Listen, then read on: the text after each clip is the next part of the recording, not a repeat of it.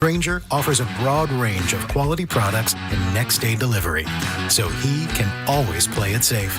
Call 1-800-GRANGER, click Granger.com, or just stop by. Granger, for the ones who get it done. Now that I'm a dad, I can't stop thinking about what would happen to my kids if something happened to me, like losing the house or not affording college. Yeah, that used to keep me up at night too. It's why I finally got life insurance from Ethos. It's 100% online. No medical exams, just a few health questions. I got $2 million in coverage for around $2 a day. I never realized it was that simple. Get your free quote at ethos.com/life. That's ethos.com/life. Rates may vary. Bill monthly. Sample rate 10-year term life policy for a 35-year-old. You're listening to 95.7 The Game, KGMZ FM, and HD1 San Francisco. And in 3 years, a multicultural migration grew a sleepy trading post of 800 to a city of over 250,000. These were the first dreamers, innovators, builders, and inventors that defined San Francisco. The San Francisco Historical Society exists to uncover, preserve, and present in engaging ways the colorful and diverse history of our city from its earliest days to the present. As a member, you'll receive the Argonaut, an award-winning publication that has provided in-depth historical accounts for over 30 years. And the Panorama, a quarterly newsletter covering ongoing activities and historical presentations.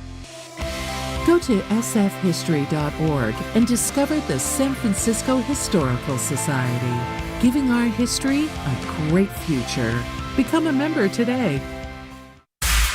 You're listening to 95.7 The Game, KGMZ FM and HD1 San Francisco on Odyssey Sports Station and the home of the Golden State Warriors and Valkyries. Always live on the free Odyssey app and now coming to you live from the Laughing Monk Studios.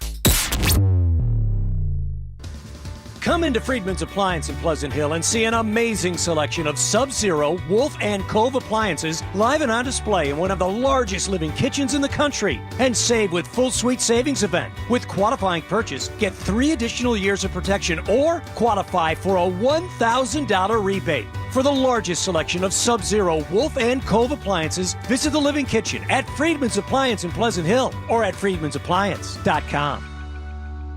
Here we go. Count on Sundays with the NFL on CBS and Paramount Plus. This is incredible. Watch your local NFL game live all season long. And he's in for a touchdown. Visit ParamountPlus.com/NFL to get started today.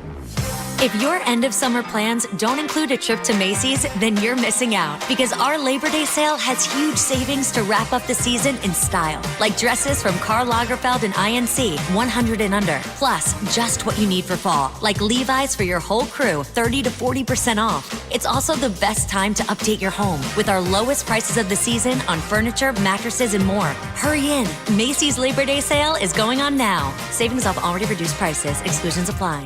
There's a party at your house, but some are uninvited. Yeah, it's bugs. You've got ants, spiders, maybe a mouse or two. It's a full-blown shindig. But don't let these party crashers ruin your good time. Visit atgopestcontrol.com and let them show those pests the door permanently. Because when the only guests you want are your friends, leave the pests to them.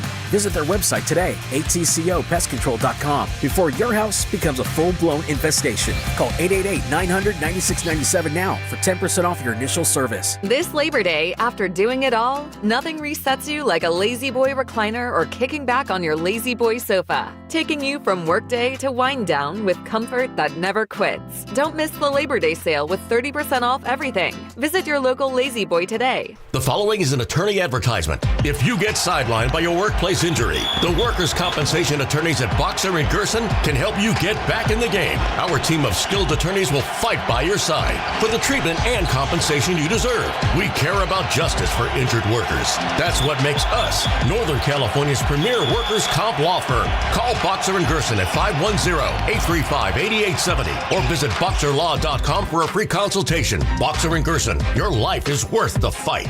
Looking for something fun and free to do with the kids this summer? Come explore Welcome In Wednesdays at History Park, brought to you by History San Jose. Extended by popular demand through the end of August from 9 a.m. to 1 p.m., step inside one or more of our historic buildings, shop unique local finds at the gift shop, and enjoy the charm of this beautiful open-air museum and park, all for free. Take a walk through time at Welcome In Wednesdays, only at History Park, located in Kelly Park at 1650 Center Road. All ages welcome. Visit historysanjose.org for details. Now it's time for the closer of the week. Presented by LiftMaster and R&S Doors. Turn your garage into the envy of the neighborhood. Visit rsdoors.com. This week's closer comes from Marianne in San Mateo. Aaron Hagen replaced my garage door opener motor, keypad, and remote control today. He was amazingly courteous and efficient, arrived promptly, and was super personable. I highly recommend him and R&S. Recently, my garage door opener was not working. I was in need of a closer. I was put in touch with R&S Doors, and they hooked me up with a brand new garage door opener from LiftMaster. With LiftMaster's MyQ connectivity, my garage door opener can be controlled right from my smartphone. You'll know when a door or gate has been left open and can close it with a tap, no matter where I am. Be one of the first 10 callers and receive 20% off a LiftMaster garage door opener. Call 1-800-FIX-A-DOOR. That's 800-FIX-A-DOOR. Or visit rsdoors.com. R&S Doors. Look for the red truck. Oh, these polymers aren't as flexible as batch K3. Researcher Laurie is stretched thin. Did you get the vulcanization analytics from V66? Wait, are these rubber scores from last week? She needs to hire new lab technicians so she can bounce back into her old self. I need Indeed. Indeed you do. Our matching platform lets you spend less time searching and more time connecting with candidates. Redeem your $75 credit at Indeed.com/credit. Terms and conditions apply. eBay has reinvented vehicle buying. From click to curb, everything's covered. Ever try to buy a car online and end up in a parking lot with a stranger and some blind trust? That era is over. Now with Secure Purchase, eBay isn't just where you find your car. It's where you buy it, start to finish. Title, financing, registration, delivery, it's all built in. This is the modern way to buy your next ride on eBay. eBay. Things people love. Secure Purchase is powered by Caramel Dealer Services, LLC, an eBay subsidiary. In Park Merced, 58 degrees and cloudy. Weather brought to you by Staples. Have you heard? The Staples Easy button is back with even more easy. Press it for custom prints, shipping services, even passport photos. Staples. That was easy. Rise. Wake up. It's time to wake on up. Wake up, wake up, wake up. With a nice cup of Joe. What's up, Joe, bro? Featuring Joe Spadoni. He's an Italian. And Joe, the Butcher Boy Shasky. I am slippery. Oh! The best part of waking up is morning roast in your cup. It is the Morning Roast, man, on 95.7 The Game.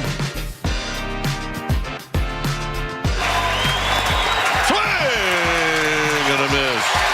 In game one of the series goes to the Giants. So Giants have now won 3 in a row, and they beat a good club. The Chicago Cubs are very much involved in the wild card and the National League Central. So this is an all-around good game. Dwayne Kuiper on the call, NBC Sports Bay Area, 5-2 the final. Your San Francisco Giants. Woo, yeah. Getting the dub. Cindy Cadex, baby. I told you. I'd take a little bit. I'll catch you on. By the way, speaking of might take a little bit, first home win of the season for Justin Verlander. 4 months in. His first win at Oracle Park. Stop! Is August 27th. I'm sorry. You have to laugh at the absurdity of that. Oh, my goodness. But it was a nice win. And, you know, the Cubs are a good team. They won 3 in a row. Finished this season on a positive note. Randy Rodriguez looks like he's going to be out for the rest of the season. Hopefully nothing too serious when it comes to that. We'll touch on that in a minute. Ryan Walker with the save. You got a little Matt Chapman action. You got a little Wilmer Flores action. And I am joined right now, by the way, of not Joe Shasky. It's Sam Lubman, host of Garlic Fries and Baseball Guys, the best Giants podcast here in the Bay Area, and also host of Orange and Black Weekend Wrap every Saturday, 9 to 12, alongside Dan Devone, amongst others. Sam Lubman, Good morning. Hello there. Yeah, we're doing that hopefully all season long. But yeah, it's not great over, to see. I need to take this thing to the end, baby. Exactly. There's a whole month in the season. Guys, the Giants, they're only 4 games under 500. I mean, if they could just, keep doing what they did last night consistently, we might only see this team officially eliminated in the second to last week of the season. Might have a worse pick next year for the draft. Oh, no. Oh, yeah, because draft picks in baseball are definitely like draft picks in football in the NBA. Nicholas Kurtz on line 1. There you go. Where was he drafted? Top 5. Was he a top 5? Yeah. Okay, well, Giants just played a series against the Brewers this weekend where none of their guys were even top 10 picks, but clearly it is possible. But no, yeah, really cool to see Verlander finally get a win at home last night. Nice to see the Giants kind of get some of those big hits that were eluding them over the last couple weeks here. And I don't think it's, with how rare they've been, you can't just discount the fact that they won a home game. I think that's their 3rd or 4th win at home over their last 18 games. It has been an absolute grind, not just winning at home, but scoring at home.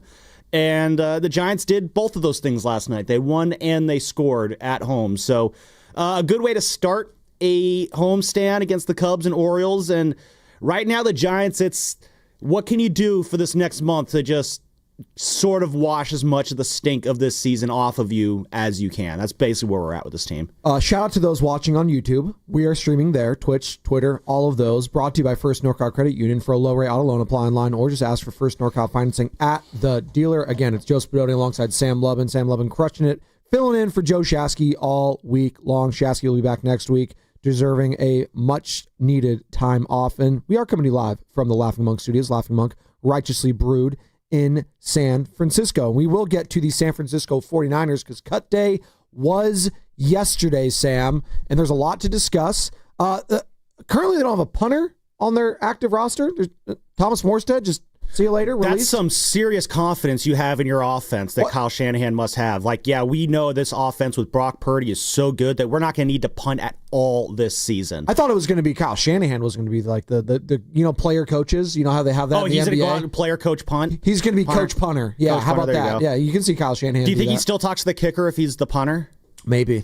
Because he's not a guy who likes to talk to the kicker. Well, hopefully no one goes at the long snapper this year. We can't have that happen. Shout out Deebo Samuel and Tabor Pepper, both not on the roster anymore. Some of the just notables, if you're just joining us this morning and you're wondering, hey, what happened with the Niners yesterday? Any names that flashed in the preseason might not be here anymore.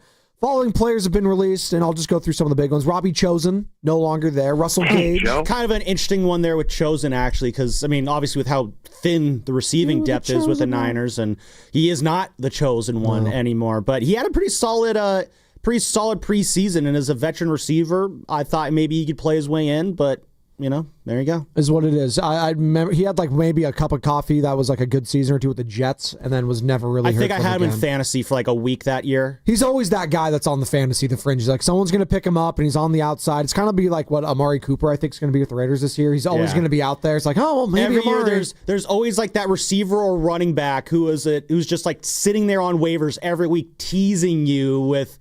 You know what? Maybe this is the week I'll pick him up. I think it was Bilal Powell, the running back for the Jets. Powell, yeah. He was that guy for the longest time as I'm searching for running back depth. I'm I'm desperate, but not that desperate. That's basically what kind of Robbie Chosen was as a receiver for many years. I like that word that you use, desperate, because I don't sense a sense. I don't sense a sense of.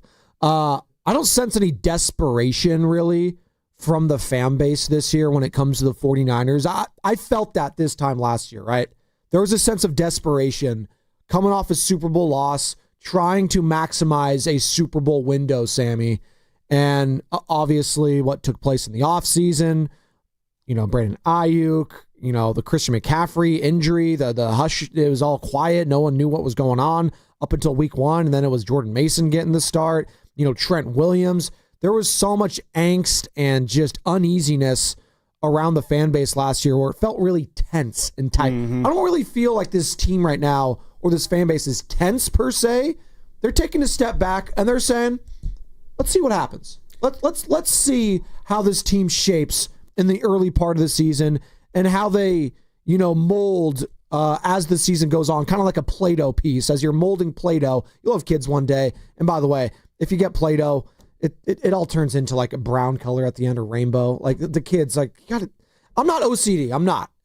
But it does bother me when they just like, I get them like the pizza, maker for Christmas time. Yeah, man, you seem very emotional regarding this. Because it bothers me that they take like the dough, like that nice tan colored dough, Play-Doh, and then they mix it in with the red for like the tomato sauce. What is going on and here? And then it turns into brown, and it bothers me. And then they just make this like, Dad, I made you a rainbow, pizza. And I know we're in San Francisco, so that's great. And I say, that's great, honey.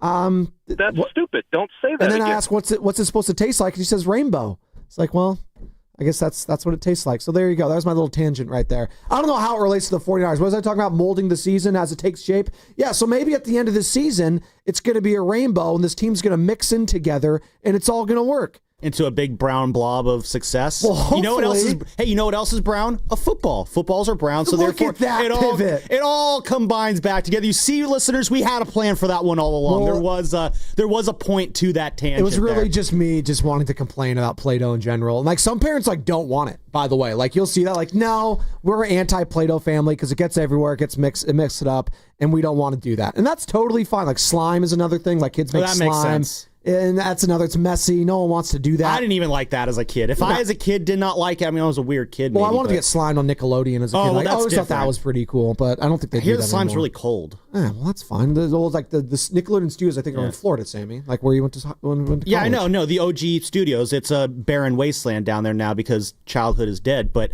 no, the whole concept of getting slimed on Nickelodeon, I always wanted to do that too. I heard that the slime was cold, and I was like, okay.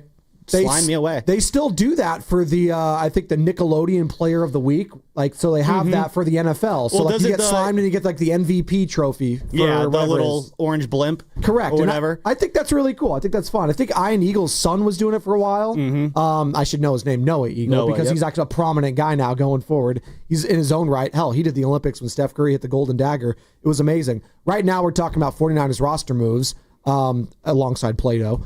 Robbie Chosen, released. Russell Gage, released. He could come back though. Could at come some back. point. Some of these guys can again. They're released now, and these are players that are released, not waived. There is a difference, and I'll get to it. Some of these guys could return to the practice squad. We'll see. But as of now, I'm just going through the list. Yeah, so let's keep going. Yeah, and I'll throw a comment when there's there. I mentioned the punter, Thomas Morstead. We'll get into that. Seems more procedural, if anything. They're gonna have to have a punter week one. It sounds like that. We got Jennifer Lee Chan joining us at 7:30 this morning. She's locked in all things with this team. If there's any procedural things that we're not clear of, like the whole thing with DeMarcus Robinson's suspension, the paperwork finally got filed yesterday. 3 games, like we all thought. I didn't realize that paperwork had to be formally, shoved into a box somewhere in order for all that to go down. So now that's officially happening. So we'll have her on at 7:30. She'll be able to answer any of our why did they do this questions. Curtis Robinson, the linebacker, who had a big play, obviously, in preseason game 3. If you could have a big play in game 3 of the preseason against the Chargers, he had it released. Jeff Wilson Jr., running back. Oh, I love this music so much. Thank you.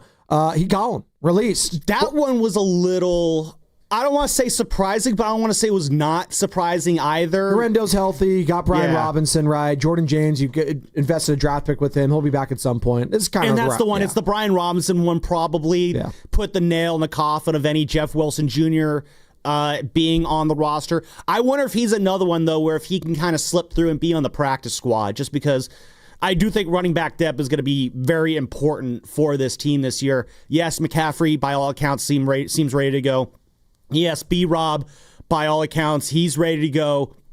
After that, though, Gurendo, James, they're kind of a little glassy in terms of... For sure. But you're hoping that Robinson's, again, he's been healthy for most of his career. If he needs to be that number one for a while, I feel better about James and or Gurendo being a 2 or 3 going forward, which would probably be the case. Again, this is all predicated on Christian McCaffrey staying healthy this season. But I feel a lot better about those guys because they are younger and you would assume more fresh. Yeah, and I would just feel a little bit better having a Jeff Wilson Jr. behind a glass case that I can break in case of an emergency. All right, so those were released players, some of the notables. I didn't mention all of them because there's going to be some that go over your head. The Chaz Surratts of the world. Nick Zicam.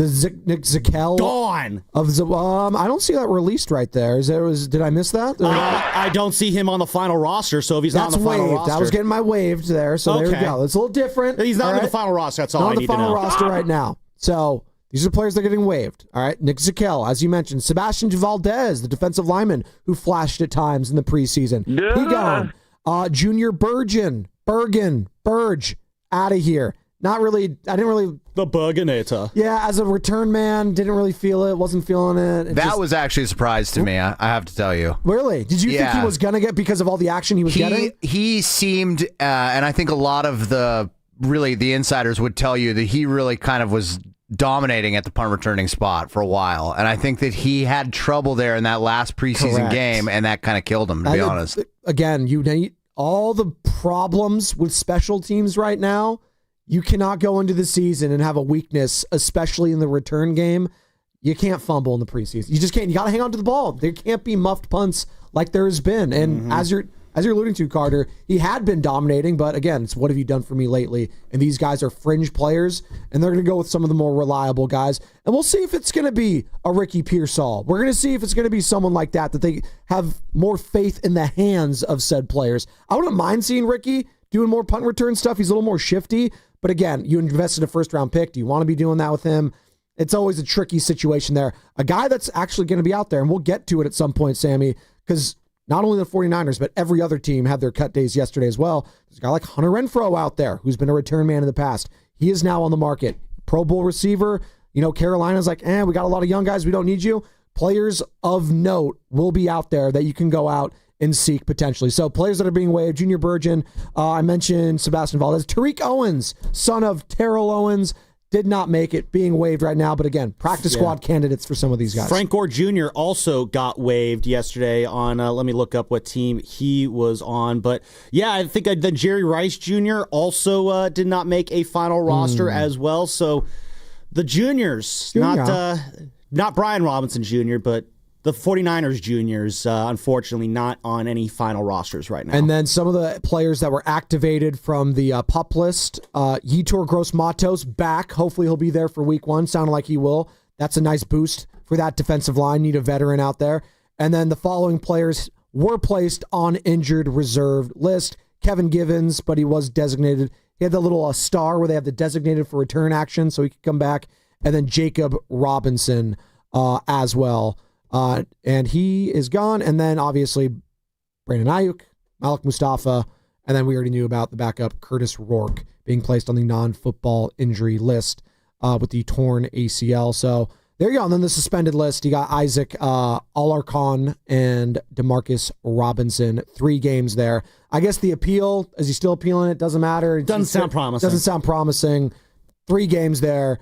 So hopefully you could be 2-1 or hell 3-0 at the end of that, getting some much needed boost at the wide receiver position. So there you go. That was cut day for the 49ers, but there's a lot of moves still to be made ahead of week 1, Sammy. Yeah, I'm curious. So one of the decisions, obviously, it's not like he was in doubt of making the roster, but Jawan Jennings on the roster with no special designations, no pups, no IRs, no questionables. It's gonna get just done. On the roster. So yeah, is that the takeaway there? It's all right. This thing is just getting done. We're waiting for the breaking news sounder, which I don't want to get off on a tangent right now, but I like tangents. Well, I mean, we're just talking about the breaking news sounder, and as we wait for the Jawan Jennings breaking news sounder, we were teased with a bit of a breaking news sounder yesterday at around, 10:07? It was like 10 o'clock, yeah. When the biggest news of the year dropped. Stop it. Taylor and Travis tying the knot. Oh, my God. It's happening.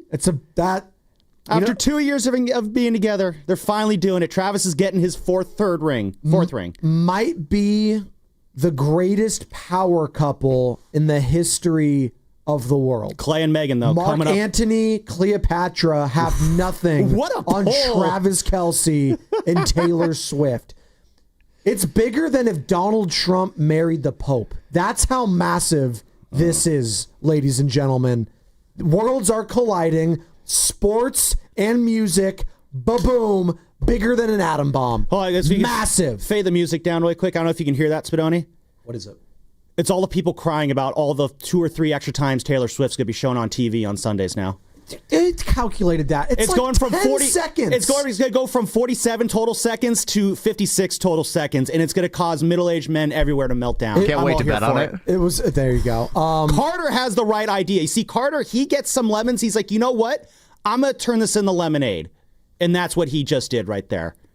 So usually when we have news like this and across the sports realm, because Travis Kelce does play football, he plays for the Kansas City Chiefs, one of the greatest tight ends in the history of the sport. Usually when we get news like this, we try to tie it, locally. You try to tie it to like sports in general so you can ask a question.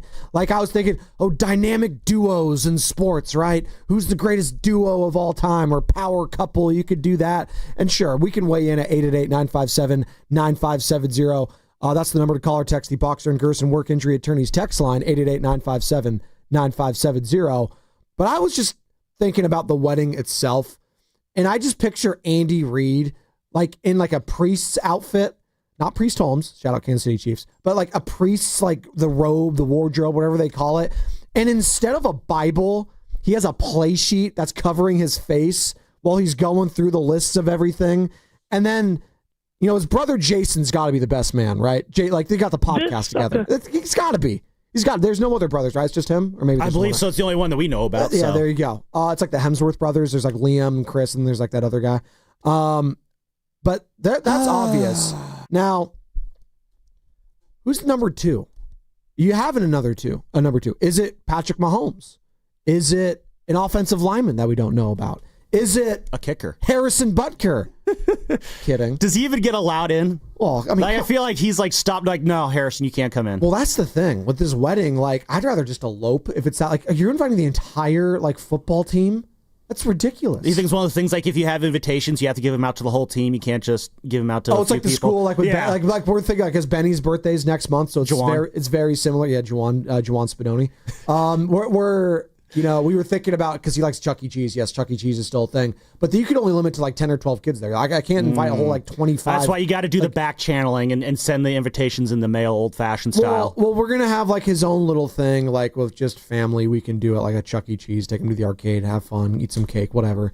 By the way, never mind. I'm not going to go down that road. But like you have to invite the whole class for this stuff. And it's important too, because it's kindergarten. You want to build relationships with the other parents, the other kids. It's this whole big thing. I don't think Taylor and Travis are worried about building relationships with anyone there. No, I'm just saying it's a lot already. And I'm talking about birthday invitations, like acting like I'm going to be the one sending out the invitations, by the way.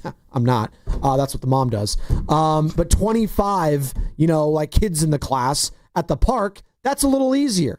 That's 25. It's just like the offense and backup offense alone for the Kansas City Chiefs, Sam. If they do a small wedding, maybe they'll do a small one again. Maybe it's the biggest wedding ever. Maybe they try and outdo the royal wedding. I think they're going to pivot and not panic. I hope they have it on Memorial Day weekend.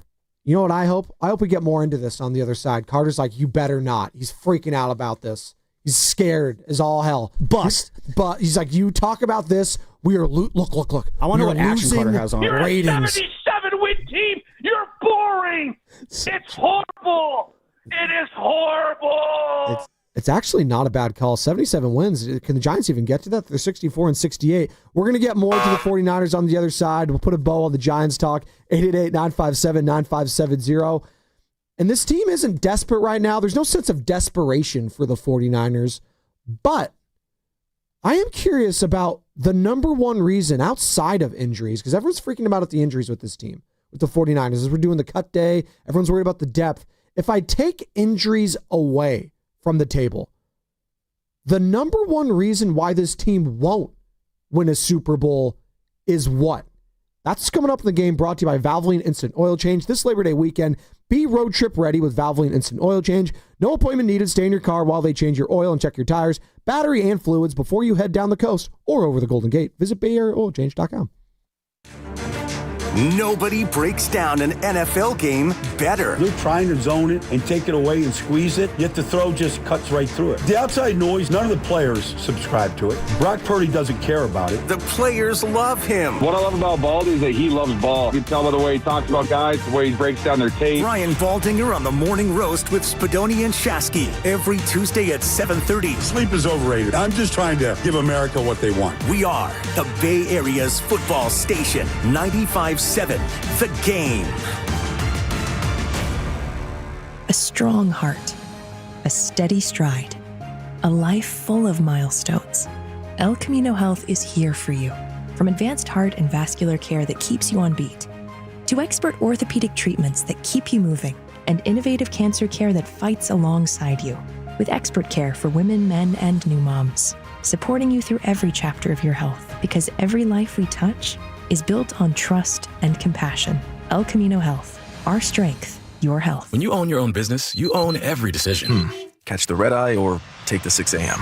Make a new hire or promote internally. Celebrate a win with the toast at the gate or unwind at the lounge. Big props to this team. Some decisions are a win-win. Like earning 8 times points on Chase Travel. Introducing Chase Sapphire Reserve for Business. With $2,500 in annual value, it's the business card that gives back all you put in. Visit chase.com/reserve business to learn more. Cards issued by JPMorgan Chase Bank and a member of FDIC, subject to credit approval. Terms apply. Gas prices climbing again? Rude. With 17 fuel-efficient Toyota hybrid models to choose from, you've got options. Get a great deal right now on the fuel-sipping 57 MPG 2025 Prius at Toyota's national sales event now through Labor Day. Plus, every new Toyota comes with Toyota Care, a 2-year no-cost maintenance plan. Get to your local dealer for Toyota's national sales event today. Toyota, let's go places. See your Toyota dealer for Toyota Care details and exclusions. Now at Whole Foods Market, get 20% off 80% lean ground beef with Prime through September 2nd. As always, there are no antibiotics ever. Make burgers or bolognese with this versatile protein. While supplies last, shop in-store or online. Terms apply. This is the story of the one. As a safety manager at a manufacturing plant, he does everything he can to keep his coworkers safe. From finding ways to reduce risks to keeping safety supplies in stock. And for that, he relies on Granger.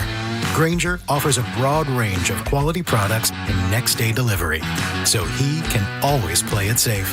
Call 1-800-GRANGER, click Granger.com, or just stop by. Granger, for the ones who get it done. This Labor Day weekend, we're celebrating Bob's Discount Furniture's 200th store milestone with the entire Bob's family across the country. For more than 30 years, we've believed everyone deserves the home they love. That's why we brought our everyday low prices on furniture, mattresses, and more to over 200 locations from coast to coast and counting. Not to mention free treats for the whole family in our cafes. Celebrate Bob's Discount Furniture's 200 store milestone this Labor Day weekend. Oh, my Bob! When your name's on the paint job, your primer better hold up. Painters trust Kills primers for serious adhesion, stain blocking, and a finish that lasts. Now, the full Kills lineup is available exclusively at the Home Depot. Need it fast? Get same-day or next-day delivery, or order online and pick it up in-store. Kills primers. Pro results. Faster. The Home Depot. If you're a pro, you know. I knew that I was not living the life that I wanted to live. Buprenorphine, it gave me the time and space to take life one step at a time. I am living proof that recovery is possible. Get treatment. It works. Learn more. Visit livingproofsf.org. Step up to the plate and save lives with Stamford Blood Center. Donate blood during August and score a free limited edition Stamford Blood Center and San Francisco Giants co-branded jersey, and only available for a short time. This exclusive jersey is our way of saying thank you for being a hero. Every blood donation can help save up to 3 lives, making a real difference in your community. Supplies are limited, so don't wait. Visit StanfordBloodCenter.org to schedule your donation. Finding great candidates to hire can be like, well, trying to find a needle in a haystack. Sure, you can post your job to some job board, but then all you can do is hope the right person comes along, which is why you should try ZipRecruiter for free at ZipRecruiter.com/free. ZipRecruiter doesn't depend on candidates finding you. Its powerful technology identifies people with the right experience and actively invites them to apply to your job. You get qualified candidates fast. So while other companies might deliver a lot of hay, ZipRecruiter finds you what you're looking for. The needle in the haystack. 4 out of 5 employers who post a job on ZipRecruiter get a quality candidate through the site within the first day. ZipRecruiter, the smartest way to hire. And right now, you can try ZipRecruiter for free. That's right, free. Just go to this exclusive web address, ZipRecruiter.com/free. That's ZipRecruiter.com/free. ZipRecruiter.com/free.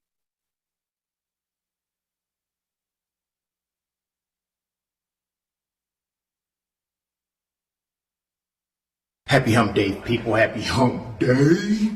This is San Jose Jazz fan, and I wake up with the Morning Joes, Spadoni and Shasky on 95.7 The Game. They're doing a great job. Thanks, Jazz. Oh, heck yeah. Appreciate you. Is San Jose Jazz fan going to be at the 2025 95.7 The Game Red and Gold Summit? You better be, because it's next Thursday, September 4th, live from King's Fish House at Westfield Valley Fair in Santa Clara. Willard Dibs going to be live from 2 to 4 to start off their show.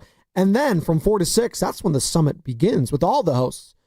Myself, Shasky, Steiny, Goo, Willard Dibs. Come out, hang with us, and get ready for the football season. Again, September 4th, next Thursday. That's when the NFL kicks off between the Eagles and the Cowboys. Again, King's Fish House, Westfield Valley Fair, Santa Clara. Come out and get the season started with a bang. Experience the ultimate in shopping, dining, and entertainment at Westfield Valley Fair, your game day destination. Catch all the games this season at King's Fish House, the go-to spot for fans. And maybe, just maybe, the wedding is going to be broadcasted with Taylor Swift and Travis Kelce. If you're just joining us, if you've been under a rock the last 24 hours, it's the engagement of the century, people. And yes, we'll get into the 49ers. We'll get into the Giants. We'll get into all of it, I promise. But from the Boxer and Gerson work injury attorneys text line, the text of the year from the 510, again, really? 888-957-9570. Just make Kyle Shanahan the ring bearer after gifting the Chiefs the last Super Bowl in overtime. That's just, that's a 5.5. Why you gotta do that? Why you gotta do that? Come on, kicking the team while they're down. That's brutal. That is pretty good, though. The one I saw yesterday. Pretty good. I can't take credit for this one, but I did see on the internet yesterday, the internet remaining undefeated. It was imagine if Taylor Swift for her next album coming out, the Life of a Showgirl or whatever it's called. If you know what it's called. If she did like the Willy Wonka thing and hid like 5 golden tickets in the albums, and then if you get one of the golden tickets, you get an invite to the wedding. That would be like the highest selling album of all time. It would be insane if she did that. I kind of want her to do that. Would you rather attend that wedding or a Super Bowl? You know what? See, of all the weddings that would... Are you guys serious? Would hopefully... Yes. I mean, I've been to a Super Bowl, so I guess now I kind of... Oh, excuse me. A Super Bowl that Taylor Swift was at. Oh, so my God. Why not go to a wedding that she's at, too? I can't ask you, I guess. But no, let me ask you that, Cardi. You seem offended by the even notion I'm asking. I'm so offended, honestly. Why? Well, there's going to be way more famous people at this. Well, how much action are you getting at the wedding? Why didn't you both get into wedding planning? Well, I've had a wedding. No, I mean for a career. Well, maybe.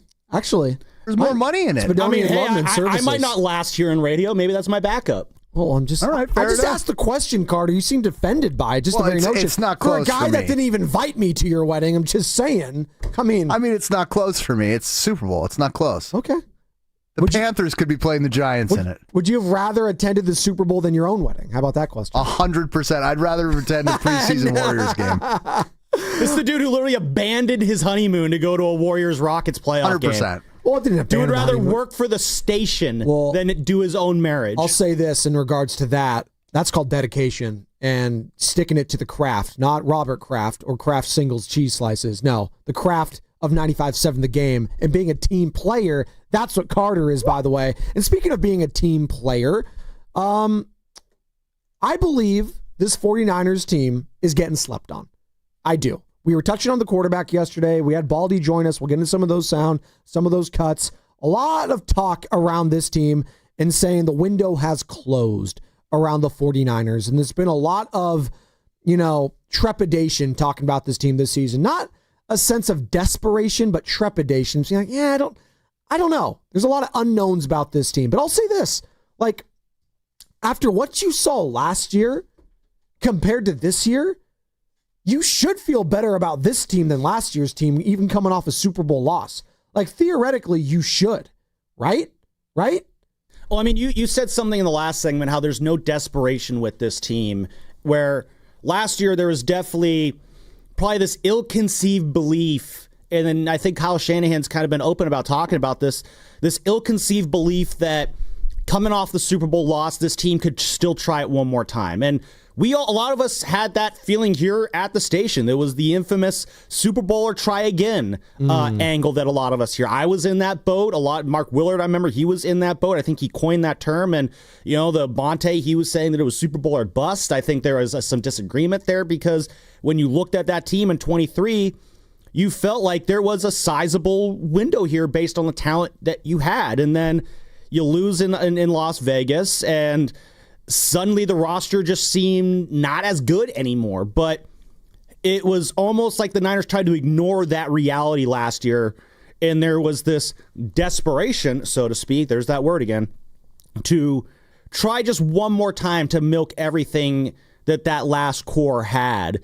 And it didn't work out. Whereas this year, you don't have that, we were just there, we need to try and get back there. It's almost like the Niners are accepting of where they're at right now in terms of their roster building and their roster construction. Again, we talked about this a lot yesterday, but the Albert Breer article that he wrote in Sports Illustrated, we spent a lot of time talking about the Brock portion of it, and the Kyle portion of it, though, he starts it off by saying the 49ers might not be good enough right now, but the plan is to be when it really counts. So the Niners clearly seem at ease where they are in the roster building process for what we've called, Kyle Shanahan 3.0, his next era tour, so to speak, that is coming along. So there's an acceptance, I think, of where the Niners are in the pecking order. And when you're accepting of your situation, then I think that eliminates a lot of your desperation. The 49ers themselves, like the organization, I'm with you, Shanahan, Lynch, like they are in lockstep in how they feel about this team going forward right now. I think they're okay with the shape of this roster currently. Fan base is not. And that's why there's still a lot of question marks from the fans. And I want to hear from them today, again, at 888-957-9570, taking away injuries, because that obviously, Brock Purdy goes down, season's over. Like, I'm sorry. And maybe people believe it's not with Mac Jones. That's fine. But, generally when you lose your quarterback, the season's over. So I'm taking away injuries. You can't use that as an excuse. All right, I'm not allowing that. What's the number one reason, aside from injuries, why you don't think this team can win a Super Bowl this year? Just give me the one reason. I'm not giving you injuries. Outside of that, the number one reason why this team can't win a Super Bowl this year. 888-957-9570. Because I look at Vegas, and again, we were doing that yesterday, just looking at the odds and taking a step back locally to go nationally. They got the 6th best odds to win the Super Bowl right now, according to in DraftKings. the NFC? In the entire football. To win the Super Bowl. Of all 32 teams, there are 25 teams with worse odds? Yes.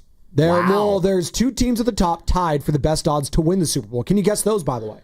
Eagles and Chiefs. This is DraftKings, by the way. And no. Eagles and Bills. Bills. Yes, plus 600. Really, the Eagles and the Chiefs are not one of the top 2. They're not one of the top 2. Wow. Well, technically, the top 2 are tied for the best odds. Ravens. There you go. I was going to get there next, but I was kind of surprised. Ravens, Bills, plus 600. Then you got the Eagles and Chiefs. So the Eagles are plus 700. Kansas City, plus 850. Honestly, the Ravens getting over the Eagles kind of surprised me. And then there's 3 other NFC teams ahead of the Niners. These ones are interesting. I'm going to reveal those other teams on the other side that have better odds than the Niners to go and win the Super Bowl. But the Niners are up there. One of them. Niners being a top 10 right in Vegas to win the Super Bowl. I think a lot of people would be surprised to hear that, at least locally. Nationally, they're not sleeping on the Niners. Locally, we are. Why is that? What is your number one reason, outside of injuries, why this team can't win a Super Bowl this year? 888-957-9570. We're going to discuss on the other side, and it's going to be brought to you by Fremont Bank, here for you.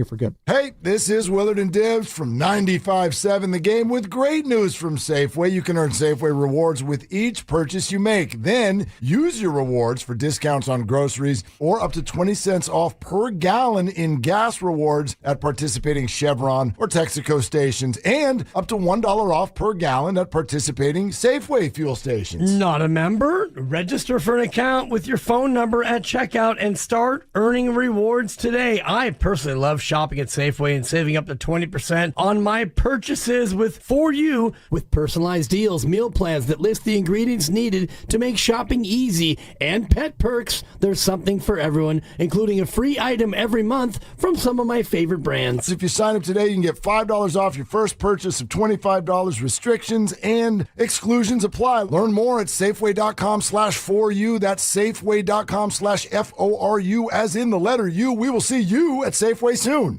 Coach, the energy out there felt different. What changed for the team today? It was the new game day scratchers from the California Lottery. Players, everything. Those games sent the team's energy through the roof. Are you saying it was the off-field play that made the difference on the field? Hey, a little play makes your day, and today, it made the game. That's all for now. Coach, one more question. Play the new Los Angeles Chargers, San Francisco 49ers, and Los Angeles Rams Scratchers from the California Lottery. A little play can make your day. Please play responsibly. Must be 18 years or older to purchase, play, or claim. What time is it? Game time. What time is it? You know what time it is. It's football season, and it's the big fella, Lorenzo Neal. Join me and Evan Giddings every home game for the kickoff show, live at the Laughing Mock Gastropub, Sunnyvale, right around the corner from the stadium. We're talking Niner football and hosting the best game day tailgate in the Bay. Laughing Mock Game Day is the faithful's first stop, with games, prizes, free parking, and a shuttle straight to the stadium. Righteously brewed in San Francisco and faithfully brewed for the family. The long weekend sale is on at Target with exciting deals you won't want to miss. Stock up on grilling must-haves for a few more sunny barbecues. And while you're at it, ease into sweater weather with fresh new fits for the fam. Whether you're hosting, relaxing, or showing off your new style, Target has your deal in-store, online, and in the Target app. Hurry and save more with the long weekend sale happening now through Monday. Only at Target. All guests on 95.7 The Game appear on the River Islands guest line. Warriors head coach Steve Kerr now joining us on the River Islands guest line. Joining us right now on the River Islands guest line, none other than Steph Curry. River Islands in Lathrop is the best-selling master plan community in all of Northern California.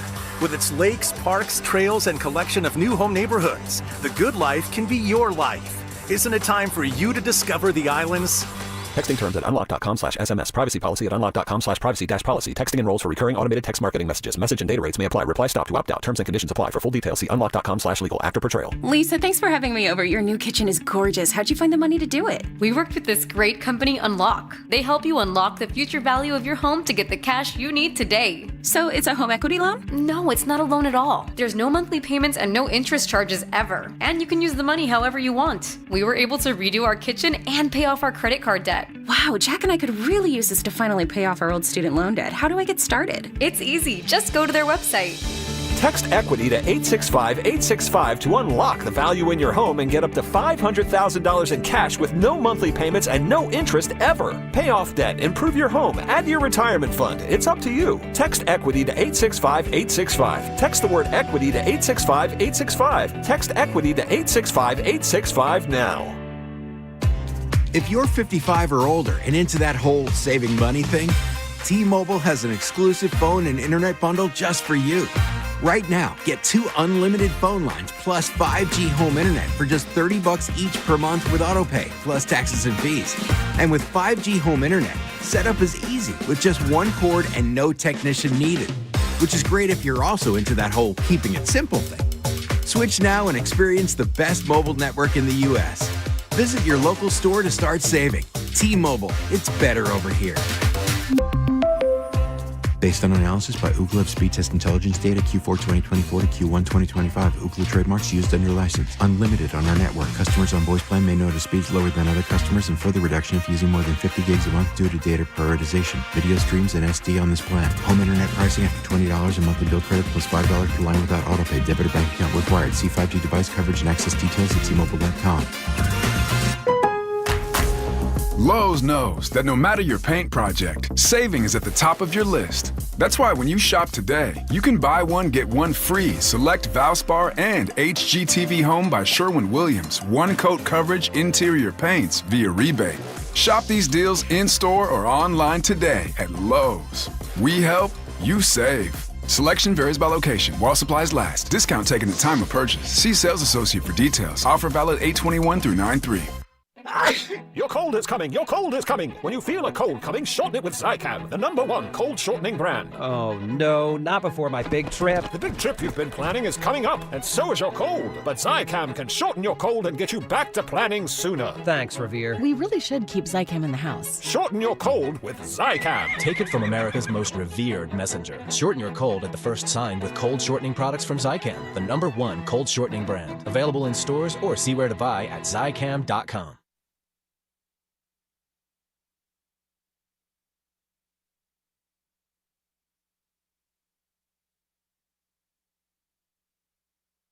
It's your boy Ricky Antonio, the winner of the Listener Knockout Champion. You feel me? Shout out to Spadoni and Chats, man, on 95.7 The Game. Can I get a water though? Look.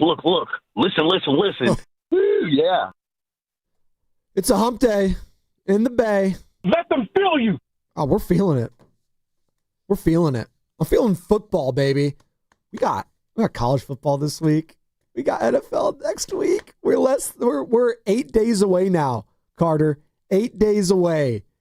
Eagles, Cowboys to kick off the season. And we got the Red and Gold Summit going on right before it, right after it, during it. Doesn't matter. Yeah, man, you seem very emotional regarding this. I am, in a good way. By the way, that one never gets old. Jackson getting so mad about Keith Law. I was like, why? And then me telling him, why are you so mad about Keith Law? For having the gall to be right on our show. I know. I was like, I don't think he said anything incendiary. He said that Buster Posey got help on a trade. Well, maybe he needs more help. I think that's what we kind of undersold. Yeah, Keith Law, man, just keeps aging like fine wine on this show. Laying down the law. That is Keith. Brought to you by Golden State, serving the Bay Area for 3 generations. When you succeed, we succeed. Visit goldenstatelumber.com. We got Jennifer Lee Chan joining us in about 40 minutes time at 7:30. Discuss all things 49ers roster as cut day took place yesterday. And again, some of the things that went down for the 49ers, some names that are no longer here, some of the key names, if you will. Robbie Chosen, formerly Anderson, the artist formerly known as Robbie Anderson. Robbie Chosen, released. Isaiah Hodgins, Russell Gage, a couple receivers there, released. The punter, Thomas Morstead, what? It's because we're not punting this year. We're just going for it on every fourth down. I appreciate that mindset. We're not punting this season. 4th and 21 on their own 21. No, we're going for it. Linebacker Curtis Robinson, released. Running back Jeff Wilson Jr., released. Some of the players that were waived, so they can still make it on the practice squad if they clear waivers. Tariq Owens, son of Terrell, obviously. Nick Zicam, Sebastian Valdez, defensive lineman. Junior Burgeon, who was going to be potentially the kick returner, punt returner, was waived. Maybe they bring him back, though. Some of the notable names there. And again, the big one for me yesterday was the guy that was activated off the PUP list. That was Yetur Gross-Matos. So getting him back to bolster a defensive line with a lot of question marks, really, outside of Nick Bosa. You're relying on a lot of rookies. You need a veteran presence out there. And Yetur Gross-Matos, who they signed a couple years ago, or check that, was it last year or 2 years ago? It was last year. It was last year. It was him and Leonard Floyd, correct? Mm-hmm. That they signed. So you'd like to see something from him going forward here as a defensive. They're calling him a lineman. Really, he's the DT. He played inside and outside last year. He's really a DT that they need because they really haven't had one since Eric Armstead. And really, when Armstead was here, they didn't have any help outside of that. Yeah. Can someone step up? Can one of these young guys, can it be CJ West this year? I have question marks. Can it be Jordan Elliott? We'll see, right? Yeah, I would hope. Yeah, CJ West, hopefully, because Alfred Collins, I think Carter pointed this out in the first week of the preseason. This dude's going to be a work in progress. And the more and more you watch that, the more and more you're like, yeah, Carter, you're absolutely right on that one. CJ West showed flashes, but that seems like one of those guys where maybe later in the year we'll start seeing what he actually brings to the table, and we'll see him start to develop into the guy that he's expected to be over time. Again, this is a very young team. There's a lot of youth on this team, and there's going to be a lot of growing pains here. And I'd be kind of curious. We're going to have Jennifer Lee Chan join us in about 40 minutes here. I'd be kind of curious how she expects the growth and development of this season to play out, because I do feel like this is going to be a very up and down kind of roller coastery season for the 49ers. There's going to be a lot of emotions that fans have during the down times. We're going to swing really big with the up times. So I'm very curious to see just what this roller coaster of a season is projected to be looking like right now. Well, we teased the question a couple times. Let's pay it off right now, because the worst thing about a tease is if you never pay it off, Sam. And I'm going to ask you the question I asked. The worst kind of tease. 888-957-9570. It's the number to weigh in, call or text. The number one reason, and I'm not, you can't go injuries. So in this conversation, there's a little asterisk. You can't use injuries.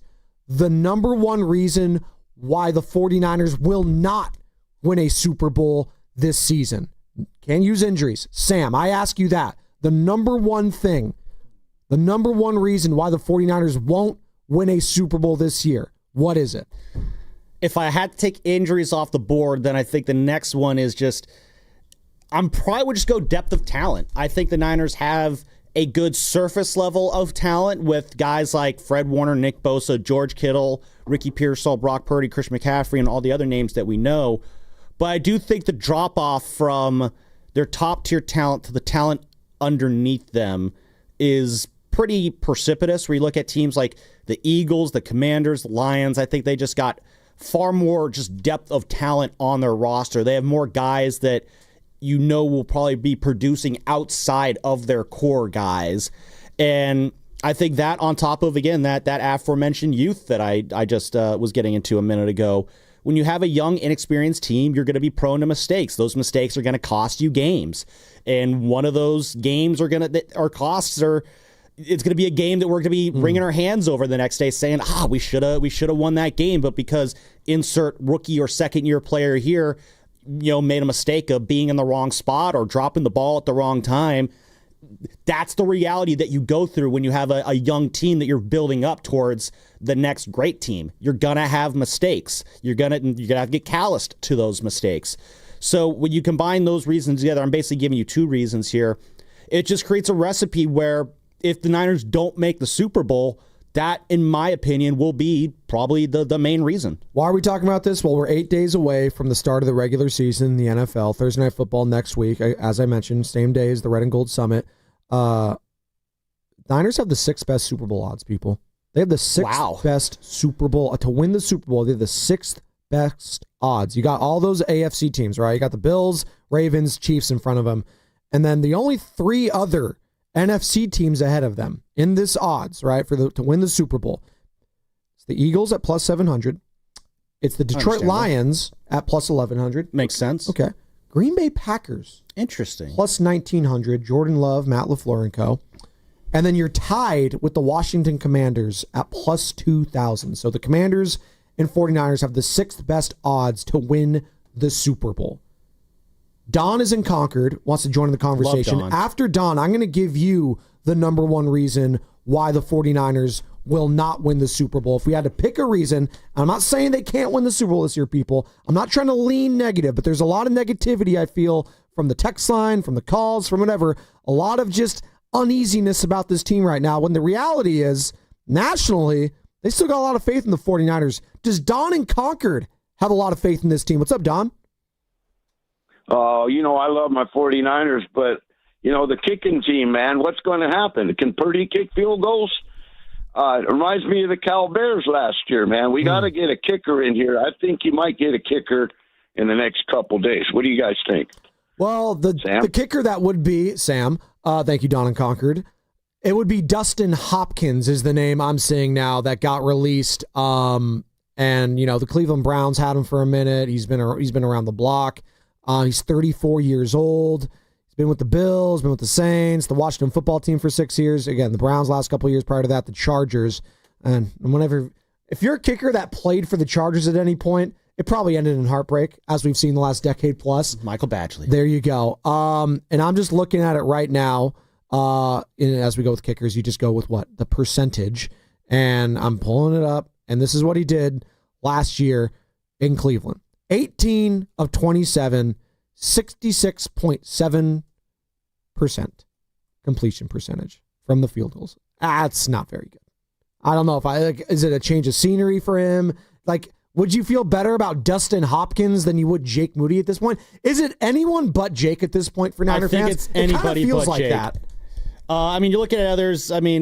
Again, Matt Prater's still out there. Maybe Chase McLaughlin, I guess. He's showing he was cut here by the Bucs. He's got a pretty good field goal percentage, but I think it's very much just you'd rather just see anybody but Jake Moody. That's the confidence thing there. And I wonder, and Granger and Willard were talking about this, I think, the other day in the afternoon. It's just, is it at a position where even Jake Moody probably just wants to be out of here, where he doesn't like kicking here, where just he kind of needs that, the old saying goes, the change of scenery. Maybe it's just as simple as both sides need to part ways at this point because the relationship has just gotten so toxic that it's beyond salvaging at this point. And Jake Moody last year in 14 games played, 70% field goal percentage right there, 70.6. So he did have a better season last year than Dustin Hopkins. And again, he is nearly 10 years younger than him as well. And you invested a third-round pick in him. I don't think he's going anywhere right now.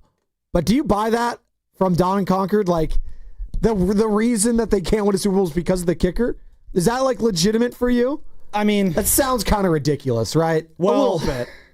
And you remember what happened the last time they were in a Super Bowl, as we discussed on Monday. It was an extra point that it was blocked. And if you kick it higher, you're I'm not in overtime. Block. How about that? How about like the offensive line does its job? No, blocking has you could still be blocked. I don't want to get down this road, Sam, because it turns into nothing. It's a big nothing. I'm sorry. burger. Do my facts get in the way of your narrative? No, you just dismiss facts is what you do. That's what you do. No, it's you want to blame. Have you ever the guy had to for block an on a extra field point. goal before? It was Jake Moody's fault that the extra point. It was Jake Moody's fault. You can still block. It was Jake Moody's fault that Nick Bosa bit on a quarterback option in overtime. It's Jake Moody's fault that Kyle Shanahan didn't know the rules in overtime. Like, stop blaming Jake Moody. Stop.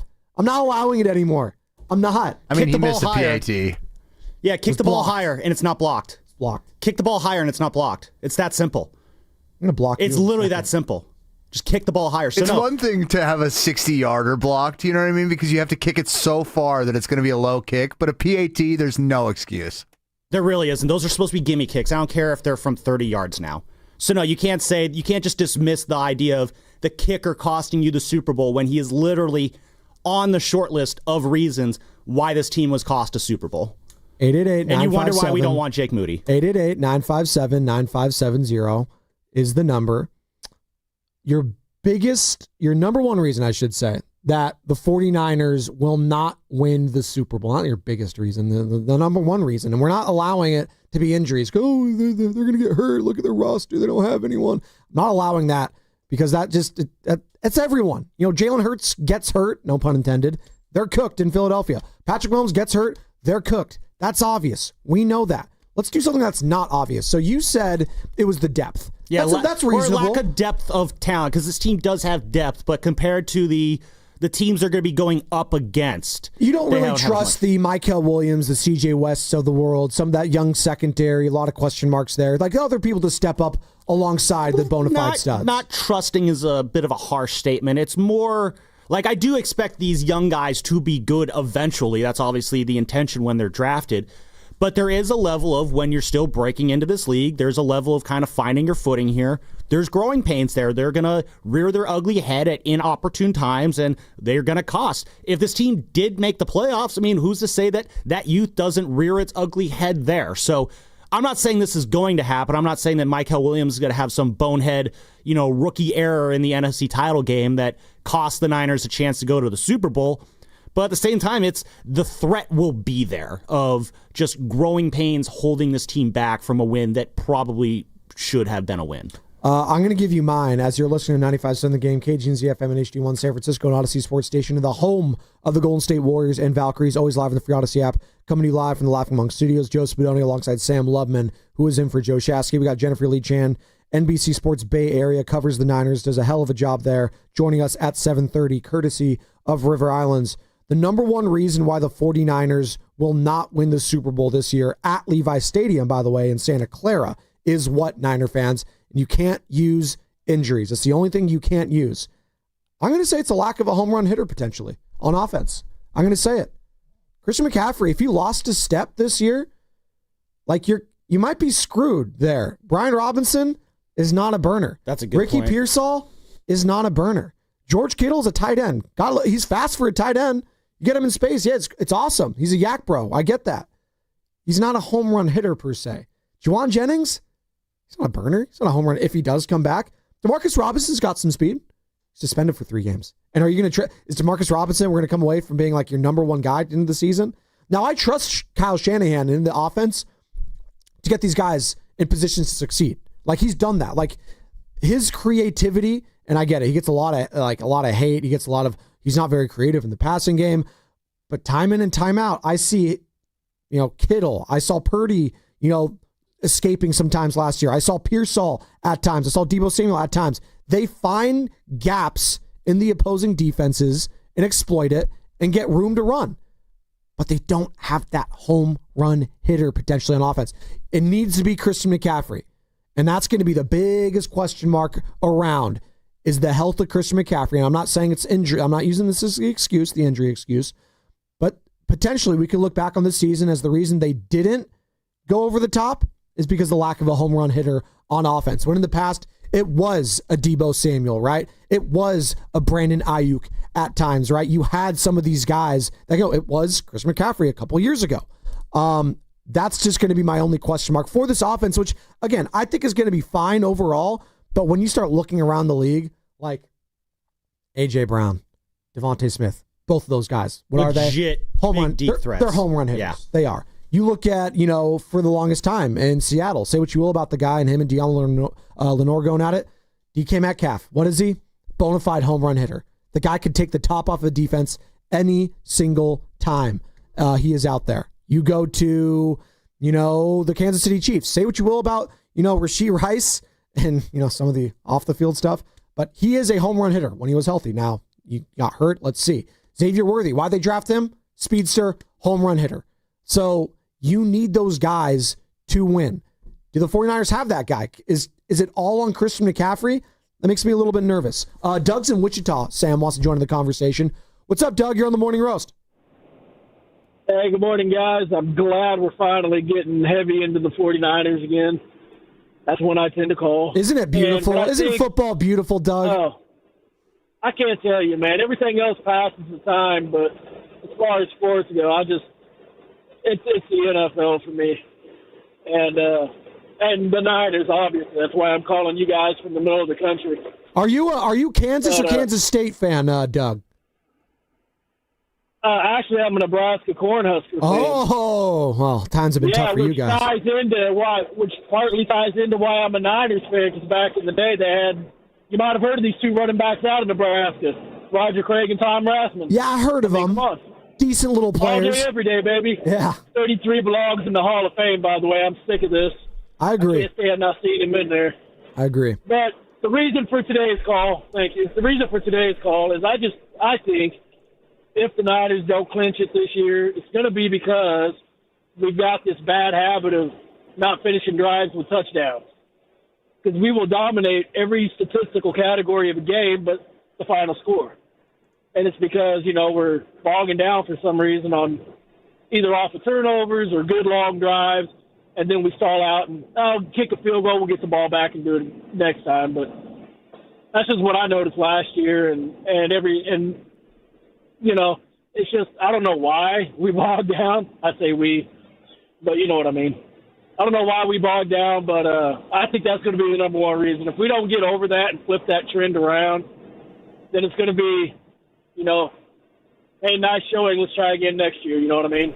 Yeah. There he goes. That's Doug in Wichita. Appreciate you, Dougie. Again, we're worldwide here on the Morning Roast. We go to Kansas. We go to Florida. We go to Argentina. We go to Dubai. Doesn't matter. I'm just going to start naming countries. Yeah, we just go everywhere. Australia. Why not? Yeah. I used to get Australian callers on the pregame show, 5 a.m. Yeah, really? I did. Yeah, people have called from Australia. It'd be crazy. 888-957-9570. So we're going, Doug in Wichita's going the red zone offense, which is reasonable. Like that could be the number one reason. You can't keep stalling out in that part of the field. There is nothing more frustrating as a football fan than settling for field goals. And when you settle for field goals for this team, you don't even know if they're going in because of lack of trust with who, as we just mentioned, Jake Moody. And it would be so damn frustrating to see more of Jake. I would love to see less of Jake Moody. It means you're executing, and again, you got the extra points, obviously, so make those. Those aren't exactly gimmies anymore. Don't get them blocked. Thank you. But I want to see more of celebrations with Purdy, with McCaffrey, with Kittle. Like, that whole part of the field was a conundrum last year. And a big part of that goes back to what my number one reason was why this team won't win a Super Bowl potentially. If we're going to have any reason, mine was the lack of a home run hitter. And it was the lack of Christian McCaffrey in that part of the field last year. I think it really hurt them, not having him in the run and the pass game, Sammy. Yeah, I mean, let's take CMC off the board here because he is basically the home run threat for the Niners this year, if he is indeed still that guy. And Baldy, yesterday we had him on the show, and he expressed some doubt in terms of just how much is left in the tank for Christian McCaffrey. Let's play what he had to say just to kind of set this up. Well, I mean, even 2 years ago, I was an advocate for cutting down the amount of carries that he was getting when he had a monster year, because I thought it was going to affect him eventually. And who knows, what happened last year if that was a result. All the tendonitis and all the issues that he had with his legs. We've seen slowdowns in all these guys. I mean, there's just so many carries in anybody. And then if you add the way that McCaffrey, trains, which I don't know if you're overtraining at some certain points, but it feels like that's part of the issue. But I don't know. I don't know if Kyle knows yet. I don't know if McCaffrey knows. We got to put him out there against Seattle September 7th and see how he looks. If he's hitting the holes like he did 2 years ago, or if he hit him like he did last year, where he was missing holes and looked a little apprehensive at times. I don't think anybody knows until he starts getting pounded and we see where the vision and the quickness and the power, because he was a powerful guy. And that's, part of the conversation is the wear and tear on a guy like that. Has he lost a step? As we know, a step in the NFL is everything. Yeah. That's the difference between, again, as we're saying, a home run and a double or a single. And we have a guy, Brian Robinson will hit the singles.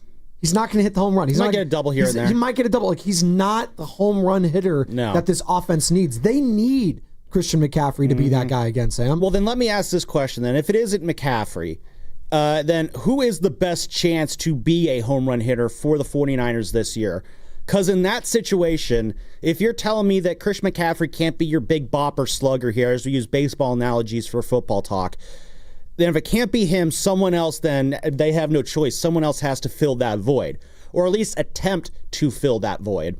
And so I'm going to kind of throw it back at you. If it's not McCaffrey as that home run hitter, then who needs to step up and be that home run hitter? Oh, it's easy. Who do you got? It's Ricky Pierol. See, that's how I was going to go You invested a first-round pick in a receiver. He's got to do it. I can't expect Brandon Ayuk, who just shredded his knee less than a year ago, to come out there coming off halfway through the season on ice and saying, hey, okay, that's our guy. He's our number one. That's not fair. That's not realistic. It's got to be Ricky Pierol. Guy ran a 4.40 at the combine. He's got the speed. He's got the wiggle. He's got the separation. It needs to be him. Now, does he have the size? No, but listen, he's got hands. He can high point the ball when he needs to. That connection is going to be massive. Now, he ran a 4.40. He's not a burner. He's not a 4.3. He's not a 4.2 guy. That's not his game per se, but get him in space. He can take it to the house. I can't rely on 30-year-old George Kittle to be that guy for how much longer? He's a tight end, for God's sakes. Come on, man. No, even the best tight ends are only going to be able to be used so much in a game, even with George Kittle hopefully being able to go downfield more often this year. Kittle can be that big play guy. Yeah, no, but I don't sure. in terms of just how consistently you want him to be that big play guy. I don't know if that's. I mean, you're going to probably have 4 or 5 games this year where George Kittle just absolutely brings down the house, and he is that dude, and he's got, a couple touchdowns. He'll have that 1 3-touchdown game this year, so he's going to have those big-time playmaking games. As far as the week-to-week home run threat, though, no, I'm right there with you. That is, if it's not going to be Christian McCaffrey, then I'm putting all eyes on Ricky Pierol. So that's where I'm at there. I'd be curious, though, from other listeners, 888-957-9570. Spinoni thinks that this team might be lacking a home run hitter. If it's not Christian McCaffrey for whatever reason, who's the home run hitter you're looking at for the 49ers this year? Maybe we get into that a little bit more on the other side. Could it be Jake Moody, potentially? I'm kidding. Bobby's at the DMV. Don't make me run home. God bless Bobby. You know what? He's down bad when he's at the DMV and he's calling in for us. He needs some help. Bobby's at the DMV. We're going to help him out on the other side. We'll get into this. Maybe he's getting his license renewed. He's got to get the real ID. I don't know what he's doing, but he's going to call into the roast. And we're going to go to you, Bobby, on the other side. Plus, Jennifer Lee Chan covers the team, NBC Sports Bay Area. Coming up on the other side at 7:30, courtesy of River Islands, as this segment is brought to you by Cars for Kids. That's Cars with a K. 95.7 The Game congratulates Cars for Kids on 30 years of changing lives. Over 1 million cars donated. More than 100,000 kids helped. Be part of the legacy. Donate your car today at carsforkids.org and join over 1 million satisfied donors. Ladies and gentlemen, it is the 2025 Red and Gold Summit, and it is happening on Thursday, September 4th, live from King's Fish House at Westfield Valley Fair in Santa Clara. Me and Dibs will be live from 2 to 4, and then the summit from 4 to 6. So Steiny and Goo and Shasky and Spadoni are all going to be there, and we invite you to come over for the hang. Are we really doing this? When you own your own business, you need to keep things moving. Need to book a last-minute flight? Earn a $300 travel credit to cover that. Need to take a meeting before takeoff? Do it from the comfort of the Chase Sapphire Lounge by the club. Need to catch your breath before you board? Done. With $2,500 in annual value, the new Chase Sapphire Reserve for Business is the card that gives back all you put in. Visit chase.com/reserve business to learn more. Cards issued by JPMorgan Chase Bank, N.A. member FDIC, subject to credit approval. Terms apply. Citizens, since we each upgraded to Xfinity in our homes, the Wi-Fi has been booming. It's fair to say our town has officially become a boomtown. Mayor, will I be able to drop into multiplayer gaming battles with low lag? The lag won't be an issue, but your questionable skills may be. And what if I have hundreds of devices on the Wi-Fi? Purely hypothetical. Seems like a lot, but sure, hundreds of devices all booming together with the Xfinity Gateway. Yes, friends and neighbors, with Xfinity, the Wi-Fi is booming. The Wi-Fi isn't the only thing that's booming. Now get the most reliable Wi-Fi and our best-in-class equipment for one consistent price for 5 years guaranteed. All in. Plus, get unlimited data included and no annual contract. All with the 5-year price guarantee from Xfinity. Visit Xfinity.com, call 1-800-XFINITY, or visit a store today. Restrictions apply. Not available in all areas. New residential customers only. Select plans only. Xfinity Gateway with X5 Complete required for unlimited data except in certain areas. Most reliable Wi-Fi based on Open Signal Awards USA. Fixed Broadband Experience Report, August 2024. Actual speeds vary. Visit Friedman's Appliance for the Sub-Zero Wolf and Cove Grand Kitchen event. With qualifying purchase, get 3 additional years of protection or qualify for a $1,000 rebate. You'll find the largest selection at the Living Kitchen at Friedman's Appliance in Pleasant Hill. Hi, I'm Brian Bakhtiari, Executive Manager at Stevens Creek Subaru. The Bay Area has much to offer, with some of the best natural landscape, cuisine, and entertainment in the world. Stevens Creek Subaru also has much to offer, like our good prices, great selection, truly exceptional service, and the Subaru A Lot to Love event going on now. If you're considering a new or pre-owned Subaru, parts or service for your Subaru, or want to visit the Subaristas at our Wilderness Cafe, Stevens Creek Subaru is your destination for all things Subaru. This month, lease a 2025 Crosstrek 2.0i for just $269 per month for 36 months on approved credit, plus tax, license, and registration fees. No security deposit needed. $24.95 due at signing. Includes a $650 acquisition fee and an $85 dealer documentation fee and first month's payment. Must take delivery from retailer stock by 8/31/24. MSRP $27,816. 15 cents per mile over 10,000 miles per year. Offer expires end of month. VIN JF2GU ABC7SH275175. See Stevens Creek Subaru for details. Visit us on Stevens Creek in San Jose, right next to Santana Row, or StevensCreekSubaru.com. And remember, buckle up and drive safely. We finally switched to T-Mobile because with them, we can be connected here and there. Let's watch a movie. And we have Netflix included to enjoy our favorite shows and movies. ¿Qué tal está? Bacanísima, pero ya la vi. Now the hard part is getting them to agree on a movie. Switch today and get the new Samsung Galaxy S25 Plus with Galaxy AI, all on the best network in the U.S. Visit a store, T-Mobile.com, or call 1-800-T-Mobile. 1-800-T-Mobile. Best mobile network in the U.S. based on analysis by Ookla Speed Test Intelligence Data 1H 2025.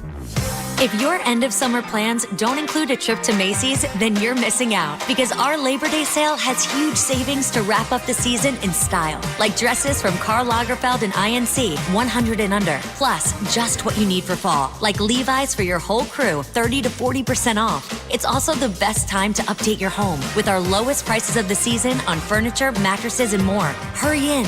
Macy's Labor Day sale is going on now. Savings off already reduced prices. Exclusions apply. Jack here. My bonus Jack combo starting at $4.49 comes with fries, a drink, and a burger with 1, 2, or 3 patties. It's a meal that'll actually make you happy. Starting at $4.49. Get so much more. Welcome to Jack in the Box. Plus tax. Limited time only. Price and participation may vary. Actual price will depend on product and subscription plan. Featured products are compounded drug products, which the FDA does not approve or verify for safety, effectiveness, or quality. Prescription products require an online consultation with a healthcare provider who will determine if appropriate. See website for details, restrictions, and important safety information. Want a boost in and out of the bedroom? Hims has you covered. Introducing a new 2-in-1 approach to level up your game. Tadalafil for better bedroom performance and zinc for testosterone support. Put it all together and you've got what you need to turn things all the way up. Getting started is simple. Just go to hims.com/joy to start your free online visit. Through Hims, you can access ED treatments including pills, chews, and more. 100% online. No office visits, no pharmacy lines. Just fill out a simple intake form and a licensed medical provider will determine if treatment's right for you. If prescribed, it ships free and discreetly to your door. Find affordable treatment options at up to 95% less than brand names at hims.com/joy. That's hims.com/joy, HIMS.com/JOY. Let's go! You're still glowing, flirting, grooving. You still got it. But your immune system weakens as you age, making it harder to fight flu, pneumococcal pneumonia, RSV, and COVID-19. Vaccines are a key part of any health routine and help strengthen your immune response. Ask your doctor or pharmacist which vaccines you need. Schedule in minutes at vaxassist.com. Sponsored by Pfizer. Join 95.7 The Game at our annual Red and Gold Summit on September 4th at Westfield Valley Fair Mall in Santa Clara. We'll be live from King's Fish House from 2 to 6 p.m. See all of your favorite hosts kick off the new football season. For info, visit 957thegame.com.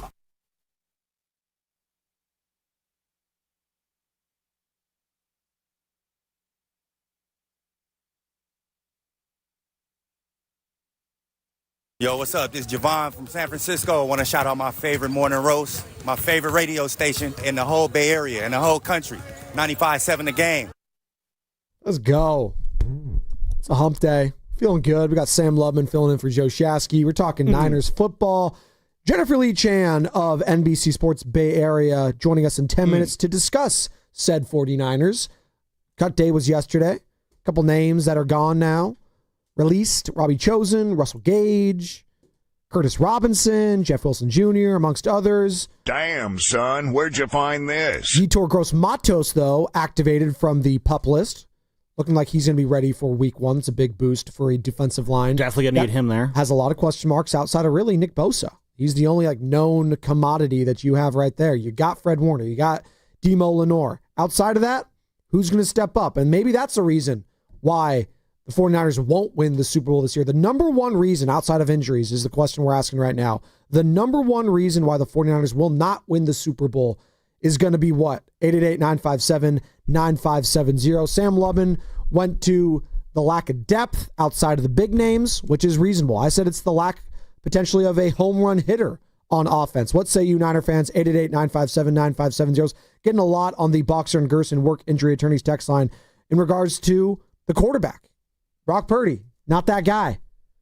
He's not going to be that dude. He's not going to replicate what he did a couple seasons ago, and he's going to be the reason why the 49ers will not win the Super Bowl. Kyle Shanahan is going to be the reason I'm getting as well on the Boxer and Gerson work injury attorneys text line from the 831. Kyle Shanahan can't seem to get out of his own way when push comes to shove. Well, he did get you to 2 Super Bowls, right? Well, he's gotten there a couple times. But Spadoni, if you can recall, the question is not why will the Niners make the Super Bowl. It's why will the Niners win the Super Bowl. And we can pick at least 2 Super Bowls that he's been the head coach of the Niners for where you can draw a direct line from the 49ers losing to a decision Kyle Shanahan made, among other reasons. But Kyle Shanahan has been a notable reason why this team is still searching for that 6th Super Bowl. Charles Davis, who does, I believe he's a CBS now, formerly of Fox, but he's been a longtime broadcaster, does the games. I believe he's with Iron Eagle now, paired up with him. He's doing a hell of a job. He joined Willard and Dibs yesterday, And, he kind of talked about Kyle Shanahan. It was interesting. And there's a lot being made about Shanahan and his stubbornness, right? He is his father's son, and he's very stubborn, and it's his way or the highway, and he's not going to retool or revamp for anyone. He's going to run his offense his way. But there's this notion, and Shasky's brought this up, Sam, when it comes to him being able to make whatever wide receiver room work. I will elevate, the Kendrick Bournes of the world. I will elevate, Jawan Jennings to be a number one guy last year. There's a sense of stubbornness when it comes to the lack of skill position players in the wide receiver room, albeit he did have an All-Pro in Deebo Samuel. He had an All-Pro and made Brandon Ayuk an All-Pro just a couple seasons ago. So you got to give him credit when credit is due. Well, this is what Charles Davis had to say yesterday on Shanahan's potential belief that he can make any wide receiver room work. In my mind, Kyle Shanahan always believes he can find someone else. He always believes he can find another player to do and scheme for and create. He always believes that whoever he steps in and puts out on the field, he'll find a way to make them better that day.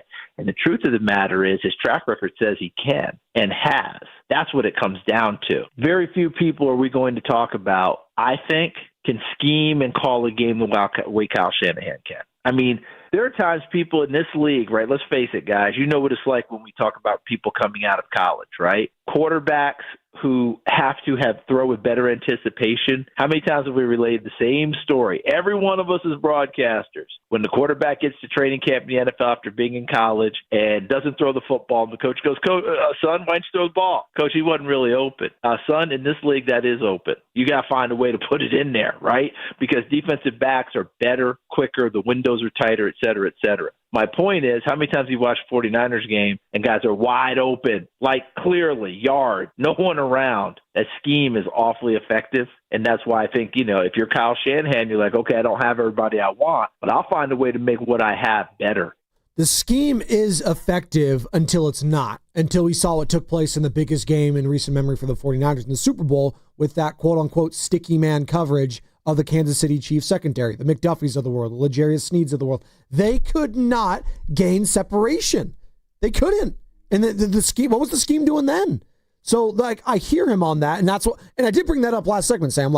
He does find a way to get these guys in space and get them going. And that's why I think the home run hitting aspect of Christian McCaffrey and whether or not he's lost a step is so massive for this team, because that's all predicated on the running game.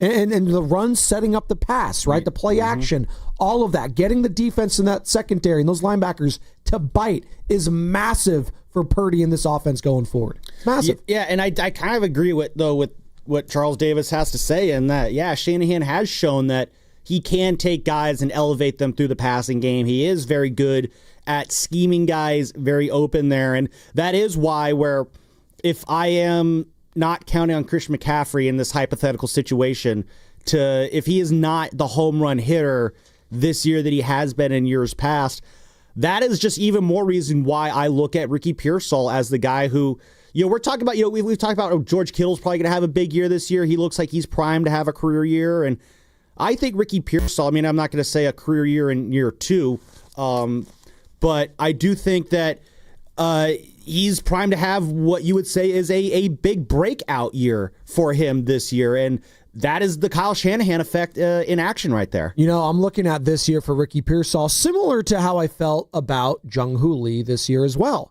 Jung-Hoo Lee of the San Francisco Giants was, he played a cup of coffee in the majors last year and got hurt and then basically missed the whole season, right? I'm kind of looking at the same thing. Now, it was a little inverse, like a right? rookie year 2.0, basically. Correct. It's more of I call it a red shirt. That's a good comp, It's a red shirt season for Ricky Pierol, kind of like it was for Jung-Hoo Lee. And it started off great, and then he went down, and then he went back up, and it's leveled off. Jung-Hoo Lee, I think I had to give him, and I think a lot of people were very frustrated because he was a big fat signing from Korea, and you didn't know a lot about him, and it was the Farhan Zaidi era, and it was, it's a Farhan guy. We're not married to him. He's not a buster guy. But he showed that he could adjust the big league level. I think this season he has shown he is able to do that. Now, it was a bad stretch there, but that's part of the game, being able to adjust. I thought Ricky Pierol was able to adjust later in last season as well, which was a big reason why I'm looking at, as you are, him to break out this year potentially as well. And again, We'll see with Jawan Jennings. What's the trust factor going to be there with Jawan, like with Brock Purdy? I don't know. Maybe, just maybe, all this time in training camp and in preseason, Ricky Pearsall is now the trusted agent, and he's going to be force-fed going forward, which I think would be great for not only for his confidence, but Brock Purdy's as well, alongside of George Kittle's. Hey, Bobby's at the DMV. He's chilling. I teased it. We got to go to him. Bobby, first and foremost, why are you at the DMV? And good morning. Hope it's not for fun. Yeah, Mr. 831 Loverman, thank you for taking my call. I apologize. When I say DMV, I meant the D.C. metropolitan area. Oh, got it. Okay. Like The Wire. You're hanging out down in that neck of the woods. Yeah, I'm such a loser. I got to listen to you guys 3,000 miles away.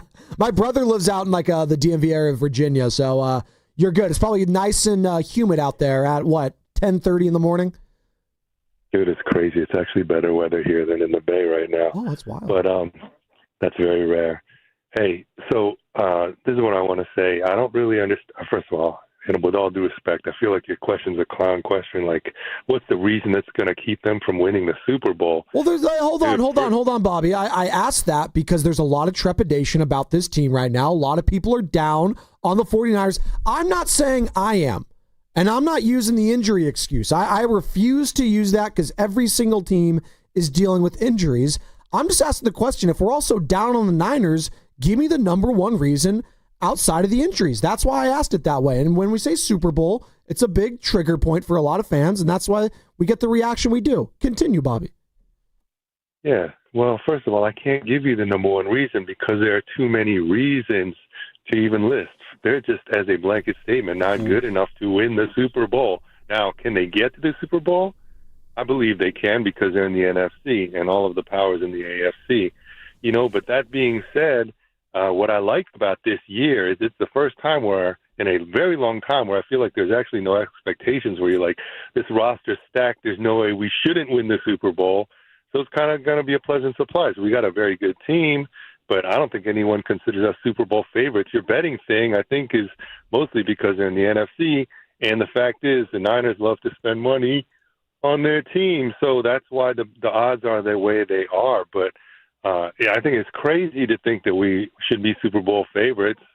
That we could even get to the Super Bowl, I think, is highly unlikely because, we only got a couple problems for this team. Let's see. We don't know the running back situation. We don't Yes, we do. It's Christian McCaffrey and Brian Robinson Jr. We literally know the running back position. Like that's who it is.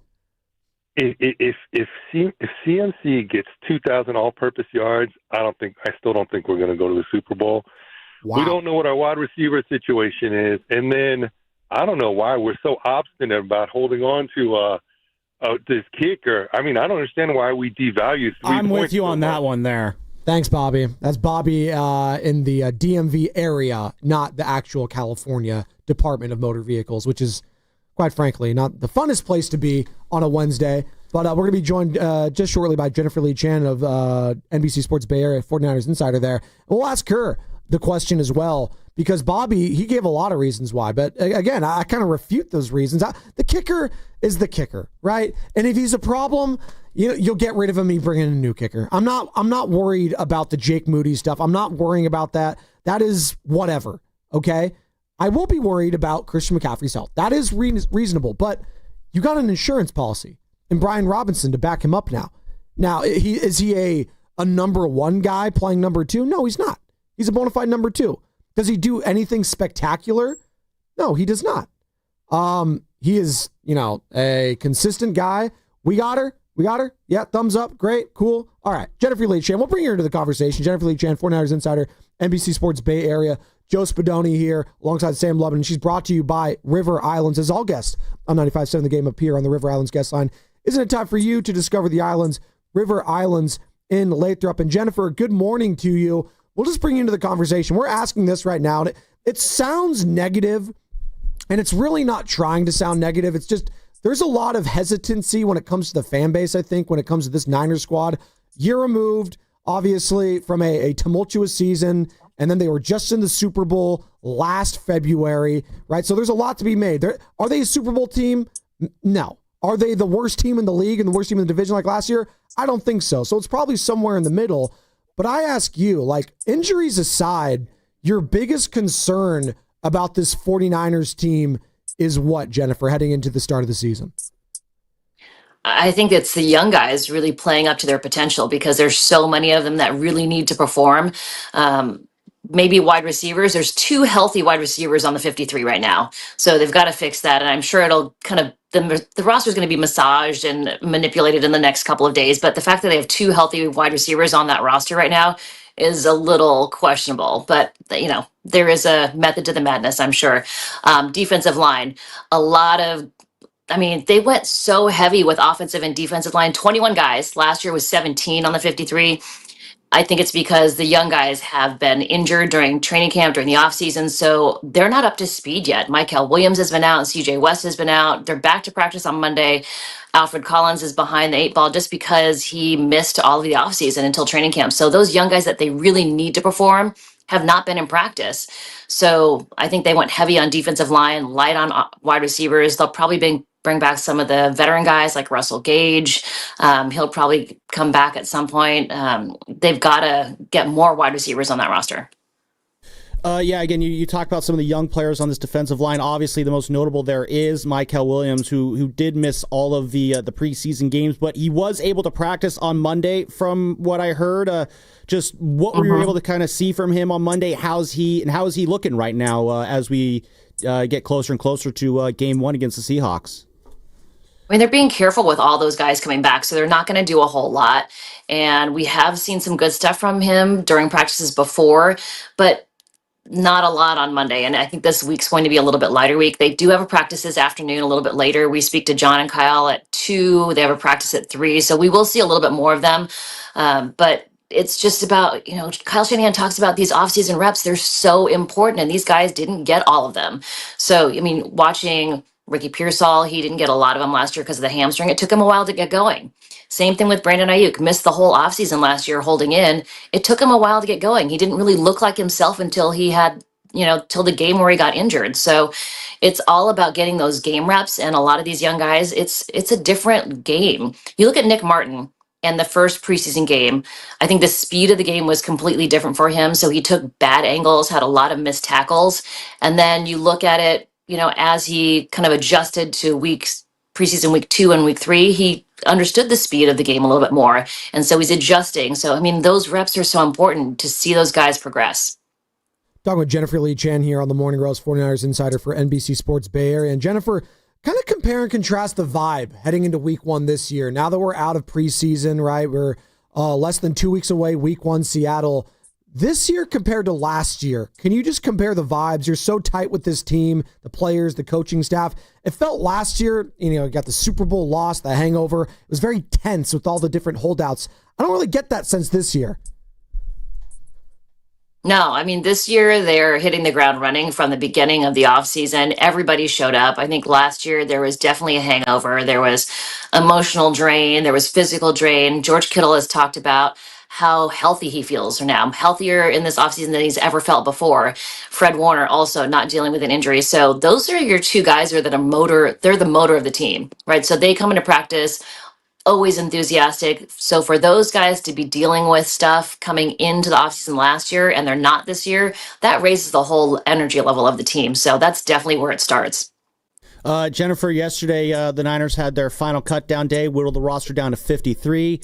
Were there any surprises to you on the final roster? Guys who made the roster that you were maybe not expecting, guys who did not make the roster who you were not expecting, and of all the guys who were cut yesterday, who are the most likely to return to the team on the practice squad or just in some other sort of way? I was a little bit surprised, Drew Moss versus Nick Zicam. That was one that I was not expecting. Nick Zicam's kind of been in there as the guard, but we saw Connor Colby kind of take over that backup guard role. I think he leapfrogged him during the last couple of weeks. I think everybody's kind of training camp darling was Sebastian Valdez. Everybody really liked the Hulk, and he was released.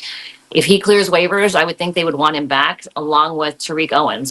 Now the young guys have to clear waivers. So there's a lot of guys I think they want to have back. I think veteran-wise, obviously the punter, Thomas Morstead, they released him because they're going to bring him back. I think it's just a little roster manipulation there. I think Jacob Cowing's going to go on IR. So that'll be one where they lose a spot there and then can bring Thomas Morstead back. Maybe some of those wide receiver veterans again, just like I said, Russell Gage is a guy that has done a lot of good stuff. Robbie Chosen, they're going to need to bring some of those veteran wide receivers back because, you know, if you look at the wide receivers that are out there, Kyle Shanahan's offense, it's just tough for a wide receiver to come in and immediately be a plug and play unless he's been in the system before. So I don't think they go after another guy, you know, like everybody was wanting Amari Cooper at the time, but he's not going to be a guy that's going to be able to step in immediately. He doesn't know the system. He doesn't know everything that needs to be done. And it's hard for a guy to come in off the street and be effective in Kyle Shanahan's system right away. Jennifer Lee Chan joining us here on the Morning Roast. Joe Spadoni alongside Sam Lemon filling in for Joe Shasky. And Jennifer, the big, obviously, story still remaining for the 49ers is Jawan Jennings. Deal coming to a head here? Is it going to be a stalemate? Do you expect Jawan Jennings to be suited up week 1 in Seattle as a San Francisco 49er, Jennifer? Oh, your guess is as good as mine on this one. Oh boy! I think, yeah, I know. It's weird. It's completely different than last year with Brandon Ayuk, where you saw him all the time. We have really not seen Jawan Jennings very, very little. He was in Vegas. He posted on social media. You know, he was at the stadium, but he hasn't been on the field. Like Brandon Ayuk has been on the field with the wide receivers during pregame, during practice. We have really not seen Jawan Jennings at all. So it's been a very different thing with him than versus Brandon Ayuk in the hold in last year. We don't know how much it is the calf. We don't know how much is the contract. I think it's a combination of both. I think it's going to, the conversation is going to be dominated by Jawan Jennings questions tonight, this afternoon, and we'll see where it is. Last year, this exact same time is when you could kind of feel Kyle Shanahan and John Lynch express their frustration with Brandon Ayuk. It was kind of fine up until that point, but today is the day where they will, I think, show their colors a little bit on whether it actually is the calf or whether it actually is the contract. Yeah, again, the word distraction, I think, kind of gets thrown out a little bit. Is there a potential that this standoff with Jawan Jennings, if we want to call it that, does that, kind of run the risk of kind of turning into a distraction for this team in a way that the Brandon Ayuk situation was last year for this team? I don't think so. I don't think so as much. I mean, I think because everybody's healthy, and while they don't have a lot of wide receivers, they got Brian Robinson, who's also a pass catcher. You've got Christian McCaffrey, who can catch passes. And then because Luke Farrell's there as a blocking tight end, George Kittle can be a receiver. So you're going to have this air game by committee, I think, if Jawan Jennings can't get out there. And Ricky Pierol has looked really good during training camp. So right there, you've got 4 targets for Brock Purdy. So they can distribute it differently. It doesn't have to necessarily be Jawan Jennings. I think there's pieces that they have on the roster that can actually make up for him. I mean, no one can make up and be Jawan Jennings, but I think they can distribute the ball differently so that they're still effective. Jennifer, you mentioned Ricky Pierol there, and we've been kind of playing a little back and forth here on the show this morning. If the Niners don't win a Super Bowl, why will that be? And, Spadoni here's talked about what if there is no home run threat? Because with Christian McCaffrey and the wear and tear there, you don't know what, the overall long-term health will be there. Is this a year you think, again, this is kind of his rookie year 2.0, do you see Ricky as kind of a guy who can emerge as a big home run threat should, for whatever reason, Christian McCaffrey, again, this hypothetical situation, be limited in that role in any way this year? I think so. He's really shown that he has connected with Brock Purdy.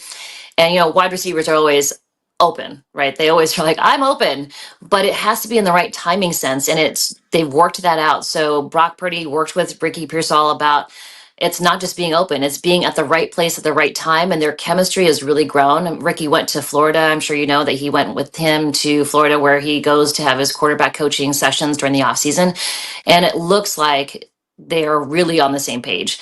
I mean, through training camp, through all the practices, Ricky's really been the guy that Brock has targeted because there haven't been any other wide receivers out there other than the young guys. So they're all adjusting, but Ricky Pierol is really the guy, along with Demarcus Robinson.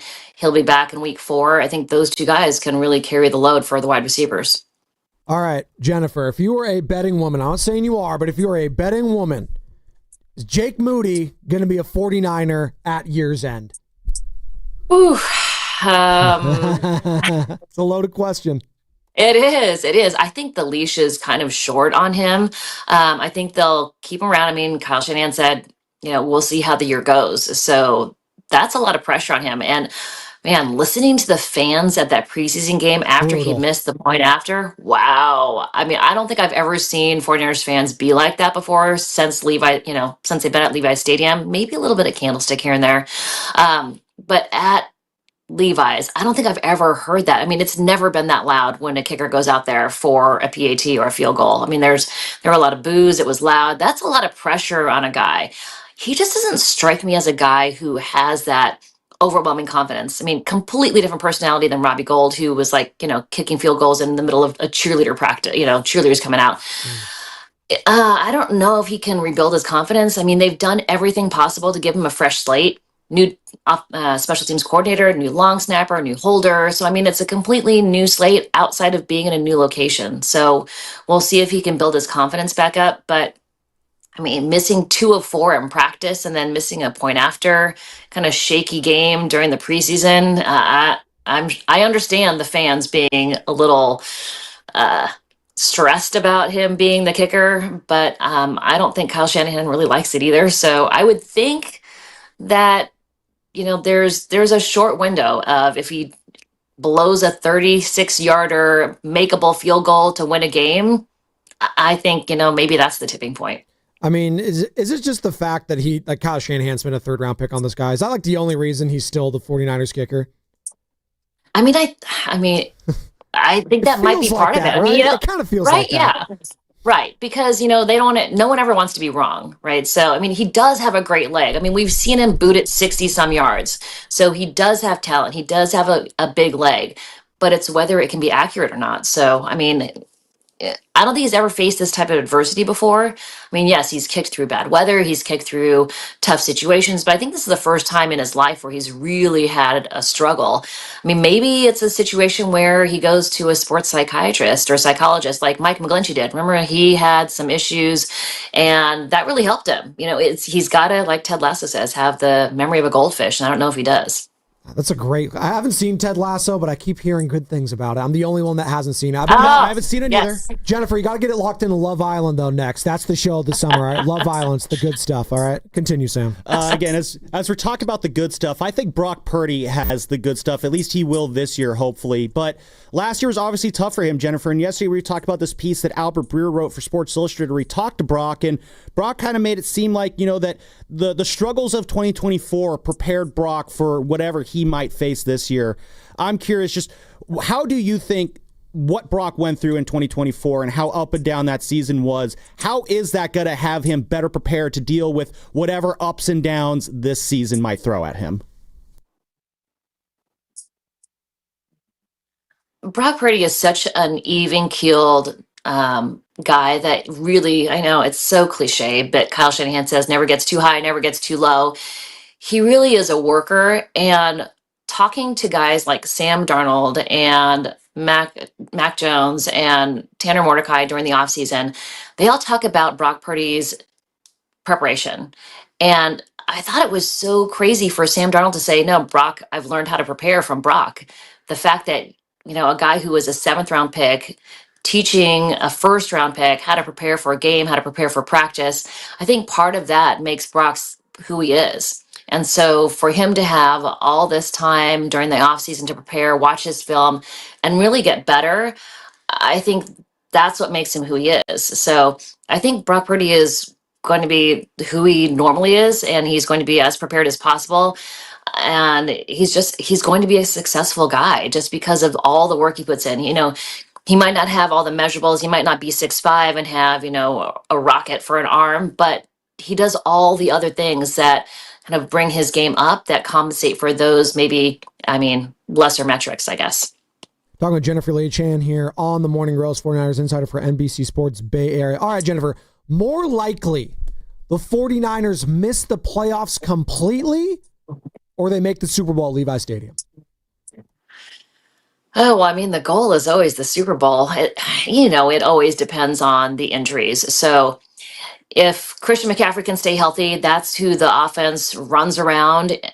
Christian McCaffrey, George Kittle, Trent Williams. If your key players stay healthy, of course, Brock Purdy as well.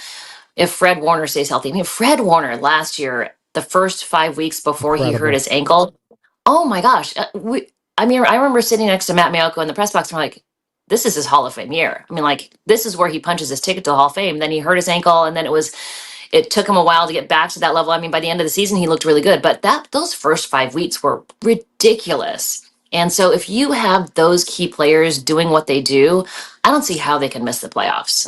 I just don't. So, I mean, I think you're going to see maybe some more 5-man fronts because Drake. But Fred Warner, I mean, I think with maybe a few guys. Sorry. I don't know where you lost me, but I think they're going to have some more 5-man fronts to help out. Okay.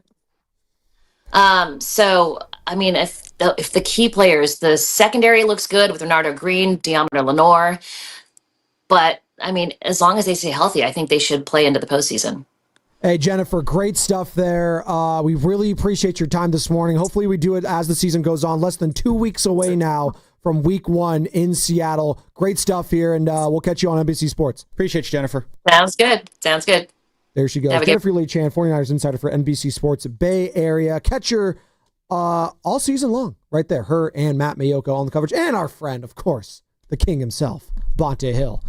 It's good stuff. There's a lot of information the Jake Moody stuff was, again, all this time we're talking about the kicker. There's part of me that just wants to be cynical. It's like, God, we're talking about the kicker. And listen, I'm a kicker defender, all right? Kickers are people too. Punters are people too. I understand that, although there's not a punter currently on the roster, technically. She thinks Thomas Morris said it's going to be, it seems like there's an understanding clerical. There. He's going to come back. Exactly. Shout out paperwork. There you go. Jacob Cowing, he'll be going on injury reserve, which that's very unfortunate there, but yeah, that'll be the open roster spot. The other takeaway I had is, as we were talking about Ricky Pearsall, she seems very high on what is possible for Ricky Pearsall this year. Just talk about the work that him and Brock put in this offseason. And the more and more we talk about it this morning, Spadoni, the more and more I think just a lot of eyes are going to have to be on Ricky this year. A lot of expectations are going to be on Ricky this year. And he's up for the challenge. And I'll be curious to see throughout this year how he kind of rises up to the challenge of being the dude of, listen, you're the guy who's going to make this offense run. I'm curious to see how he handles that. Well, and she was trying to, and I didn't phrase it in the way I should have because I said playoff or miss the playoffs entirely or make the Super Bowl. Obviously, like only 2 teams make the Super Bowl, so the odds are that you're not going to make the playoffs. You'd go towards there. I should have asked, is this team closer to being a top 5 pick or a Super Bowl team? That's really the one right now, because as I'm thinking about it, I think that's a lot of fans are viewing this team as, the 5, 6, 7, 8. I was like, no. And JLC, she laid it out very well right there. When you have, a Hall of Famer in Fred Warner, he was playing at a Hall of Fame level. You go back to that. He was insane those first 5 games. Go back to that Vikings game. He literally kept him in that game that they had an opportunity to potentially steal that and win it. Like he was the reason they were in that game. He was incredible. You have Nick Bosa, who's healthy by all accounts, right? I know there's a queue there, but apparently everything's all good and he's working. He's fine.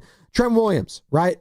By all accounts, healthy, good to go. Christian McCaffrey, checking all the boxes, right? You got Brian Robinson, his insurance policy right there. So they have pieces on this team going forward. It's just, can the cohesive unit get back? And she said the vibes are just much different, much better. Good to hear.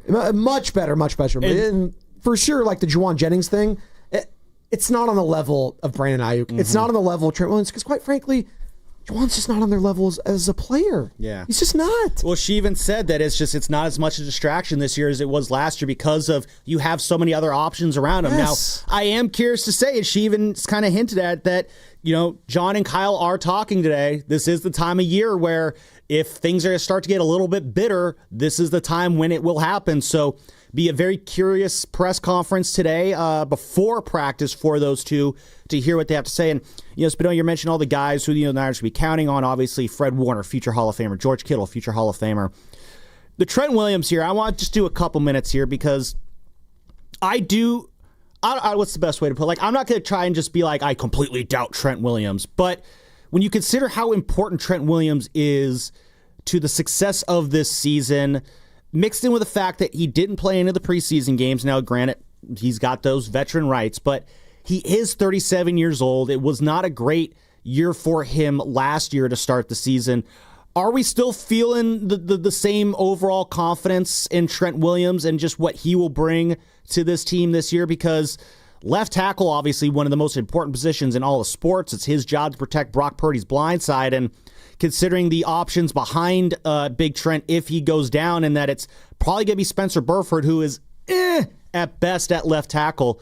Do we still feel that same confidence with Trent? Am I panicking a little too much if I I'm have feeling... zero doubts or worries about Trent Williams. I might be the only one, but he dealt with significant injury last year. He's healthy right now, and he dealt with a significant personal tragedy in his family. And you can't quantify how that gets on the mentals of someone. Yeah. I'm never going to imagine what it was like to be in his cleats last year on the field dealing with a tragedy that he and his significant other had to deal with. And listen, in a down year for him, he still had, a top 10 tackle season. According to Pro Football Focus, which again, not the end all be all, but it's nice to rely on people that can quantify numbers and run blocking. It's harder for the offensive line to quantify. Correct. So I'm going to rely on the Pro Football Focus in this regard to tell me that he ranked 7th amongst offensive tackles last year. Totally. Number 7. In a down year for him, he's still pretty freaking good. He's a Hall of Famer. No, absolutely. I'm not trying to doubt what he's accomplished already, but what he has accomplished in the past only has so much bearing on what he can do in the future. And again, I look at the age, I look at the wear and tear, and at some point there is a time where just the years, they finally catch up to, as shout Smash Mouth. The years stop coming, they don't stop coming. They haven't stopped coming for Trent Williams. So again, you've assuaged some of my concerns there. Thank you for that. But it is one, it's just when you consider how important he is to this team and what he needs to be able to do for this team this year for them to have success. I have a little bit of trepidation there. When I see it week 1, maybe it'll go away for good. 888-957-9570 is the number. We got the injury report coming up here momentarily. And we've been talking about, the number one reason outside of injuries why the 49ers will not win the Super Bowl. And I actually asked a question to you guys yesterday on the call. I was like, on a scale of 1 to 10, how shocked would you be that the 49ers and Brock Purdy and Kyle Shanahan are hoisting the Lombardi at Levi Stadium? And my answer might surprise some people on the other side. That's a tease. My answer won't. But first, Carter, it is time for the injury report.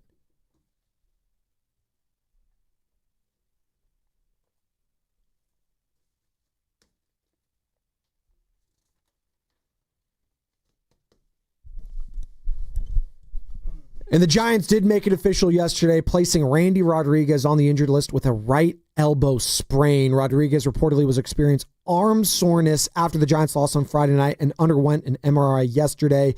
He is expected to meet with doctors to go over the results today. Keaton Wynn was called up to take Rodriguez's spot on the roster, and Ryan Walker is expected to take over the closer role. The injury report was brought to you by Boxer & Gerson, Northern California's premier workers' compensation law firm, helping injured workers get their lives back for over 40 years. What's coming up in the game is brought to you by Fremont Bank, here for you, here for good. So, within the last 5 years, we've had not one, but 2 Super Bowl winning teams do it at home. The 49ers could be the 3rd team to do it. And how shocked would you be, Niner fans, that would occur? On a scale of 1 to 10, how shocked would you be? 888-957-9570. It's the same number to call or text. The Boxer and Gerson Work Injury Attorneys text line. Halfway home on a hump day in the Bay. It's Spadoni, Lubman, and Frashaski. It's the Morning Roast, and it's brought to you by Fremont Bank, here for you, here for good. He sees things others don't see. Purdy just executes what he's asked to execute at a really high level. He spends hours and hours in the film room to find the nuggets. He has way better mobility than people might think, and we've seen that a number of times, but he just knows how to play the position innately. He's Greg Cosell from NFL Films, and he's on every Wednesday with Willard and Dibs. Greg freaking Cosell right there. We are the Bay Area's football station, 95.7. The Game. Boxer and Gerson, Northern California's premier workers' compensation law firm, helping injured workers get their lives back for over 40 years.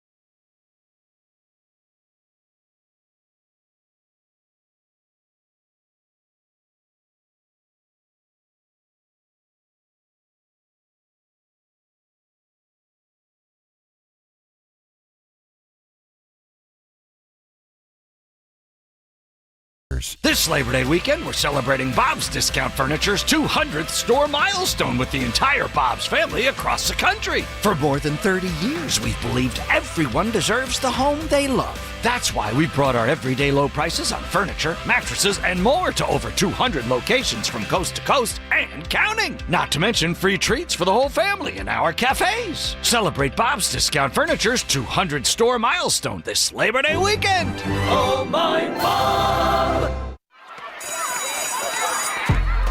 Famous Footwear has the latest styles from all my favorite brands like Nike, Adidas, Crocs, Converse, New Balance, Birkenstock, and more. And with over 830 stores, Famous Footwear is always nearby with fit experts to make sure my new shoes fit my feet and mom's budget. She says the prices are like really good, so you don't have to overspend to make it famous. Right now, buy one pair of shoes, get one half off at your local Famous Footwear store. Some exclusions apply. Nobody gonna slow me down. Don't let pneumococcal pneumonia break your stride. If you're 50 or older, you're at increased risk. So be proactive with Capvaxive pneumococcal 21-valent conjugate vaccine to help protect against invasive pneumococcal disease and pneumonia caused by certain types of pneumococcal bacteria. Capvaxive helps protect against the strains of bacteria that cause about 30% more IPD cases than any other pneumococcal conjugate vaccine in adults over 50, according to national-level CDC stats. Regional variations may exist.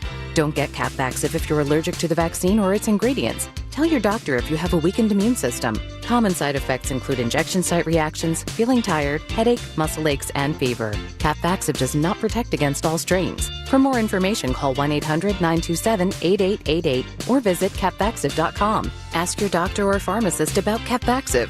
Need help paying for your Merck vaccine? Visit merckhelps.com. Sponsored by Merck. 1-877 Cards for Kids. KARS Cards for Kids. 1-877 Cards for Kids. Donate your card today. 1-877 Cars for Kids. KARS Cars for Kids. 1-877 Cars for Kids. Donate your car today. Ready to get rid of that old car? Donate it to Cars for Kids. Call 1-877-CARS-FOR-KIDS to reach a friendly live agent. Donation's super easy, and your car can be picked up as soon as tomorrow. Call us now, 1-877-CARS-FOR-KIDS. That's Cars with a K to donate your car today. 1-877 Cars for Kids. Donate your car today. Did you know you can donate real estate too? Go to carsforkids.org. That's carsforkids.org. This is the story of the one. As a lineman, he does whatever it takes to keep the power on in his community. And he wants a partner like Granger who does the same.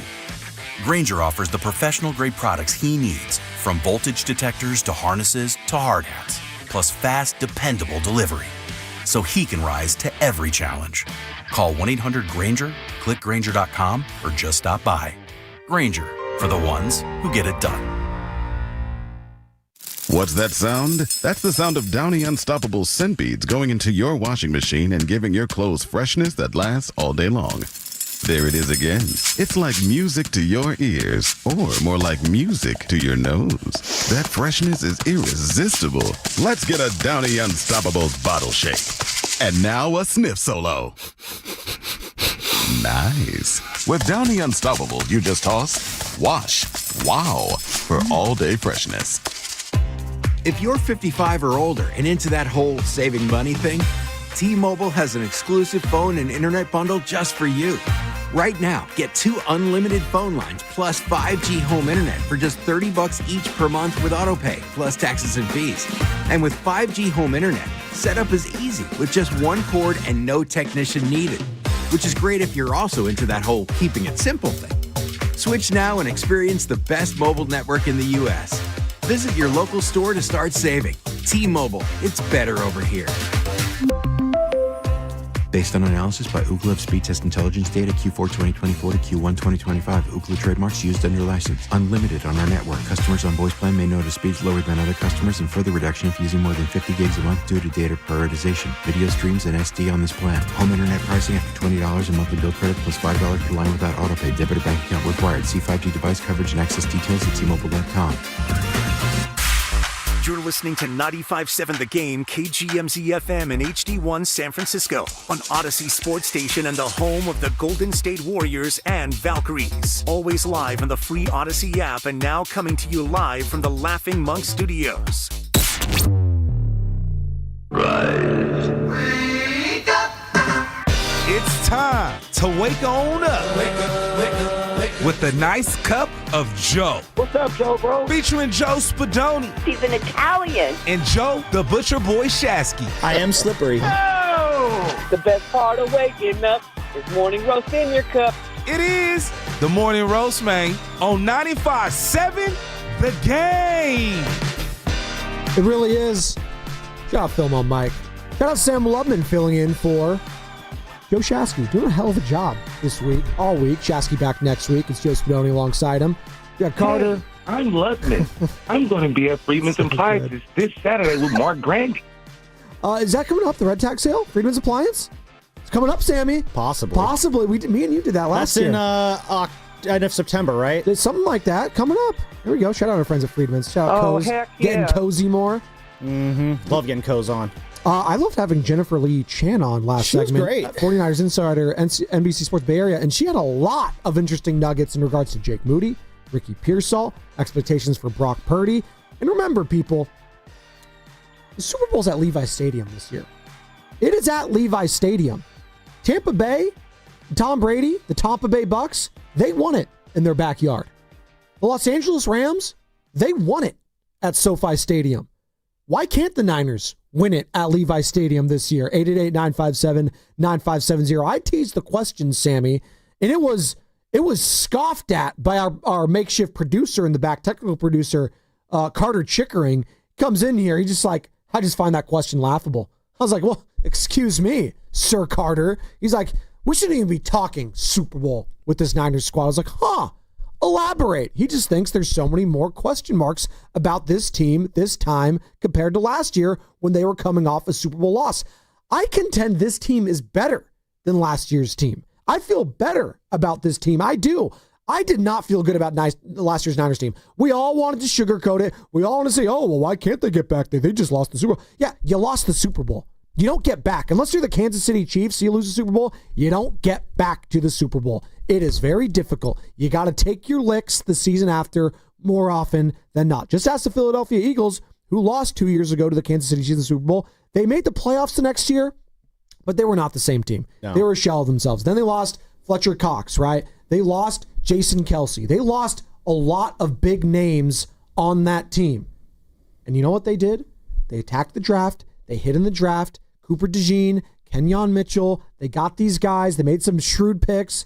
Who's it? My guy Bond, linebacker. They got some key acquisitions. Howie Roseman did his thing, wheeling and dealing. And what do you know? They got back to the promised land. They won the Super Bowl. If the 49ers, if Michael Williams can be that dude alongside Nick Bosa, you're feeling a hell of a lot better about this season, aren't you, Niner fans?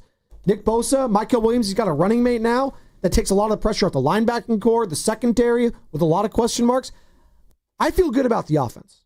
I feel good, Sam. I do. Christian McCaffrey and Brian Robinson Jr., it's a hell of a 1-2 punch. Brock Purdy, feel great about, actually. Ricky Pierol, feeling a lot better after that connection I saw in the preseason. We'll see with Jawan Jennings. You got George Kittle. He's the best tight end in football. I feel great about that. Move over Travis Kelce. You have Taylor Swift now. You're fine. You guys are engaged. That's great. He's set. That's your story. He's set for life. Maybe George is going to get invited to the wedding. Who knows? But again, I'm feeling so much better about this team than I feel like Niner fans are. And that's why I asked the question on a scale of 1 to 10, how shocked would you be? That's the 49ers winning the Lombardi at Levi Stadium. Give it a 5. I wouldn't be that shocked. They were in 2 Super Bowls, guys, in the last 6 years. Kyle Shanahan knows what he's doing, okay? He knows what he's doing, people. Sam, do I sound insane? A little bit, but Why? You have to sound insane. Why? Because you wake up, you have to be a little insane in order to do what we do, first off. So you just have that base layer there. But listen, is it completely impossible? No, very few things are truly impossible. The Niners, again, coming in at plus 2,000 odds to win the Super Bowl this year. Only 6 teams in our lifetime. I am getting some goofiness going on in my head now. Only 6 teams in our lifetime, Spadoni, have won the Super Bowl with odds of 3,000 are or higher. So it is certainly possible for the Niners to get there. How shocked I would be, I'd probably be in the 7 to 8 range a little bit, maybe a little bit higher, only because it's just... Wait, 7 to 8 wins? 7 to 8, like on a scale of 1 to 10. Oh, okay. Sorry. No, shock meter 7 to 8. You'd be that surprised. Okay. Yeah, just because again, it's kind of as I mentioned. There's a depth of talent issue. There's a development of these young guys issue that's going to cause some bumps in the road this year. I do think playoffs. I would be more shocked if they missed the playoffs than I would be if they made the playoffs. So I expect this team to be a playoff contender. I expect them to be in the playoffs, and what happens in the playoffs once they get there. Yeah, I think that's where it gets a little bit murky there, only because you're going to be going against teams that are just deeper and stronger than you, and that's going to be, I think, too much of a hurdle for this 49ers team to overcome. That doesn't mean it's, a failure of a season or everyone needs to get fired or anything like that. The Niners, I believe, and you said that you feel better about this team than last year's team. Yeah, I don't think that's hard to do just when you look at this team. This time last year, though, people expected this team to be back in the playoffs, and they should be a contender. It's called we were lying to ourselves, and that's okay. We do it all the time. This is sports. That's how it works. But no, it's very much easier to feel better about this team than the team we had last year. 888-957-9570, and shout out to those watching on YouTube, Twitch, and Twitter. Brought to you by First NorCal Credit Union. For a low-rate auto loan, apply online or just ask for First NorCal financing at the dealer. And as always, we are coming to you live from the Laughing Monk Studios. Laughing Monk, righteously brewed in San Francisco.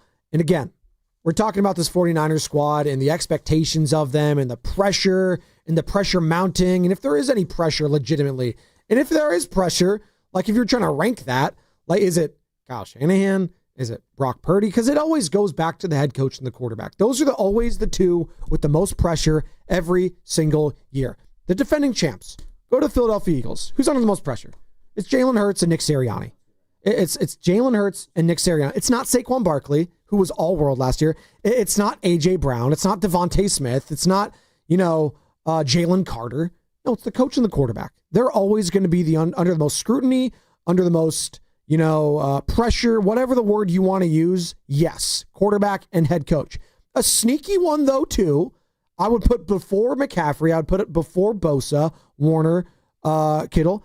It's Robert Saleh, who we haven't talked a lot about. We really have not, no. They got their old band back together. Defensive coordinator who is very familiar with this scheme, who is very familiar with going to a Super Bowl with this squad, the first iteration of the Kyle Shanahan era with this 49ers team. Robert Saleh was the DC, guys. Do we forget about that? And what that means in the trust with some of those young players. And now having been a head coach with New York, Sam, I feel a lot better about this defense as opposed to last year when, who were we kidding? Were we all just saying, oh yeah, Nick Sorensen, really? In hindsight, it's laughable. No one had faith in Nick hindsight, Sorensen. It was laughable they went to Sorensen, right? Yes. Come on. It's insane. So the jump from a Sorensen to a Saleh is easily the most significant when it comes to this roster. Players aside, coaches aside, you got the biggest leap right there alone from your defensive coordinator position. And I think we've said, a lot on this station, at least on this show, he might go down as the biggest acquisition of the offseason for this team because, when you talk about, again, the youth on this team, and Jennifer talked about a little bit, they need a lot of these young guys to step up and be those guys this year. Nick Martin, he's kind of showing he can be that guy, but CJ West, Alfred Collins, they're going to be works in progress. Michael Williams, we're not really sure what he's going to look at there. I feel like just the great, equalizer, so to speak, will be Robert Saleh, the fact that he is running this defense, the fact that you're actually going to see blitzing from the defense this year. We saw it in the first preseason game against the Broncos. I think it was the Chase Lucas blitz to set up that safety there. It was just oh, wow, pressure on the quarterback? What a novel concept. We should try this more often. So that there is why, if you want to feel optimistic about the Niners' chances this year, and why I still think that even if they aren't a Super Bowl winner this year, I absolutely think that they could be a playoff team this year because Robert Saleh has shown that he can develop this defense over the course of a season. And, Spino, you remember his first year with this team, 2017, he inherited a team that had nothing on that defense whatsoever. And when you look at the progression of how the defense changed that year, the first couple weeks, in 2017, they averaged about 22 a game that they allowed. Then in October, it got pretty ugly. They allowed points per game and forcing turnovers. They were winless that month in October. November 2017, they had 20 points per game. So what you see there, Spadoni, is what I think you're going to see with this defense. It'll look good in September. It's going to be bumpy in October. It's going to look better in November. And it's going to look, ready for the postseason, hopefully, come December. That's the kind of progression plan I'm expecting to see with Robert Saleh in this defense. And it's why we're going to, again, say at the end of the year, Robert Saleh was indeed the biggest acquisition for the 49ers this season. 888-957-9570 is the number to get involved. Call or text the Boxer and Gerson Work Injury Attorneys text line. Biggest reason for optimism about this team, because I'm tired of the pessimism, Sammy. Tired of the pessimism. I'm a cautiously optimistic person by nature. I know it doesn't sound like that all the time. We actually live in a post-optimism society, Spadoni. Thank you. That was very Bay Area of you. And I am a cynic when it comes to certain things, and I'm a realist too. But I just look at the landscape of the NFC in general, and I don't fear anyone. There is not a fear factor still. The Eagles, sure, they're the defending champs. You give them their respect. I don't fear anyone, though, if I'm Kyle Shanahan, and I've been to 2 different Super Bowls, and I've been just a quarter away from winning 2 Super Bowls. I don't fear anyone if I'm Brock Purdy, and I've gone up against Patrick Mahomes. I've gone up against the best in football and have equaled them at times. And you referenced the run defense, Sam. That's what the biggest need of improvement is for this team. That needs to jump right there, because last year they ranked 18th in all football. They gave up 124 rushing yards per game. That's not good. No. You need to stop that. Juxtapose that, the best in football, it was the Baltimore Ravens, giving up 80. If you could be around the 100 or below that, that is going to be the sweet spot for this team. And it starts with stopping that and forcing the opposition to get into passing downs and unleashing your hound. That is who? Nick Bosa. Give him more opportunities to have an impact on the game, because when you're rushing and they're just dominating the rush, they're not going to respect you. And then you have to bite because you have to respect the run, and then they'll just gas your secondary, which, again, unproven right now. Yep, one thing just keeps leading to another in that situation. But, yeah, again, you talk about the run defense. That's going to be the first thing to kind of keep an eye on there, because the interior of the defensive line, there's still a lot of question marks there. I mean, there's question marks everywhere outside of Nick Bosa, who, again, I still think he's one of the elites, but he's going to just get double teamed if there's no other guys you need to worry about there, and that kind of neutralizes Nick Bosa in that situation. So you seem to be very confident that the run defense will be good. Do you feel like the run defense will be good right away, or do you think it's going to be a work in progress there? Because I kind of wonder, with the D-tackle situation being as murky as it is right now, I feel like that's going to be a work in progress a lot to start the season. We'll see. Well, they got a good test. Kenneth Walker III, week 1 against the Seahawks. He is a very good running back when he is healthy.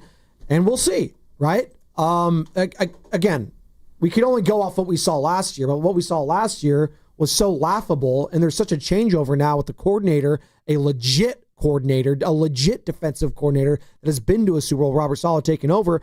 Let's listen to Charles Davis and what he had to say about the acquisition of Robert Saleh, coming back now as defensive coordinator after flaming out in New York as head coach of the Jets. Charles Davis, CBS Sports broadcaster. You're going to be hearing him along with Ian Eagle all season long on the broadcast. And again, shout out Paramount Plus. See him there too. Charles Davis on Willard Dibs yesterday, courtesy of River Islands, on the impact Saleh's going to have on this defense. I think he can make a huge difference, because that's how he worked his way up through the system and became a head coach. Developing guys, seeing something in them that other people didn't see, maybe putting them in spots that people didn't anticipate. Fred Warner would be Exhibit A, right? The guy was a nickel safety in college. They turned him into a middle linebacker. He's going to waltz in and wear a gold jacket one day. In New York, he did that. Remember his first, I think one of their early drafts, they drafted like 2 or 3 safeties with the idea that 2 of them at least were going to be moved to linebacker. And it worked out pretty well last year, Jamie Sherwood, and he ended up playing awfully well for them. I just use that as examples of seeing something that maybe other people didn't see and developing and honing that skill. I just think there's going to be a bunch of guys chomping at the bit to play for him and to play well. So it wouldn't surprise me at all to see the 49ers defense play maybe better than what projections are in terms of, who's back, big-time names, things of that nature. And that gives me reason for optimism about this team. Charles Davis right there knows his stuff. He's saying this acquisition of Saleh is being slept on here. What say you, Niner fans? 888-957-9570 is the number. And what coach needs to have a better year for this team to succeed going forward? Is it Kyle Shanahan or is it Robert Saleh? I wonder what Jan in Mountain View thinks about that. I definitely need to know what Jan Mountain View has. Jan, good morning. You're on the Morning Roast. Long time no talk, Jan. Yes, good morning, the two of you. I just want to make a point. Well, I'm glad that Saleh is back. However, Shanahan needs to, get more involved in, I know he likes the running game, but he needs to get Purdy or maybe have McCaffrey throw a touchdown pass every now and then. I mean, this offense, gets too predictable. And the other defenses are, really, coming to fruition and, making our team not look that great. And I'm glad for Saleh because I think he will bring the enforcement that we need to tackle those, other offenses. But, we need to really, spread this around and, not be running, all the time and prevent injuries too, please. I'm sick of having them to, find another one that's going to miss a week or two. And we need to, maybe get the wide receivers more, and hopefully they can get two or three more wide receivers to help that, the offense. Thank you. Thank you, Jan. That's Jan in Mountain View right there. And yeah, I asked the question, Robert Saleh or Kyle Shanahan, who needs to have a better year out of the two? Of course, the answer is they better both have good years. But I'll say this, if Robert Saleh ends up having a better year than Kyle Shanahan, how does that look? Is this team going to the playoffs based on their defense alone? Are they good enough to do that? I'm feeling great about Robert Saleh, but then I have question marks about Kyle Shanahan saying, hey, you're letting a guy with maybe like he has three pieces there that he could count on, that being Bosa, Warner, and it's still young Deommodore Lenoir. Those are the three pieces, and he was able to, the Upton Stouts of the world. Yes, you invested in Micah Williams. Maybe he emerges. CJ West, we'll see. Maybe he unlocks Yetur Gross-Matos, who hasn't done a whole hell of a lot here in San Francisco. Maybe that's the case, but I'm looking at Kyle Shanahan. He better have the better year between the two, right? I mean, he's got his quarterback. He's got the tight end. He's got the running back. He's got his first-round pick, Ricky Pearsall, right? He's got left tackle Trent Williams. He should be having the better year of the two. Well, let's just take a step back here and define what a better year looks like. I don't actually want to have that conversation just yet. Okay. But, yeah, no, I'm going to go with Robert Saleh here because when I look at the talent he has on this team, I feel like Saleh kind of has his pieces that he's going to be working with for the next few years here because of how heavy defensively this draft was, how the defensive playmakers that you drafted last year, Malik Mustafa, when they added D. Winters the other year, and Tatum Bethune, you have been doing, I think, a Granado Green, another one.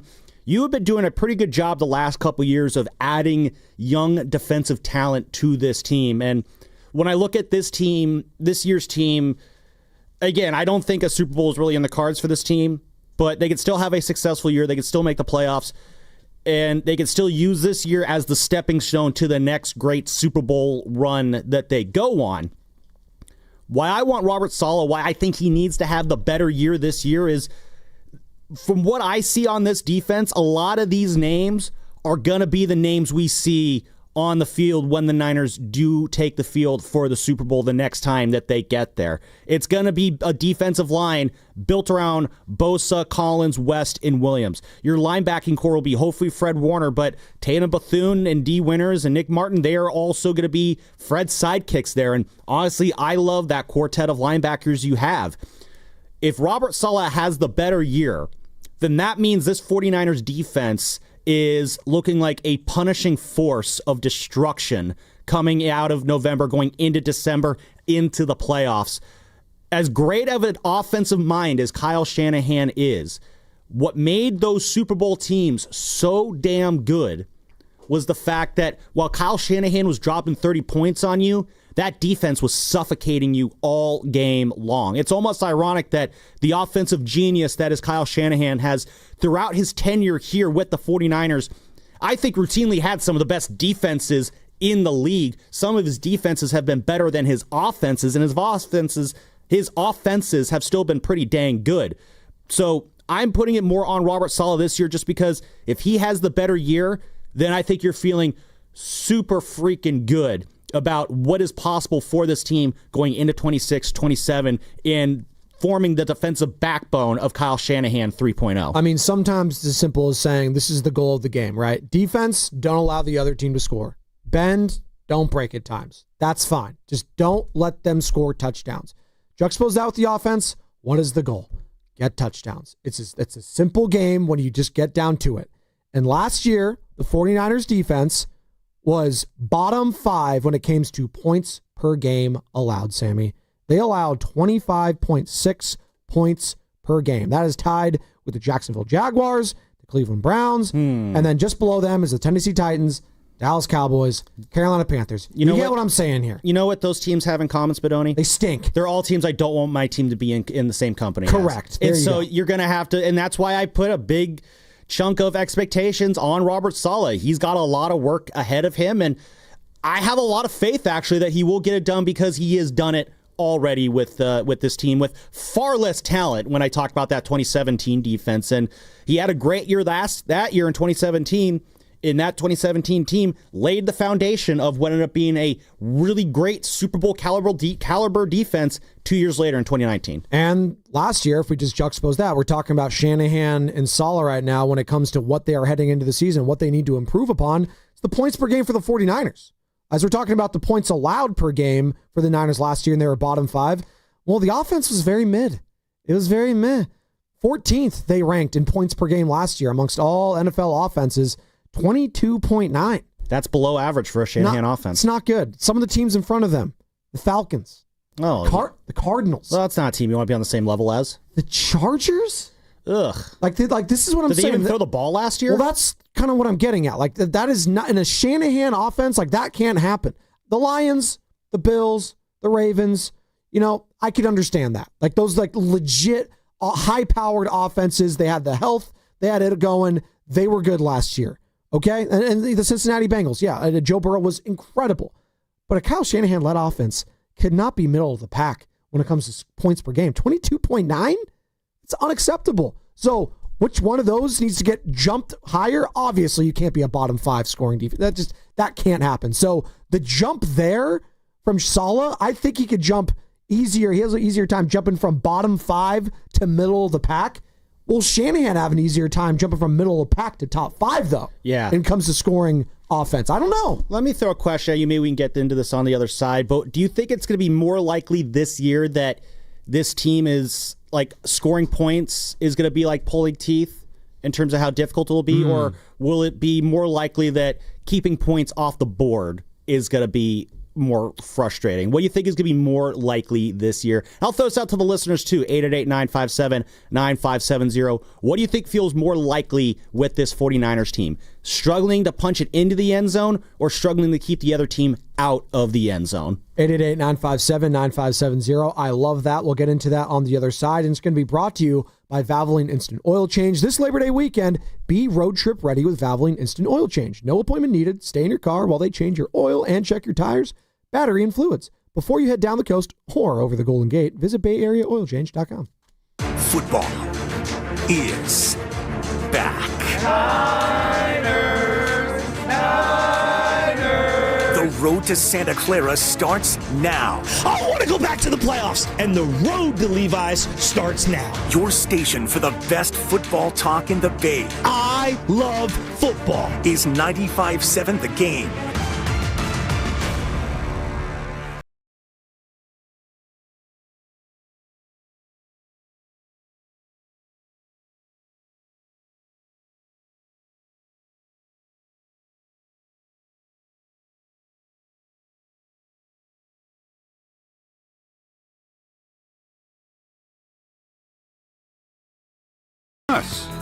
The broken coffee maker? That one's still on you.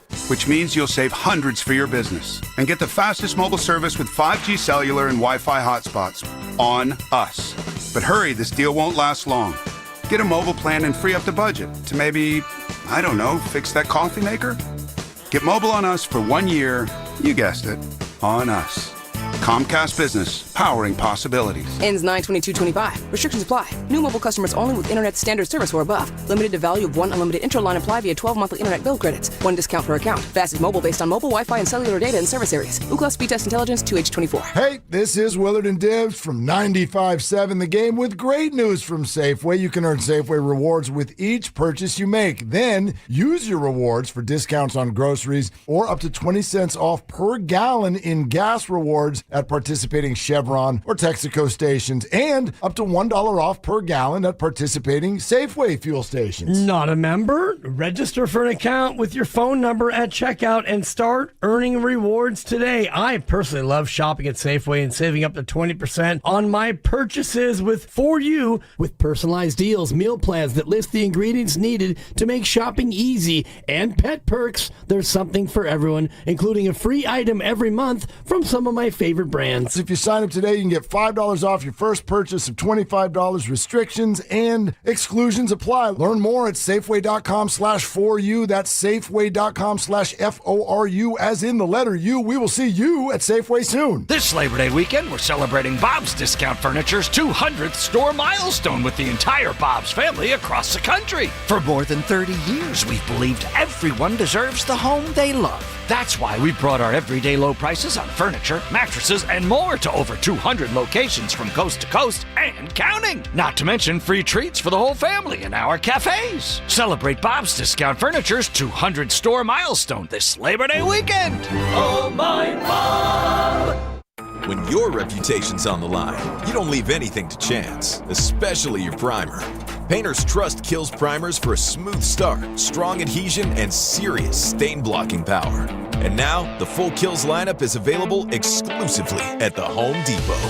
Need it fast? Get same-day or next-day delivery, or order online and pick up in-store. Kills primers. Pro results, faster. The Home Depot. If you're a pro, you know. We finally switched to T-Mobile because with them, we can be connected here and there. ¡Listos todos! Estas son las mañanas. Now we just need to harmonize. Switch today. Get 4 Samsung Galaxy S25 phones with Galaxy AI. Plus, get 4 lines for just $25 per line. Visit a store, T-Mobile.com, or call 1-800-T-Mobile. 1-800-T-Mobile. For well-qualified customers with autopay plus taxes and fees and $35 per line connection charge. Minimum 4 lines on plan. Contact us if canceling lines. Plus $5 per line without autopay. Debit or bank account required. Visit T-Mobile.com. Elevate your kitchen at the Mila Innovation Center at Friedman's Appliance in Pleasant Hill.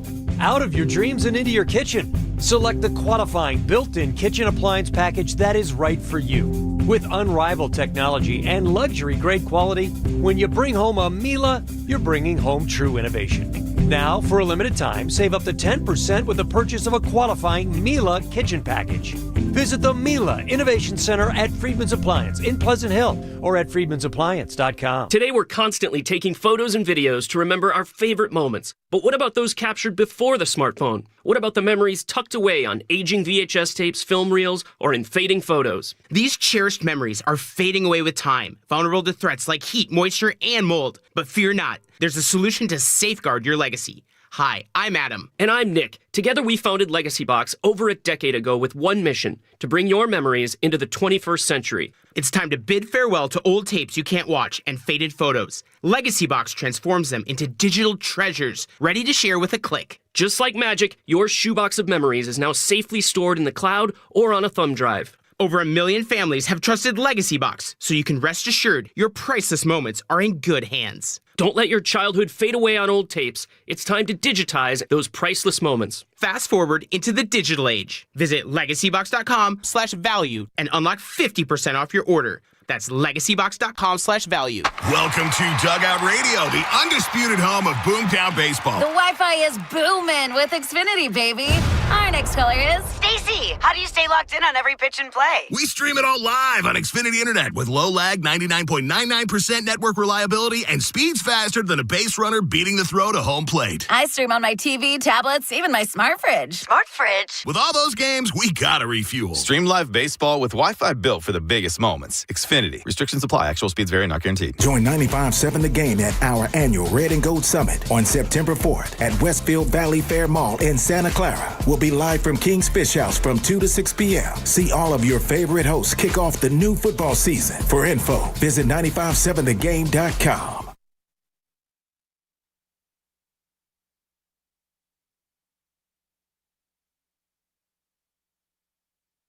Yeah, I'm such a loser. I got to listen to you guys. Oh, yeah! Roasters, what's happening? It's Chewy Gomez from 102 Jams. I got you covered every afternoon from 3 to 7. And you know my boys Joe Spadoni and Joe Shasky. Well, they got you all morning long right here on the Morning Roast. Take it away, Spadoni. What's up, Chewy? Sam Lubman in for Joe Shasky. And that was Bobby, formerly of Los Altos, currently in the DMV right now. And you know what I love about Bobby?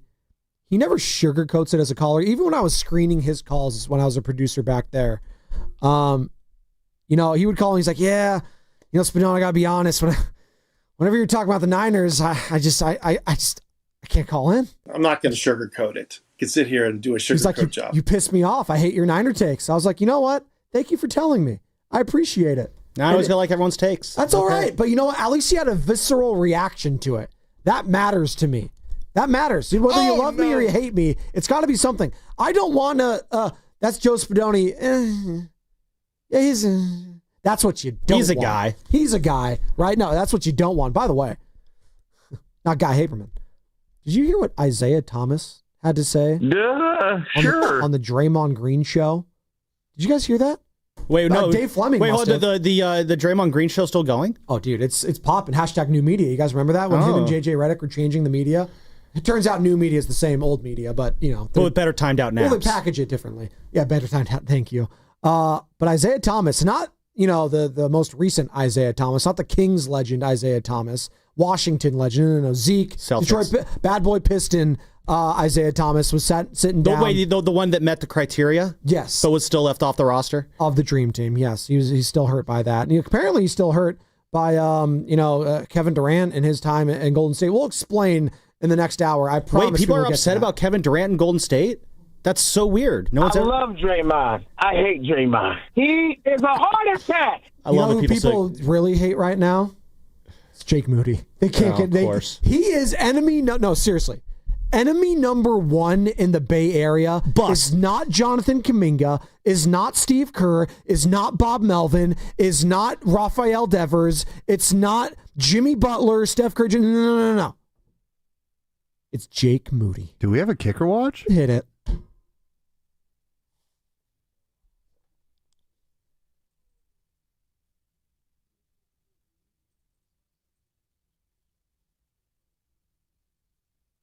This sucker. Jennifer Lee Chan, 49ers Insider, NBC Sports Bay Area, joined us in the 7 o'clock hour. If you missed any of it, find it in its entirety, Odyssey app or YouTube. This is what she had to say about how the 49ers feel right now about one Jake Moody. And boy, the leash is short. Let's just say that. I think the leash is kind of short on him. I think they'll keep him around. I mean, Kyle Shanahan said, we'll see how the year goes. So that's a lot of pressure on him. And man, listening to the fans at that preseason game after he missed the point after, wow. I mean, I don't think I've ever seen 49ers fans be like that before since Levi, since they've been at Levi's Stadium. Maybe a little bit of Candlestick here and there. But at Levi's, I don't think I've ever heard that. I mean, it's never been that loud when a kicker goes out there for a PAT or a field goal. I mean, there were a lot of boos. It was loud. That's a lot of pressure on a guy. He just doesn't strike me as a guy who has that overwhelming confidence. Well, spoiler alert, he doesn't have any confidence right now when he's getting booed during a preseason game. No, she was being very generous on that one. I don't think he could ever gain the faith or the trust back within this fan base. It's never happening. He can be perfect halfway through the season. I keep saying this. He can be perfect halfway through the season, misses one extra point or one kick, it's done. It's over. It's kaput. Night, see you later. It's anyone but Jake Moody at this point if you're a 49er fan. And that wasn't it. Jennifer Lee Chan expanded and expounded, if that's a word. It's right, expounded, that's a word, on one Jake Moody. I don't know if he can rebuild his confidence. I mean, they've done everything possible to give him a fresh slate, new special teams coordinator, new long snapper, new holder. So, I mean, it's a completely new slate outside of being in a new location. So we'll see if he can build his confidence back up. But, I mean, missing 2 of 4 in practice and then missing a point after, kind of shaky game during the preseason. I understand the fans being a little stressed about him being the kicker, but I don't think Kyle Shanahan really likes it either. So I would think that, there's a short window of if he blows a 36-yarder makeable field goal to win a game, I think, maybe that's the tipping point. I can't stand to see greatness rot before my eyes. I feel you, Priest in Palo Alto. I feel you. It's honestly, it's hard to watch. It's almost like when you see, and you don't watch golf, Sam, so maybe this is not the greatest analogy. I dabble. But when you're watching a guy who clearly has the yips and he loses, like Tommy Fleetwood, who just won the Tour Championship. I'm so happy for him. His first PGA Championship. Well, not PGA Championship, but you know what I mean. PGA Tour win. Thank you. And he gets $10 million. He's the FedEx. It's awesome. Good for him. He was notorious, though, for pressure mounting, and you could see it unravel in the final round. If Tommy Fleetwood had the lead ending into Sunday, you knew he wasn't going to win it. You would go on FanDuel, DraftKings, whatever you're doing, and say, hammer that he's going to not do it. I'm going to hammer whoever's behind him. Scotty Scheffler, Xander Schauffele, Colin Morikawa, everyone else, not Tommy Fleetwood, because you knew he would unravel. Jake Moody has entered that zone where you just have zero faith that he's going to get it done. Zero. None. Short leash. That's what JLC said about Jake Moody. And I feel like he's in a situation, he's in a no-win situation almost, in that he has to be perfect all year long. And the odds are he will not be perfect all year long. When I look at his career, Spadoni, a career 76% field goal percentage made in his 2 years. That is on a grading scale a C. That is just purely average. And I think you need to shoot for a little bit better than average. By my count, there's 9 games where he has attempted at least 1 field goal and missed at least 1 field goal in those games. He had, I'm seeing 1, 2, 3, 4, 5, 6 such games last year. They really started to pile up towards the end of the year. It spiraled quickly for him. And my guess is the first one he misses, that's when the spiral will begin again this year. If it happens week 1 against the 12s in Seattle, that's going to really suck week 3 when he comes onto the field for the first time against the Arizona Cardinals, because he's going to hear it. Niner fans are not going to be kind to him. He's in a deep hole. I don't know if he digs himself out of it, to be honest, because well, first off, I don't think Kyle really cares about kickers all that much. Clearly, we asked Jennifer about this, the 3rd round pick might be a big reason why they're being so stubborn and trying to hold on to this. It's the sunk cause fallacy or whatever. You've held on to it for too long. You don't want to let go and admit that you whiffed on that pick. Eventually, you're just going to have to face reality, let the cows come home, and make the move that we all know is coming, where you move off of Jake Moody. I'm curious, as we talk about this, is there a week we think this is going to happen? A week that we that this week, no, Jake Moody's gone? I mean, do you have faith that he'll make it through the entire season as a kicker? I want to believe in him. I'm rooting for Jake Moody. I want to separate what we want to have happen for what we think will happen. I think we'd all say we are all rooting for Jake Moody. I would love it for Jake Moody to prove me and all the other people who were booing him and all those 49er fans moving around behind the goalpost that caused him to miss. I want all those guys to be proven wrong. Again, I'm lumping myself in there as well. I just don't think that's going to happen. That's just kind of where I'm at there. So if he's still on this team halfway through the year, I would actually be kind of surprised by that. If he lasts through week 3, I think he's got a chance. If he can last through week 3 at home against Arizona, he will have a chance to remain the kicker the rest of the season. I believe that, because you have 2 road opponents, 2 different scenarios. One outside, potentially rainy. We'll see in Seattle. I don't know what the weather forecast is. 14 days ahead, less than 14. I don't know how accurate it is, but we shall see. And then you're in New Orleans at the Superdome. So there's no elements at all. And if he can't kick there and he struggles in the Superdome, then it's night, see you later. It's off. It's out. I'm done. I think in that situation, if he struggles in either Seattle or worse in the Superdome, where it does get pretty loud in the Superdome, you got to factor that in as well. The Superdome gets in your dome. How about that? It does. That very much so. It super does get in your Superdome. Then you're going to be on thin ice coming back into that Cardinals game. And again, you talk about the complete lack of confidence that Jake Moody has. If he's on shaky ground in that first home game, then yeah, I do think that's all she wrote. He will faceplant in that game. He will whiff a kick. It might cost him the game, and that might be ball game for Jake Moody. He might be kicked out of the Niners at that point. Who has a better chance of lasting through their seasons? Is it Jake Moody this year or Bob Melvin the rest of this Giants season? I mean, Bob Melvin is not going to get moved. Is he locked in? Bob Melvin's, he's finishing out. It's locked in? They're on a 3-game winning streak right now, so I think the Giants might have just extended him another 4 years. That news should be breaking any moment. For Bob. There we go. Fighting for Bob Melvin here. He's the Chauncey Billups of the Giants. No, Bob Melvin, that actually, you know what? That's an interesting question there, Spadoni, because I don't think the Giants will fire Bob Melvin before the end of the year. If that does happen, it will happen in that first week of October, which is the same week the Niners go to L.A. to play the Rams. That's an interesting one. Could Jake Moody get cut before the Giants make a decision publicly to move off of Bob Melvin? We're going to call it the hunt for red and gold October here. Can Jake Moody make it to October, ladies and gentlemen? 888-957-9570. October 2nd, Thursday Night Football at Los Angeles. You will have played 4 different teams: Seahawks, Saints, Cardinals, Jacksonville. Only one of those is going to be in a dome. The rest are outside in the elements. Will Jake Moody last until the month of October? 888-957-9570. Let's ask our Jake Moody correspondent, Brian in Palo Alto. Brian, good morning. Yeah, I think week 1. That's my bet. that I don't think he will be the kicker in week 2. And by the way, there's no getting around it. It's just a terrible, terrible look for Kyle Shanahan that he continues to employ a guy who is, the entire fan base has lost.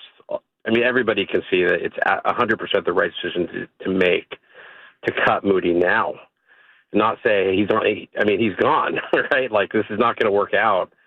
And if, you're potentially costing the team's games because Kyle manages to his field goal kicker, right? He's a very conservative play caller in the red zone. And so, he consistently will play for the field goal all the time. People think he doesn't care about his kicker, but he coaches to the kicker. And so, yeah, I think week 1, it's over. They'll cut him. Kyle will look terrible. It's just a terrible, terrible look for Kyle Shanahan. There's no way around it. And, if it's a tough season, if they're 6-11 again, and this is the stuff that's happening, he's in danger. I'll put it that way. They can't go 6-11 again. And when you employ a kicker that is already mentally wasted, that shows me somebody that doesn't really care about wins and losses all that much. Anyways, that's my 2 cents. Hey, thanks, Brian. That's Brian in Palo Alto, and I'm with him on that.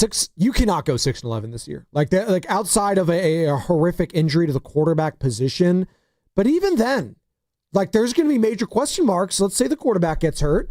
Again, I don't want to cast this. Knock on wood. Someone out there knock on wood for us. This is made of wood. This is not made of wood. We have no wood in the studio, so well, speak for yourself. We just jinxed the season. 888-957-9570. Steve in San Francisco wants to join the conversation shortly. But I'll say this: Is there any way that Kyle Shanahan can get on the quote unquote hot seat this season? I think the only way that happens is if there's a fight between players or something in coaching staffs. I think that him and... I mean, what are the odds that 2 players go at it on the sideline for any reason this season, right? Exactly. Well, that... We couldn't see that happening. You can't lose the locker room is what I'm saying. I just don't think that's going to happen. There's too many leaders. There's too many leaders at key positions there, and he has the respect of said leaders for that to happen. But I'll say this, in regards to Jake Moody, because that was the question, right? Can Jake Moody make it to October? 888-957-9570.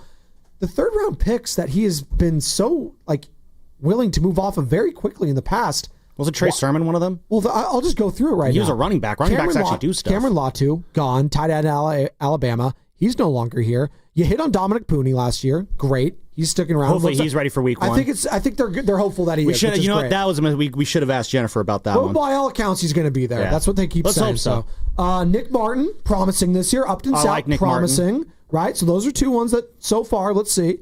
But, 2 years ago, I mentioned Cameron Latu, same draft as Jake Moody and Jair Brown. All three of those guys in the third round. Jair Brown's taking a step back. Maybe that just wasn't a good draft for them. Yeah, maybe it wasn't. And then you go back to 2022. Ty Davis Price, gone. Danny Gray, gone. Drake Jackson, the second round, gone. Right now, God, remember that. We'll always have that Pittsburgh game. There you go. 2021. Trey Sermon, gone. Ambry Thomas, gone. Like, need I say more? Jalen Hurd in 2019, gone. He's fine moving off third-round picks if they stink. But the kicker? That's a lot of third-round picks. That's where we're planting the flag in? The kicker? And by the way, I'm rooting for Jake Moody. I'm rooting for you. I am not anti-Jake Moody on this show. I think I'm working with everyone else that's anti-Jake Moody. Jake, I'm in your corner. I'm Mickey, all right? I'm rubbing the shoulders. I'm putting the gauze on. Same old Jake to me. Cut me, Mick. Cut me, Jake. It's all right. I got your back, dude. I got your back. Does Steve in San Francisco have Jake Moody's back, I wonder? What's up, Steve? Hey, how's it going, fellas? Well, I mean, getting to your point, I don't think it's a matter of like pro or con Jake Moody. It's just what it is at this point. And forgive me if you guys already touched on this, but I think a lot of times people are like, well, it was just an extra point. It was just this. It was just that. I mean, I don't know what the numbers are, but how many times has this guy kicked it out of bounds on kickoff? That seems to be needs to be a larger part of the conversation even than the field goals. And when you factor all that in, what you had mentioned was the point I was going to make was that this team always seems willing to cut bait when expeditiously, like Trey Lance, like things just didn't work out. What I cannot fathom is why they are tied to a guy that they're waiting for the inevitable to happen. Like, I don't think anybody thinks that, like, well, if they wait this out, they're going to be rewarded. Like, you see a shattered guy every single time he steps up there. So what is the catalyst for why they're waiting for the inevitable to happen? And is it going to happen before October? I hope not. But, I mean, that's all to say, like, can they give him a couple of, like, 20-yarders, 30-yarders? Even then, I don't feel confident. So I don't think he's going to last that long. I guess the bigger question is, why are they so married to a kicker where you can sign guys off the street that seemingly can do just as good, if not a better job? I think they are giving him – it's a great question, Steve in San Francisco. We appreciate it. I think he did get hurt last year. And they are, allowing, for him to earn that right to go out there. And, in the regular season, when healthy, if he's missing kicks, then you can cut him. He got hurt last year, and I think that skewed a lot of some of those numbers. Now, prior to the injury, he was very shaky. Week one, it was awesome. 6 field goals. He was amazing. Great. But maybe that was a sign of things to come if you're relying on Jake Moody in week one to have 6 field goals the way he did. But listen, I think they're going to allow him to lose his own job, if that makes sense, this season when he's healthy. So, we're going to find out very early. Brian seems to think in Palo Alto it's week one, Sam.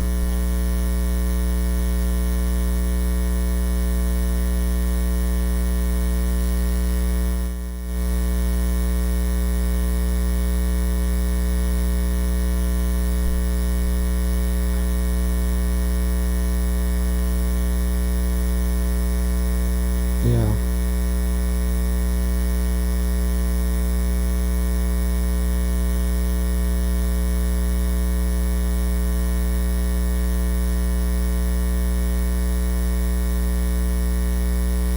Eight 888-957-9570. That's the number to call or text the Boxer and Gerson Work Injury Attorneys text line. Not sure if anyone heard Sam there. We're going through minor technical difficulties. We'll figure it out. You know what? That's what we do. We pivot. We don't panic. That is something I have adopted from one Joe Shasky. I haven't adopted a lot of his sayings, but that is one of them in life that I appreciate. Pivot, not panicking. And there's been a lot of panic around Jake Moody when it comes to the kicking position. And quite frankly, they don't even have a punter on the roster right now. I know Thomas Moore says he's going to come back. Jeffrey Chantolis, it's all kind of clerical, procedural. They're going to bring him back. They're going to put Jacob Cowing on IR, which again sucks because that's a guy that could have been, as we go back to home run hitting on this offense. Jacob Cowing could potentially be that guy. Now it feels like he's got speed. I don't really know much about what Jacob Cowing is He's bringing. got speed is why I say that. But now he's dealing with hamstring injuries. How much is that speed now going to be diminished? You need hamstrings going to run fast. Well, that's a hot take, right? You can't do anything without hamstrings. We had Brian Baldinger on yesterday, and he actually touched on Jake Moody. You want to listen to what Baldy had to say about Jake Moody? I love listening to what anything Baldy has to say about anything. I agree. Look, I mean, he was 10 for 20 from 40 yards out last year. Like, that's just not acceptable. You almost wonder why he's even still there. Unless they just see something in practice that we aren't allowed to see or haven't seen, where he's just so good, like he should be better. But when you're 10 for 20 from 40 yards out, like usually those guys are, they're finding a second job in this business because we're seeing kickers make field goals from 70 right now. We're seeing guys, Aubrey and Dallas can make one from 60 yards. He's almost automatic. I mean, you just have to be better. And so you miss an extra point. I don't blame the fans for getting on him at that point. And yes, the situation is toxic. He just better be really good game day. That's for sure. And that was Baldy on with us yesterday. Joins us every Tuesday, 7:30. Baldy's Breakdowns, best in the business. It's toxic. It's toxic. Stressful, it's not good, short leash. You hear all these terms. I have a very hard time envisioning Jake Moody remaining a 49er at the end of the season. It's going to be a very slippery slope. It's like I said, he has to be perfect, and hopefully he does go perfect on all of his kicks, not just the field goals, but the extra points. And as our last caller, Steve, made a great point, stop kicking it out of bounds. Like, you got to get the kickoffs right. He literally has a level of perfect he has to attain this year, and my goodness, I do not envy him for that. 888-957-9570 is the number. The latest, by the way, around the NFL is we're just going to news and notes. I like to say, I feel like we should have a segment, by the way, weekly called the Morning News Dump. There you go. Hence, it's a little play on words there. But again, there's a lot of things happening. A lot of things I could do with that, but I'm not. No, but it's just fun. It's a little play on word, a little alliteration, situation, sensation. Adam Thielen, this was speculated. Adam Thielen, he's returning to the Minnesota Vikings in a trade with the Carolina Panthers. Oh, very cool. Sources told ESPN. Also, the Jaguars. This is solid number 3 for them. The Jaguars have agreed with the trade with the Detroit Lions to receive Tim Patrick, the wide receiver, for a 6th-round draft pick. So some news and notes around the league. Things are percolating. Things are percolating. We'll see if the Niners do anything around there. Is Jawan Jennings? Is there a deal to be made there? Is there going to be a trade that happens? No one knows. We'll see. Also, safety Jordan Poyer reuniting with the Bills on a 1-year deal, Sam. So just around the NFL. Awesome. Moves are happening. Can I throw a hot take at you? Give it to me. Because, I know I'm not in the hot take business here. But Hot Ones. Brian and you like that show? Hot Ones? I have watched an episode of it. It's okay. Yeah. I didn't watch the Sydney Sweeney episode that everyone likes. But I thought the Conan episode was the best one. Oh, okay. Conan did it? Fellow redhead. Shout out. Okay. Yeah, I'm not a Conan guy. What? He's like the patron saint of redheads. I like to think we have someone better out there, but top 5 redheads. Conan's on top 5. He's on the Rushmore for sure. Ooh, let me come back with that list for you tomorrow. No, I'm not putting Mark up there. Oh, okay. No, I mean Shaun White's definitely up there. That's for sure. Ron Howard, like him in there as well. Whereas, I just had a hot take for you. Hot take for Shanahan. What is it? What do you got? So Brian Palo Alto over there. What is it? Brian Palo Alto said that Kyle Shanahan basically 6-11 can't happen. He might be gone. TC and sack. Yesterday said that Kyle Shanahan's coaching for his job this year. My hot take. I don't think Kyle Shanahan has any chance getting fired this season. I think he is close to being as unfireable right now as he could be. Let me give you a doomsday scenario then. By the way, you can catch all of the CBS and Paramount action on Paramount Plus when it comes to football, Sammy, because 95.7 The Game and Football Talk is presented by Paramount Plus, and you can't count on much these days, but you can always count on Sundays with the NFL and CBS Paramount Plus. Watch your local NFL game live every Sunday on CBS and Paramount Plus all season long. Visit ParamountPlus.com/NFL to get started today. 3-14. That's what the Niners record is, and almost everyone stays healthy. Do you don't think he gets fired then? If they are 3-14, this is doomsday scenario, and the team is just not good, and they're stay healthy, and the team is 3-14. You don't think there's a chance Shanahan gets let go? If the 49ers stay healthy all year long, let me give you the answer. If they are healthy all year long and still go 3-14, then yes, in that scenario, I do believe he would be fired. But okay, yeah, you said there was no chance. You said this is the hot take. I think this team is too good to go 3-14, and everyone stays healthy. If everyone stays healthy, I'm not giving you that out. I'm saying what happened. No, you said earlier we can't use injuries as a why they won't win the Super Bowl. No, I am saying that I think this team, if they stay healthy all year long, is too talented to go 3-14. I'm telling you, though, in this scenario, because you said this. No, I'm saying I don't think that's going to happen. So the fact that you're not even allowing this scenario for me, if you're doing your hot take situation, you said there is no way in hell that Kyle Shanahan can be fired. That's your hot take. That's what you said. No right? Plausible scenario. I don't think they're going to go 3-14. Now you're backtracking. Now you're saying plausible scenario. That's okay. If you want to be rational here, fine. Or you could be crazy and irrational about it. For what this season's probably going to be, I don't think Kyle Shanahan gets fired. 6-11 will not get him fired. Yes, if they go into these apocalypse now doomsday scenarios of 3-14 when everybody's healthy, which I just don't see that happening. This team is too good. You have too many Hall of Fame talents here. Do you really think a team with Fred Warner, George Kittle, Christian McCaffrey, and all the other really good players on this team, do you really think they're just going to go 3-14 without any injuries? Well, what if Christian McCaffrey's just not any good anymore? George Kittle lost a step. He's not as good anymore. Are we really thinking that's going to happen? Hold on. What if Trent Williams lost a step, isn't good anymore? Things happen very quickly in the NFL. Like the Eagles at one point with the dream team and Andy Reid and everyone was saying they're great, they're awesome. This is going to be the next best thing since sliced bread. And they were bad and they stunk. Like these things happen in sports. And what do you know? Andy Reid was gone shortly after that. Things happen in sports. All right, man. You want to know what happens if they go 3-14 and you see guys starting to lose a step? It's like, all right, Kyle, you got a top 5 draft pick. Don't screw it up. Oh, interesting. Go and make that draft pick and keep. I think Jed. When you hear, so he is staying then. Okay. Yeah. No. Again, because even in that situation, I think you could still create a scenario where he comes back. It is shy of just absolute anarchy happening on the sideline. Shy of Brock Purdy coming out and being like, "Yeah, Kyle Shanahan is drinking and smoking on the job. I just don't think he's very locked in right now." Short of just complete like SNL level scenarios. Bring back smoking on the sideline coming out of this team. There is no plot. Fine then. You want me to make it a politically correct hot take? There is no plausible scenario I see playing out this year that ends with Kyle Shanahan getting fired. Again, I'm going to reference Albert Breer's article again. Plausible and hot take, by the way, they don't work. You can't do plausible and hot take. It's just not. Well, I just did. It's an oxymoron. I just made it happen right here. I just did what Skip Bayless could never do. A rational, plausible hot take. Skip Bayless, he had a lot of information on that Cowboys doc. Which, by the way, yeah, I'm... Quick aside on that. Quick sidebar there. Yeah, was watching the third episode where they highlight that 92 NFC title game, and it's a very fun episode until about halfway through where it's just like, where Jerry Jones like, that game made me reflect on my life, and then they just go into the whole backstory of his life and just completely ruin the episode. Like, I don't care about you, Jerry, even though this doc is about you.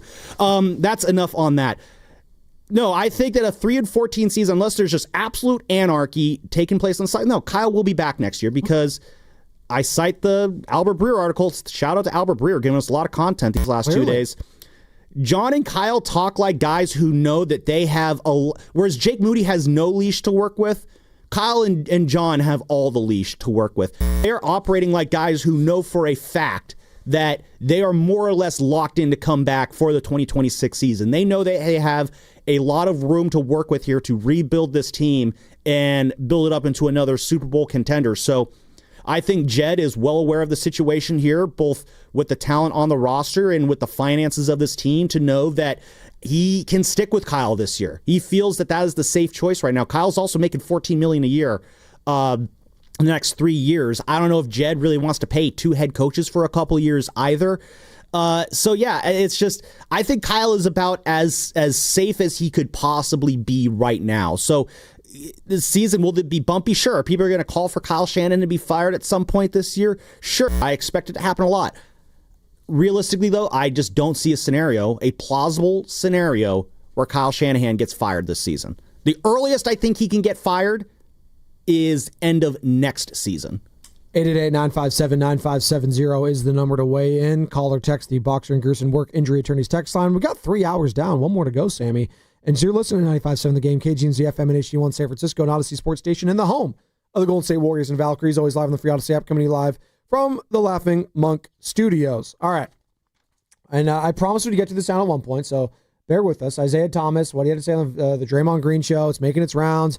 You know, it is nice to talk some Warriors stuff. That's not Jonathan Kuminga related. As you put your finger up, what's going on? I'm looking at our YouTube chat presented by First Norcom Credit Union for the first time, and I think forever. They're actually presenting something very entertaining to read. 3-14, we get Arch Manning. There you go. So you could all work out. Anyway, it's not happening, by the way. And Arch Manning, we don't know if it's good. Yeah, he can't even be in the draft next year either. Last year, we were saying Shedeur Sanders was a first-round pick, and what happened? He just slid all the way to the 6th. Now he's the third stringer for the Browns. I just love to call it the YouTube chat when they, throw a funny thing out there. You think Arch Manning's going to be a thing real quick, though? You think he's going to live up to the hype this year? Ohio State, Texas this week. I mean, the hype is just have good years at Texas and then get drafted in the top 5. No, do you think he's going to be good is what I'm saying? I think so, yeah. I think he's got all the pedigree and the talent around him to be a very, very successful quarterback. We'll see. I think he will be the greatest college football quarterback ever. They might just stop having college football quarterbacks after Arch Manning because, why even bother? You will never amount to anything. You're locked into college football. You're obviously a big Miami fan. Any other names, quarterback-wise, I should be paying attention to outside of Arch Manning this year? Yeah, pay attention to Carson Beck and all the clutch interceptions he's going to throw this year for Miami. Oh, Carson Beck, the guy that played for Georgia? He's on your team now? Mm-hmm. 2-time national champion, by the way. Back-to-back seasons, 2021, 2022. Yeah, it must be nice backing up Stetson Bennett. It was, but he was a champion. Kind of like Kenny Pickett. Champion last year at the Eagles. There you go. You're mentioning Carson Beck in the same sense as Kenny Pickett, and then you wonder why I feel down on Miami this year. Championship pedigree. It's the heart of a champion right there, Carter. Got a little news. The Ravens have signed Kyle Hamilton for 4 years, $104 million. The reason it's news is because he's now the new highest paid safety in NFL history. Oh, wow. See, again, there's a lot of things percolating. See that from Schultz, see that from Shefty. $100.4 million extension, $82 million guaranteed. God, that must be nice. Double Lifestyle is in the Delta. Double Lifestyle. Love it out in the Delta. Good morning. You're on the Morning Roast. Dare I ask what the Double Lifestyle pertains to? Well, it's nothing insidious or creepy. It's just fun, man. Have you ever been out to the Delta on a hot summer evening? Mm-hmm. Where in the Delta are you? Discovery Bay. Oh, that's a nice area out there. I've been out around Isleton before at that part of the Delta, so that's the my only Delta life. I acknowledge is Delta Airlines. Yeah. There you go. Continue. Yeah, well, the seating's a little better on the boat than That's pretty good. That's a good retort there. That's a good retort. What do you got on Jake Moody? Well, probably nothing that you guys haven't covered, and you've covered it well. But, I think we need to take Shanahan to the couch and think like a therapist. Now, why would he hold on to a guy like this? I mean, the reality is I think there's part of him that's so stubborn he's not wanting to kick field goals. He wants to move his guys around and get a touchdown. And so there might be that going on there. Plus, there are so many holes in the leaky boat right now. I think he's hoping it works out. But I really agree with I think it was Brian. I think week 1 he's gone. Damn, Double Lifestyle on the Delta, chilling, saying Jake Moody gone week 1. Don't want those leaky boats out there, though. No, you're going to need a bigger boat. Shout out Jaws and Shark Week, right? 50 years. This year, by the way, that Jaws has been around. Still, I contend. All time. Maybe the greatest movie of all time. I think it is the greatest movie of all time. You can have that, Saving Private Ryan, The Godfather. That's fine. There's a lot. But just incredible cast. Week 1, and he's gone. Talking about all the drama. No drama this offseason. On week 1, you don't have a kicker. After week 1, you just say, see you later. Like, what kind of tone is that setting? Has there ever been a Super Bowl winning team that has gotten rid of their kicker during the season. Has that ever happened? Get on that, Crackstaff from the back. Look up that. That's a deep dive right there. That's a deep cut right there. Has that ever happened in the history of Super Bowl champions? You moved on. Do you think from there was ever kicker. a team that looked like they were on en route to a Super Bowl, then they cut the kicker, and everyone's just like, oh, well, now we have no hope? Well, it's just like I feel like when you cut the kicker, it's not like the same like when you have like I'm trying to find like a cross-sport analogy. When you move off a closer and like you put in a new closer and like they get hot and you ride that, or a hot goalie, right, in hockey where you move the current goalie. It's not like for like the same thing. I'm just trying to find some examples and comps elsewhere. It just doesn't really happen in football where you move on from a kicker mid-season and then or early in the season and then this guy just comes in, takes over, and they ride the wave. If there's some examples, please let me know. 888-957-9570.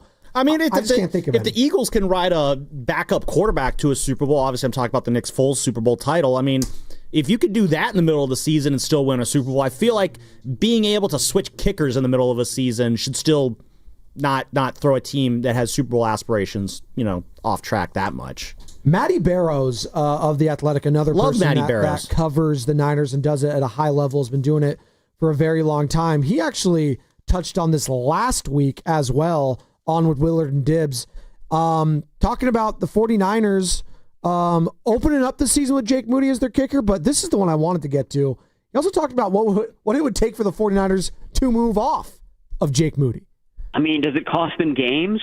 If he goes 3 for 5 in Seattle and the 49ers win by 10 points, I don't think it's gonna matter. If it comes down to a 35-yard kick at the end and the 49ers are trailing by 2 and he's wide left, I think that'll be very problematic for this team. I don't know if it's one game, I don't know if it's 2 games, but I don't think the leash is as long as the 49ers are saying it publicly. Jake Moody pissed me off.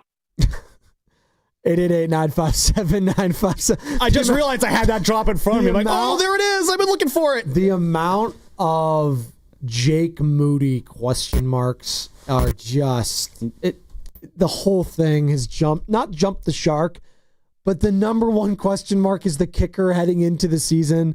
It might be the most ridiculous thing ever. It is, but it's not going anywhere. Like the Jake Moody conversation, it's not going anywhere. He can make all the kicks he wants. It doesn't matter. It just doesn't matter at this point, which sucks for the guy, man. Like, that's another part of this. He can't do anything right this year. It doesn't matter what Jake Moody does. He can have a game-winning kick in Seattle. Are we going to wrap our arms around him for what, a day, 2? And then it's whatever? He could make every single kick all year, like for the first 8 weeks. The minute he starts missing, it's done. Like, he literally has, like, you played video games, when you only have one life left and then it's game over. That's basically Jake Moody. He wasted all of his past lives. He is going into this year with one solo life. You played, like, when you play, like, the Super Mario and you only got one life left and you fall off the cliff and then Bowser laughs at you. Ho, ho, ho, ho, ho. And you gotta go start over back at Peach's Castle. Yahoo! That's basically where Jake Moody is at. He is basically playing Mario with no extra lives left. I found the example. 2017, Philadelphia Eagles. Of course. It's always the Eagles. They signed Jake Elliott, who's their current kicker still, off the Bengals practice squad after the Eagles starting kicker, Caleb Sturgis, was placed on injured reserve. And Elliott made his first NFL appearance in week 2 of the 2017 season against the Chiefs. And they end up going on the whole way. Not only did they have a new kicker in week 2, but they had a new quarterback with Nick Foles take over. And new kickers. That's pretty, pretty and incredible. That Eagles team plus 4,000 to win the Super Bowl. Niners plus 2,000 to win the Super Bowl this year. So there's a lot of precedent here. All the Niners have to do is replace their kicker and their quarterback, and they are going to win the Super Bowl this year based off that one model. You want to talk some basketball, Sammy? Oh, yeah. There's definitely some basketball stuff said, and I loved it. I loved it. Oh, my God. We can't quit Kevin Durant. The people can't quit Kevin Durant. Isaiah Thomas can't quit Kevin Durant. It'll never go away. I will never quit Kevin Durant. One of my all-time favorite Warrior legends. We are going to dive into... Future statue guy. We are going to dive into the legacy of one Kevin Durant and whether or not he saved the legacy of not only Draymond Green, Klay Thompson, but of Stephen Curry. Yeah, you heard that correctly. Wait till you hear what Isaiah Thomas had to say on the Draymond Green show, Sammy. Dare I say it, Spadoni? Is this a legacy segment that we're about to get into? It just might be. That's Sam Lubman. He's filling in for Joe Shasky this week, doing a hell of a job. I'm Joe Spadoni. That's what's coming up in the game. It's going to be brought to you by Valvoline Instant Oil Change this Labor Day weekend. Be road trip ready with Valvoline Instant Oil Change. No appointment needed. Stay in your car while they change your oil and check your tires, battery, and fluids. Before you head down the coast or over the Golden Gate, visit BayAreaOilChange.com. And Carter, Isaiah Thomas, and what he had to say about Kevin Durant saving the Warriors' legacy? What? It's up next on 95.7 The Game. Your game day headquarters is here. Splash at Thrive City in the heart of San Francisco. They've got the largest LED screen in the Bay Area, immersive sound, and a private or semi-private spaces for your crew. Host your fantasy football draft or watch every NFL and college football game in style. With craft cocktails, elevated pub fare, and ice-cold beer on tap, not to mention golf simulators, pool, and shuffleboard. Fun for the whole family. College Saturdays kick off at 8:30, NFL at 9:30. Mention Willard and Dibs or 95.7 The Game to score an exclusive game day perk. Reserve your spot now at SplashSportsBar.com. Comcast Business High Five Hotline. What's the state of your excitement? I signed my business up for the 5-year price lock guarantee, and I can't stop high-fiving people. High five! Okay, deep breath. You're in a good place. You signed your business up for 5 years of gig speed internet and advanced security, all on our ultra-reliable network. Gig speeds and advanced security? I'm so stoked! Yep, and you get it at a great rate that's locked in for 5 years. Woo! The high five is just your body's way of saying, I'm winning. So this is natural. High-fiving everyone you see in a state of business savings enthusiasm? Totally natural. Sweet! Thank you! Thank you! High five, everybody! High five! The Comcast Business 5-year price lock guarantee is back, but only for a limited time, so sign your business up today. High five! Comcast Business, powering possibilities. Ends 9/21/25 for new customers with qualifying bundle. Current customers may be eligible depending on services and area. Guaranteed rate applies to monthly service charge, excluding taxes and fees. Other restrictions apply.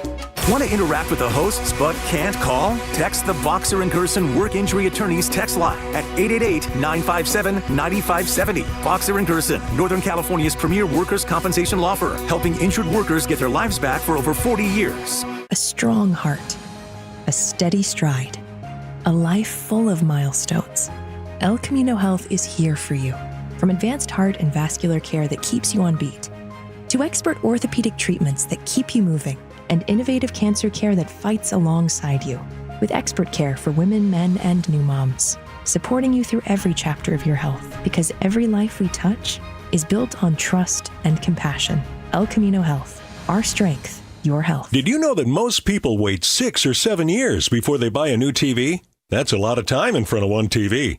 So why not get one of the best sets for the next 7 years, like one of the top-rated Samsung, LG, or Sony models? Too expensive? What if you could get up to $1,000 trade-in for your old set? Who would do a stupid deal like this? Right now, at Video Only, you can get big bucks for your old set as a trade-in and a hot price on the new models. Don't be sorry. Check out Video Only. I've used drugs from the age of 15 till 29. I had no friends. I had no family. I wanted to quit because I didn't want to die. Since I've been in recovery, I could write a novel of the good things that happened to me. I finished college. I've held great jobs. It's never too late to recover from addiction. I am living proof that recovery is possible. Get treatment. It works. To learn more, visit livingproofsf.org.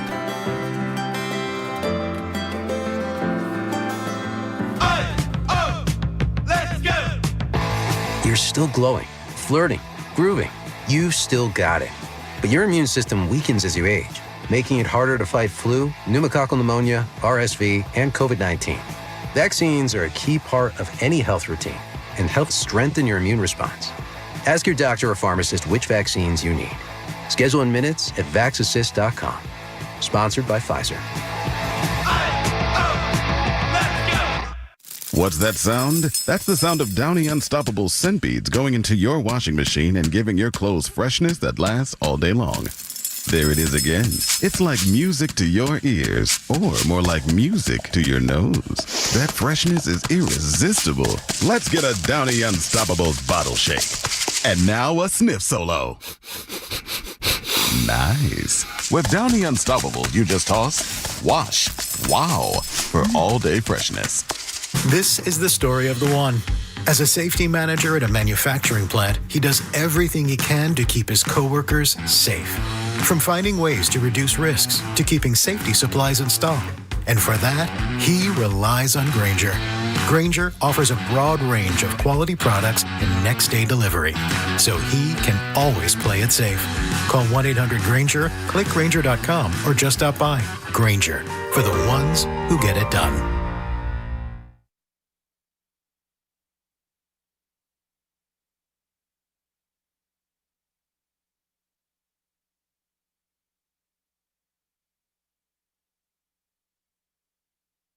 Big summer blowout. Good morning, Rose. This is the Morning Rose with Joe Saboni and Joe Swasky. We'll be right back after the break. Screw that. We got some breaking news, folks. Duh. It's breaking. We gonna hit the sounder? Hit the sounder. Hit it. 95.7 The Game. Breaking news. All right. Some wide receiver help coming to San Francisco. Veteran wide receiver Marquez Valdez-Scantling is signing with the 49ers per his agents at National Sports Agency. MVS heading to SF to be a part of the 49ers wide receiver core. What does that mean? Does that mean anything? Does that mean Jawan Jennings is not going to be here? Are they, trying to be safe and cover their bases? MVS, huh? I like this move. And then, of course, they make this move, and right after that happens, the Patriots have announced that they have released Kendrick Bourne. Kind of have to wonder, maybe the Niners waited 5 more minutes, what would have happened there? But no, I like MVS more than Kendrick Bourne there, but Kendrick Bourne obviously has been in the system before. But it's kind of interesting what that means. Does this mean that Jawan Jennings' calf injury took a turn for the worst? Are the Niners maybe feeling like that he will not be on the roster for week 1, maybe other games after that, 1 or more games? Are they getting ready to trade Jawan Jennings? Or is this simply a case of you look at where the receiver depth is right now with Jawan on the field and you're like, you know what?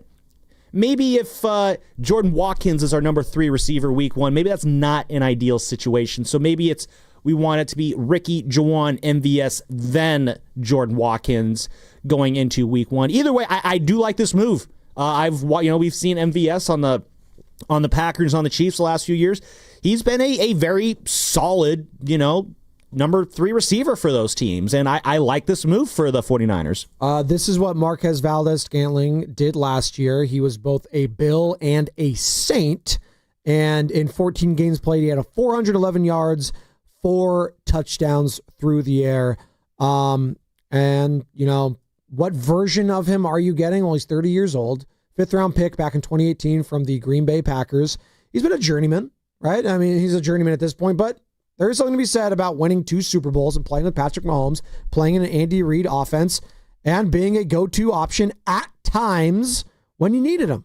So you can have all the depth you want. The fact of the matter is, I still feel better with Jawan Jennings if he was there week 1, but again, absolutely. It's a depth piece. I'm not mad. Would you rather, basically it comes down to this. Would you rather have MVS or Tariq Owens, Russell Gage, Robbie Chosen? I mentioned Jordan Watkins in there Jordan as well. Watkins, exactly. And he made the roster. Exactly. And he's a 5th, 4th round pick, whatever he was. We'll see what you get with Jordan Watkins. You can't have too many bodies. If it's a 1-year deal for, $1 million, a couple million, whatever it is, sure, fine. Mm-hmm. That being said, would you rather spend a couple more million to bring in Amari Cooper? Is that the same? Are you kind of looking at the same? I don't. Well, that's what's kind of interesting there, because again, we talked with Baldy yesterday, and he basically kind of insinuated that Amari Cooper might not have a whole lot left in the tank, and maybe that's why the 49ers weren't willing to pay the price tag for him. But what was interesting, we just had Jennifer Lee Chan on, and she was mentioning that at this point in the year, though, it is very difficult to plug a new wide receiver into the Kyle Shanahan offense just because of how complex this offense could be. And then, an hour later, the Niners do add another body here, but it's a big body. He's 6'4", 206 pounds. I like really tall receivers, those guys who can just go up and get those high balls there, which the Niners outside of Jawan Jennings don't really have. I mean, Ricky Pearsall's 6'1", Brandon Ayuk, I believe, is 5'11". Yeah. You need at least one of those dudes who can just kind of go up and just straight up moss guys and grab those balls over the defenders. He does add that ability here. He's got some good field stretching ability here. I'm pulling up some of his stats, and he's got a career 17.4 yards per catch. So he has been able to get those deep balls. He's been able to stretch the field in that way.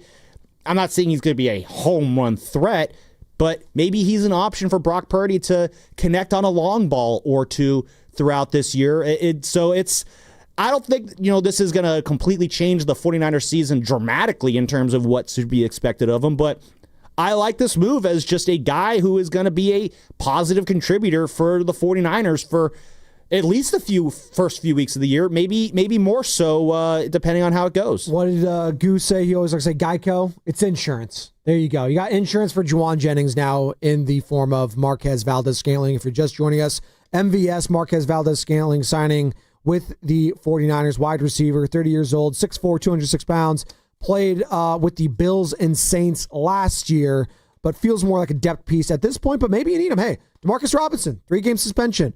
Calf injury for Jawan Jennings. He can get some action early on here against Seattle. Get him in there, get him facilitated. We'll see what goes, what comes to fruition with Jawan Jennings. But again, I don't know what version of Jawan we're getting in week 1 if the calf is truly a problem. And a guy that you mentioned that was also released from the Patriots, a guy that spent some time here in San Francisco, Kendrick Bourne. But you made a good point there, Sammy, and why I think that this is probably the better fit than Kendrick Bourne right now, although Kendrick Bourne had 4 seasons under his belt in San Francisco, is the size. Size matters. And, Ricky Pearsall, he's not a big guy. He's 6'1". I think he's listed as maybe 6'2", but even then, he kind of looks like 6 feet, quite frankly. He's not a big guy. He can be fast. He's quick. He can get in and inside of his routes. He's an elite route runner. That's his skill set. Similar to Kendrick Bourne. He's not a big guy. 6'1". Not going to high point the football. Not going to be that dude. Marquez Valdes-Scantling, he can burn you. He can moss you. He can do these things. Now, can he do it consistently? No. That's why he's been probably not. That's what he's bouncing around for. Hey, when he got Patrick Mahomes, and that's why it worked in Kansas City those years, because what does Patrick Mahomes do best?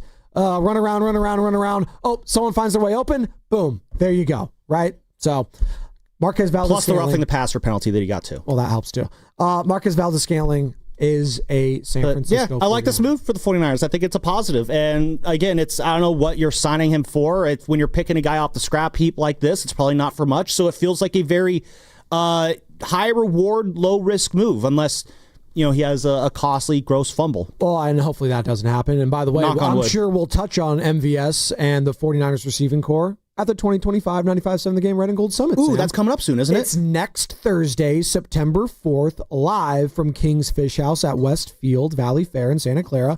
Willard and Dibs will be live from 2 to 4, and then the summit officially begins from 4 to 6 with all the hosts, myself, Shasky, Steiny Guru, Willard and Dibs. Come on out, hang with us. It's a great vibe to get the football season started with a bang. Again, September 4th, King's Fish House, Westfield Valley Fair in Santa Clara. Experience the ultimate in shopping, dining, and entertainment at Westfield Valley Fair. Your game day destination. Catch all the games this season at King's Fish House, the go-to spot for fans. Speaking of the wide receiver core, Brian Baldinger, who joined us yesterday, Sammy, talked about Brock Purdy having to make up this receiving core and having to elevate said receiving core, not the other way around. Look, you lose Ayuk to start the season, then during the season, and all the stuff you're talking about. McCaffrey is out, had 50 carries last year. Ultimately, the quarterback has to make the receiving core. If you go back and you look at Drew Brees, he threw touchdown passes to over 70 different receivers. So Tom Brady. Now, that's over an extended period of time. But there's names that you will never even remember that Drew Brees threw winning touchdown passes to. So whoever's playing wide receiver for the 49ers, it's up to the quarterback to get him the ball and to make him, part of, whether it's Jawan Jennings or Pearsall, whoever it might be. Like, it's up to the quarterback to be able to put the ball in the right spot. The quarterback makes the receiving core, DeMarcus Robinson, whoever it might be. The quarterback makes the receiving core. It's not the other way around. And so it's up to Brock to be able to locate the open receiver, throw a guy open, thread the needle, in a certain coverage in order to get the ball to the receiver. Again, as we hear Baldy talk there, and again, can Brock make more out of MVS? That'll be interesting to see this year. I'm going to do my Brian Windhorst finger pointing again because things are percolating. There's that buzz again. Buzzword. As you said Stephen A. and the airways. Exactly. Like, no, I said don't do that. I said the forbidden word, and the microphone went, nope, can't do that. But as I mentioned, Kendrick Bourne did hit the market just a couple minutes ago as we were coming back. And already Matt Mayoko, 49ers insider with NBC Sports, shares that title with Jennifer Lee Chan. 49ers have, quote, high interest, close quote, in bringing back wide receiver Kendrick Bourne, sources say, after his release from the Patriots. So, an hour ago.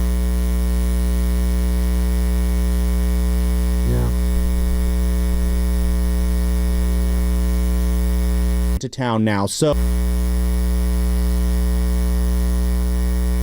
certainly is. Speaking of more wide receiver news, so if you're just joining us, Marquez Valdez-Scantling joining the 49ers. We don't know the length of the deal, how long it is, 1 year, the million. We know he's joining the 49ers. That's what we know. We also know that Kendrick Bourne, there is interest there, as Kendrick Bourne has been released from the New England Patriots. Obviously spent 4 seasons here in San Francisco, started his career in San Francisco. Kendrick Bourne, there is some interest there, as, again, we are awaiting Jawan Jennings. What's going on there? The hold in, the calf, you don't know. It's really Ricky Piersall, and what else do you got? So MVS, Kendrick Bourne, come on down if we can get him. Why not? Need all the healthy bodies and legitimate veteran bodies that you can get, because they're not super long in the tooth. They're both 30. As I mentioned, Kendrick Bourne, not the big back, not the big 6'4", 6'5" guy like Marquez Valdez-Scantling is, but knows the offense and the familiarity and is a willing blocker, as you remember, Sam. So we'll get more into that as well. And Baldy, not only did he talk about the receiving core yesterday, he talked about if it's a good thing if George Kittle is your number one receiver. We know he's the tight end, and Kittle's the mismatch a lot of times in some of these matchups. Baldy talking about if Kittle is indeed the number one on this team. I don't think there's anything wrong with that. I mean, Travis Kelce was that guy, for a long time. Evan Ingram was 1 year in Jacksonville. I mean, you can see it. You can move tight ends around and put them in position to be the number one. You could call plays where the tight end's the number one option.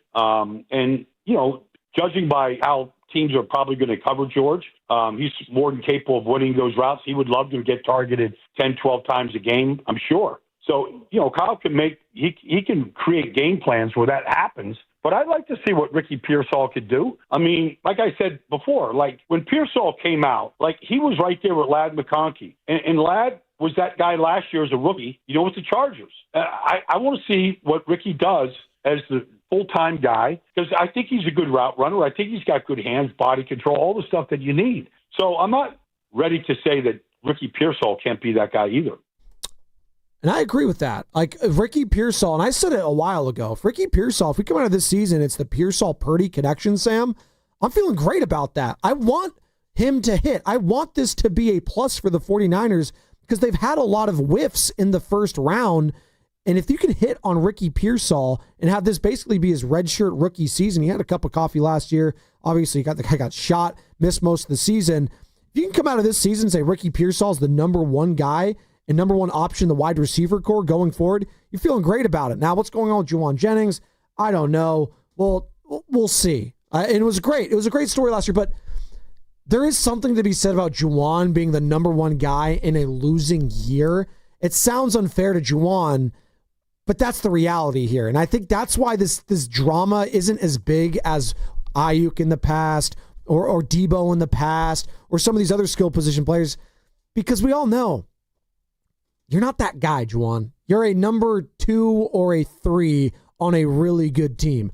And if the 49ers want to be a really good team next year, Jawan Jennings can't be the number one option. That much I do know. No, I think that's become very clear, and I think it's not going to be the case this year, whether he's on the team or not, because you do have options in one Ricky Piersall, in one George Kittle. So no, I would be shocked if Jawan Jennings is at any point this year the number one wide receiver on this team. And I kind of wonder with these moves now, MVS in the building, Kendrick Bourne, is he knocking on the door here? Are the Niners trying to send a message to Jawan Jennings, just being like, hey, man, if you're not going to show up and play ball with us, there's plenty of guys out there that are very much willing to show up and play ball for us. So, we'll move on if you're not willing to sign this contract and get on the field. Again, I'm going to play the sound. It was really good stuff. Really good interview yesterday. Willard and Dibs, Charles Davis, obviously NFL broadcaster for CBS, talking about Shanahan's belief that he can make any wide receiver in his offense work. In my mind, Kyle Shanahan always believes he can find someone else. He always believes he can find another player to do and scheme for and create. He always believes that whoever he steps in and puts out on the field, he'll find a way to make them better that day. And the truth of the matter is his track record says he can and has. That's what it comes down to. Very few people are we going to talk about, I think, can scheme and call a game the way Kyle Shanahan can. I mean, there are times people in this league, right? Let's face it, guys. You know what it's like when we talk about people coming out of college, right? Quarterbacks who have to throw with better anticipation. How many times have we relayed the same story? Every one of us as broadcasters, when the quarterback gets to training camp in the NFL after being in college and doesn't throw the football, and the coach goes, son, why don't you throw the ball? Coach, he wasn't really open. Son, in this league, that is open. You got to find a way to put it in there, right? Because defensive backs are better, quicker, the windows are tighter, et cetera, et cetera. My point is, how many times have you watched a 49ers game and guys are wide open, like clearly, yard, no one around? That scheme is awfully effective, and that's why I think, if you're Kyle Shanahan, you're like, okay, I don't have everybody I want, but I'll find a way to make what I have better. And he needs to be better. We referenced it. The scoring offense for the 49ers last year was mid. It was middle of the pack, 22.9 points per game. Is not good enough for this team. Especially when you have a guy with the offensive pedigree of one Kyle Shanahan. Well, that's the whole point. I expect top 10 at the very least offensive production from Kyle Shanahan. If we all want to dub him the boy genius, and he's great, and listen, I love Shanahan. If this guy was on the market, most teams, and we did the exercise with Shasky the other week, most teams would go after this guy to go start their franchise with. I believe that. We were doing the Harbaugh v. Shanahan exercise. You can't go wrong with either of them. I believe Shanahan is an elite offensive mind still. The league has not caught up to him or passed him by. That being said, I'm very curious to see how this thing shakes out specifically in the red zone. You can give me all the yards per game, Sam. And by the way, if you just went yards per game last year, they were top 5. 376.3 yards per game. But that wasn't the problem. It was getting the ball between the sticks, between the end zone. You need to score there. I can't say it enough. As football season is approaching, there is nothing more frustrating to watch as a fan than getting and knocking on the door time in and time out in the red zone and settling for field goals. It's exhausting. And you would hope with the additions now of Christian McCaffrey, and it's not really an addition, but basically you're getting him back. You didn't have him last year. You got Christian McCaffrey. You got Brian Robinson. And now we'll see with MVS if he's going to be, a guy that, again, if you get that shortened part of the field, I am going to be looking at MVS if he has, some snaps here or there in the red zone. That's a guy you can throw it up to. 50-50 ball. He can jump up and get it. It's nice to have guys. Yep. You have George Kittle for that, but it's nice to have other pieces around him, and that's what Jawan Jennings obviously did last year as well. Yeah, and now again you got better pieces around him. So yeah, again, it's all this to say again, we're reacting to the news that Marquez Valdes-Scantling signed by the 49ers. This news broke about 15-ish minutes ago, and then also keeping an eye on the Kendrick Bourne situation. What will happen there? Because again, I just think back to how what Jennifer Lee Chan said. It's difficult to plug receivers into this system. Kyle Shanahan, again, he probably believes that he can make it work with Marquez Valdes-Scantling, but there is familiarity there with Kendrick Bourne in this system. So I like him kind of being the next guy to potentially be signed by the 49ers here as they pick through the scrap heap of all these players who have been cut over the last few days. And by the way, Albert Breer, your boy, he's giving us a lot of content. He's giving us a lot of Sports Illustrated. Need him to answer my calls. Senior NFL insider.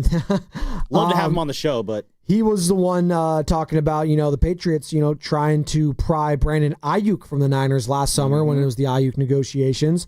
But San Francisco, who they want in return, they wanted Kendrick Bourne to come back in those deals. So just something there, and obviously Kendrick Bourne, there's some interest there potentially from the Niners' perspective. How much on Kendrick Bourne's? We shall see. We got Oreo Cookie in Oakland, though, that wants to join the conversation. Oreo, good morning. What you got, brother? What up, what up? Hey, man, I just want to give a shout-out real quick to Sam. Sam, you're doing a great job, man. Long hair, don't care. Thank you, Oreo. Doing great, man. But as far as Jawan Jennings goes, hey, dude, you better get your butt out on that field. You better strap him up, lace him up, get up out there, man, because you about to lose your job. You remember, you were number 3. Best case scenario, you were maybe number 2. I love this signing. I love the fact that we were able to sign other wide receivers. The only thing that I think that kind of gets me a little bit is, if I'm right, Scandling is a speedster. I believe he takes the top off of the field. So with that being said, I'm hoping that we actually do take those shots down the field and don't use him just as a decoy. I want to take those deep shots, and I'm ready to go. Jawan, get your butt out there, boy. There he is. That's Oreo Cookie. And it's funny how a day it shifts, right? Because Marquez Valdes-Scantling and potentially Kendrick Bourne, so 2 veteran wide receivers coming in. Is that leverage now gone for Jawan? Is it Jagon? This was Charles Davis yesterday. I love Jagon. Thank you. Again, I referenced Charles Davis. He was talking just yesterday, less than 24 hours ago. Jawan Jennings, he had all the leverage. Right now, you'd have to say things have tipped to his advantage because of everything that's going on at the position. People hurt, nothing solidified, what's happening there. It works for him because of that. The Super Bowl appearance does not hurt one bit. That lingers in the minds of the public and people who like the team. The other part of it is he is so darn reliable for a quarterback. You can go there and get completions, even though you say to yourself, I'm not sure how we do that.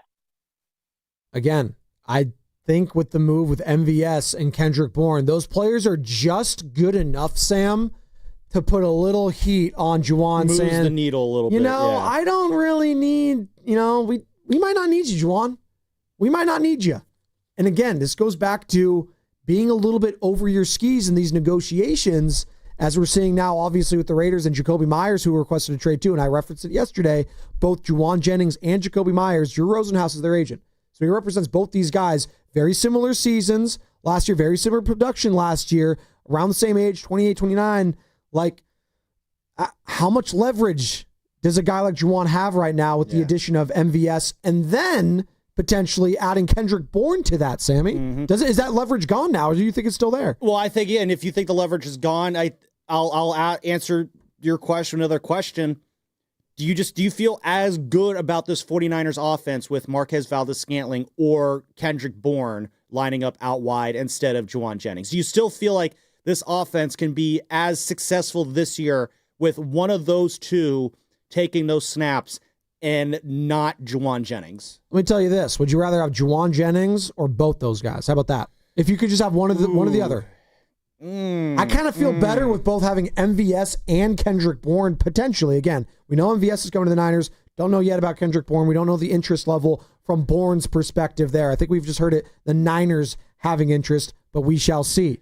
Honestly, if you phrase it like that, that makes me kind of want to say I'd rather have Jawan.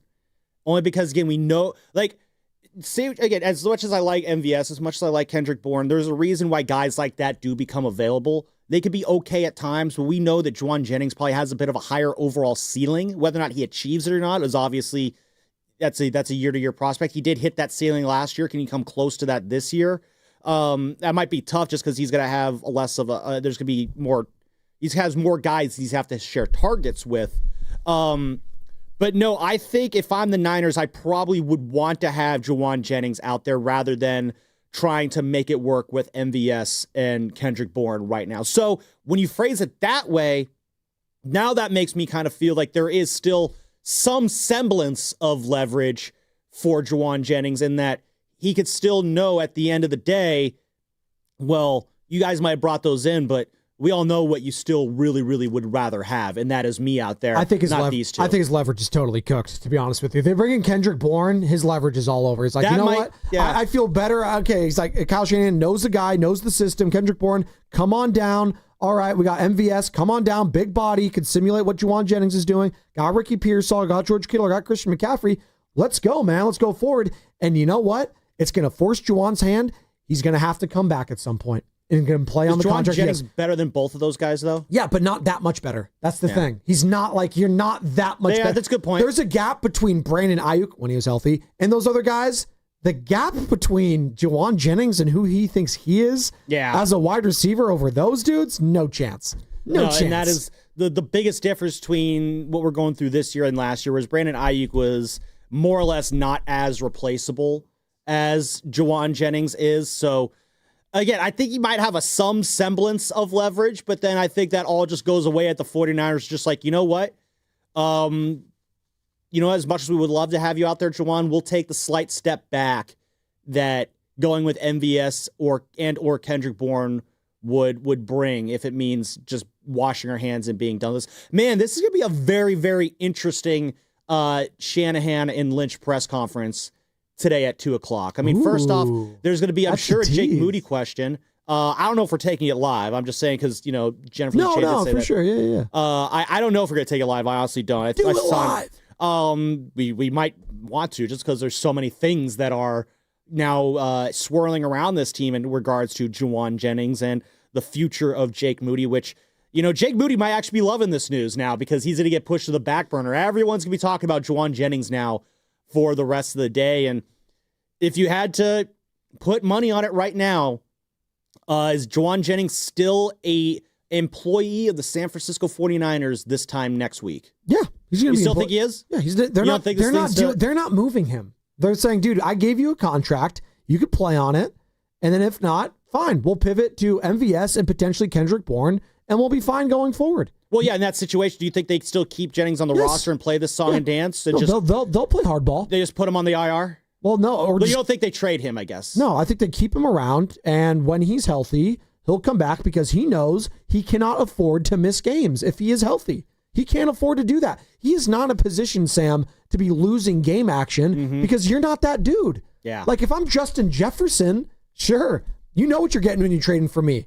Like, can Jawan Jennings replicate the season he just had? There's probably a lot of guys out there that could give the kind of production to their teams that Jawan Jennings could give to the, Yes. So the MVS and potential of Kendrick Bourne, adding those two players puts a tremendous amount of heat on Jawan Jennings, and I don't think he has any leverage if that does happen. Well, that is why I'm going to be very interested to see what is said at this press conference today, because if this is the week where, as Jennifer Lee Chan said, that Kyle and John start showing their frustration with this is that time of year where it's like, all right, preseason's over, it's time to get down to business. Niners are already, in a sense, showing that frustration. Like, during the Deebo Samuel holdout, obviously there's no one you could have brought in to replace Deebo Samuel, but I don't recall any talk being had of bringing someone in at the end of the preseason here as a way to be like, hey, if you don't show up, we got him. Again, tougher with Deebo, tougher with Nick Bosa. There were really no options there. You go out and trade. They never really tried to attempt that with Brandon Ayuk. Again, I don't know what options they could have done there, but this is the first time where they're applying pressure on multiple fronts here, with signing one player and being very, very interested in another player. And that's before they've even stepped to the mic. So I think the amount of pressure that's going to be put on Jawan Jennings to, sign the dotted line and show up to practice tomorrow and start actually, being a part of this team, that is going to get ignited big time in just 4 hours and 16 minutes.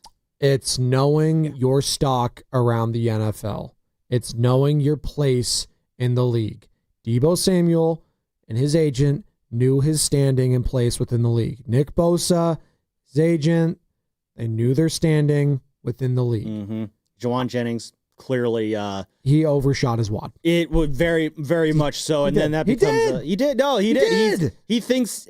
We've said not that guy. I've said it a couple You times. have to say it like that. Yes, I have to say it like that. Yes, we have to say it in the most gross way possible. It's the morning roast. That's what we do here. It's the morning gross. That's what it is. I like that. That's pretty good. That's pretty good. Yeah, man. You talk about just getting bad advice. Who got worse advice from their agent this summer?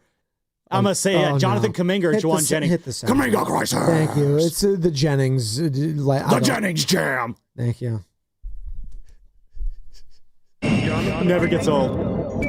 It really is your Mona Lisa. It really is. That might be the greatest soundbite in the history of 95 It's up there, Spinoni Circle of Trust. It's up there. We'll do a Circle of Trust this week. We got it. Yeah, we'll do it tomorrow. We got to. I trust that we'll do that. Yeah, big trust. Woo, woo. Speaking of trust, do you trust the 49ers in some of the cuts that they made down? We had Jennifer Lee Chan joining us at 7:30 earlier in the show. If you missed any of that, find it on YouTube or on the free Odyssey app. JLC talking about any surprises from yesterday's cutdown day. I was a little bit surprised. Drew Moss versus Nick Zicam. That was one that I was not expecting. Nick Zicam's kind of been in there as the guard, but we saw Connor Colby kind of take over that backup guard role. I think he leapfrogged him during the last couple of weeks. I think everybody's kind of training camp darling was Sebastian Valdez. Everybody really liked the Hulk, and he was released. If he clears waivers, I would think they would want him back along with Tariq Owens. Now the young guys have to clear waivers. So there's a lot of guys I think they want to have back. I think veteran-wise, the punter, Thomas Morstead, they released him because they're going to bring him back. I think it's just a little roster manipulation there. I think Jacob Cowing's going to go on IR. So that'll be one where they lose a spot there and then can bring Thomas Morstead back. Maybe some of those wide receiver veterans again, just like I said, Russell Gage is a guy that has done a lot of good stuff. Robbie Chosen, they're going to need to bring some of those veteran wide receivers back because, if you look at the wide receivers that are out there, Kyle Shanahan's offense, it's just tough for a wide receiver to come in and immediately be a plug and play unless he's been in the system before. So I don't think they go after another guy, like everybody was wanting Amari Cooper at the time, but he's not going to be a guy that's going to be able to step in immediately. He doesn't know the system. He doesn't know everything that needs to be done. And it's hard for a guy to come in off the street and be effective in Kyle Shanahan's system right away. And there you go. Marquez Valdez-Scantling is now going to be a part of that. But a guy that is familiar with the system, there could be potential interest on both sides, would be Kendrick Bourne, wide receiver who just got cut from the New England Patriots. Was there anyone that was cut yesterday? They were just like, oh, wow, I actually thought that guy would make the roster. Because for me, the closest I would say that is maybe Jeff Wilson Jr., but even that one where it's just like, you know what, yeah. Once they brought in Brian Robinson. Yeah, it kind of, they know they were going to stick with Garendo. There really weren't anyone who was just like, oh, man, that guy. I know Sebastian Valdez, but I feel like a lot of the casual Niner fans out there probably didn't know that name, maybe. Yeah, Curtis Robinson, the linebacking core's been a little iffy, but they like Nick Martin. They like some of these other players. The D Winners, obviously. Russell Gage, Burgeon. Yeah, Burgeon was an interesting one. It's an interesting one because he was doing well, but again, it's what have you done for me lately when it comes to the return game? Do you think they just feel better? Who handles returns then at this point? Is it Sky Moore or is it... It better not be Sky Moore. Guy can't catch. Yeah, the fact that I understood that. What's to be the role then with Sky Moore then? End arounds. I guess that's it. Just blocking the Debo jet sweep role. That's it. Maybe that Baldy said that no one is capable of replicating. Well, I'll say this. Ricky Pearsall. It's the first round. I hear you. People are probably like, don't put him in that position. Yeah, he can do it. I don't know if I love him doing it. He can. If you bring in Kendrick Bourne. Maybe. What do you got, Carter? Just to clarify, Junior Burgeon has been signed to the practice squad, according to Mike Garafolo. As of 10 minutes so he'll ago. be around. 10 minutes ago, so that's the latest. So he was waived, not released, so he could be back. Great news, Carter. Does that lead us to Fast Five? Does that? It Maybe. Could be. It could. It's possible. Yeah, sure. It's time for the Xfinity Fast Five. Your last chance to get in on the morning roast. Brought to you by Xfinity. Supercharge your home with supersonic Wi-Fi. Unbeatable internet. Only from Xfinity. All right. Time for our final thoughts of the show. We had a lot that last one. We didn't even get to the one we teased. I know. We really, Marquez Valdez-Scantling blew up our fun Kevin Durant conversation. That's okay. That's good. It was good news, and the news is going to continue with Steiny and Goo coming up next because I'm sure they're going to be talking about the leverage, or is there any leverage remaining for Jawan Jennings if they bring in Marquez Valdez-Scantling, which they did, and then double down to bring in Kendrick Bourne? It's a leverage show. I think he might be cooked. I think he might have to come back. It sucks for Jawan, who's trying to get his bag, but not for the Niners. This could have worked out better if they get Kendrick Bourne, quite frankly. A guy that's familiar with the system, who still has some good ball probably left in him. He's 30 years old. It's not like he's 35, 36. We'll see, Sammy. We shall see. We stop what? Anyway, my final thought. He's not Justin Jefferson. I'm not saying that. You have Ricky Pearsall and George Kittle. He could be a 3, a 2, 4, whatever you need him to be, okay? Relax. Jawan Jennings ain't that dude. He was the number 1 on a bad football team. Let's relax. acting like he's freaking prime TO. Sorry, Kendrick Sam. Bourne has 2 skillet hands. He was born to run. Exactly. I'm not saying he's supposed to be. He's not the end all be all. Jawan Jennings had 1 good year and we're acting like he's the gift of God. Let's relax. Sorry, Final Sam. thoughts. Yes. Anyway, shout out to Justin Verlander. Not only got his first home win at Oracle Park last night, but he also, for the second time, passed Walter Johnson on the all-time strikeouts list. I say for the second time because the first time he did it, when he got career strikeout 35-10, that passed Walter Johnson, the great longtime Washington Senators pitcher from yesteryear, for 9th on the all-time list, according to Baseball Reference. But according to Elias Sports Bureau, which is the official statistician of Major League Baseball, Walter Johnson actually had 3,515 strikeouts. So there's a 6 strikeout discrepancy there. So as a result, Justin Verlander, who got above that last night with his 5 strikeouts, now officially ahead of Walter Johnson for 9th on the all-time strikeouts list. Had to do it twice, still felt just as nice. Shout out to you, JV. There you go. Justin Verlander getting his first home win August 27th.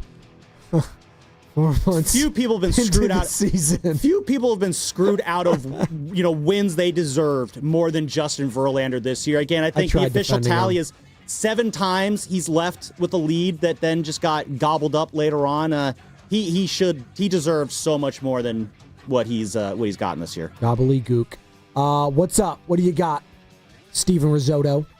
Well, the number 1 first base prospect in all of baseball hit his 22nd homer of the year last night, and that is Bryce Eldridge, his 8th home run this month for AAA Sacramento, 431 feet, 106.2 miles an hour off the bat. And if all goes right, maybe we'll see him debut opening day against the Yankees at Oracle Park. That's the big one I saw, right? The Yankees, Giants, Oracle Park. Aaron Judge going to be hitting a home run off Logan Webb. Again. Giants, by the way, open the year and then close the season, both at home. Very rare that happens. Oh, look at that. Love seeing that happen. Risotto, you pumped up Dave Fleming tomorrow. You got your impression down? I do. Right into it. That was brutal. I'm not feeling good about this, actually. Maybe we got to... That was not a good one. It's okay. You got time. You got 24 hours. You kind of threw him on the spot there. Not really fair. That's the He's point. got to get into character first, Badoni. He's got to get thrown onto the spot because I might do it at the start of the interview with Dave Fleming tomorrow, at the end of the interview, in the middle. You got to be ready with these fastballs. Well, you're warning him now. You didn't warn him then. Well, now he's getting the warning. All right? There you go. And I'm warning Carter. This final thought better be good. Yeah, my final thought of the day is going on the Junior Burgeon thing. It's just, I'm really not clear as to why the fan base and the insiders have so much faith in Jacob Cowing on the 49ers. We just haven't seen anything. And I'm just curious. He's been injured a ton in the short time he's been here. I'm just curious, where is this faith coming from? Because now potentially you're looking at him as the punt returner. I mean, I don't think that they can possibly put Pierol out there. They don't have the wide receiver depth to do so. So that's just my question, I guess. Open question to 49er Nation and to all the insiders down there in Santa Clara. Because he's got speed, Carter. Speed. But now he doesn't have any hamstrings. No, he's not lightning quick. He's fast. Does he have those skillet hands? No, his hands are a lot better than Kendrick Bourne's. I just love that term, skillet hands. 2 frying pans on his hands. My final thought is... Shout out the Valkyries, baby. Look at this. Whoa, what is that? Look at What is that? Spadoni. I'm going to describe what I'm seeing for those listening on the auditory version of the show, but you are holding up a custom Valkyries jersey, number 7, Spadoni. Wow, that is a really cool black jersey with the purple number 7, the purple Spadoni underneath. He's turning around. There's the logo right there. Oh, that is a glorious jersey. I am so excited. Matt Nahigian said he's getting those jerseys for the producers, too. That is a fact that you can absolutely trust that I'm saying right now, and definitely not trying to speak it into existence. No chance that's happening. I can see his office right now. He's placing the order right now. And apparently Guru's wearing his no shirt underneath, showing off the guns, and that was Fast 5, brought to you by Xfinity. Introducing the 5-year price guarantee, one consistent internet price for the next 5 years. Guaranteed. And I guarantee you, Steiny and Guru are next, and it's going to be brought to you by Fremont Bank, here for you, here for good. Ladies and gentlemen, it is the 2025 Red and Gold Summit, and it is happening on Thursday, September 4th, live from King's Fish House at Westfield Valley Fair in Santa Clara. Me and Dibs will be live from 2 to 4, and then the Summit from 4 to 6. So Steiny and Goo and Shasky and Spadoni are all going to be there, and we invite you to come over for the hang. Are we really doing this? Step up to the plate and save lives with Stamford Blood Center. Donate blood during August and score a free limited edition Stamford Blood Center and San Francisco Giants co-branded jersey, and only available for a short time. This exclusive jersey is our way of saying thank you for being a hero. Every blood donation can help save up to 3 lives, making a real difference in your community. Supplies are limited, so don't wait. Visit StanfordBloodCenter.org to schedule your donation. Change is always happening. It's part of life. And when it comes to music, change is all around us. Songs are rewritten. Classics are remixed. Bands and artists come and go. Even our taste in music changes. Here at Xfinity, we know there's still good in keeping some things the same. That's why we want to do our part with a 5-year price guarantee on our internet. It means no matter what changes, you get 5 years of the most reliable Wi-Fi with our best equipment included for a price that stays exactly the same. Surprised? Life is full of them. One internet price, 5 years, guaranteed. Learn more at xfinity.com/deals. Restrictions apply. New residential customers only. Taxes and fees extra and subject to change. Most reliable Wi-Fi based on OpenSignal Awards USA. Fixed Broadband Experience Report, August 2024. When you own your own business, you own every decision. Catch the red eye or take the 6 a.m. Make a new hire or promote internally. Celebrate a win with the toast at the gate or unwind at the lounge. Big props to this team. Some decisions are a win-win. Like earning 8 times points on Chase Travel. Introducing Chase Sapphire Reserve for Business. With $2,500 in annual value, it's the business card that gives back all you put in. Visit chase.com/reserve business to learn more. Cards issued by JPMorgan Chase Bank and a member of FDIC, subject to credit approval. Terms apply. Come into Friedman's Appliance in Pleasant Hill and see an amazing selection of Sub-Zero, Wolf, and Cove appliances live and on display in one of the largest living kitchens in the country. And save with Full Suite Savings Event. With qualifying purchase, get 3 additional years of protection or qualify for a $1,000 rebate. For the largest selection of Sub-Zero, Wolf, and Cove appliances, visit the Living Kitchen at Friedman's Appliance in Pleasant Hill or at friedmansappliance.com. For all contest rules, go to 957thegame.com/rules. When back to the office means back in traffic. Vehicle that smacked into the guardrail. Turn to the traffic leader, KCBS. But word of a crash there. Act fast. Get your new Honda Prologue before the $7,500 federal EV tax credit expires September 30th. Brought to you by your Northern California Honda dealers. Jack here. My bonus Jack combo starting at $4.49 comes with fries, a drink, and a burger with 1, 2, or 3 patties. It's a meal that'll actually make you happy.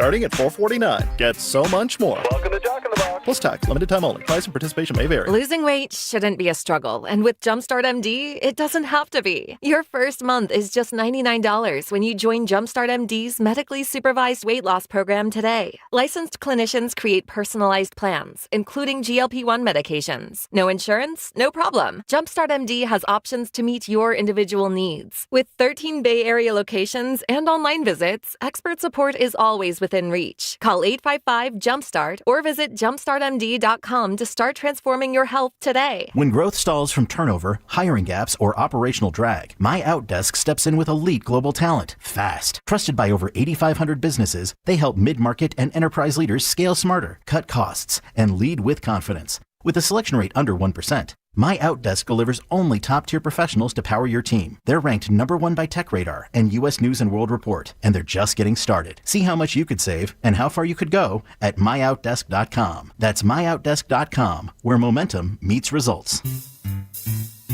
Don't waste time trying to get rid of your old or broken car. Cars for Kids is the easiest and fastest way to donate your car and get a tax deduction. Go to carsforkids.org today. That's cars with a K. I'm Kristen Press. And I'm Tobin Heath. We're World Cup winners, Olympians, and the hosts of The Recap Show. Every week, we sit down with the icons, disruptors, and game changers on the field and beyond it to talk victories, heartbreaks, and everything in between. We've built a space where athletes, changemakers, and people creating the future of women's sports can show up and show off as their full, unapologetic selves. Follow and listen to The Recap Show wherever you get your podcasts. There's nothing like when you get that part from eBay and it just fits. Yeah, the first time. So you can do less of this and get right back to more of this. At eBay, you'll find all the parts you need, guaranteed to fit, at prices you'll love. Sounds good, doesn't it?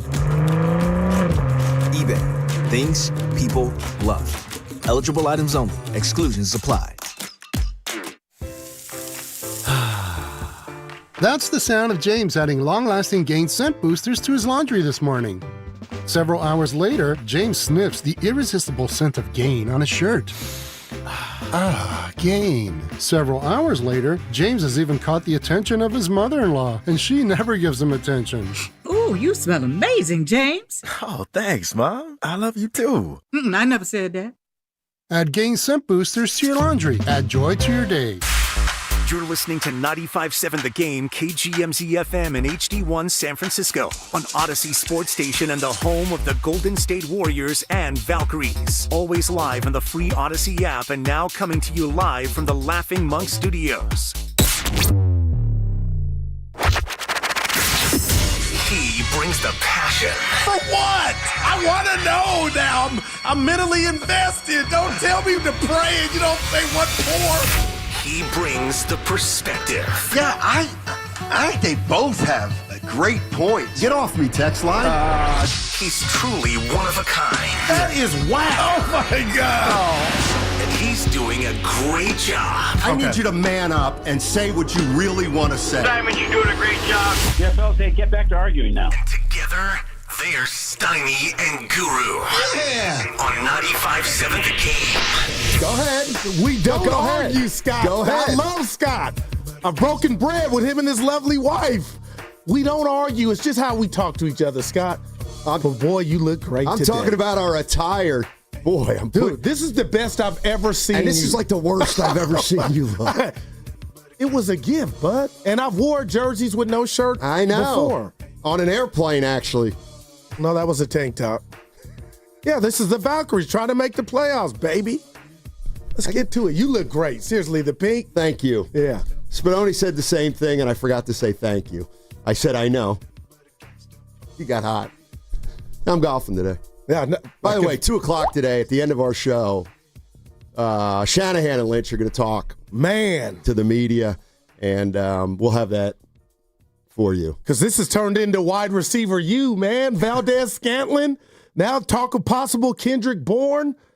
That does not bode well for what I thought was a layup for one Jawan Jennings, Donnie. Layup? I thought, he had the leverage. Yeah. Now they got the beverage.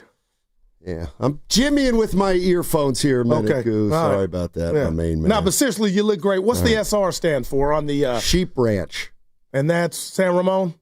No, it's a golf shirt in golf course in Oregon. Okay, gotcha. So, I gotcha. So it's new. Yeah, so the 49ers get down to 53 yesterday. Shanahan and Lynch will talk today at 2. I think the big issue, obviously, is Jawan Jennings.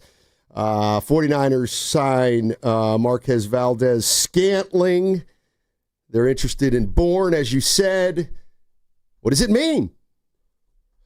That just from my vantage point, I want him on the team. I think he's better than Valdez-Scantling, who only played 8 games last year for the Saints. Steiny, 2 years older, if you're into that. But the bottom line is you got familiarity with one Jawan Jennings, and I just don't see them kind of just kicking him to the curb.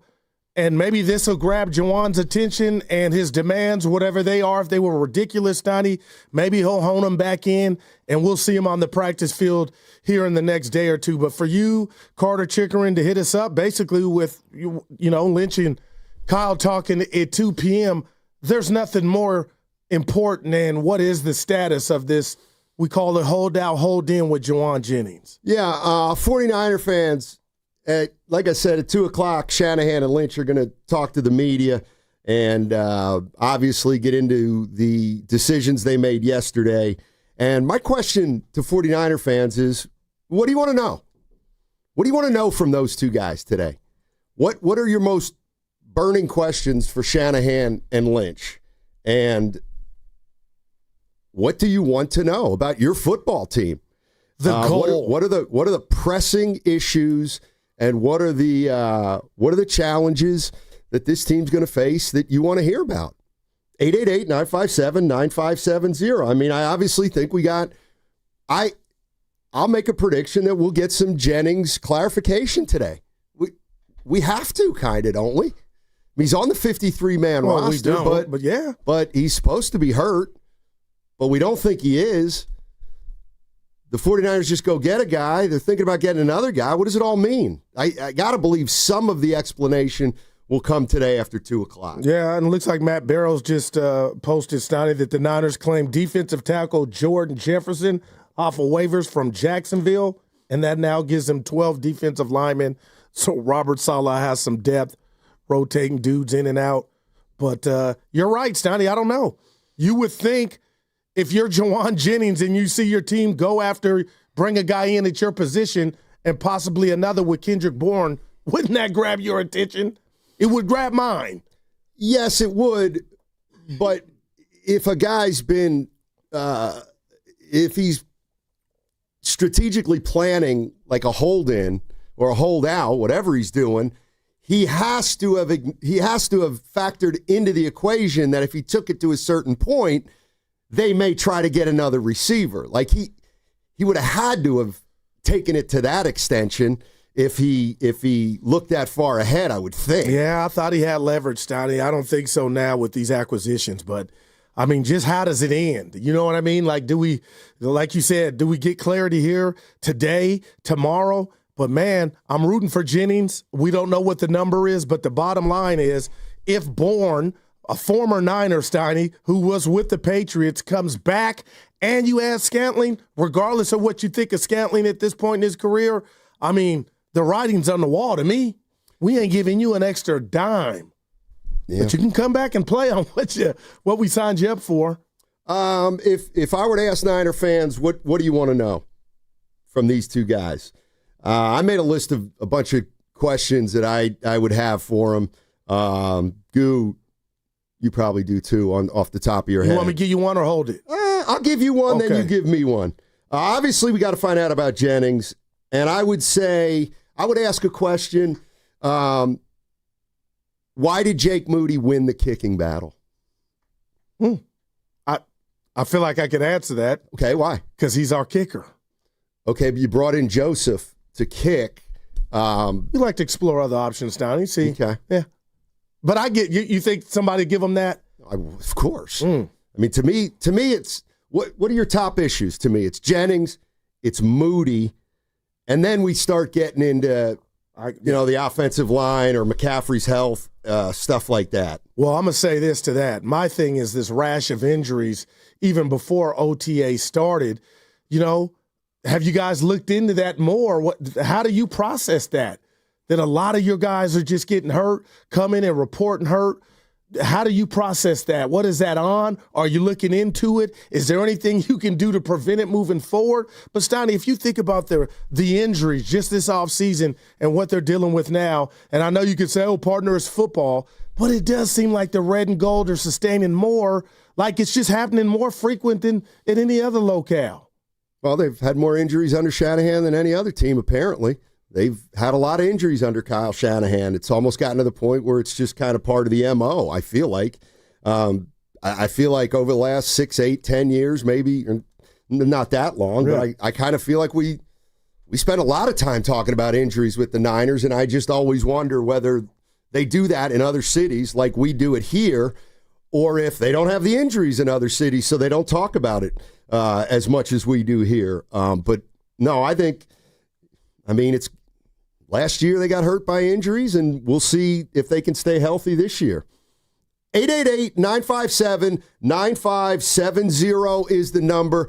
Shanahan and Lynch talking today. They cut down to 53 yesterday. Anything surprise you about yesterday? Anything that infuriated you about yesterday? You have a strong feeling on what we should do with Jawan Jennings? I'll give you my prediction on the other side, but I think if you read the tea leaves, you might be starting to sense that they may not give in to Jawan Jennings. But also, we'll see. We'll see. Secondly, we got we'll talk a little Giants at some point today. 3 in a row? But yeah, that's not the news. The news is Buster Posey talked to the SF Standard's John Shea, and he addressed the Giants' collapse, essentially. He talked about the Melvin situation, which we can get into, and where the team goes from here. So we can talk a little bit of Posey. We'll talk a lot of Niners. The number's 888-957-9570, and then you can weigh in on how Goo's looking today with the guns out. What about you? I don't have my guns out. Well, I mean, I don't have my water pistol. I don't have my water pistols out. I love you, man. Can you make a muscle? Woo! No, you didn't have to play that. I just did it for the camera. We might do that once a segment. I think it's funny. Whatever you do, don't read the fourth text down on the Boxer and Gerson work injury attorneys text. I got it up. I'm running. Don't read the fourth one down. Okay, I'm running. All right, 888-957-9570 is the number. That segment was brought to you by Frontier Ford. Mach-E lease specials are on, and Tesla owners score even more at Frontier Ford. Lease a 2025 Mach-E Select for just $239 a month plus tax. $1,999 at signing, and save even more with your Tesla. Offer ends September 2nd at Frontier Ford in Santa Clara.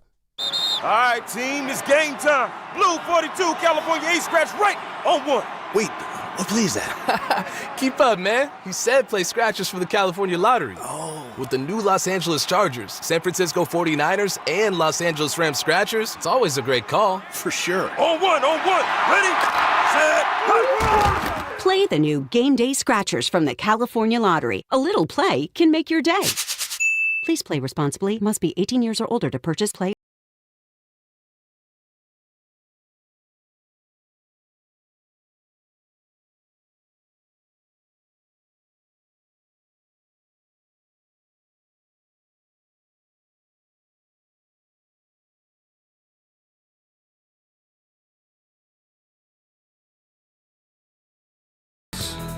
Broken coffee maker?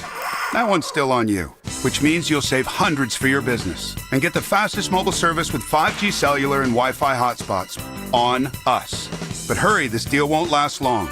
Get a mobile plan and free up the budget to maybe, I don't know, fix that coffee maker? Get mobile on us for 1 year, you guessed it, on us. Comcast Business, powering possibilities. Ends 9/22/25. Restrictions apply. New mobile customers only with internet standard service or above. Limited to value of one unlimited intra-line apply via 12 monthly internet bill credits. One discount per account. Fastest mobile based on mobile Wi-Fi and cellular data in service areas. Ookla Speed Test Intelligence 2H24. The following is an attorney advertisement. If you get sidelined by your workplace injury, the workers' compensation attorneys at Boxer and Gerson can help you get back in the game. Our team of skilled attorneys will fight by your side for the treatment and compensation you deserve. We care about justice for injured workers. That's what makes us Northern California's premier workers' comp law firm. Call Boxer and Gerson at 510-835-8870 or visit boxerlaw.com for a free consultation. Boxer and Gerson, your life is worth the fight.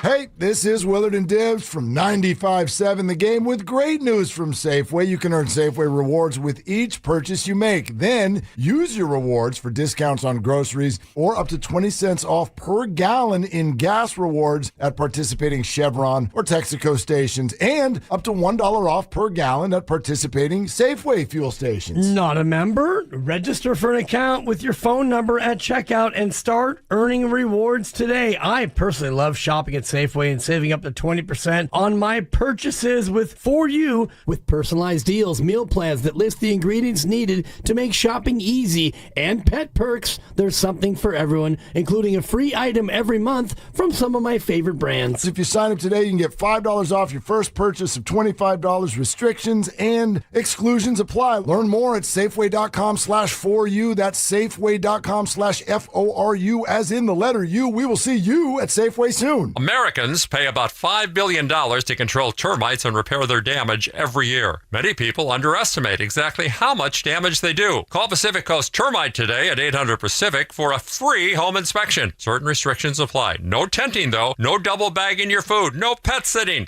Mention KCBS and get 10% off termite treatments and a 2-year guarantee on their work. Call 800-PACIFIC, 800-PACIFIC, or go to PacificCoastTermite.com. If you're 55 or older and into that whole saving money thing, T-Mobile has an exclusive phone and internet bundle just for you. Right now, get 2 unlimited phone lines plus 5G home internet for just $30 each per month with autopay, plus taxes and fees. And with 5G home internet, setup is easy with just 1 cord and no technician needed, which is great if you're also into that whole keeping it simple thing. Switch now and experience the best mobile network in the U.S. Visit your local store to start saving. T-Mobile, it's better over here. Based on analysis by Ookla of speed test intelligence data Q4 2024 to Q1 2025. Ookla trademarks used under license. Unlimited on our network. Customers on voice plan may notice speeds lower than other customers and further reduction if using more than 50 gigs a month due to data prioritization. Video streams and SD on this plan. Home internet pricing after $20 a monthly bill credit plus $5 per line without autopay. Debit or bank account required. See 5G device coverage and access details at T-Mobile.com. Lowe's knows that no matter your paint project, saving is at the top of your list. That's why when you shop today, you can buy one, get one free select Valspar and HGTV Home by Sherwin-Williams one-coat coverage interior paints via rebate.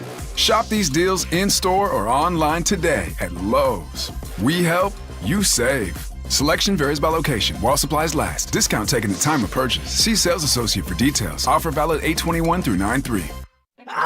Your cold is coming. Your cold is coming. When you feel a cold coming, shorten it with Zicam, the #1 cold shortening brand. Oh no, not before my big trip. The big trip you've been planning is coming up, and so is your cold. But Zicam can shorten your cold and get you back to planning sooner. Thanks, Revere. We really should keep Zicam in the house. Shorten your cold with Zicam. Take it from America's most revered messenger. Shorten your cold at the first sign with cold shortening products from Zicam, the #1 cold shortening brand. Available in stores or see where to buy at Zicam.com. Join 95.7 The Game at our annual Red and Gold Summit on September 4th at Westfield Valley Fair Mall in Santa Clara. We'll be live from King's Fish House from 2 to 6 p.m. See all of your favorite hosts kick off the new football season. For info, visit 957thegame.com.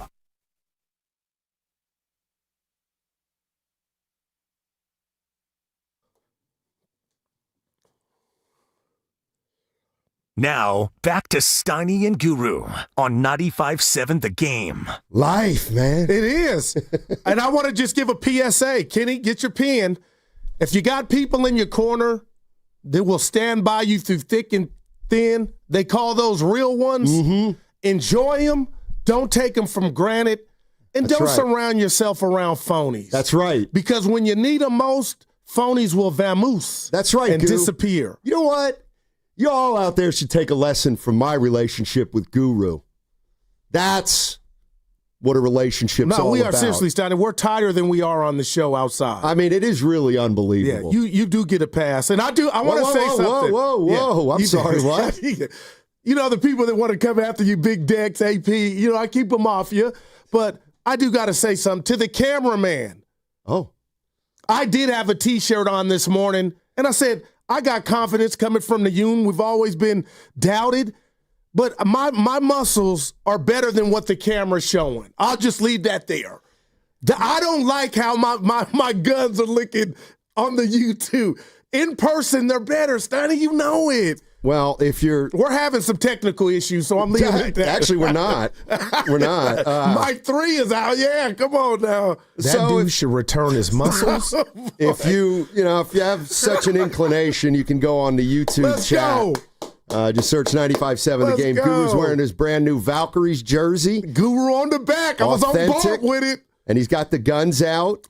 And for all you guys from my generation, you'll be happy to know that before the show I said, hey, put a T-shirt under there, Patrick Ewing. I've done this before. I've worn my Curry jersey. Remember when Georgetown did that? Yeah. They're the first ever team to do that. And Chris Mullen did it all through St. John's. Yeah. They and originally it started, we're talking about a jersey, sleeveless basketball jerseys that Patrick Ewing used to wear a T-shirt underneath it. It used to be a white T-shirt, and he initially wore it the first time because he was sick. Yeah. He had a cold or something. David Wingate. Then he just started wearing it, and then they had to put in a rule where the shirt must be the same color as the uniform underneath it. I liked it. Then they started making jerseys with little sleeves. That was a trend before Fab Five. No doubt.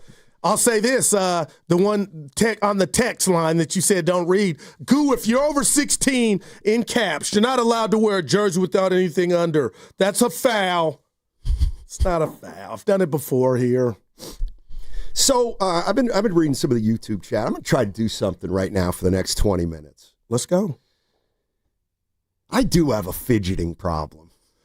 I just can't. I Mia get up. says, I'm putting her on blast. Go ahead. She's fine. fascinated with it. She'll watch you and I'll come in the house and she's like, what's making him twitch? I just talk about it. I'm sorry for interrupting, but boy. I've always had a little fidgeting problem. But is it nervousness? Honestly, it's probably with whatever, that ADD? Yeah, probably. So I don't know. But here's what I'm going to try to do. I'm going to try to just sit. Look, I'm here for it. We'll see. I got to try to sit. At the same time, I got to try not to fidget. At the same time, I got to try not to touch the mic. I feel like I should just work on sitting first because I'm still going to need to touch the mic. What does that do for? It's like I don't know, man. Your security blanket. You know what? I think it's nerves. It's kind of like Foghorn Leghorn. I'm doing a lot of chopping, but no chips are flying. Yeah. So anyway, a lot of crackhead tendencies with that fidget. Boy. What John Wooden say? Don't confuse activity for achievement. Exactly. That's my dad's line, but okay, you could say Wooden. It might have been your dad's. That's possible. Can I be? Oh, go ahead. No, go ahead. You asked me about a surprise cut. And all through the preseason, I'm listening to the announcers, Haberman and company. And then Saturday, I was, up north, Stockton, Steiny, so they had the national CBS broadcast on. And I'm listening to these guys tell me what they're seeing during the week. So you didn't ask me, but I'm a volunteer. But defensive tackle Sebastian Valdez, Steiny, it looks like now he got cut, but he's going to be on the practice squad. So he's still got action if they have injuries. But that was a guy I've been hearing about for 2-3 games, and I thought he would make the 53-man. He didn't, but it looks like he's going to end up on the practice squad. So that's all you can ask if you're a youngster, injuries, and then they call you, right? Yeah. Yeah, that's all I can do. Yeah. Phil Mike wants to jump in early. Who says he was on hold? I'm upset. I forgot. 50 minutes yesterday. That should never happen for Phil Mike. Go ahead, Mike. I appreciate that, Guru. I appreciate the love, bud. But I ain't gonna lie. You out here looking like remember with Ric Flair in 1998 when he came back, he was in WWE. Or like Hulk Hogan NWO body. Oh boy, Steiny. You got it. You still got it, but you feel me? But it's kind of. I know. It's kind of droopy. It's kind of droopy though. But you got it though, blood. Nah, for real, you got it. You look awesome, man. Oh you look boy, awesome. Steiny, I know you had a good time a week away from us, man. Or I heard Oregon was lit. You didn't get into no marijuana, did you? No, of course not. Okay. All right. Jeez, okay. Well, Mike coming with the fire. You're missing out. No, You're good. missing out. But I'm just mad at the Niners because the Niners are not. We're gonna be good this year, but I don't like the when you wrong, you're wrong, man. You know what I'm saying? You just gotta say I'm wrong. I messed up. I'm sorry. Moody, if he's not ready, who cares if he's a third round pick? Cut his ass. Who cares? Like, that's how I feel. Like, stop trying to protect your pride. Wow. And let's win some football games. Let's get the best players available. I said this 3 weeks ago. Let's get the best players that we can get. And protecting feelings and protecting egos is not doing that. Like, John Lynch, you're not playing football. Let's get a kicker that can kick. That's all. We don't want to get to the situation where, a game is on the line and then we got to cut the guy because he missed an important kick at an important time. No, I didn't do it. My bad, Mike. No, that's real. I just jumped in. I just stood up. I'm sorry. He's trying not to fidget, Mike. He's trying not. You know how he's always touching the mic. He's trying to work on not doing. He can't even make it 10 seconds. That's why you need some marijuana. Oh, he's prescribing. I got what you're saying. Yeah. Okay, I got you, Mike. Thanks. Yeah, I couldn't do that either. I might be less fidgety, but I'd probably be less functional. How about me defending him and then he calls me droopy? Wow. Didn't see that coming, Paul. Yeah, hey, but I'll say this to that about Moody. Come on, we all know why he's still here. Steiny, it's because the pick and you don't want to say or admit you're wrong. I get that, but Jake Moody can control that, man. You get off to a good start. Let's just 5 of your first 7 kicks. Let's 6 of your first 7. But, man, I'm telling you, partner, he can ill afford to do what you talked about yesterday, and it's real. He cannot get off to that shaky start, and you got to pour a glass of vodka, Patron, whatever your favorite new vodka, because that's how you feel, even if it's a chip shot or extra point right now with Jake Moody. That I can't lie and say does not exist, and that's why I think Steiny, when he made that game winner against the Raiders, they celebrated in a way that they knew, I'm going Morris Day, what time it was. Can I throw something at you? Yeah. And you have no idea this is coming. I feel and look good, man. No, you should. You should. Yes, if I just throw this, I'm not going to throw it out there. If I gave you this information, would it matter? Okay, you ready? I love this. All right. Jawan Jennings. What if I told you that on February 14th of this year, the 49ers paid him half his salary for the year already? They advanced him over $3 million of this year's salary. Okay. That's it. Oh, you're saying that would be the solution? No, I'm saying that he's already earned, they've already written a check to him for over $3 million. But that's not sufficient for him. I got you. It's an advance of his 6 point something or other million this year. But obviously it's not enough for him. So he got half his salary in February up front, and now he kind of wants more. He does want more. So I wonder if that's, I don't know, part of it. Or what about what you guys said that I hated last year? They were tired of getting pushed around in negotiations. And I know, again, for the millionth time, Steiny, he is not a Jerry Rice or Brandon Ayuk caliber, Bosa, Warner type. He's a B-lister, C-lister. But the bottom line is this is who you're really going to stand up to. And I'm looking at the numbers, and Valdez-Scantling, Steiny, is older than Jawan Jennings by 2 years, played half the year last year. We might have somebody on from the Bayou to where we can discuss and have some fun with them. Sky Moore, look at Marcy, those are nothing burgers, Steiny. So when it's all said and done, you still need Jawan Jennings. And I'm just looking at you, and you're pretty in pink. Do you think this has got his attention? Why have they brought in they need bodies, we get that. But there's got to be another driving force behind the possible reunion with Kendrick Bourne. Maybe they're going to trade Jennings. All right. This was Charles Davis, CBS Sports, yesterday. Great interview. And I'd love to know if 49er fans believe this or not, and whether or not maybe things have changed in the last, I don't know, week? Right now, you'd have to say things have tipped to his advantage because of everything that's going on at the position. People hurt, nothing solidified, what's happening there. It works for him because of that. The Super Bowl appearance does not hurt one bit. That lingers in the minds of the public and people who like the team. The other part of it is he is so darn reliable for a quarterback. You can go there and get completions, even though you say to yourself, I'm not sure how we do that. All right, Charles Davis. I'm not sure I agree with him. And maybe if I would agreed with him yesterday, maybe I agree with him less today. Let's put it that way. I'm not saying he's wrong, obviously. I get you. But it is like, this is a distraction. You could say a minor one, what have you, but the bottom line is, in a year that we all have kind of just stepped back a little bit and said, you know what? I don't know who's hella confident in what the Niners are going to do compared to what they've done over the last 5 to 6 years. This is going to be new. I just think you need Jennings. And I don't know. When Ken told me they got Valdez-Scantling, I'm like, and then I like, okay. It looks like he's got a deal, too, for 1 year. Well, like he's got a deal. So if you're Jennings camp, are you worried? I think he's going to be traded. It's wild, Steiny. That would be my guess. No? That could be wrong. Well, what about Kendrick Bourne? If they reunite with him, now you're talking about another guy that's come in that knows the system. Mm-hmm. And yesterday I didn't tell you. Bad?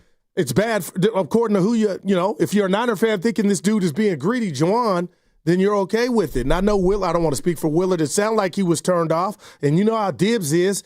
You got to honor the contract, but we're in a different era. But I will say this. You did say something yesterday about Kyle and his mindset about, Stu think he is. I can make Steiny catch as many balls, almost have 1,000 yards. So I'm wondering if these are two candidates possibly. You just mentioned Valdez-Scantling. We know that for sure. But Kendrick Bourne, Steiny, that was signal to me night for Jennings. Yeah, and this is more Charles Davis. This is about Charles Davis was asked about Shanahan's ability to find guys, whether it's a running back, whether it's a quarterback, whether it's a wide receiver, and whether or not Shanahan believes that Jennings is pretty simply replaceable. I think this is what you were talking about, Good. Take a listen. In my mind, Kyle Shanahan always believes he can find someone else. He always believes he can find another player to do and scheme for and create. He always believes that whoever he steps in and puts out on the field, he'll find a way to make them better that day. And the truth of the matter is his track record says he can and has.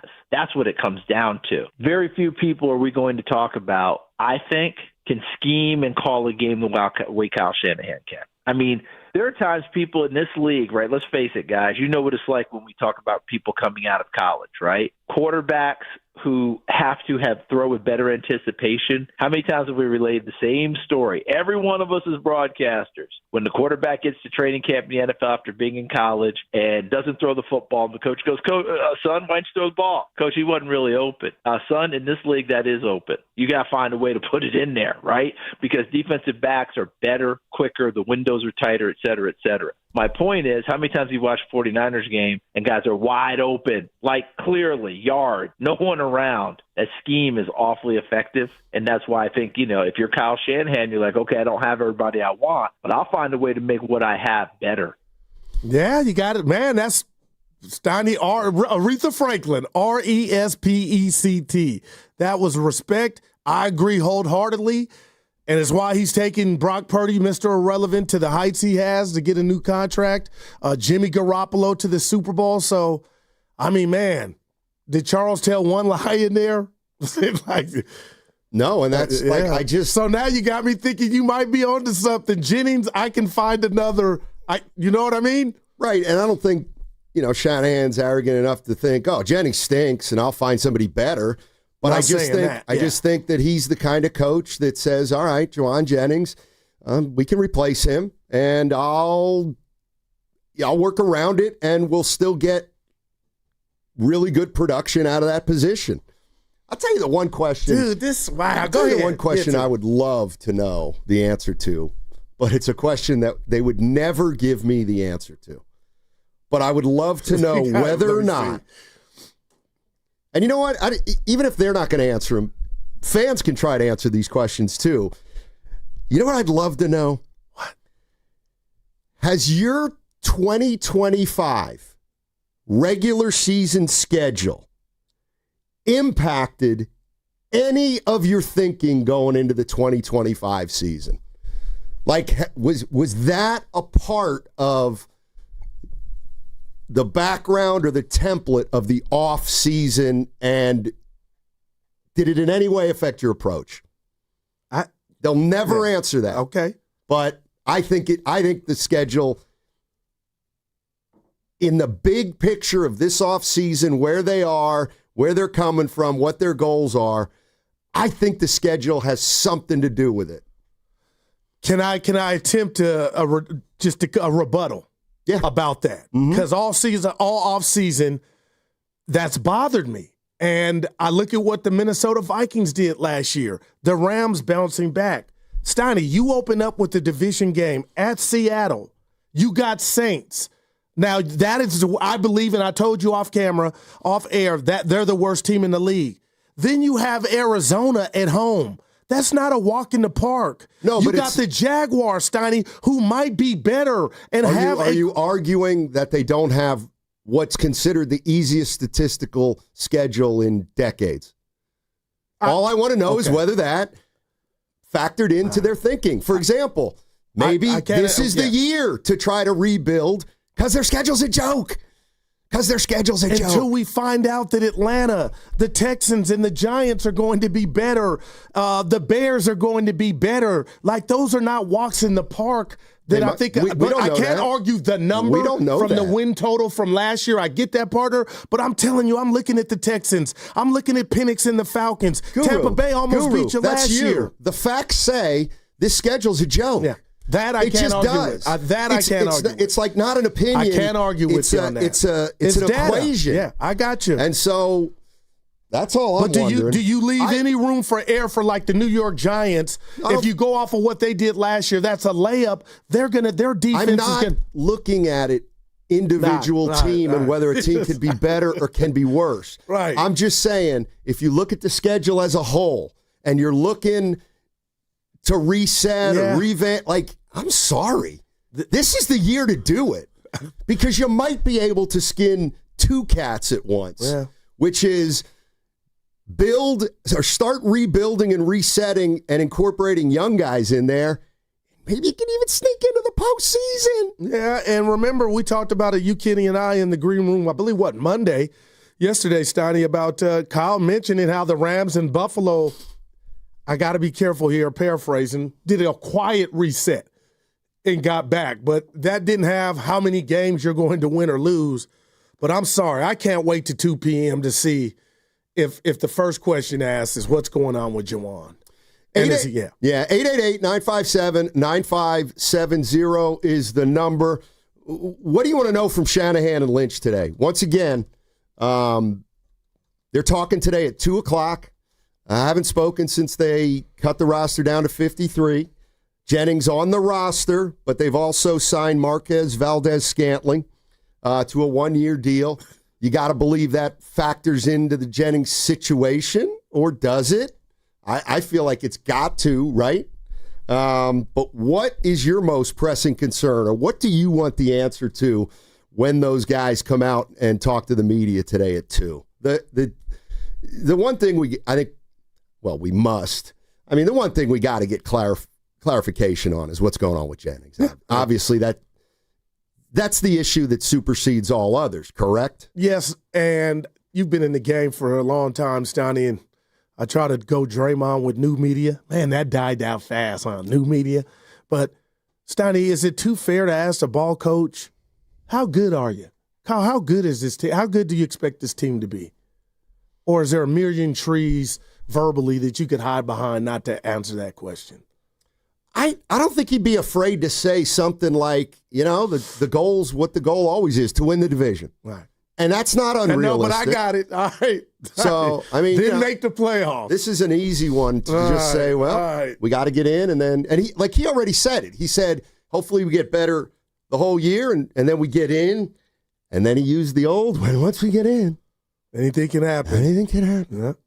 So we'll see. But Shanahan and Lynch are talking today at 2 o'clock. So I also want to know how Robinson's going to be used. Well, we won't know for B-Rob. Yeah, B-Rob. That'll be interesting. I'm just going to say his whole name, Brian Robbins. And you know what? You can call him B-Rob. But then we got D-Rob. I want to call him D-Rob. That's D. Robinson, Steiny. Yeah, well, he ain't going to play for. So he'll be able to practice, right, while you're suspended? I don't think so. Kenny, do you know? I'm pretty sure you can't. You can't even show up to the lab. That so I that's don't like know. The Odyssey suspended me. I couldn't come in and prep with you, huh? No, I don't think so. No. I would think not. So stay away? And in fact, that's the thing. I think you can show up to the facility and practice. But here's the thing. So he's suspended for 3 games, but he's got to be on the PUP list, which means he's going to miss 4 games. I know he's suspended for 3. No, he can be eligible. So he's on September 22nd. He'll be on the 53-man right now. No, not technically, no. But week 4, he'll play. Yes, week 4 he will play. That's the reason why they had to do it by 1 p.m. yesterday in order for him to not cut somebody else. That's what Will was saying, right. Also, it looks like, according to Google, that he cannot practice while serving his 3-game suspension. Well, that's interesting. And that's why I was thinking, if he can't practice, will he be able to play after just 1 week of practice? And if not, you see what I'm saying? I see what you're saying. Like, he won't be ready because he's not practicing, so it'll be another week. I got to say this to my 2 guys, you and Steiny, wink, wink. Who's policing if he shows up to the facility in a do-rag, beanie, Steiny? Get in there and work out is what I'm saying. I don't know. Like Bart, you know what I mean? I mean, I don't know how seriously teams take that or if it's enforced. Bobby Valentine, remember he got threw out and came back with the mustache and glasses. Yeah, exactly. All right, 888-957-9570 is the number. Once again, Shanahan and Lynch, they are talking today at 2 o'clock. 2 o'clock, so it's right in the middle of the crossover. That's a shame. Steiny, I'm going to be leaving for the crossover. The caddy's in the shop. I told you I had to get it. They fixed it. What does that have to do with anything? I got to get where it's at. What do you mean? I talked to the boss. I'm just telling you. I know, but what? It'll be you 3. I text Willard and Dibs are fine. But I don't even know what's going on. I won't be here for the crossover. Wow. So it'll be you 3. Are you scared? No, but I'm golfing today, and I need to get out of here early myself.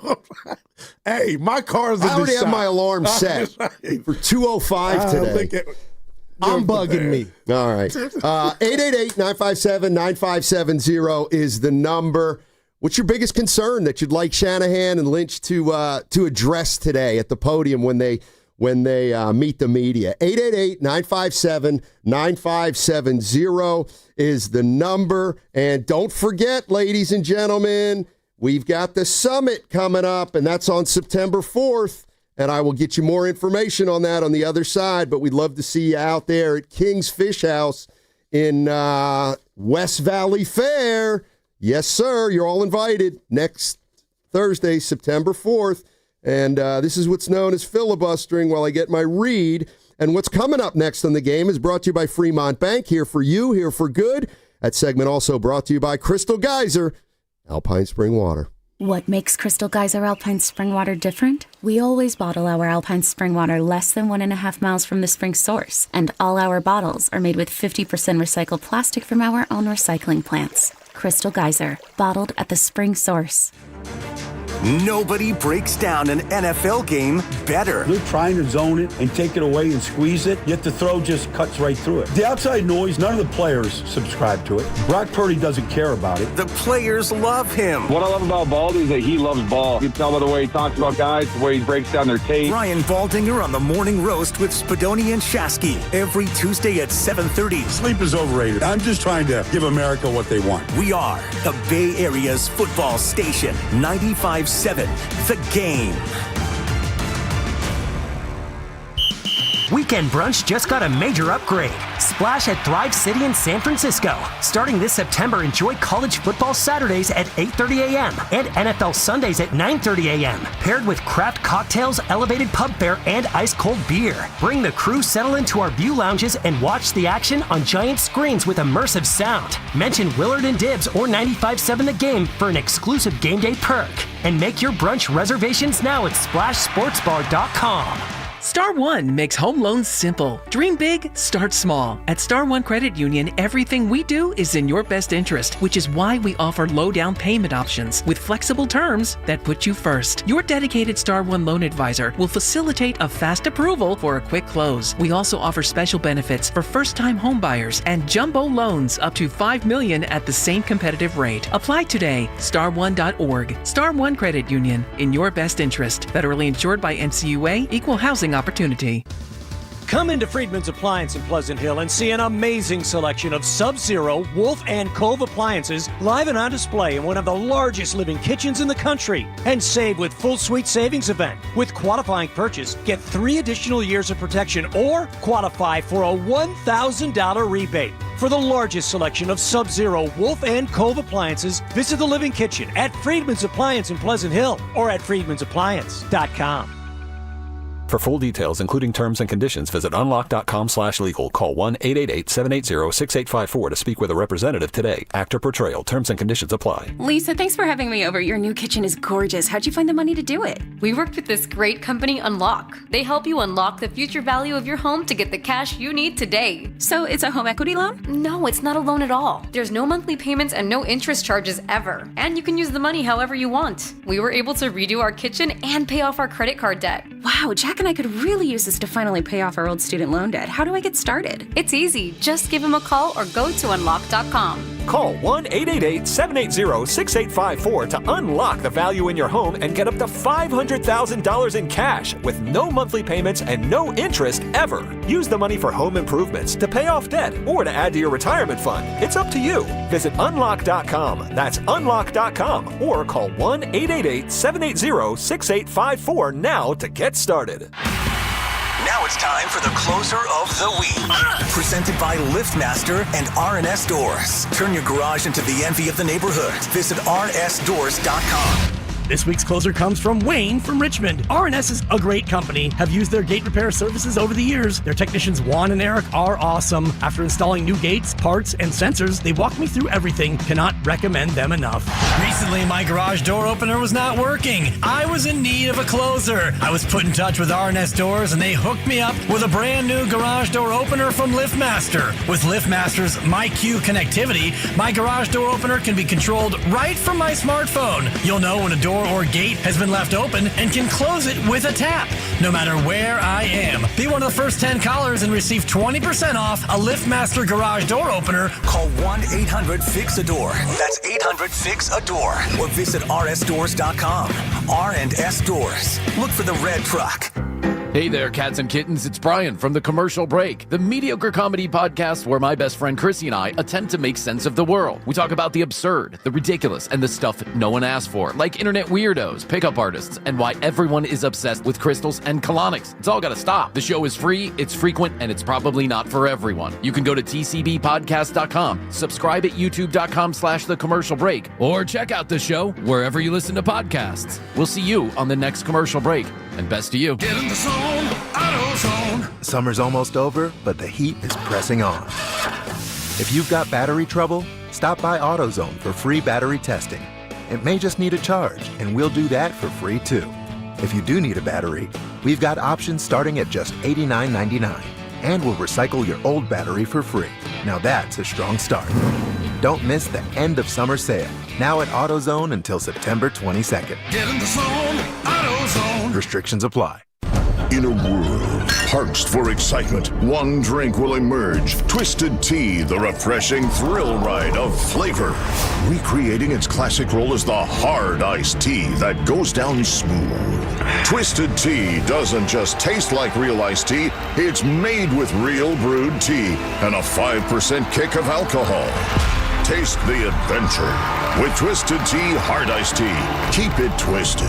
Twisted Tea Brewing Company, Cincinnati, Ohio. Please drink responsibly. Keeping your family safe starts with making an emergency plan. Visit safetyactioncenter.pge.com to get started today. And join PG&E at the Marin Fairgrounds for the 4th annual Ember Stomp Wildfire Preparedness event on September 6th. For more details, visit 957thegame.com.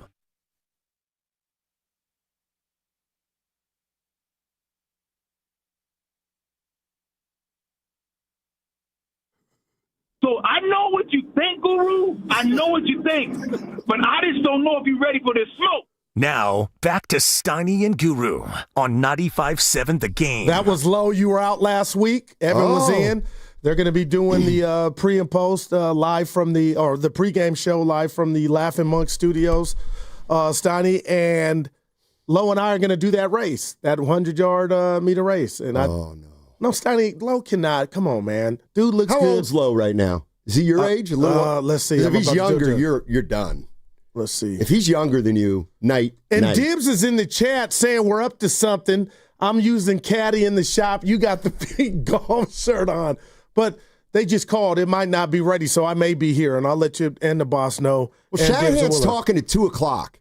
I can't believe he doesn't work for us. But I can't believe the listeners are going to want to hear Willard jumping you and me as opposed to Kyle Shanahan telling the world that, look, we're expecting a 6-11 season.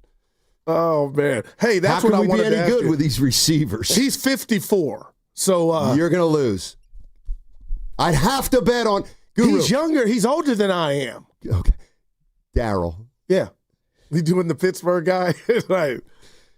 Goo. Yeah. I'm 38. Can I just say? I think I'm 35. Just one thing. Yeah. Can I just say one thing? No, say it. I'm right here. And this is all I'm basing it on. Evan didn't doubt me, but he said he might be leading low. He was a starting running back in the National Football 30 League. years ago, Kenny. Steiny, I get that. Goo, don't lie on Evan's name, though. No, Evan was leaning towards Lowe. Agreeing that he was leading, but he didn't. Hey, Kenny, listen. You're on your own on this one, my main man. You're on an island, Goo. I'm not rerun. I got long strides. I'm playing full court. I can run for my age. That's all I'm saying. Low, what am I looking? Robert didn't. I saw Denzel's new movie, and he had pictures of himself 30 years ago. Stoddy, let me tell you something. He looked a lot different 30 years ago. Still looks good. So did you. My point is, so did you. My point is, Lowe being a former football player has nothing to do with today. He looks great. Okay. No, he doesn't stay in shape, does he? Right. So he doesn't stay in shape. Right. No, Lowe's, boy, have you seen Lowe? Right. He's really let himself go. All right, Kenny, last thing. I hit a risotto. I hit a home run, 315 feet. And that's not going to help you win a race. But you don't think I can move? No. Look at my arms. You're delusional. Wow. You're talking about Lorenzo Neal. Now. In 2025. I love you. You act as though you're as fast as you were at 25. No, but I'm fast enough to beat him. Okay, listen. See, this is, okay. No. To the world out there. Yeah. To the world. One day I'll get support. This is where I don't know what to do. And I'm doing it. No, I'm being completely sincere to all the listeners when I say I don't know what to do. No, I don't believe he has any chance. So you think I'd get smoked? I think you would lose. Now, so throwing the bowling ball, hitting the softball 315 feet, you've told me it's the hardest you've ever seen a bowling ball thrown. So there's power, but you don't think there's speed in my legs? They're long, Steiny. Dave Winfield-like. I'm not a stiff. Again, let me address the listeners here. See, when Dave Winfield, he does this, I can't imagine it's fun for everybody for me to try to use, solid rationale to try to tell Goo why I would put my money on Lowe. But I'm not going to sit here and argue your great athletic prowess. Did you see Lowe play Dibs? I got it. Like a part of that, the disgrace at Chase. Lowe wasn't exactly Steph Curry's Steiny, and he's lost a lot of weight since then. I will beat him running. That's all. And I'll leave it at that. Harold Carmichael. I got long strides. I'm not telling you I can qualify for the Olympics. 888-957-9570 is the number. And I don't want to talk about Guru sprinting. I really would like advice. I'm not showing up in Speedos I would like tomorrow, advice on how I should respond to Guru when he's making an outlandish claim like he can beat a former NFL running back approximately the same age as him in a 100-yard dash. I don't want to sit here and put him down.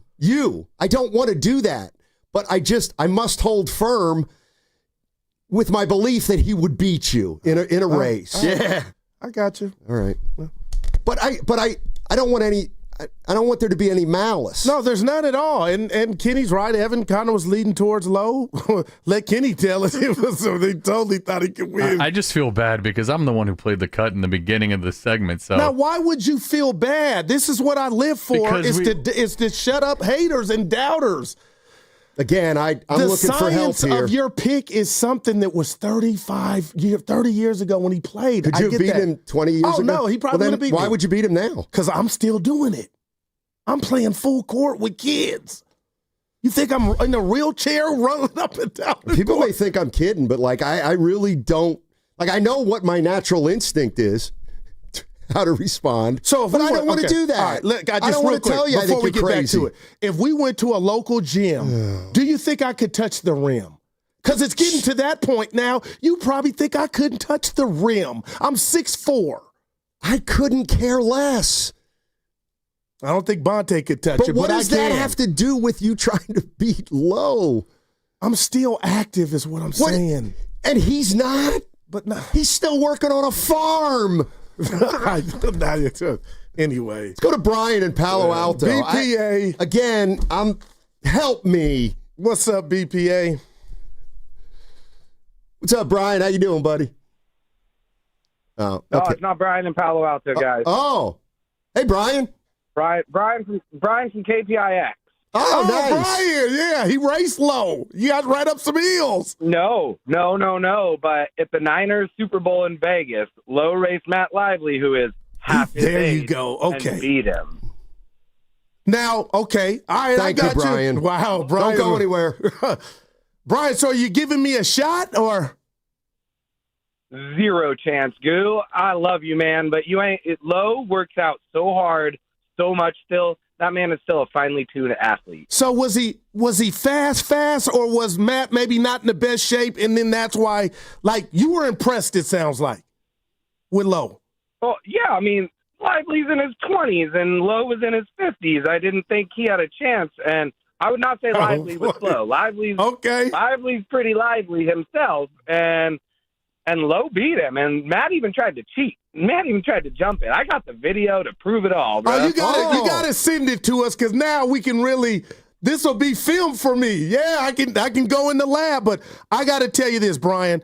I really believe I didn't see that one. I can't wait for the video. I think I could take Lowe. That's my guy. All right. Hey, one more thing Lowe did. He literally bench pressed Matt Lively. So you want to talk about a man who's still in top shape. Come on. Yeah. Hey, Brian, thank you so much. B, we love you, man. Thank you so much. Oh. Got you. Yeah. Appreciate it, man. Yeah, that's what. Maybe I should start out with Matt first. No. Maybe Matt Steinmetz I'll first. be able to look at this video and be like, okay, he got me. I'm a real one. Standing, I'll say, you know what? I can't beat that. Well, then shoot. I don't think it's going to be that.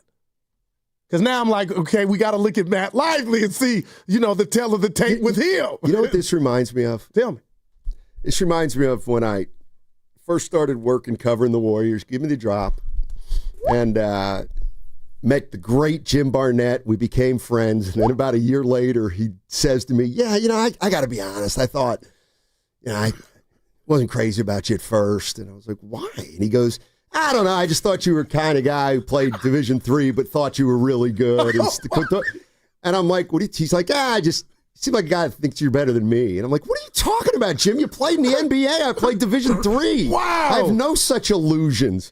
And dude, he was like, nah, I know. I just, Anyway, my point is over the years, many NBA players have absolutely put me in my place.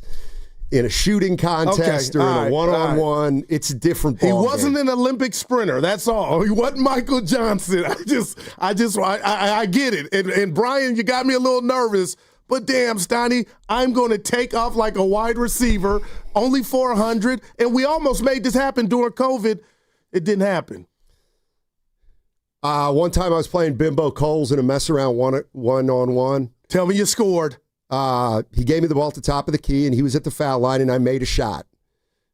Look at my man. He got the rebound, gave me the ball, came up on me, put his hand on my midsection, Yeah, I got you. You can't do it anymore. Exactly. I couldn't do anything. I couldn't do You couldn't get around him? You can't. He was, you know how strong that guy was? I bet. And then the thing is, these guys are unreal. Yeah. Like if you, think of the, what's it called? The triple threat position when you're going to make a move. Well, the defense is so good that you have to retreat a little bit. And the minute you retreat, it's a wrap. He comes right up on you, and you can never gain that ground back. It was a sobering experience. Not that I thought. Yeah, Steiny, it's not like you got legit Molay, you got locked up, but you Oh, my admitted God. it. Totally got locked up. I can tell Mount Rushmore of getting locked up. Bimbo Coles, David Fizdale. Well, look at you. I'll think of the other two. It's not hard. The things you don't forget in life. Amazing. It is funny. Jordan's in Oakland. What's up, Jordan? How you doing, man? What's up, guys? I'm doing pretty well. Thanks for the show. Always love listening to you guys when I'm schlepping around the city, delivering catering. Awesome. Yeah, I mean, I got to chime in on the Goo stuff. Guru, have you ever hung out with a former professional athlete? These dudes don't become pro because they let any guy off the street beat them in a physical competition. No, My dad played ball for being 8 years old. He's teaching me how to hit the ball the other way over and over. And then, I do it 3 times in a row, and I do a little fist pump. Next thing I know, he throws the ball 88 miles per hour at my hip and says, don't do that ever again. That's kind of the makeup of these guys psychologically. I don't think that this isn't going to be like a fun race. It's not going to be field day at elementary school. He's gonna look to embarrass you, buddy. I get that. And again, man, I appreciate the call. Steiny, I'm just telling the people, this is a race. There is no defense.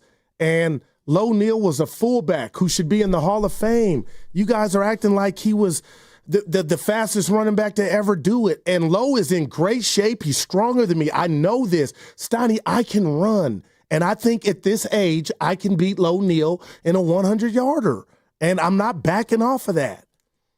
You guys act like I'm testing Michael Johnson. And I'm just, again, how would you like me to react and say, you know what, Goo, now that I'm thinking about it, I think you're right. Okay. I think you can beat Lowe. Okay. I can't bring myself to say that. No, I got you. And I don't want you to, because you wouldn't believe it. But it is what it is, and hopefully it'll happen. And you know what? And this is what I was talking about earlier, along with you, was our relationship. Yeah. And how special it is. It's growing.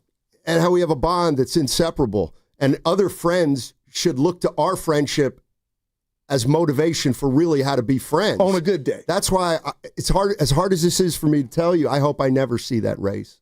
Are you kidding? I hope I never see it. You saw Disgrace at Chase, which Dibs was an all-star. But I was looking forward to Dibs getting humiliated. I agree with you. Wow. I don't want to see you get humiliated.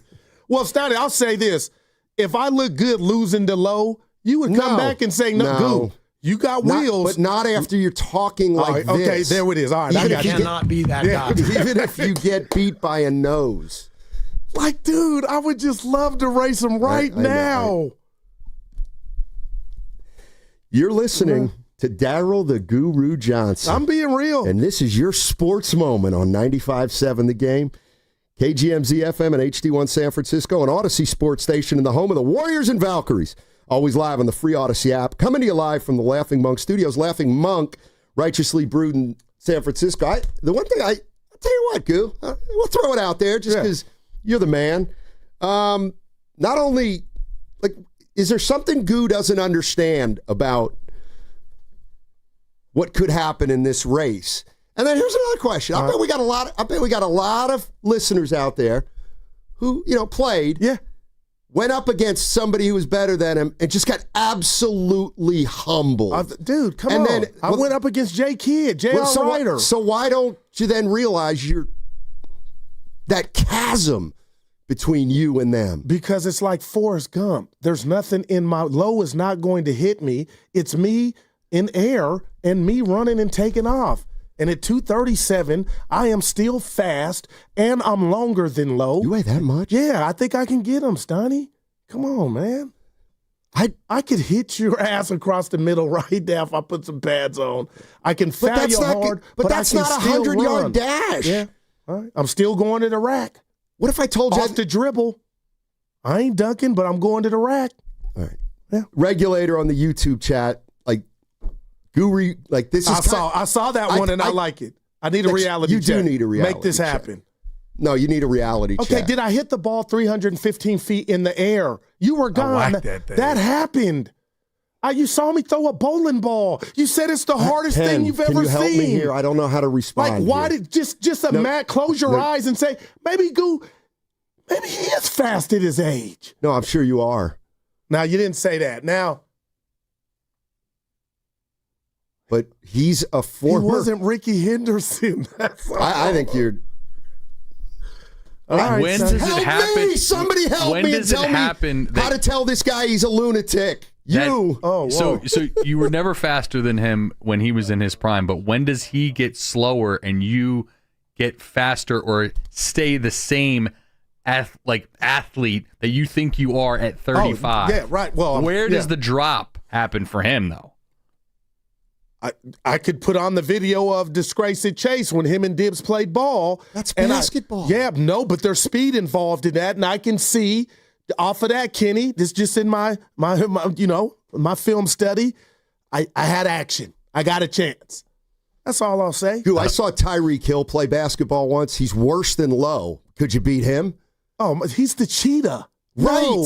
But he looked awful on a basketball court. Okay, gotcha now. Actually, I've never really seen him. Oh, dude, I'm like, come on. Look, any muscular football player is going to look like Lowe on a basketball court. I'll give it a rest. I do have a Niner question. Okay. Steiny, seriously? Yeah. With your life on the line, now that we veered off, and that's my fault. No, it isn't. I'm glad. The Niners making the playoffs in 2025. If you had to write into your life, that's more than any dollar or any stock you have. If I had to bet my life now, look me in the eye and tell the people, are they making it? I don't know. That's my answer. Well, I don't know if the Eagles are going to make it. Right? Well, that's would the be beauty dumb. Of sports. No, they're still in their. My Eagle fans are worried back east. About what? They're favored to win it again. Yeah, they don't. Steiny, stop. I'm just telling you. Okay, what's your answer then for the Niners? It can't be 888-957-9570. If you had to bet all the money, you have to bet your mortgage on whether the Niners make the playoffs or not. I mean, I love these. I would have to bet no. Dude, that's amazing. With my mortgage? Yeah, no, your life. Well, that doesn't bother me. I've had a good 60 years, you know what I mean? Yeah. So I don't really care about that. Can you share with us briefly, Steiny, the energy behind, or how the Steiny compass got to that, to where you just feel like, not that you want it to happen, but even with this schedule, they couldn't finagle them way into the they could. Of course they could. Of course they could. I don't know. What would you do? Now, I'm not on the schedule kick like a lot of people, because I'm looking at a lot of teams, and we'll have next Wednesday our preview show of the NFL and the divisions. But, Steiny, I think a lot of teams are going to be better and make it difficult and just hard. So I got to do this, Steiny. Brock Purdy has to be and do the most he's done under center for this team, and all of it, for them to make the playoffs. And I'm excited to see if he can meet that challenge. It starts with him and McCaffrey, but now you got B-Rob, and I know he's not a McCaffrey, but if something were to happen and McCaffrey were to miss a few games, I think B-Rob can hold it down. But can Brock Purdy, Steiny, just take you to the promised land? And that's why I'm so excited to see. Well, he's not. I'm going to tell you right now, he ain't taking this team to the promised land. Can he win? No. Can he win us games? Like, can he be the reason they beat the Seahawks? Yes. Probably. The Rams. And he might be there on some Sundays. Well, I think he's as important as the defense. Okay. All right. Well, yeah. I mean, he just is. Like, that's the thing. That's why I would have to say, if my life were on the line, I'd have to bet them against them because Purdy can have a very good year. They still might not make the playoffs. And that would be the defense just didn't get it. You know what I mean? Or McCaffrey got hurt. Mm-hmm. But now you got Robinson, who's not. Give me a break. Robinson. Didn't even hear. Nobody even knew who he was a week ago. Steiny, 8 touchdowns last year. Yeah. I'm not saying he's McCaffrey. Get out of here. Come on. Is he better than Jordan Mason? Man. Okay. Well, oh, he is? No, he had 8 touchdowns. Like Robinson, I think, is a more complete back. Now he can catch the ball out the backfield. I got to read this Might as well thing trade McCaffrey from then. the YouTube stat, and I'm done, Steiny, talking about I sound like an uncle. You're actually Steve just getting started. Amano, Go ahead. Guru having a midlife crisis on air. And that's how that hurt me. I'm done. I'm done. Let's just keep moving. All right. That hurt me. Let's go to Ben in Oakland. He wants to know if you ever wanted to be a pro athlete. Hey, Ben. How you doing, buddy? Laughing hilariously at Guru. Sorry. At what part? Guru, Wow. they say that 90% of varsity athletes think that if something broke a little different, they could have been a pro. Is that you too? I told you about my arm. I threw nothing but fastball, struck out 14 in the Union City TLC. I really believe had I had a different coach, I might be pitching. Something would have went different. I swear. Yeah, you're insane. I'm a professional baseball coach, and the pyramid of baseball in terms of making it is insane. Like, how many current MLB players are from Oakland? Oh, man. I'll tell you, Nico Horner. Okay. One. Wow. And that's out of like 10,000 people playing. And a professional athlete, the difference between a regular human and a professional athlete, let alone someone who ran for a living, you're out of your mind. Sorry, Goo. You just have no idea about anything. It's just ridiculous. Oh, and Steiny, the Niners are making the playoffs. Come on. If I have to make a bet, though. This dude's really laughing. Yeah, he's laughing at both of us. Dude. Now, I'll say that. Now, he could do the Oakland thing, talk to me in the 80s and 90s and 2000s. You know what I mean? So he can kind of do that right now. But, wow, Steiny, I wasn't trying to make the league today. It was just beating Lowe in a race.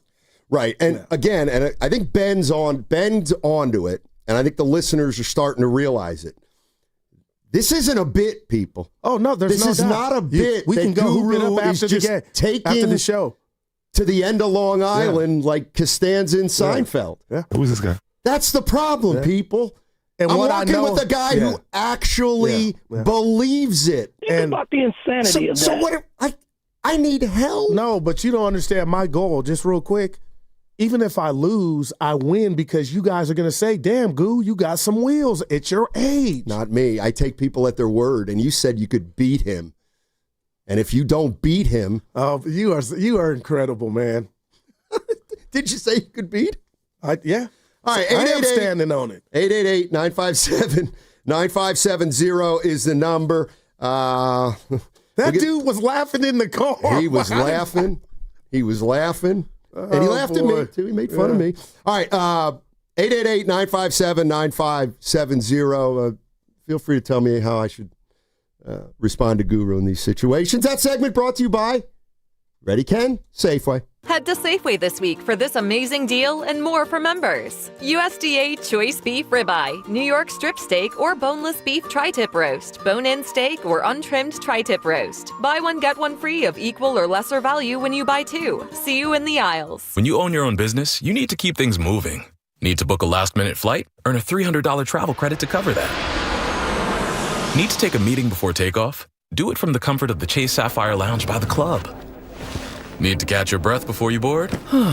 Done. With $2,500 in annual value, the new Chase Sapphire Reserve for Business is the card that gives back all you put in. Visit chase.com/reserve business to learn more. Cards issued by JPMorgan Chase Bank, N.A. member FDIC, subject to credit approval. Terms apply.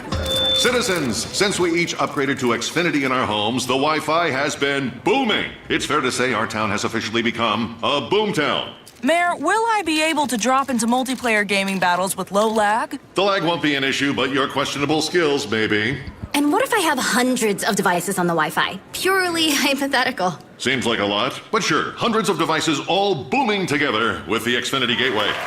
Yes, friends and neighbors, with Xfinity, the Wi-Fi is booming. The Wi-Fi isn't the only thing that's booming. Now get the most reliable Wi-Fi and our best-in-class equipment for one consistent price for 5 years guaranteed. All in. Plus, get unlimited data included and no annual contract. All with the 5-year price guarantee from Xfinity. Visit Xfinity.com, call 1-800-XFINITY, or visit a store today. Restrictions apply. Not available in all areas. New residential customers only. Select plans only. Xfinity Gateway with X5 Complete required for unlimited data, except in certain areas. Most reliable Wi-Fi based on OpenSignal Awards USA. Fixed Broadband Experience Report, August 2024. Actual speeds vary. Elevate your kitchen at the Mila Innovation Center at Friedman's Appliance in Pleasant Hill.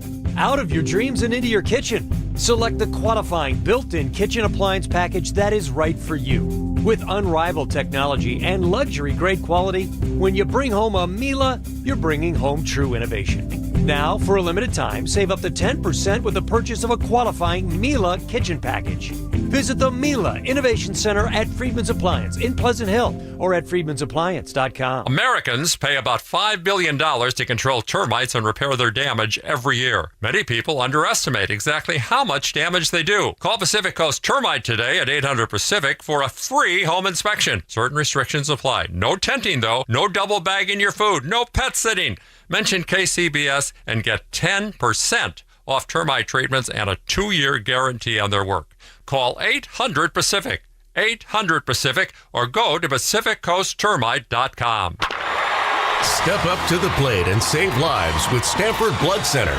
Donate blood during August and score a free limited edition Stamford Blood Center and San Francisco Giants co-branded jersey, and only available for a short time. This exclusive jersey is our way of saying thank you for being a hero. Every blood donation can help save up to 3 lives, making a real difference in your community. Supplies are limited, so don't wait. Visit StanfordBloodCenter.org to schedule your donation. If your end of summer plans don't include a trip to Macy's, then you're missing out, because our Labor Day sale has huge savings to wrap up the season in style. Like dresses from Karl Lagerfeld and INC, 100 and under. Plus, just what you need for fall, like Levi's for your whole crew, 30 to 40% off. It's also the best time to update your home with our lowest prices of the season on furniture, mattresses, and more. Hurry in. Macy's Labor Day sale is going on now. Savings off already reduced prices. Exclusions apply. This is McGruff the Crime Dog, and I need you to help me take a bite out of crime. Another teenager, victim to fake pills bought from social media. This doesn't seem like a drug deal, but it definitely is. Should buying prescription pills be that easy? Many fake pills contain fentanyl, and an amount small enough to fit on the tip of a pencil can be lethal. So listen, before buying pills from social media, think again. Learn more at McGruffPSA.org and go for real. Brought to you by USPTO and the National Crime Prevention Council. Actual price will depend on product and subscription plan. Featured products are compounded drug products, which the FDA does not approve or verify for safety, effectiveness, or quality. Prescription products require an online consultation with a healthcare provider who will determine if appropriate. See website for details, restrictions, and important safety information. Want a boost in and out of the bedroom? Hims has you covered. Introducing a new 2-in-1 approach to level up your game. Tadalafil for better bedroom performance and zinc for testosterone support. Put it all together and you've got what you need to turn things all the way up. Getting started is simple. Just go to hims.com/joy to start your free online visit. Through Hims, you can access ED treatments including pills, chews, and more. 100% online. No office visits, no pharmacy lines. Just fill out a simple intake form and a licensed medical provider will determine if treatment's right for you. If prescribed, it ships free and discreetly to your door. Find affordable treatment options at up to 95% less than brand names at hims.com/joy. That's hims.com/joy, hims.com/joy. Let's go! You're still glowing, flirting, grooving. You still got it. But your immune system weakens as you age, making it harder to fight flu, pneumococcal pneumonia, RSV, and COVID-19. Vaccines are a key part of any health routine and help strengthen your immune response. Ask your doctor or pharmacist which vaccines you need. Schedule in minutes at vaxassist.com. Sponsored by Pfizer.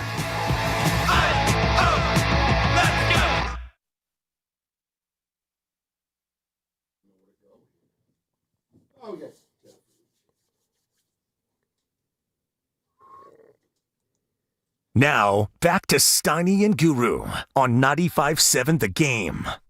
Back to Wiggins. Yeah, we got that out the way. Some people saying if I'm a true friend, I would save you from yourself. No, we're just going to find out. All right, we got issues. I was going to say we got issues. Look at Kitty.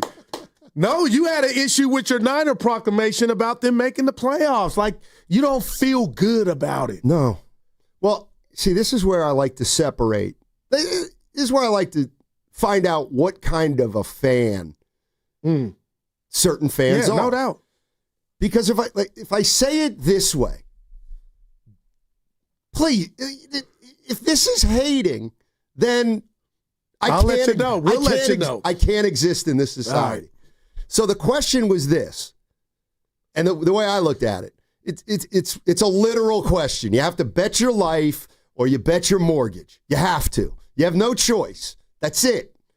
God came down and said, Steiny, you have to make a bet, and it's going to be all or nothing, and you got no choice. You have to make a bet. All right, God, what's the bet, bro? What do we got? You need to tell me whether you think the Niners are going to make the playoffs or not.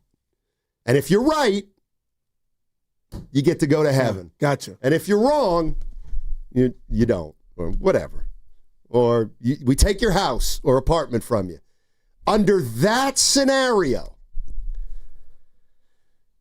I'd have to bet against the Niners to make the playoffs. That's amazing. But I don't feel good about it. No, and I love it. But I just have to put in total what's going on with them and where they're at, comparing it to the last few years, and that's what I'd have to do.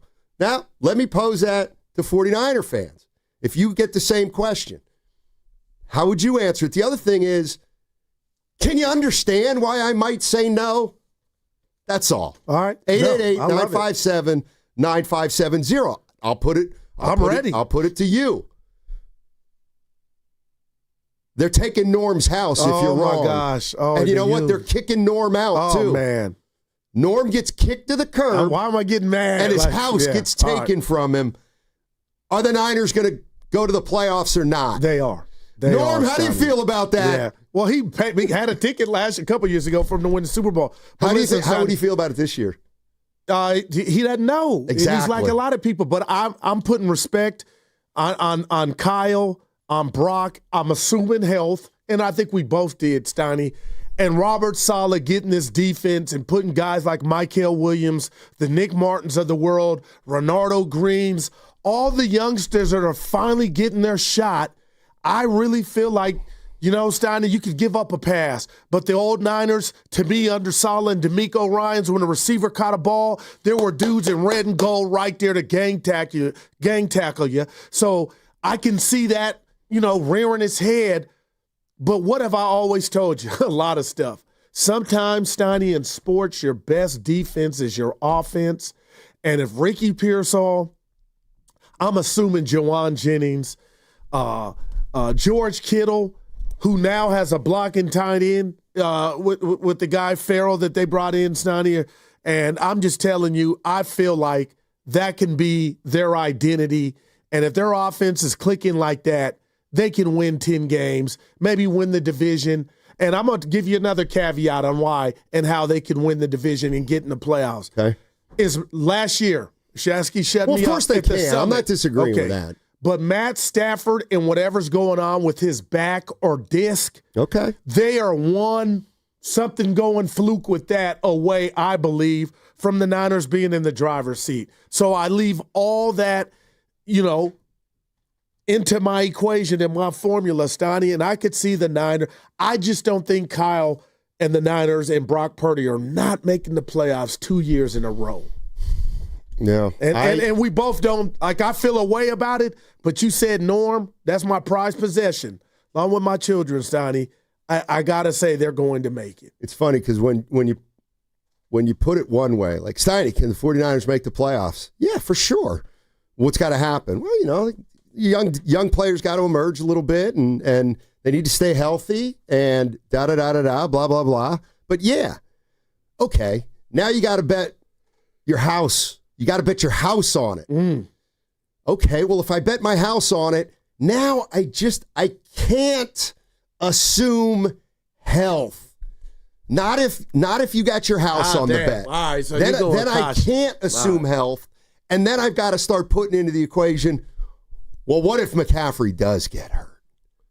That's the only reason. Rob and Garindo and Dibs. Steiny got me just fixated with the 21 personnel. Yeah. We could see both backs out there with one tight end. And now I'm talking about Kittle, and I mentioned Luke Farrell. Steiny, if we see the 12 personnel where you see two tight ends and one stays in and block, and Kittle is just getting his Gronkowski on. Like all that, and he's kind of lightweight done that, but how many times, even in big games, have we seen Kittle not a target because he's always helping the low line block? But now with this addition of Farrell, we might be able to see your boy Kittle cook more in the passing game. So more reason to not have to cater to Jennings. If you're going to use Kittle more in the pass game, very right? Fair, very fair. How do you guys feel about that? Interesting. And we're going to find out next Sunday, man. We got a game. We got a game. It's a simple question. It's what it's all about, right? 49ers going to make the playoffs. And you got to bet your mortgage on it. And I don't know why. Go ahead. I don't listen. I'm about 50-50. I really am about 50-50 on the play. I got you. Maybe a little more. Let's just say 50-50. Then why do you think Vegas, the people in the know or the computer and the money, they're plus 150, the best odds to win the division? What would you say? I think that's based on a lot of feelings about the Niners from the last 3 or 4 or 5 years. So they're getting the benefit of the doubt. Yeah, I think they do. I got you. I think, and here's the way I look at it. 888-957-9570 if you want to jump into the conversation. The way I look at it is, if you're the 49ers and you've gone to the Super Bowl, or you've gone to the NFC Championship, lost, Super Bowl, lost, injuries hit you, you're 6-11, you get the benefit of the doubt that you're going to bounce back, I think. Right. And that's I got to believe one of the reasons why. But Debo is gone. Okay, even though we thought he had a poor season. I did. Last year. No doubt. Ayuk, we don't know when he's coming back. Greenlaw, no longer. Didn't play last year. He wanted to go get a new identity somewhere in Denver. So there are a lot of Hufanga, Steiny. I just stop and think. They had 10 of 11 rookies make this team. Now, that is awesome, right? You would think.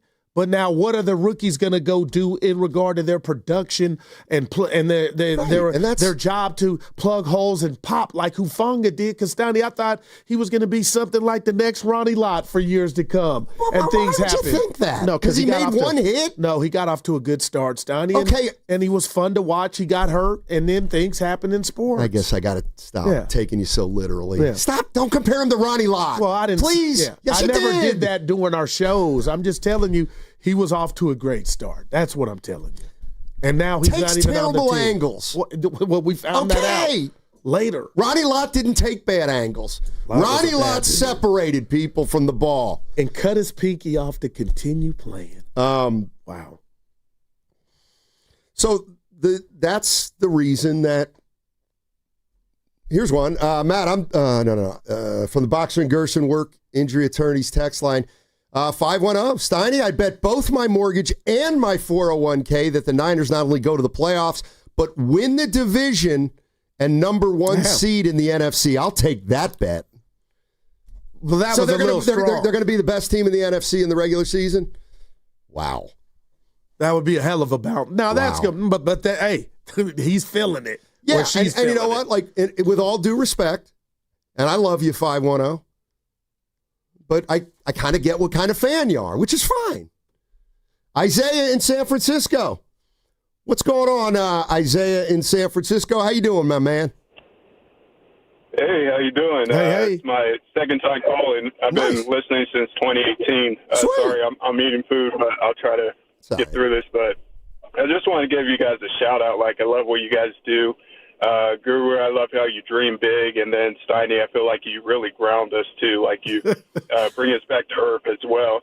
So it's like a great like sweet and sour taste, and you know it's like like I said, I've been listening since 2018. The chemistry has grown like crazy. It's really good. Like it's like tremendous. I love that Steph Curry interview you guys did. I also want to give the Niners a shout-out. I work for Foster Youth Youth Care Group. They gave us free preseason tickets last Sunday. I didn't get to go, but it's all good. Some coworkers that won the raffle, but just want to give you guys a shout-out and have a great day. Wow. Thank you, Isaiah. Man, that's what it's all about, man. Wow, 2018, dude. I know. See, that's where now I need some tissue, man. Kenny's looking at us like we're nerds. Curry nothing.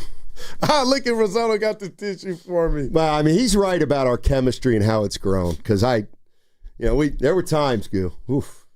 But see, I never left the studio mad at you personally. Well, first of all, I don't agree with that. And to be honest, I had left the studio mad at you a lot of times. I know, and that's what used to hurt. Like, look around. It was tough love for you. Yeah. And on top of that, Steiny, I'm sorry. He just got me thinking, how can we do a show? I'm being serious.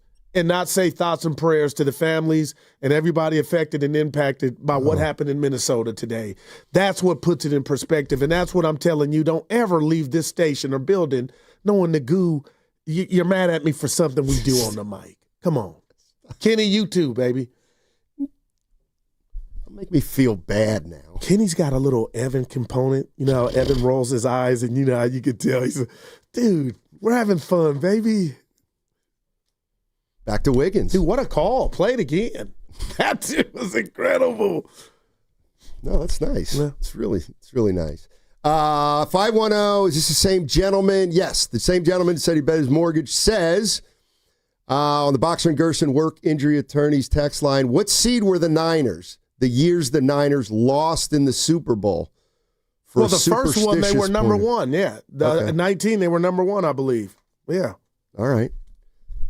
What do you think they're going to say about, and by the way, Kyle Shanahan and John Lynch are talking to the media today at 2 o'clock. Okay, let's be real. Go ahead. It's politically correct. What can you say and what can you not say? But I think they're telling me with these acquisitions of Valdez-Scantling and, hey, Kenny, have you heard anything more about Kendrick Bourne? That's the one to me.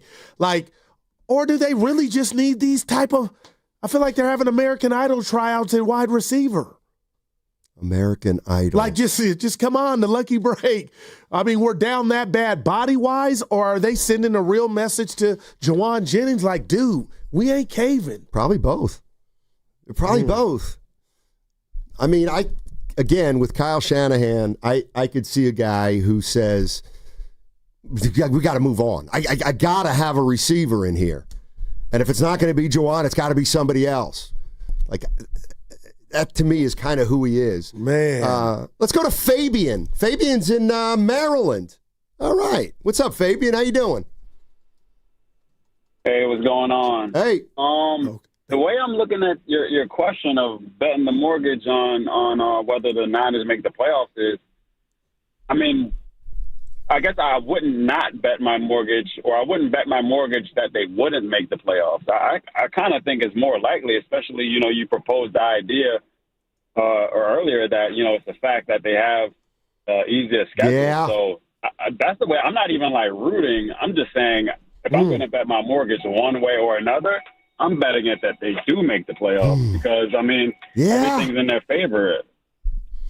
No, I mean, listen, Fabian, your rationale is sound, and that's the one, that is the one thing that if I'm looking at it from the side I am would scare me, and that is the good news for the Niners. Their schedule, and you know what? Don't like. Okay, I get you know, it. and you can respond right after I'm done. No, take your time. You can respond, but you know what? And I've noticed this. There's a group of people out there, and I know who they are. They're excuse makers, and they are rationalizers, and they are people that don't want to really put the schedule's a joke.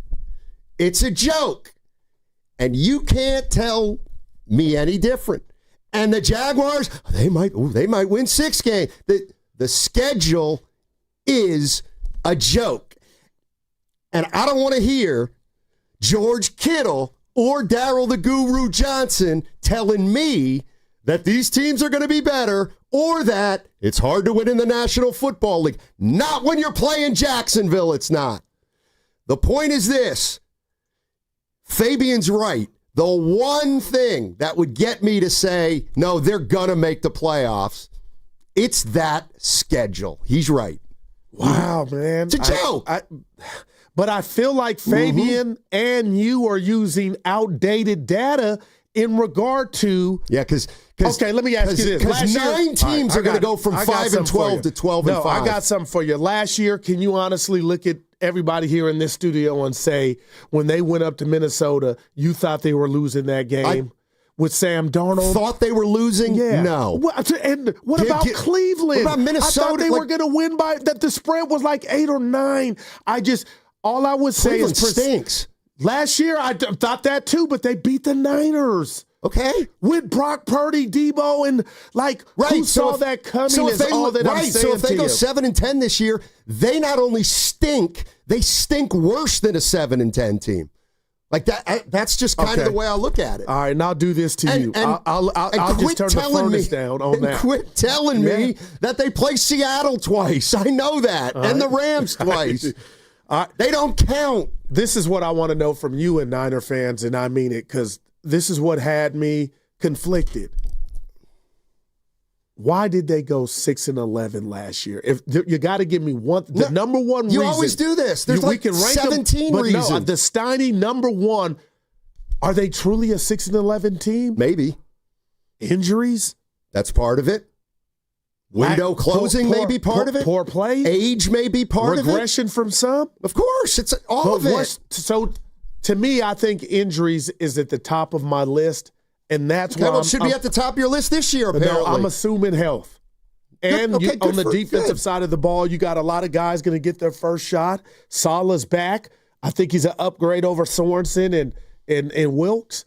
But, yeah, Steiny, you're over there fat-mouthing. You're really not. The schedule's a joke. Yeah, I can't come off that. It is. So if they lose to Seattle somehow, would you come in here and say what? Like, I'm asking you, you wouldn't be perplexed because that's a game in Seattle's a team that always plays them tough. It's in Seattle, right? Yeah. Would I be what if they lost? Perplexed. No. I mean, would you? No. Okay. But you come back to the Saints and somehow the Saints make it a close game. That's why. Then I'm like, oh, man. Right. So if the Saints beat you, you're probably not going to have a good year. But you know what? And I think I said this before. I think I may change my mind again. I may pull a guru. New information, even though it's old about the schedule. You don't mind flipping. I may take them to make the playoffs. I don't know. No, but if they make the playoffs, I don't think they're going to win a game. Wow. So they will not have been tested in the regular season. But see, I love you with your pink sweater, but Steiny, that's too. And when you beat Jacksonville at home, you can't say on the that, last drive, that doesn't translate to the playoffs. I'm just telling you the way I look at it. No, and I got you, but you're giving us the critique of a movie 10 minutes in. We've seen this team. I know who the cast is. I can see the cast of the movie. There's going to be some new characters, and it's a bunch of B-listers.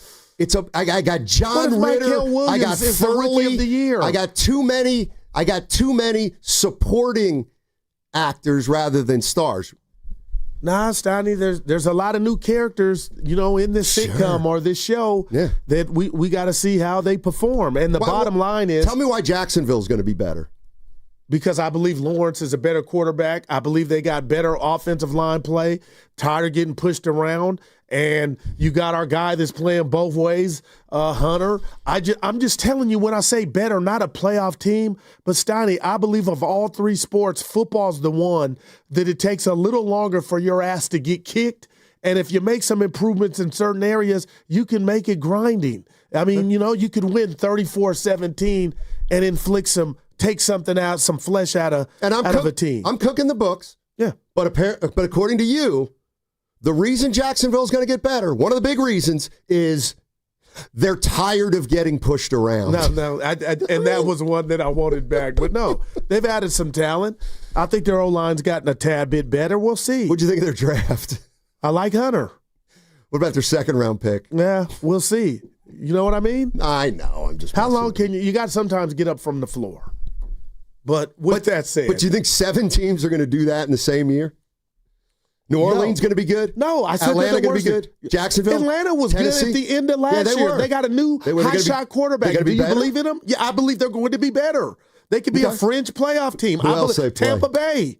Who else? What about the Bears? Have you not watched? Stink. Have you watched? Have you they seen? Used to stink. No, Steiny. the Bears are having trouble already. No, apparently. Steiny, I've seen enough from what I needed to see. But go ahead. I'm not going against your report. I see what I needed. Ben Johnson is fuming. He is a wizard. Okay. Well, and Caleb Williams, we already know he's got talent. You give him time. Oh my God, their defense, Steiny. Just watch. All right. You got another team, the Texans. I mean, they're not dump trucks at all. The schedule's a joke. See, all right, be careful. I think when you win 6 games, you got to be careful playing that game. That's fine. That's all. But you're not looking at them as a 6-win team. Like, that's the problem. Like, that's where we have a disconnect. Like, if they were a 6-win team, then they'd be a 6-win team. But there was extenuating circumstances as to why they were sick. How much of that, and I asked you a second ago, was that really porous play? But when you got these many rookies on, the defensive side of the ball, you kind of swapped out a lot, man. A lot of guys are gone. The Saints are going to stink. The Jaguars are going to stink. You don't get a Jags. The Texans are overrated. The Giants. So they're going to be a test now. Tell me how the Giants are going to be a big... They might have one of the best defensive units in football, I got you. I'm just telling you. And their offense is potent. The Titans going to the Super Bowl this year. Cam Ward. Of course you do. How about the Colts? I think they made the wrong quarterback decision, but they're no punks, Steiny. I'm just telling you. Nobody's a punk in the NFL, but it doesn't mean their schedule's not a joke. But you got them not going to the offs with the schedule. Changed my mind. I did it. Put one up for the Gipper. Now, this is a fair point on the Boxer and Gerson work injury attorneys text line. Steiny keeps saying the 49ers have a weak schedule, but how many of their opponents are going to be afraid of them? Fair. It's fair.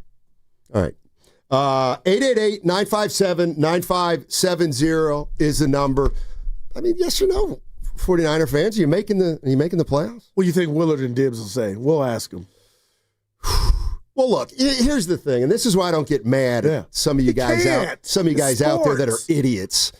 It's why I don't get mad at that. Because anybody who knows anything and thinks outside of a 49er lens, prism, knows damn well that this year's a 50-50.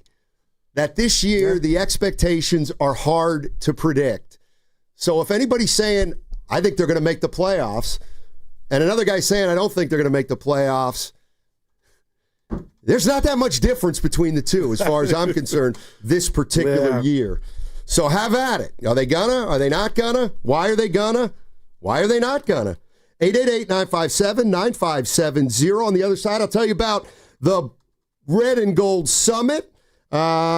Big stuff happening next Thursday down at the West Valley Fair Mall, and we'll be there. But that segment was brought to you by Valvoline Instant Oil Change.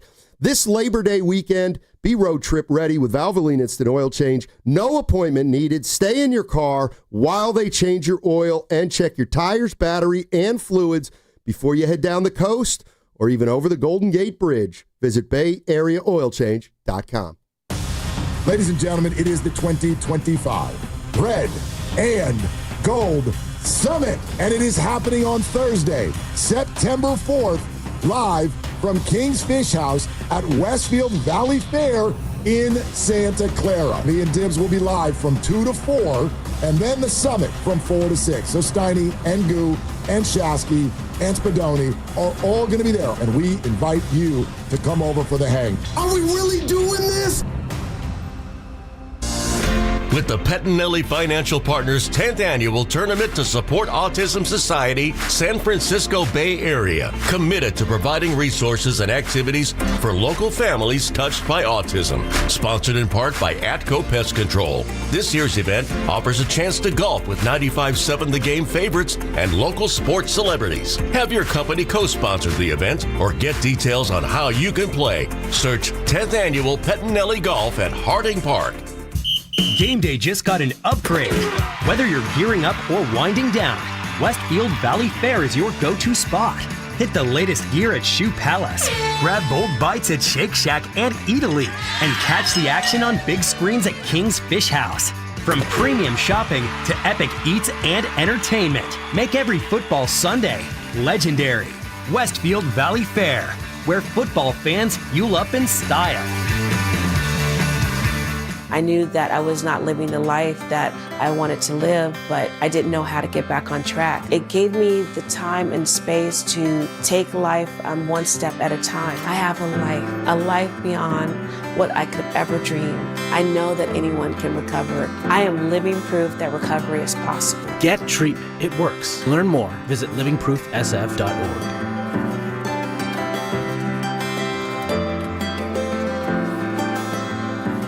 When selecting a financial institution, how do you know you're making the right choice? As Bay Area bank customers find themselves at a crossroads, maybe it's good to consider if you want your bank to be community-oriented or corporate-minded. Fremont Bank has grown by providing stable, consistent service to the region, its families, and its businesses for 60 years, all without a single merger. And we intend for more of the same for the next 60. Fremont Bank. Here for you, here for good. This is Vanessa Deniston, senior attorney at the Dolan Law Firm. The Dolan Law Firm handles a diverse line of cases from personal injury to employment law. We're proud to say the Dolan Law Firm is just as diverse in our attorneys and staff. The Dolan Law Firm consistently achieves outstanding results with over $1 billion in verdicts and settlements. The Dolan Law Firm, the best, most diverse personal injury and employment law firm we hope you'll never need. Contact us at dolanlawfirm.com. This is Larry Fleck, owner of The Floor Store. Our Labor Day sale's on now, and it's big. Up to 50% off store-wide, 0% financing for 2 years, and we pay your sales tax. Go to floorstores.com for directions. The Floor Store, your Bay Area flooring authority. This is the story of the one. As a lineman, he does whatever it takes to keep the power on in his community. And he wants a partner like Granger who does the same. Granger offers the professional-grade products he needs, from voltage detectors to harnesses to hard hats, plus fast, dependable delivery, so he can rise to every challenge. Call 1-800-GRANGER, click Granger.com, or just stop by. Granger, for the ones who get it done. For full details, including terms and conditions, visit unlock.com/legal. Call 1-888-780-6854 to speak with a representative today. Actor Portrayal. Terms and conditions apply. Not available in all states. Hey, homeowners. Can I get a minute of your time? If you need cash but don't want another loan, I've got the perfect solution. You can access up to $500,000 of your home's equity without monthly payments or interest ever with Unlock. This isn't a loan. It's a home equity agreement. With Unlock, you may qualify for cash today in exchange for a share of your home's future value. No debt, no extra bills, just financial flexibility on your terms. Use the money however you want. Home improvements, paying off debt, investing, or boosting your retirement savings. Unlike HELOCs, home equity loans, or cash out refis, there are no monthly payments. No stress. You've built this equity. Now it's time to use it. Go to unlock.com for more information. Don't wait. Call 888-780-6854 to unlock the equity in your home and get up to $500,000 in cash with no monthly payments and no interest ever. Call 888-780-6854. 888-780-6854 or visit unlock.com. That's unlock.com for more information. This is the story of the one. As a lineman, he does whatever it takes to keep the power on in his community. And he wants a partner like Granger who does the same. Granger offers the professional-grade products he needs, from voltage detectors to harnesses to hard hats, plus fast, dependable delivery, so he can rise to every challenge. Call 1-800-GRANGER, click Granger.com, or just stop by. Granger, for the ones who get it done. Get in the zone, AutoZone. Welcome to the end of summer sale at AutoZone. We're celebrating the end of long days and short nights with big deals for a short time, like car wash. Right now, you can save 20% on the Armor All Complete Car Wash Kit. Need new brakes? Duralast brake pads are free with the purchase of Duralast rotors. We've also got oil deals and more. We're ending the summer right with the end of summer sale at AutoZone. Get in the zone, AutoZone. Restrictions apply. In Noe Valley, 58 degrees and cloudy. Weather brought to you by Robert Half. Our recruiters' expertise and award-winning AI will find you the skilled candidates you want. At Robert Half, we know talent. Visit roberthalf.com/talent today.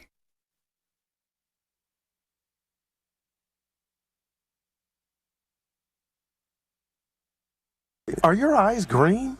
They're brown. But they're different colors. They look green today. This guy. His eyes are green. No, I've been told I do have beautiful eyes. I didn't say that. Now, back to Steiny and Guru on 95.7 The Game. What's up, baby? That's what I did during the break. All right, I'll get to this read in a second. Go ahead, dude. Go ahead, Goo. What's up? I studied that Lowe, that film. I can get him. What film? That race against our guy with KPIX. Steiny, there was. All right. I could get him. Guru fixating on thinking he can beat Lorenzo Nia. I looked at the film. The same guy that we were pushing for the Hall of Fame as a running back. And Guru thinks he can beat him in a 100-yard dash. And Dibs called you Humpty. I don't care. About what? Your take on the Niners, now you're in. I thought you were talking about my arms. I got a little insecure, but yeah, it was about your take. Then he said Lowe would crush me. All right, let's move on. Okay, it's the 2025 95.7 The Game Red and Gold Summit, and it's happening next Thursday, September 4th, live from King's Fish House at West Valley Fair in Santa Clara. Willard and Dibs live from 2 to 4. Then we have the summit from 4 to 6 where all the hosts come out.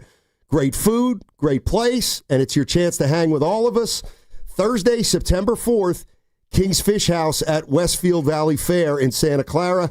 Come out and get the season started with a bang, and it's there that you can experience the ultimate in shopping, dining, and entertainment. That's the Westfield Valley Fair, your game day destination. You can catch all the games this season at King's Fish House, the go-to spot for football fans. Mm-hmm. Dude, that is next week, baby. Football is back. Yeah, Summit 4 to 6. You ready? No. It's next Thursday. We could drive together. You know, we could. I'm just telling you. I guess we do have to leave from here, huh? Yeah. Oh, boy. You know who's going to be hot about it? And I'm only getting the oxygen sensor replaced in the caddy, so I don't want you to say you don't feel comfortable driving. Oh. We might be broken down and not make it. We'll be fine. Yeah. No, I'm not worried about that. We can take my car if you want. Dude, you seen those electric Cadillacs they got? Got your car, but it's a caddy? Looks like the Batmobile, man. Wait, what do you mean my car, but a caddy? You got a beautiful electric car. It's a hybrid, right? It's all right. Caddy has that version of it, but it's a caddy. Oh, okay. Oh my God. It's 100,000, like 90. If I was Stephen A. Or my buddy from the East Coast. Yeah, right. My man. Yeah. All right, we've been talking a little bit about the 49ers and Jawan Jennings and what's going on there. And don't go anywhere because at 2 o'clock today, John Lynch and Kyle Shanahan are going to address the media. It'll be the first time since they cut down to 53. We can tell you that Marquez Valdez-Scantling is now a 49er, and they're apparently interested in Kendrick Bourne, a former 49er. Those are two wide receivers, and can't help but wonder whether that's got something to do with Jawan Jennings or not. But we'll find out more at 2 o'clock. I'd be shocked if there's any way they could do that press conference and we don't know any more about what's going on with Jawan Jennings. That would be. I don't even know how that would happen. Well, it can happen. Well, he could, if Kyle Shanahan comes out today and says essentially the same thing. Yeah, he's still not quite 100%. Well, then why didn't you put him on the pod? Well, because we think he's going to be ready pretty soon. No doubt. I mean, I guess so, but I have a feeling that. And I'm looking for John to kind of give his 2 cents on that situation as opposed to Kyle go, go ask him. When he said go ask him, Steiny, that to me was he was fed what up. But the next domino in this, I left the studio yesterday. I'm going baseball terms since the Giants won 3 in a row, Steiny. I thought it was 8-7 Jawan over the Niners baseball score in regard to leverage. Now with these acquisitions and the possibility or the flirtation with Kendrick Bourne, I could be wrong. Now I feel like it's 7-5 Niners, and that has Jawan Jennings' future in the red and gold in doubt, and I'm shocked. Yeah, I don't think this bode well for him, man. Like, wow. Here's the one thing that I'd love to know from 49er fans, because it feels like we've talked a lot about it, and we've made a lot about it, but we've never really talked about whether the fans think this is a significant issue or not, and it's this. The 49er fans feel kind of the same as me, and that is, last 3 or 4 years, this has been the MO, whether it's Bosa, Ayuk, Trent Williams, obviously McCaffrey and Purdy, they got paid last year. This year, it's Jawan Jennings. A couple years ago, it was Bosa. Do the 49ers have a little issue with this contract situation? Would you call it bookkeeping? Have they set a bad precedent? Well, everybody's gotten paid, so what's bad about it? You're talking about the time. They're not getting it done in enough time. Because it affected Bosa, I thought. It affected Debo, I thought. And last year we saw what happened with Ayuk. He wasn't even himself before he got hurt. That's what I'm asking, is the way the 49ers have done business or are doing business in the off seasons with the few holdouts they've had. They hold out, they get paid, they come in late. Do you feel like that's a pattern with this team? I feel like I feel like it's a bad pattern. They sit tight. Then the 49ers pay the guy. Then he comes in. Rusty. Now Bosa, apparently, I forgot, he had 3 sacks that first game that he came back late. But that season wasn't one to write home about. That's all. You all right. And I heard Baldy tell Spadoni and Lubman that. But I'll say this to that, Steiny. That's why I'm blown away that even though it's a BC lister in regard to Jawan Jennings not being a top-tier dude talent-wise, I'm shocked that it's this same record is playing. I thought we were done with that. I thought they had learned their lesson, or they were going to be proactive, see the glazier before you hit it, and you avoid what we're kind of lightweight doing right now. Jawan Jennings probably will be the first question asked to Lynch or Shanahan, right? That I would bet. Right, but I don't want to assume that they didn't see this coming, because what I'm starting to think right now is the 49ers, this isn't, maybe to the 49ers, this isn't an impasse.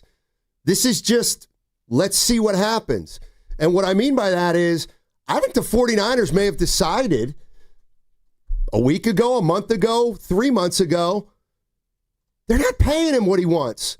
But you could parlay that into a draft pick, or you could trade him. You could have at many junctures if you were feeling that way. Or you could just let him do what he wants and move on and get a couple other wide receivers. And I also think what we have to acknowledge here is the prioritization. And that is, who'd they pay? They paid the big boys. And they're saying to Jennings, you're not a big boy. Clearly, that's what they're saying. On third downs, he is. Well, it's not enough. In playoff games. That's not enough. Right.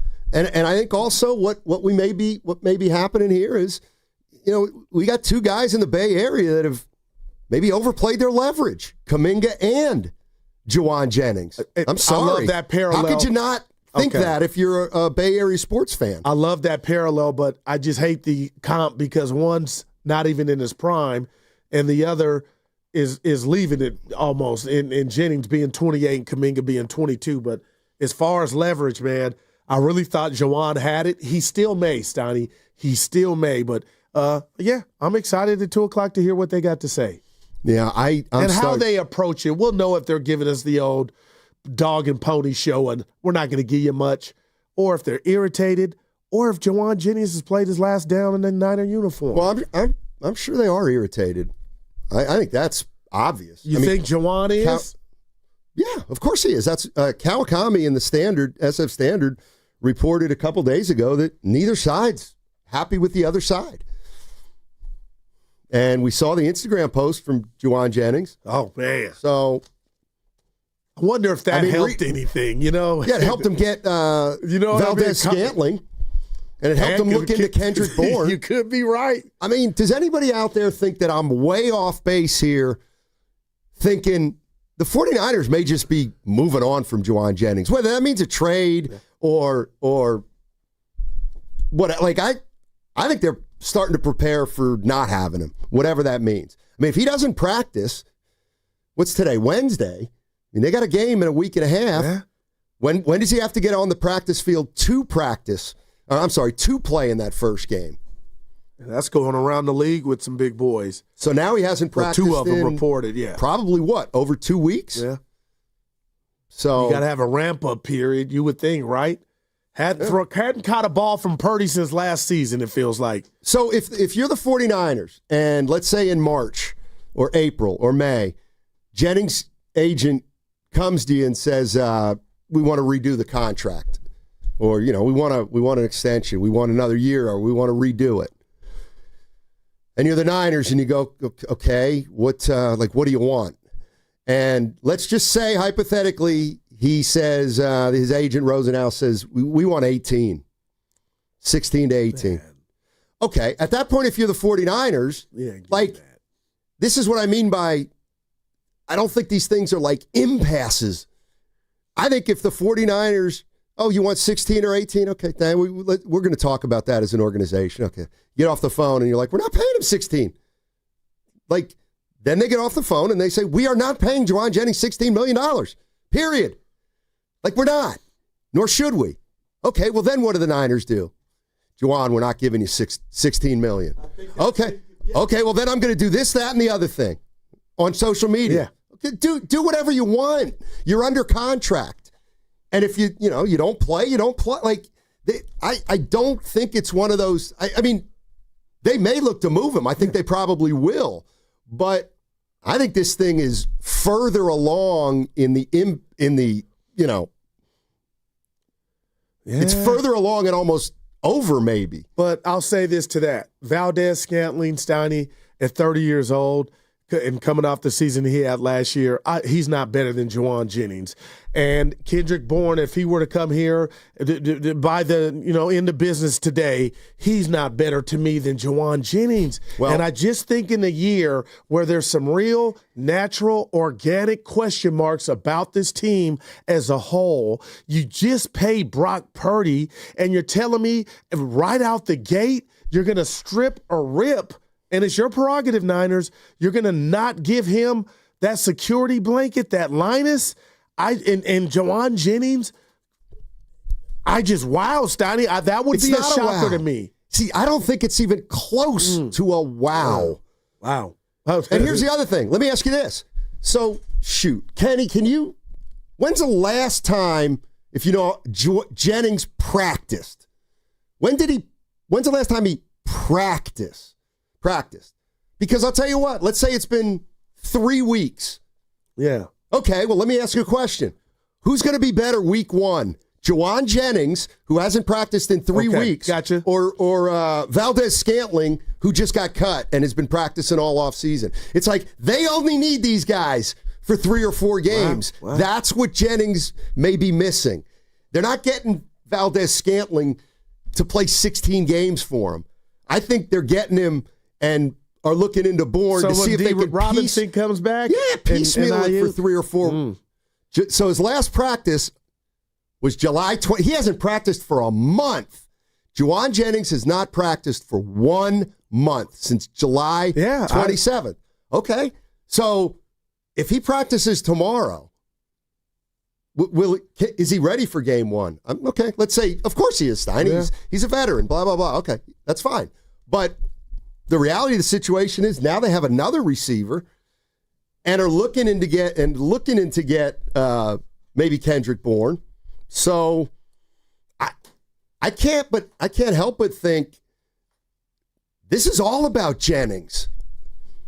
I think the 49er fans see it that way with the Valdez-Scantling and the interest in Kendrick Bourne. I mean, that's got to have something to do with Jennings. What if I told you, what if you're right, 888-957-9570. Sorry. No, you're all right. What if I told you 2 o'clock, I'll find out if you're right. Like, there'll be a sign or a nugget that will come out of their mouths that will tell us, Matt Steinmetz, you were right. The day you look like Cameron, the rapper, Steiny, because he wears pink from It Is What It Is podcast. Oh, okay. You're listening to 95.7 The Game. Who? The rapper Cameron, him and Mace got the show. You mean Chance? I think you mean Chance. He's the rapper. Stop. No, the rapper is Chance, I'm pretty sure. It's Cameron and Mace. They both used to rap. and they had Chance the Rapper on. The guy's name is Chance the Rapper. Yeah. Okay, so I'm not talking about there can't be him. any other rappers. There's only one. Chance. Kenny, I need help because he's... He's just Let me get along with the league. You got to pay it in full. You're listening to 95.7 The Game, KGMZ FM and HD1. San Francisco, it's an Odyssey sports station. It's the home of the Warriors and the Valkyries, and it's always live on the free Odyssey app. Coming to you live from the Laughing Monk Studios. Laughing Monk, righteously brewed in San Francisco. I got a nugget for you, Kenny, and Risotto. I'll be the judge of that. I'll bet you I know it. All right, get crack. If I know it, then it's not a nugget. All right, go ahead. Well, I don't trust you. Please. Tell us what you think it is. I have no idea. I can't guess. It could be about anything. See, so if you tell me it and I don't know it, I will say I don't trust you. So tell us what you think it is, and then when I tell you, I have no idea. Well, no, I have no idea. Because you're the type of guy that you'll wait till I say it. Yeah, that was it. Bring one up for me. No, I won't. All right. Anyway, I told you I really want to see a 30 for 30 doc on guys that are on the bubble. They put the blood, sweat, and tears, and they don't make it. Yeah, that won't get any ratings, but go ahead. Like when you got let go from here, and I always just fascinated, and Dibs I went to the graduate bar. That's amazing. Right, that's what I did. I got fired, I went to the bar. What did you talk about? That's not a documentary. I'm in on that stuff. So anyway, Steiny, yesterday the Niners let go of Chaz Surratt. Sure. He was let go. He was cut. And Mike Garafolo right now just tweets, the Seahawks are signing Chaz Surratt to their active roster a morning after he was released. So I guess he's down in the dumps yesterday getting bad news. I didn't make the Niners. 24 hours later, bam, a division rival calling, and he's got a job. Beautiful. Yeah, that's awesome. They probably signed him right out of the bar because he probably went to the bar after he got I'm sure he did. Cut. Hey, but by the way, for the we're talking pro football, and anytime we talk football on 95.7 The Game, it's presented by Paramount Plus. You can't count on much these days, but what you can count on is Sundays with the NFL on CBS and Paramount Plus. Watch your local NFL game live every Sunday, again, on CBS and Paramount Plus. It's all season long, people. Visit ParamountPlus.com/NFL, and you'll get started today. Can I give you a prediction on how I think this Jennings thing plays out? Yes. He's not, they need him. They know they need him, but to a degree, he has his agent Rosenhaus call and say, we'll report. We'll play on what. Well, he's already there. Well, no, I'm saying, yeah, nothing to see here. Just we've surrendered. He'll be out in the practice field. He's got to, Steiny. So he's just going to play out call it off. Yeah, no, exactly at this point.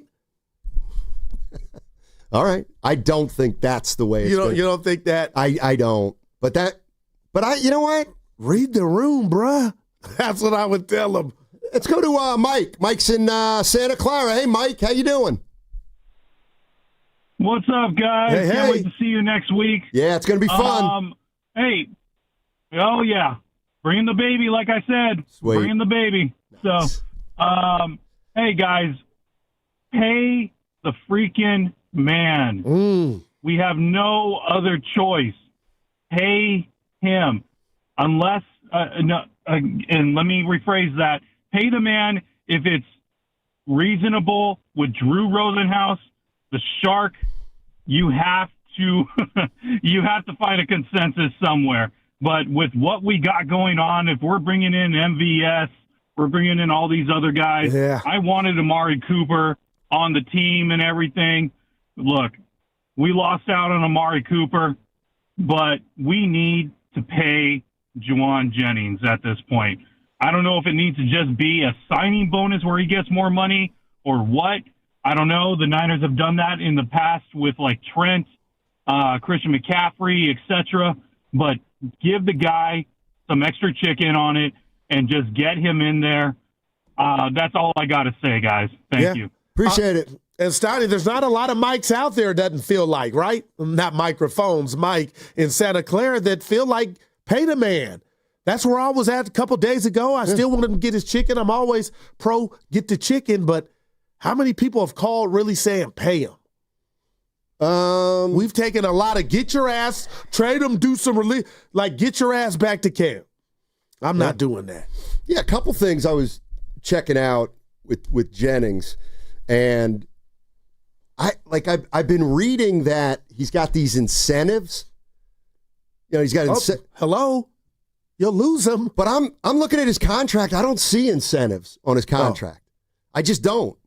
I see a $50,000 bonus when he suits up, but I don't see catch incentives. But what if that's the internet contract and you ain't looking at the real? It's not the internet contract. You know what I mean, Steiny? It's not the internet So contract. you think he doesn't have any? Because we had somebody. How do you think I know that he's already been paid half his salary for this upcoming year? I need to do a better active listening skills. I thought that was shtick. It wasn't shtick. What? Why would it be shtick? I thought you were just having fun. It's just a fact. They paid him. Hold on, let me see. So they got something invested in him, obviously. Yeah, so they've already paid him half his money so far this year. Hold on, I get it. Salary advance. That sounds like a loan. Club agrees to advance salary payment in the amount of $3,275,000. That's $3.275, and that advance shall be payable in a lump sum on February 14th. So he's already been paid a lump sum of $3,275,000 of his contract already. But in the grand scheme of the Niners' success for this season that we talked about, what you betting your house, Norm, and all that, you don't think this moves the needle, though, if they have him or not, Jawan? Just his services. It's all said and done. It's good if he's there. It's not as good as if he's not. But it's not going to determine their... I don't think it's make or break. I don't think it's make or break. I think it helps a whole hell of a lot. All right. I see. You know what? We got some calls. I'm gonna push you guys, Mark and Leroy, and the other Mark. I'm gonna push you to the other side so I can give you the time you deserve. I appreciate that. The time you deserve. So, anyway, yes,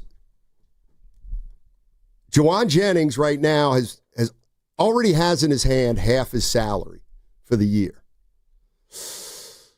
Yeah. I mean, what do you want me to tell you? Bee's Knees says, my middle-aged fat dude group chat sources are saying Jennings wants 2 for $36. Garrett. That's pretty good. I wouldn't be in that chat. 2 for $36? That's 18. Maybe that's why ain't nothing going to happen. Man. But there you go. All right. 888-957-9570 is the number. You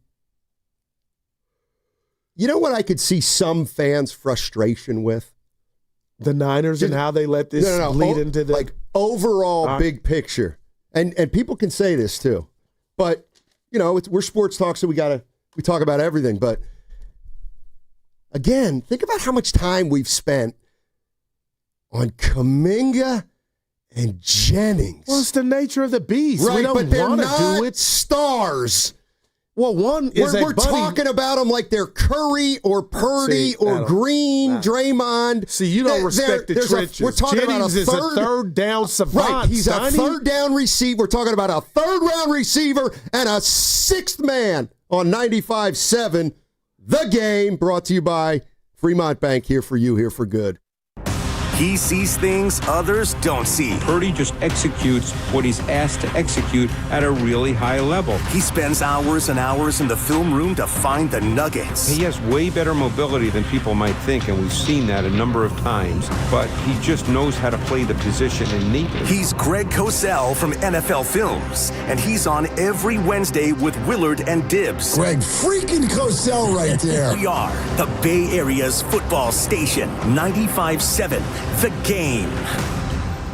Hey, this is Willard and Dibs from 95.7 The Game with great news from Safeway. You can earn Safeway rewards with each purchase you make. Then use your rewards for discounts on groceries or up to 20 cents off per gallon in gas rewards at participating Chevron or Texaco stations, and up to $1 off per gallon at participating Safeway fuel stations. Not a member? Register for an account with your phone number at checkout and start earning rewards today. I personally love shopping at Safeway Safeway and saving up to 20% on my purchases with personalized deals, meal plans that list the ingredients needed to make shopping easy, and pet perks. There's something for everyone, including a free item every month from some of my favorite brands. If you sign up today, you can get $5 off your first purchase of $25. Restrictions and exclusions apply. Learn more at Safeway.com/4U. That's Safeway.com/FORU, as in the letter U. We will see you at Safeway soon.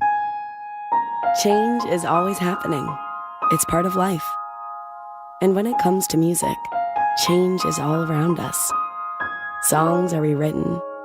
Classics are remixed. Bands and artists come and go. Even our taste in music changes.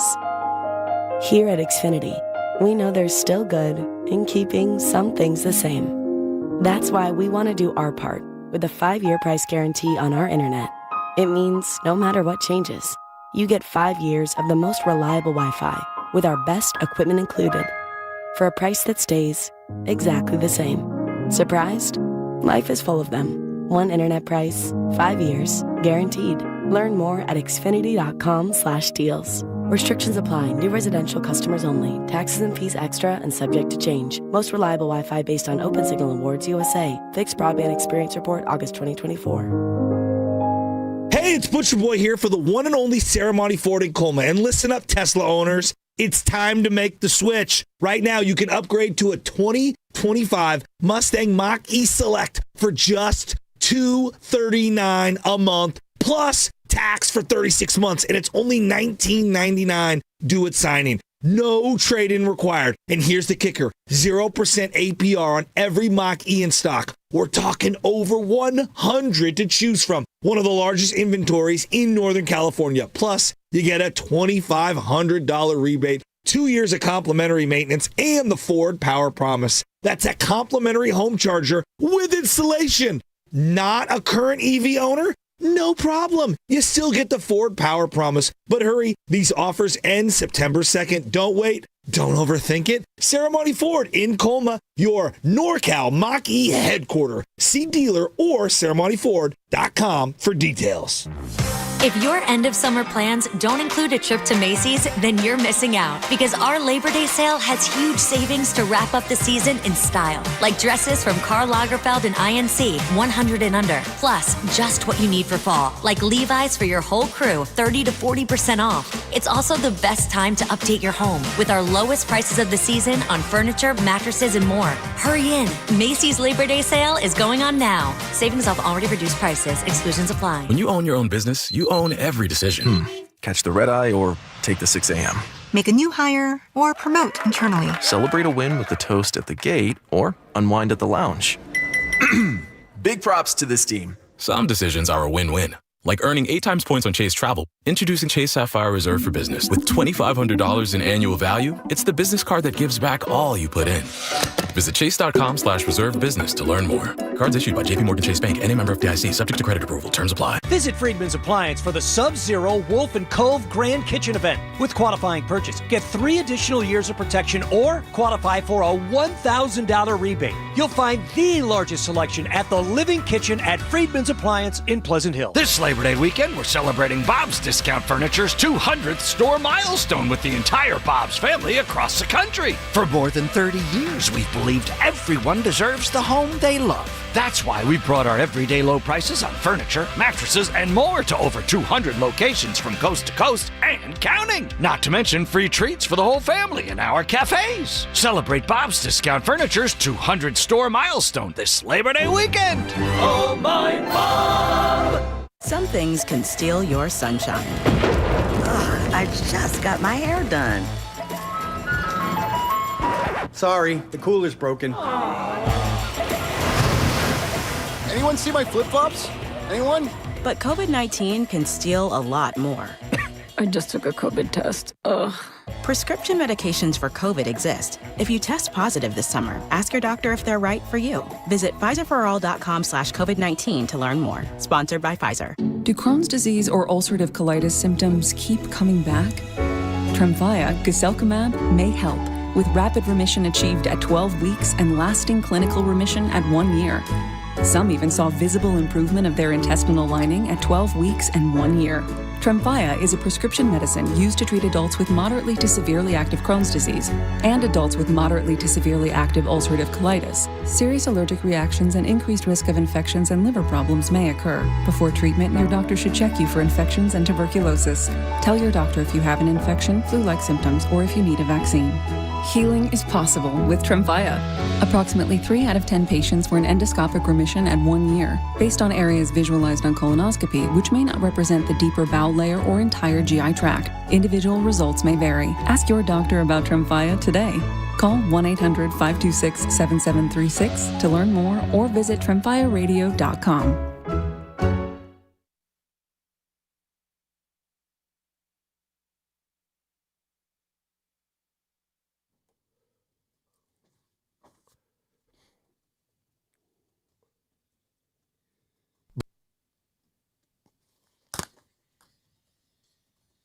Now, back to Steiny and Guru on 95.7 The Game. Hello, hello, hello. Yes, sir. Willard, I love our team here, man. Like, why would you choose to do that halfway through the show? Like, I don't get that. Because you're shining so bright and you got the pink. I just put on my Ray-Bans, man. Go ahead. Okay.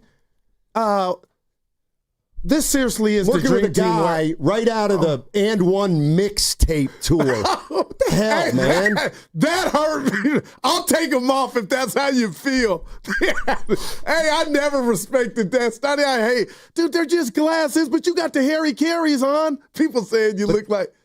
These are all I have. A Mississippi. These Bill. are prescription, essentially. Anyway, Willard texted us the incentives, and that's what I love about working here, Steiny. We got Shasky, Spadone, Loveman, Kenny, Risotto, Pasta, Grandy, Evan, you and I, Bonte. We he didn't have to go out his way to send us the incentives. So, Will, thank you, man. Yeah. You want me to read them to you? Yeah. Where did this info come from? Mark Willard. He texted to us. No, but where did the info? Oh my! You want the origin of it, Steiny? So Willard's the original author. Okay. Now you stole my thunder. Shout out Oklahoma City. You go ahead. No, but he had the incentives that I guess you were trying to find them. I'm looking right at the contract. I don't see them. That's all I'm saying. Okay. That's all I'm saying. This is from Willard. But you're this right. Is what Willard sent us. A lot of the media has reported that he has incentives. Can I read this to you? Sure.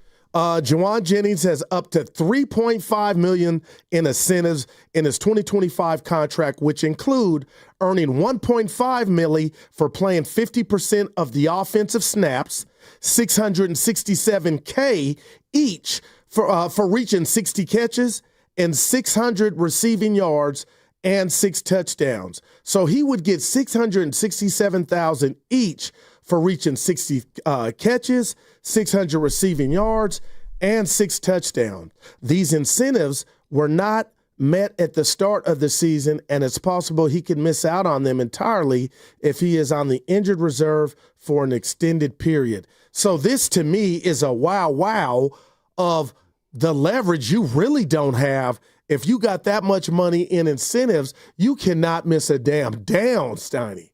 And those are attainable. The yards, the touchdowns, and the receptions. 350 divided by the number of regular season games.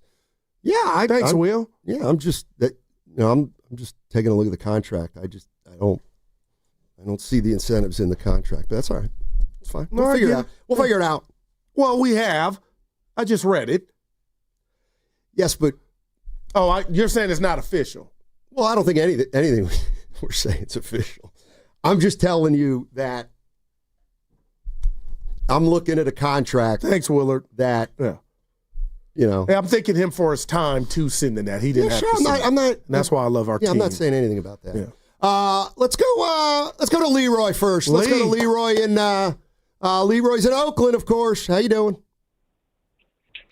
Hey, I'm doing great, guys. Happy Hump Day. Can't wait to finally shake you guys' hand next Thursday. You pulling up, Lee? You gonna be there? Yes. Yeah. Man, me and the missus. Oh my! I gotta get a haircut. Oh, I'm there, baby. Let's go. And she and go. You gotta promise me that you won't go. Hey, Oh, no, I'm going to be a gentleman. No, I'm just kidding. I got you. I love you, Lee. I'm just kidding. I'm just kidding. But look at guys. Steinmetz, I think you're on to something. I think Jennings is gone. And here's the reason why. Shanahan is a genius at plug and play. His mentality is, I don't care. I think if Boza left, he'd be like, okay, well, we're just going to put somebody else in here and we're going to get the job done. And stuff, yeah. He thinks he can put anybody anywhere and make it go. And then when it doesn't go, it's everybody else's fault. So that's how I feel about that. The San Francisco organization is shrewd. This is how they do business. And then you have players wait. And then when you finally play them, they haven't had any practice. And then when they get on the field and start dropping passes and they're not in sync, then you blame that. Well, they didn't have any practice and they held out, and this is why. You can't have it both ways. Shanahan is Mr. Genius at plug and play. He thinks he's such a genius that he thinks he can put anybody anywhere and make it work. And again, when it doesn't work, it's everybody else's fault. This is what we're dealing with, 49er fans. So let's just hope the players can execute. Hey, Lee, whatever Shanahan calls,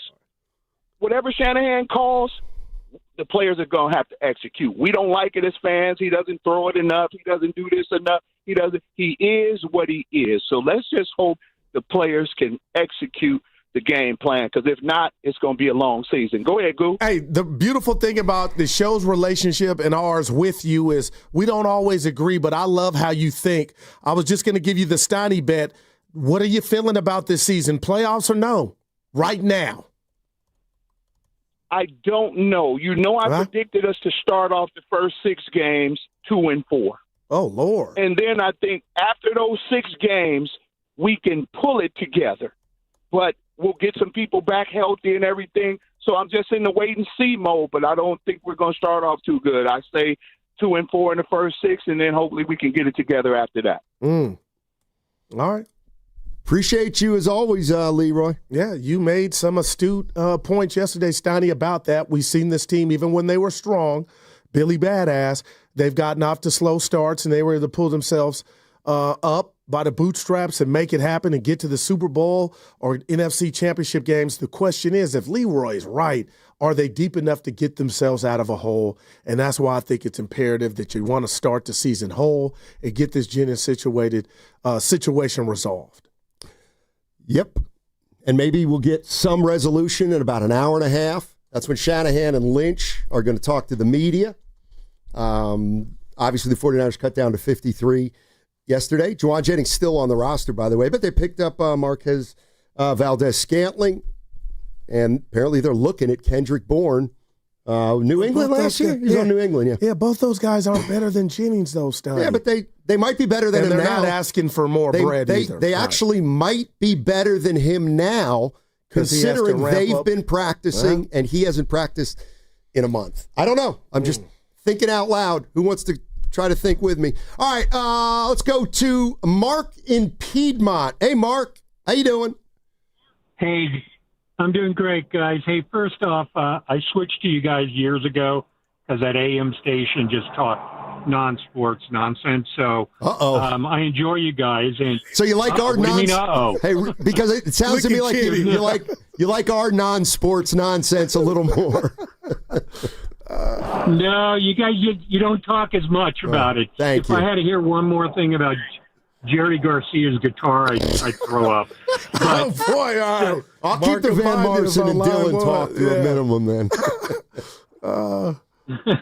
So here's the way I'm thinking, guys. The Niner management has signaled that they're not focused on the Super Bowl this year. Giving up on all the older guys and, drafting all the younger guys. So don't pay Jennings. I mean, you can clearly pick up someone that's been let go, like Bourne, that's probably just as good as him, and let's see how this plays out. I also agree with you that I don't see any playoffs happening. Their defense is going to be awful. Other than Nick and Fred, what do you got? So Let's see if Shanahan pulls magic on the offense, but I don't see it happening on the defense, guys. I'm out. Thank you so much. Keep doing what you guys do. Thanks, Mark. Appreciate you, buddy. Yeah. Matt Barrows.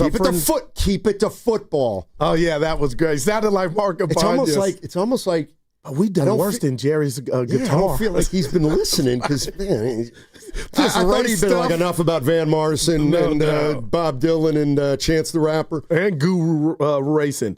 This from our friend Matt Barrows, Steiny. Sure. Okay, on X. I imagine a future move will be to put Jacob Cowing's hamstring on the IR and re-sign punter Thomas Morstead. So Jacob Cowing's been one of those names that... you going to drop the win total? No, we're infatuated with, and now there's a major opportunity to see what he can do, but it's one of those things where the body, you just... Bad draft? No. What do you mean? The hamstring, whatever's going on with him, ails him, so we got to wait. So that's 4 games for sure. The IR that we won't see him. I'm just saying there's a help wanted sign at Niner receiver. You know what I'm saying? Well, I mean, Kendrick Bourne. Here's the other thing. Valdez-Scantling, a Niner. Here's the other thing. If you think you're already hurt, well, then you ain't going to the Super Bowl. Why would you pay Jennings? Well, they ain't. Come on, they ain't thinking that way. They think they got it. We'll find out today, 2 at 2. It's not code red to where we're out of it. We got to go to the lab, and you got McCaffrey, you got Bosa, you got I'm doing what you did at the break. Right, but they're not talking about a Super Bowl like they have in the past. Let's just be honest. Well, in 2019, coming off a horrible campaign. I'm not saying surprises can't happen. I'm saying, are you telling me that the 49ers inside the building and outside the building, the expectations are the same as they were the last 3 years? There's no way you can believe that. Come on, now, you're beautiful because there's so many components to what you said to where you're right, but winners win. And they never say we don't have a chance. It's upstairs. And I did take an L on the kicking conversation with the punter. Willard hurt me, so did Dibs. But anyway, we'll talk about that later. Steiny, I got to believe they think they got action. And, you never come out and say, we think we're going to win it. And it's right down the middle. But I got to believe there's going to be Maggie Seaver in this season from the Niners, growing pains. And they'll take it 4 games. So, again, I'll ask you the question. Do you believe inside the 49ers building they have the same expectations this year as they did the last 3? I don't know how to answer that. I do. No, they don't, because they're talking. But they're not going to give it any less effort. That's true. But of course. And it's not like they're saying we're going to go out and try to go 0-17. You can play that Kyle sound. It did sound like he was sending something. I don't have to play it. You know why? Because I just said it. You can't find it. No, not on the board right now. Look at Kenny. Luke! And miss me with, let me tell you something about Niner fans. One thing I've learned about them in my 39 years here in the Bay. They know what time it is. They know what's up. They know and follow their team. There's no way they think of this team like the last 3 years. They're hoping. We're all hopeful.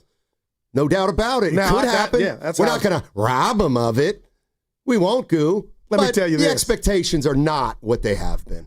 That's fine. You're not in the locker room. The Warriors' expectations this year are not the same as they were when they had Durant. Sorry. Well, that's the same thing. No. It's the exact same thing. No, it's not. How is it different? Durant was a cheat code, okay? And even when they won, nobody was surprised. That's at all. right, because the expectation was they were going to win. They were going to win a title. But last year at this time, what were the expectations at this juncture, heading into Week 1 in the Shy? Do you think we're in the Niners? Who's the Shy? Chicago. About what? Their outlook on the season. Chicago who? Like, I don't know what team you mean. Honestly, a couple years ago they played the Bears. Remember Week 1 in the monsoon? Yeah.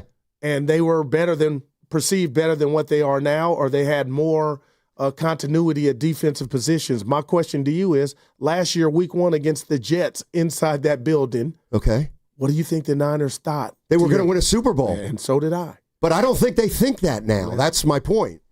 And I don't What's the biggest reason for that? Departures? Do you think that... I'm asking you. What do you think do you think the talent level on this year's team with all their young players is As good as it's been? On the defensive side of the ball. Unfamiliar, and that could be scary. And Robert Saleh could turn them into young Thundercats. But I got you. I'll give you the. Like You that said can't, it. It can't See, bother you. You canceled out. You're agreeing with me. We need with Thundercats. with that like word. that says it all. Oh, it doesn't. What, Thundercats? If we went to Santa Rita, that's a jail. Or even Quentin over here by Willard's area. First of all, you've never been. I've been in a medium security I prison. played a basketball full court game Here he goes. at Santa Rita jail and have never been petrified and had to hide it and ball out in my life. They had Jordans. That's minimum security. No, but there's some cats in there. Though. I played at medium security. Where? Camp Hill, Pennsylvania.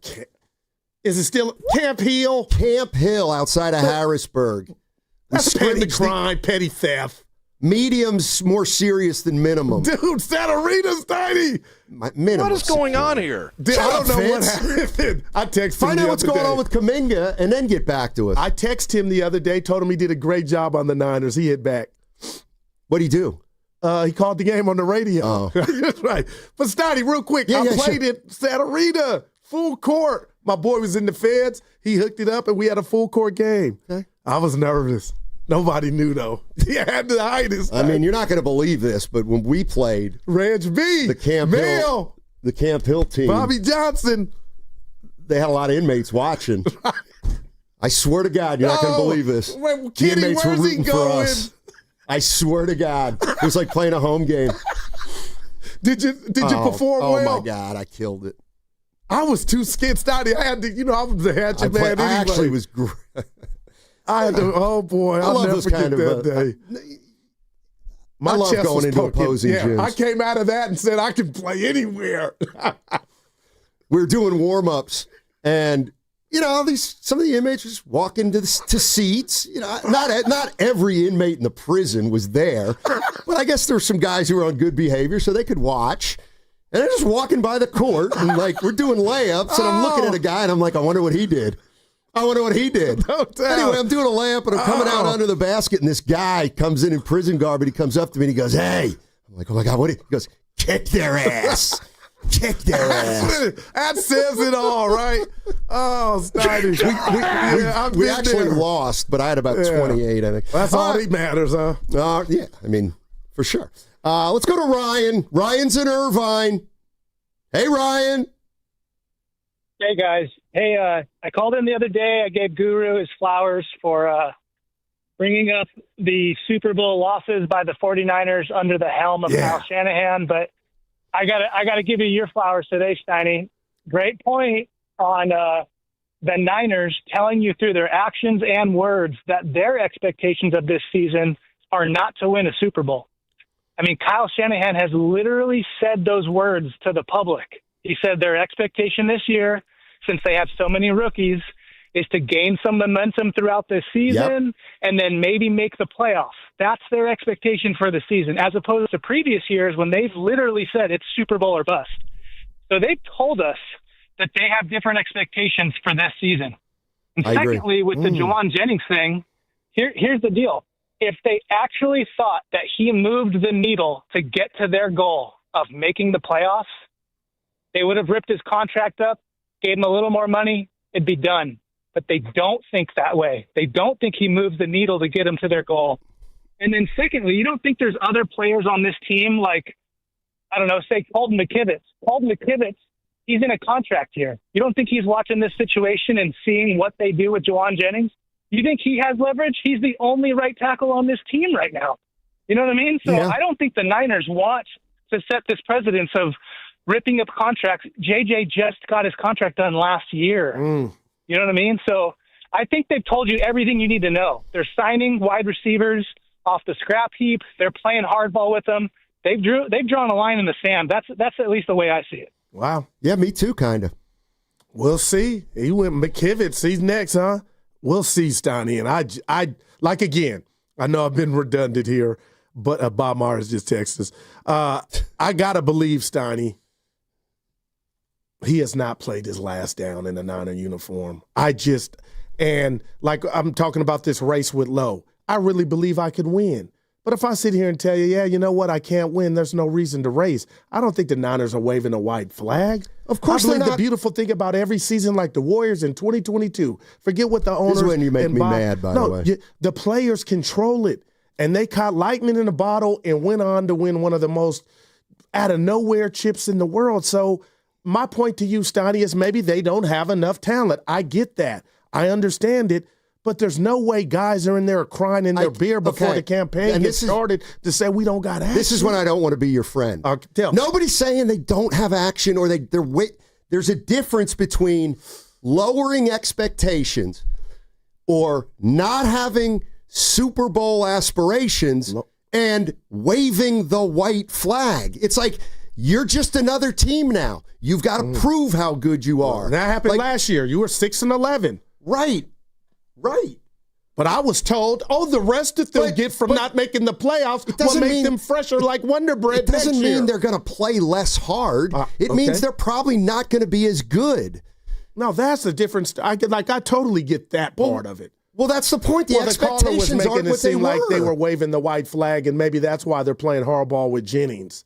By the way, Santa Rita, it's not even a prison. Yeah, but it's a jail. Have you? Do you know the difference? Oh, I do. Have you Santa looked in Rita's there like lately? a drunk tank. Hey, They played a bunch of drunks. I don't want to glorify crime. Santa Rita is no joke. The Bay is off the chain, and that's where the people go. It's out in Livermore. Bob Myers said you two need to play in San Quentin. Stop with the low level security prisons. I couldn't play in Quentin. That's outside though. Yeah, we were inside. I wouldn't play. I'm too old. Well, I'd go watch. I would go watch you play. I swear to God, I'd go watch you play against the San Quentin guys. That's all I've been asking for. Talk to Myers or Dunleavy. They do it every year with Kirk Lacob and those guys. You can get in, I'm sure. We're the flagship. Take advantage of it. I would go with you. I'm just not playing. No, seriously, would you go? Yes, I seriously would go. I'm going to call Bob after the show, man. Well, he doesn't work for the Warriors anymore, so you might want to. Right. I got you. Oh, boy. All right, don't forget, 2 o'clock, Kyle Shanahan. What? Willard's looking at me and the boss is looking at me. I don't think that it's all good, man. It's partly good. They gave it to me. The vows. Gave it to me. The jerseys to wear. Oh, they're making fun of what you're wearing. I don't know. I'm getting vibes. Not immaculate. Okay. Yeah. By the way, this is too much non-sports nonsense. Yeah. All right. You know what time it is? It's time to tell you about the Red and Gold Summit. Next Thursday on September 4th, live from King's Fish House at Westfield Valley Fair in Santa Clara, Willard and Dibs are going to be doing their show from 2 to 4, and then the summit starts at 4 and goes from 4 to 6. Come hang with us as we get you ready for the football season. Great food, great place, your chance to hang out with all 6 of the hosts. Maybe some producers show up. Thursday, September 4th, King's Fish House, Westfield Valley Fair in Santa Clara. And also at the Westfield Valley Fair, it's where you experience the ultimate in shopping, dining, and entertainment. Your game day destination. You can catch all the games this season at King's Fish House, where we will be next Thursday. Dibs and Willard, 2 to 4. The Summit, 4 to 6. King's Fish House, the go-to spot for fans. Hey, it's your boy Guru. Every time we put a rat on the table during our show, it's brought to you by Atco Pest Control. Atco Pest Control is a family-owned local business proud to provide pest control in the Bay Area for over 35 years. Atco uses natural methods to give you a peace of mind and keep your family out of harm's way. Quality pest control doesn't have to empty your savings either. Don't wait. Go to AtcoPestControl.com for all your pest control needs. They got you covered. Are you interested in being an install or service technician? Good news! R&S Doors and Gates is hiring. If you have good mechanical skills and a knowledge of power tools, welding, and motor controls, you should apply today. R&S Doors has openings to repair and install commercial overhead doors, entry doors, and loading dock equipment. You must be able to work in a professional, fast-paced environment. Call 800-FIX-A-DOOR and apply today. That's 800-FIX-A-DOOR or visit rsdoors.com. R&S Doors. Look for the red truck. A lot of Bay Area banking customers are faced with a choice. Which financial institution best fits what they're looking for? It might make sense to consider a bank's history. Take Fremont Bank. For 60 years, we've provided stability and consistency with an emphasis on relationships. We've grown one customer at a time, not through mergers or acquisitions, because that's how you can do business when you're independently owned and community focused. Fremont Bank. Here for you, here for good. Want to interact with the hosts but can't call? Text the Boxer and Gerson Work Injury Attorneys text line at 888-957-9570. Boxer and Gerson, Northern California's premier workers' compensation law firm, helping injured workers get their lives back for over 40 years. Coach, the energy out there felt different. What changed for the team today? It was the new game day scratchers from the California Lottery. Players, everything. Those games sent the team's energy through the roof. Are you saying it was the off-field play that made the difference on the field? Hey, a little play makes your day, and today, it made the game. That's all for now. Coach, one more question. Play the new Los Angeles Chargers, San Francisco 49ers, and Los Angeles Rams Scratchers from the California Lottery. A little play can make your day. Please play responsibly. Must be 18 years or older to purchase, play, or claim. When your name's on the paint job, your primer better hold up. Painters trust Kills primers for serious adhesion, stain blocking, and a finish that lasts. Now, the full Kills lineup is available exclusively at the Home Depot. Need it fast? Get same-day or next-day delivery, or order online and pick it up in-store. Kills primers. Pro results. Faster. The Home Depot. If you're a pro, you know. Comcast Business High Five Hotline. What's the state of your excitement? I signed my business up for the 5-year price lock guarantee, and I can't stop high-fiving people. High five! Okay, deep breath. You're in a good place. You signed your business up for 5 years of gig speed internet and advanced security, all on our ultra-reliable network. Gig speeds and advanced security? I'm so stoked! Yep, and you get it at a great rate that's locked in for 5 years. Woo! The high five is just your body's way of saying, I'm winning. So this is natural. High-fiving everyone you see in a state of business savings enthusiasm? Totally natural. Sweet! Thank you! Thank you! High five, everybody! High five! The Comcast Business 5-year price lock guarantee is back, but only for a limited time, so sign your business up today. High five! Comcast Business, powering possibilities. Ends 9/21/25 for new customers with qualifying bundle. Current customers may be eligible depending on services and area. Guaranteed rate applies to monthly service charge, excluding taxes and fees. Other restrictions apply. Brought to you by Stevens Creek Subaru. Custom order your next Subaru at StevensCreekSubaru.com. Online security is a must, and millions are choosing NordVPN to stay safer and more private online. And you can do that too. Get NordVPN with 77% off and up to 3 months extra. NordVPN will encrypt your online traffic from data snoopers and internet service providers, while NordVPN's Threat Protection Pro will reduce risk of phishing and alert you about the fake online shops and known scams. And that's not all. If your email address is leaked to the dark web, you will get an instant notification from the Dark Web Monitor and act accordingly. Get the special NordVPN deal today at nordvpn.com. This offer includes a 77% discount on a 2-year plan and up to 3 extra months. Savings and additional terms apply and can be found on nordvpn.com. The offer is valid until October 15th. Keeping your family safe starts with making an emergency plan. Visit safetyactioncenter.pge.com to get started today. And join PG&E at the Marin Fairgrounds for the 4th annual Ember Stomp Wildfire Preparedness event on September 6th. For more details, visit 957thegame.com.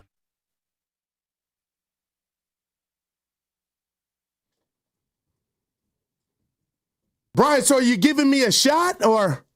Zero chance, Goo. I love you, man, but you ain't. Lowe works out so hard, so much still. That man is still a finely tuned athlete. Hey, Ben. How you doing, buddy? Laughing hilariously at Guru. Now, back to Steiny and Guru on 95.7 The Game. Wow, Ken. Or risotto. Wow. That was for earlier. I know.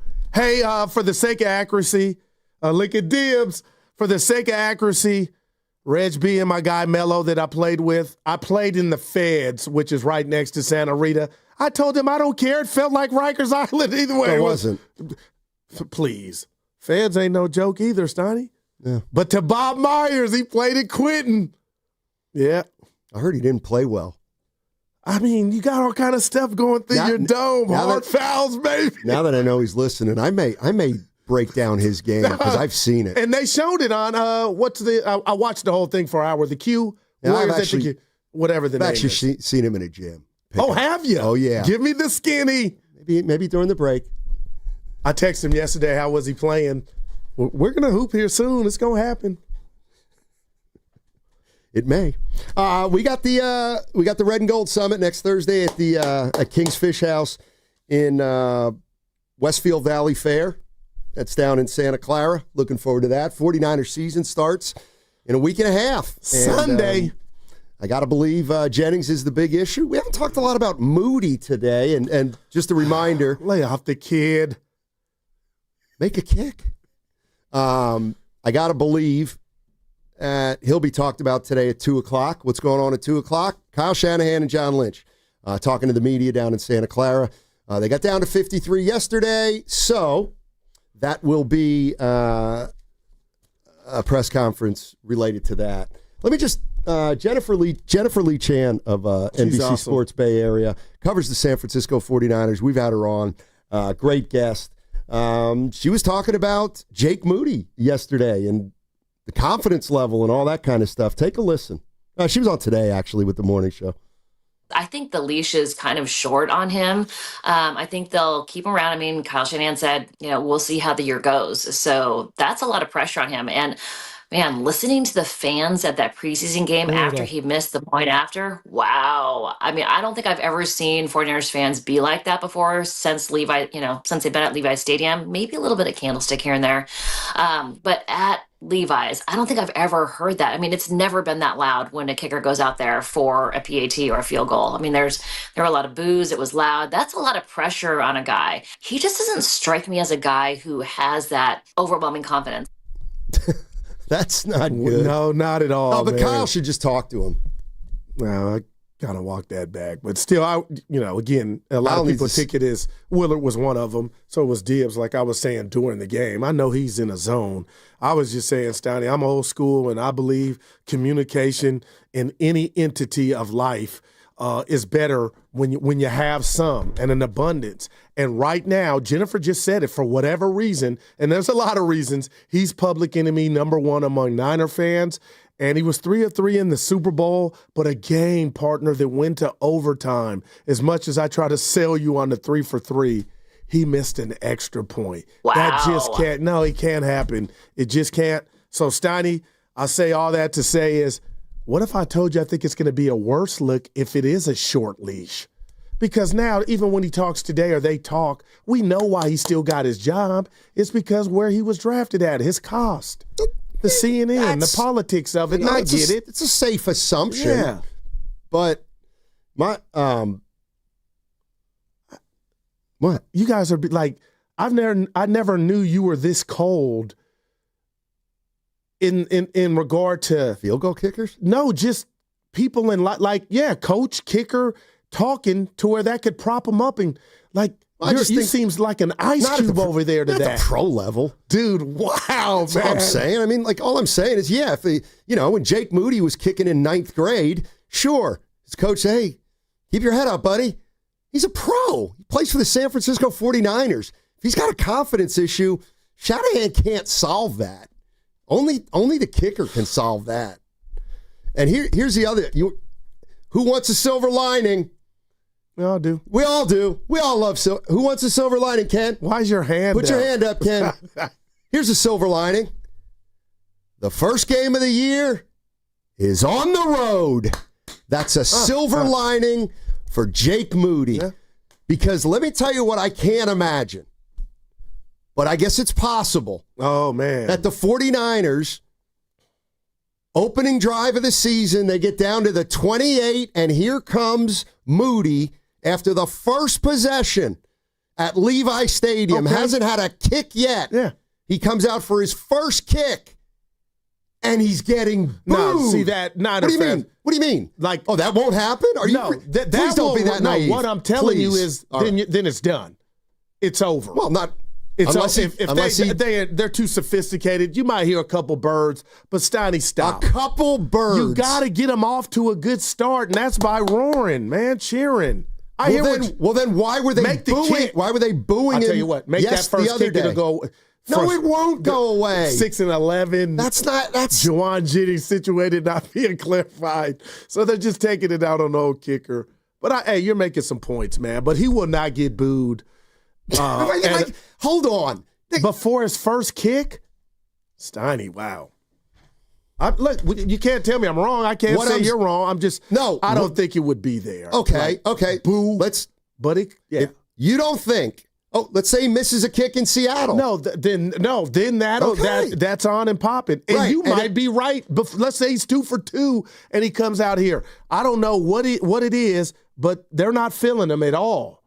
And I'm just like, man, just make your kicks and you got your job, man. Kick and go.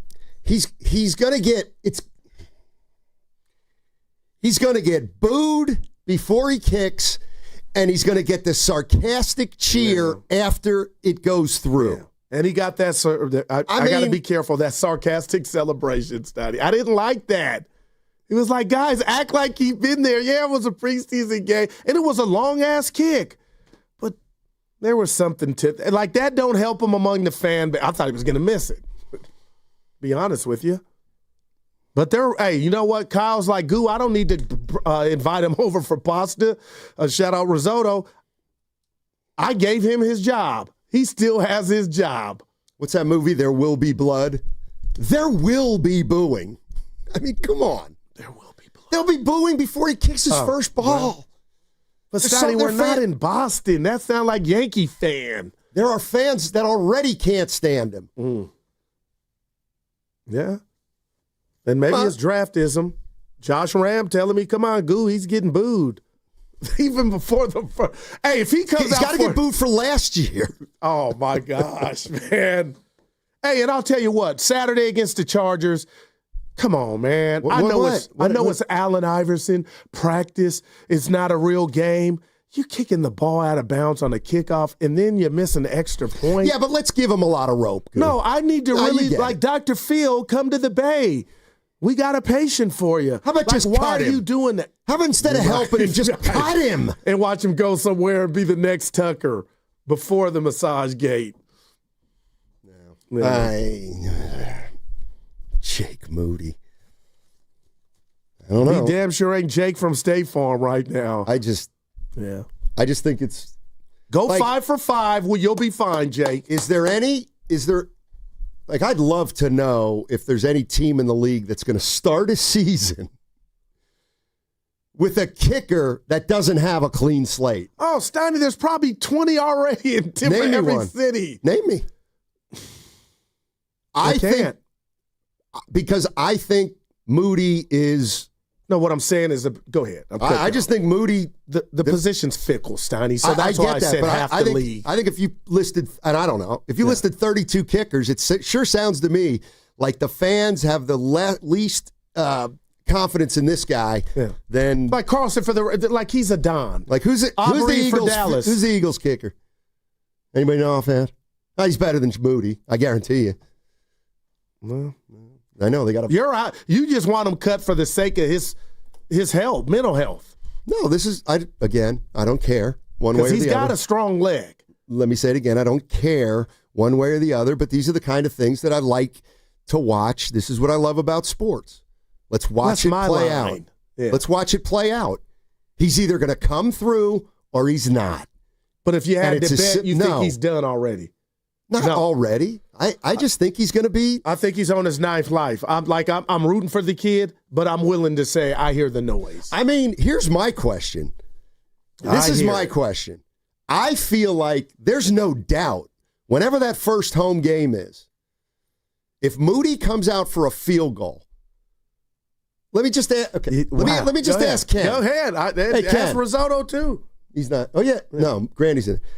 When Moody comes out for his first field goal at Levi Stadium, will there be a lot of fans who boo?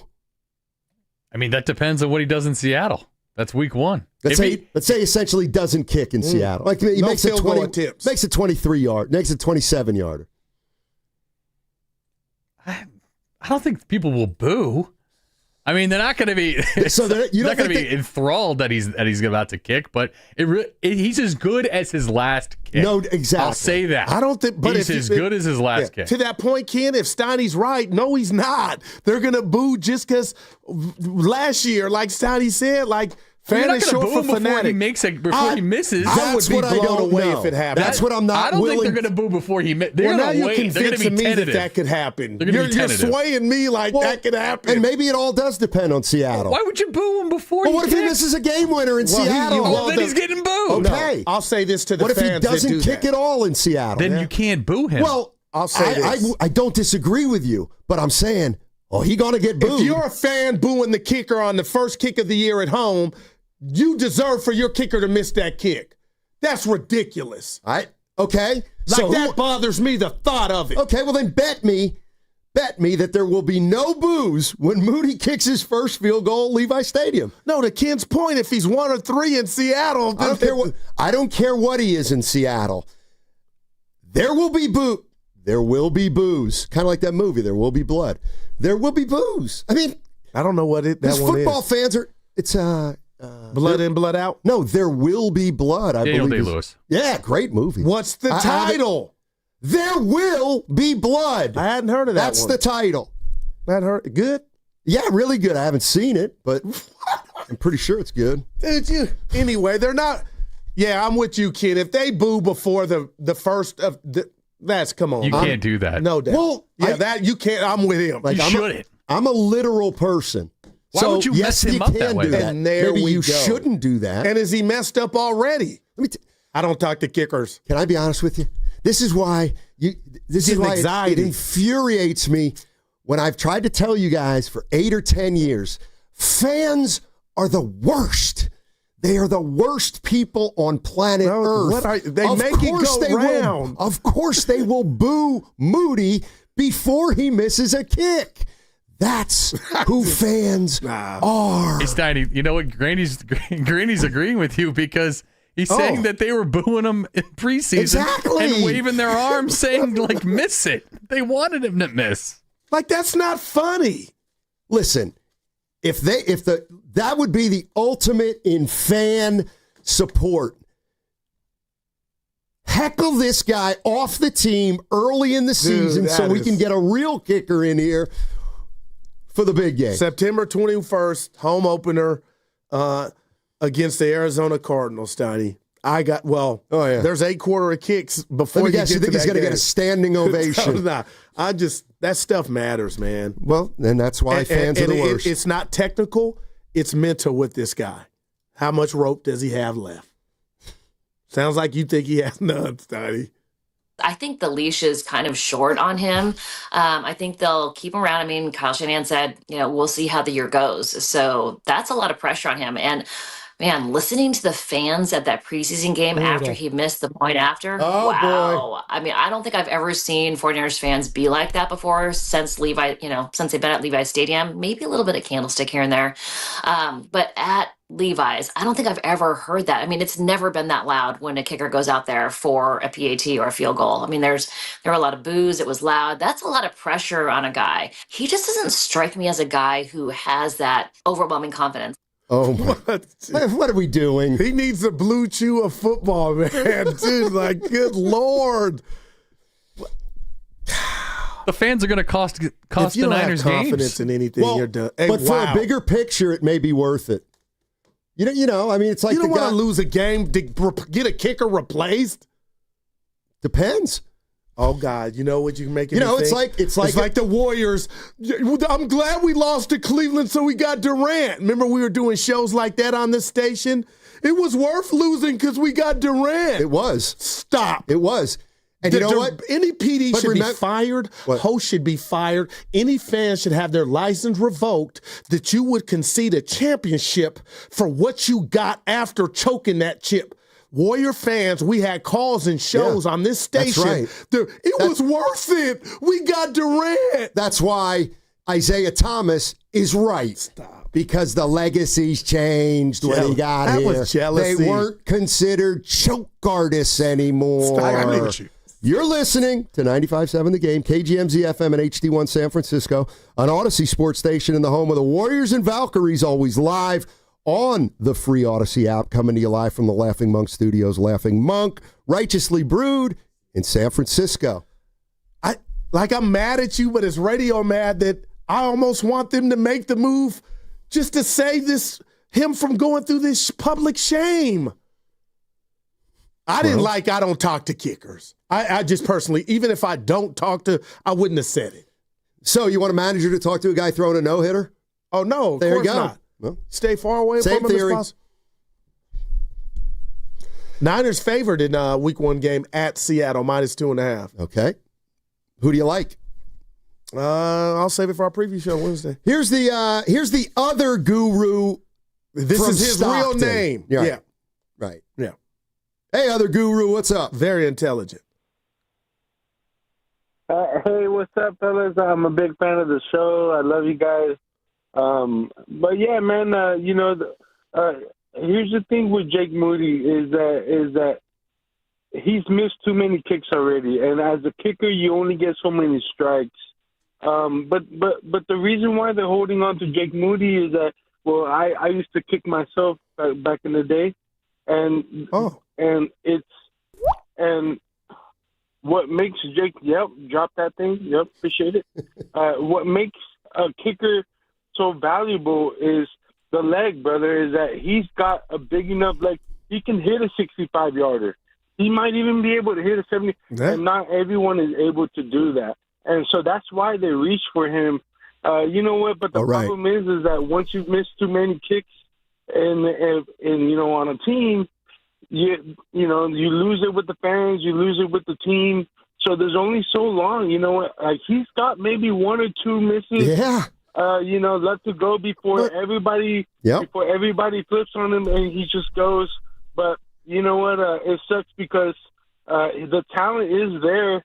Unfortunately, it's just there's only so much you can do, brother. I love real you guys, quick. man. Hey, I love you too, but aren't you the guy that your birth name is Guru, right? No, I know, man. I wish Guru, but I called you guys last time. I'm the one that predicted LeBron James to go to the Lakers before he even went to the Lakers. All right, we'll call you the real Guru. So there it is. Already you're ahead of this one. Hopefully. I don't think that's the same guru as the other. Now we got 3. Well, that guru that I'm talking about that I thought, that's his real name. Right. Yeah. And I was thinking that. I was thinking of the same person. He sounded like he was a couple in. This one right here. More Jennifer Lee Chan from this morning on Moody. I don't know if he can rebuild his confidence. I mean, they've done everything possible to give him a fresh slate. New special teams coordinator, new long snapper, new holder. So, I mean, it's a completely new slate outside of being in a new location. So we'll see if he can build his confidence back up. But, I mean, missing 2 of 4 in practice and then missing a point after, kind of shaky game during the preseason. I understand the fans being a little stressed about him being the kicker, but I don't think Kyle Shanahan really likes it either. So I would think that, there's a short window of if he blows a 36-yarder makeable field goal to win a game, I think, maybe that's the tipping point. Maybe I got a theory. Okay. From the real guru. Maybe fans can sniff a rat and they know that he's only on the team because of where he was drafted. And that's why they're trying to egg this thing on sarcastically by just the vitriol. That's a reporter that covers the team. And she's telling you like a clinical doctor, it doesn't look like he has the necessary things to overcome the lack of confidence, Steiny. So I'm wondering if the fans, they've been around a couple blocks. They should if cheer this him. dude wasn't a 3rd-round pick, his ass would have been cut. I think that's what the reaction's about. Well, I think if you're a really good fan, you would not boo him. I would and you never would give do it, that. Stop. Guru. I don't know what to like. Guru. I don't know what. Yeah, no, I you would do. never criticize Dak Prescott either. That's different. But It's the going same into thing. a season, the slate is clean. I want my dude to make the kick. You're not going to hear a boo Let me tell you until something. you start shanking Let me left just and tell right. you something. Dak Prescott does not have a blank slate in your mind. Oh my God. He doesn't. You hate him. You don't give him a chance. Now he got Pickens. I gave him another chance. Too late. This is it. You've given up on him 7 times. You're not Dak. You can't say if it's too late. I can. Kenny, did I tell you Dallas should have a top 5 offense? I've given Dak, this is his last shot Here we with go. me. I'm back. They gave him Pickens. So now it's like you're telling on yourself if they don't bubble. Yeah. I would never boo a kicker. There's a lot of that going on. You would never boo a kicker. No, going in. Stop it. Steiny, going Do into you week realize 1. what you say sometimes? No, Steiny, going into week 1. I'm the guy saying he needs to have dinner with the coach. This may be the time to boo him. If he gets hot, you're not going to have any chance. I can't get over Jennifer Lee Chant, the way she said it. Steiny, this is a confidence issue. I'll tell you what. I will say this. Where's Dr. Harry Edwards? Moody misses a kick early that's makeable to win a game. Kyle's going to take some heat. Oh, no. That's what he's signing up for. Mm-hmm. So you think he'll be asked about Moody and what's going on at 2 o'clock? First question's going to be about Jennings. Okay. Then second and third question will be follow-ups about Jennings. Then they'll go right to Moody. Ask me what my first would be. It would be about Jennings. Michael Williams. Well, then you would be. Is it a sure then shot, Kenny? You wouldn't be we reading see the him room. week 1 in Seattle. And you know what? I'm excited about that Tim kid. Kawakami and Matt Mayoko and Matt Barrows guys. and Lombardi, they would hate you. For asking about Williams? If you came out of the press conference, when we were down there the first time, give me the mic. Daryl Guru Johnson, 95.7 The Game. Hey, what's going on with Michael Williams? Oh, my God. There'd be a lot of eye rolls. Oh, you're saying that for that to be the first? Yeah, exactly. Well, they're the same. Well, I got to be careful. No, stop. It was the Giants. What do you mean? When the reporters didn't ask him after they were playing San Diego and Adamas was demonstrative in the dugout. Nobody asked Melvin what that was about. I wouldn't have. Then you need to be fired. It was a nothing. It was Adamas saying, I can't get a strike call. This is 3 straight at bats. I can't get, and they're calling that inside strike, and Melvin was like, all right, see you later. Good luck next time. Dude, you were out of the Bay. A lot of people were going crazy with what was nothing. You didn't see Melvin just turn his head like, that's right. I ain't going to the club. That reminded me of one of my friends. Let's go to the club. Like, dude, I'm not. You didn't just see turn away. You didn't see Melvin say, well, good luck next time. Like, what's he supposed to say? Some say Melvin told him, stop doing that. Stop barking at the ump. Well, maybe he did. Well, then it wasn't. Oh my God! Definitely got to fire him. I mean, can you? No, that's do you taking imagine? Care of itself. I've never seen. This is like Draymond Green and Poole. Is he good? No, with Melvin and Adamas. Dude, what about that story that's floating around about Kerr telling Poole to stand up to Dre? I love all of that. I don't know if it's true or not. Well, all the sources. We got Myers here. I wouldn't text him to ask him that. You might. No, that's when you abuse your friendship. Like asking your rich friend for a loan. Well, no, because they, you know, what I mean, I wouldn't. I've been there. I've been the guy loaning. My rich guy? Yeah. I wouldn't ask him for a loan. I would ask him for money. He would know he's not getting it back. Wow. I'm not borrowing. I would go to a bank if I need, you know what I mean? I love that. If I ever, and you, I mean, I look around here and I see Ken and Guru, and you all know I live it. I live the example. Yeah. When I give people money, I expect nothing back. No such thing as a loan. That was Norm's thing. That's right. No, sir. Hey, I want it Steiny, back. Steiny, I remember that $20 you get. Shut up. Just don't worry about it. I gave it to you. It's over. I don't need it back. Can you remember the last time you loaned somebody some bread? Honestly. And was like, I need that money back? Yeah. Never. I need my back, Luke. You need money? Not now. Hold on. With a caddy in the shop. You should get me right now. I have more money in my wallet right now than I've had in 7 years. I work at 88 Kearney Street. Oh, boy. Who cares? Look at Kitty. Yeah, come at me. I dare you. I'll be the guy in the pink. with a clenched fist waiting to unload. Oh, boy. All righty. Let's see. Where is it? Break time, 1:12. What's coming up on the game is brought to you by Fremont Bank. Here for you, here for good.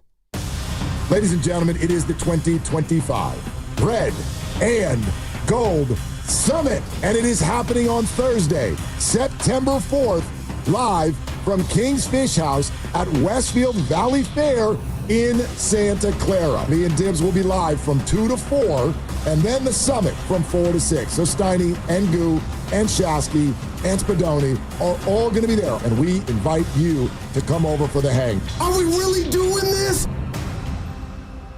We finally switched to T-Mobile because with them, we can be connected here and there. Let's watch a movie. And we have Netflix included to enjoy our favorite shows and movies. ¿Qué tal esta? Bacanísima, pero ya la vi. Now the hard part is getting them to agree on a movie.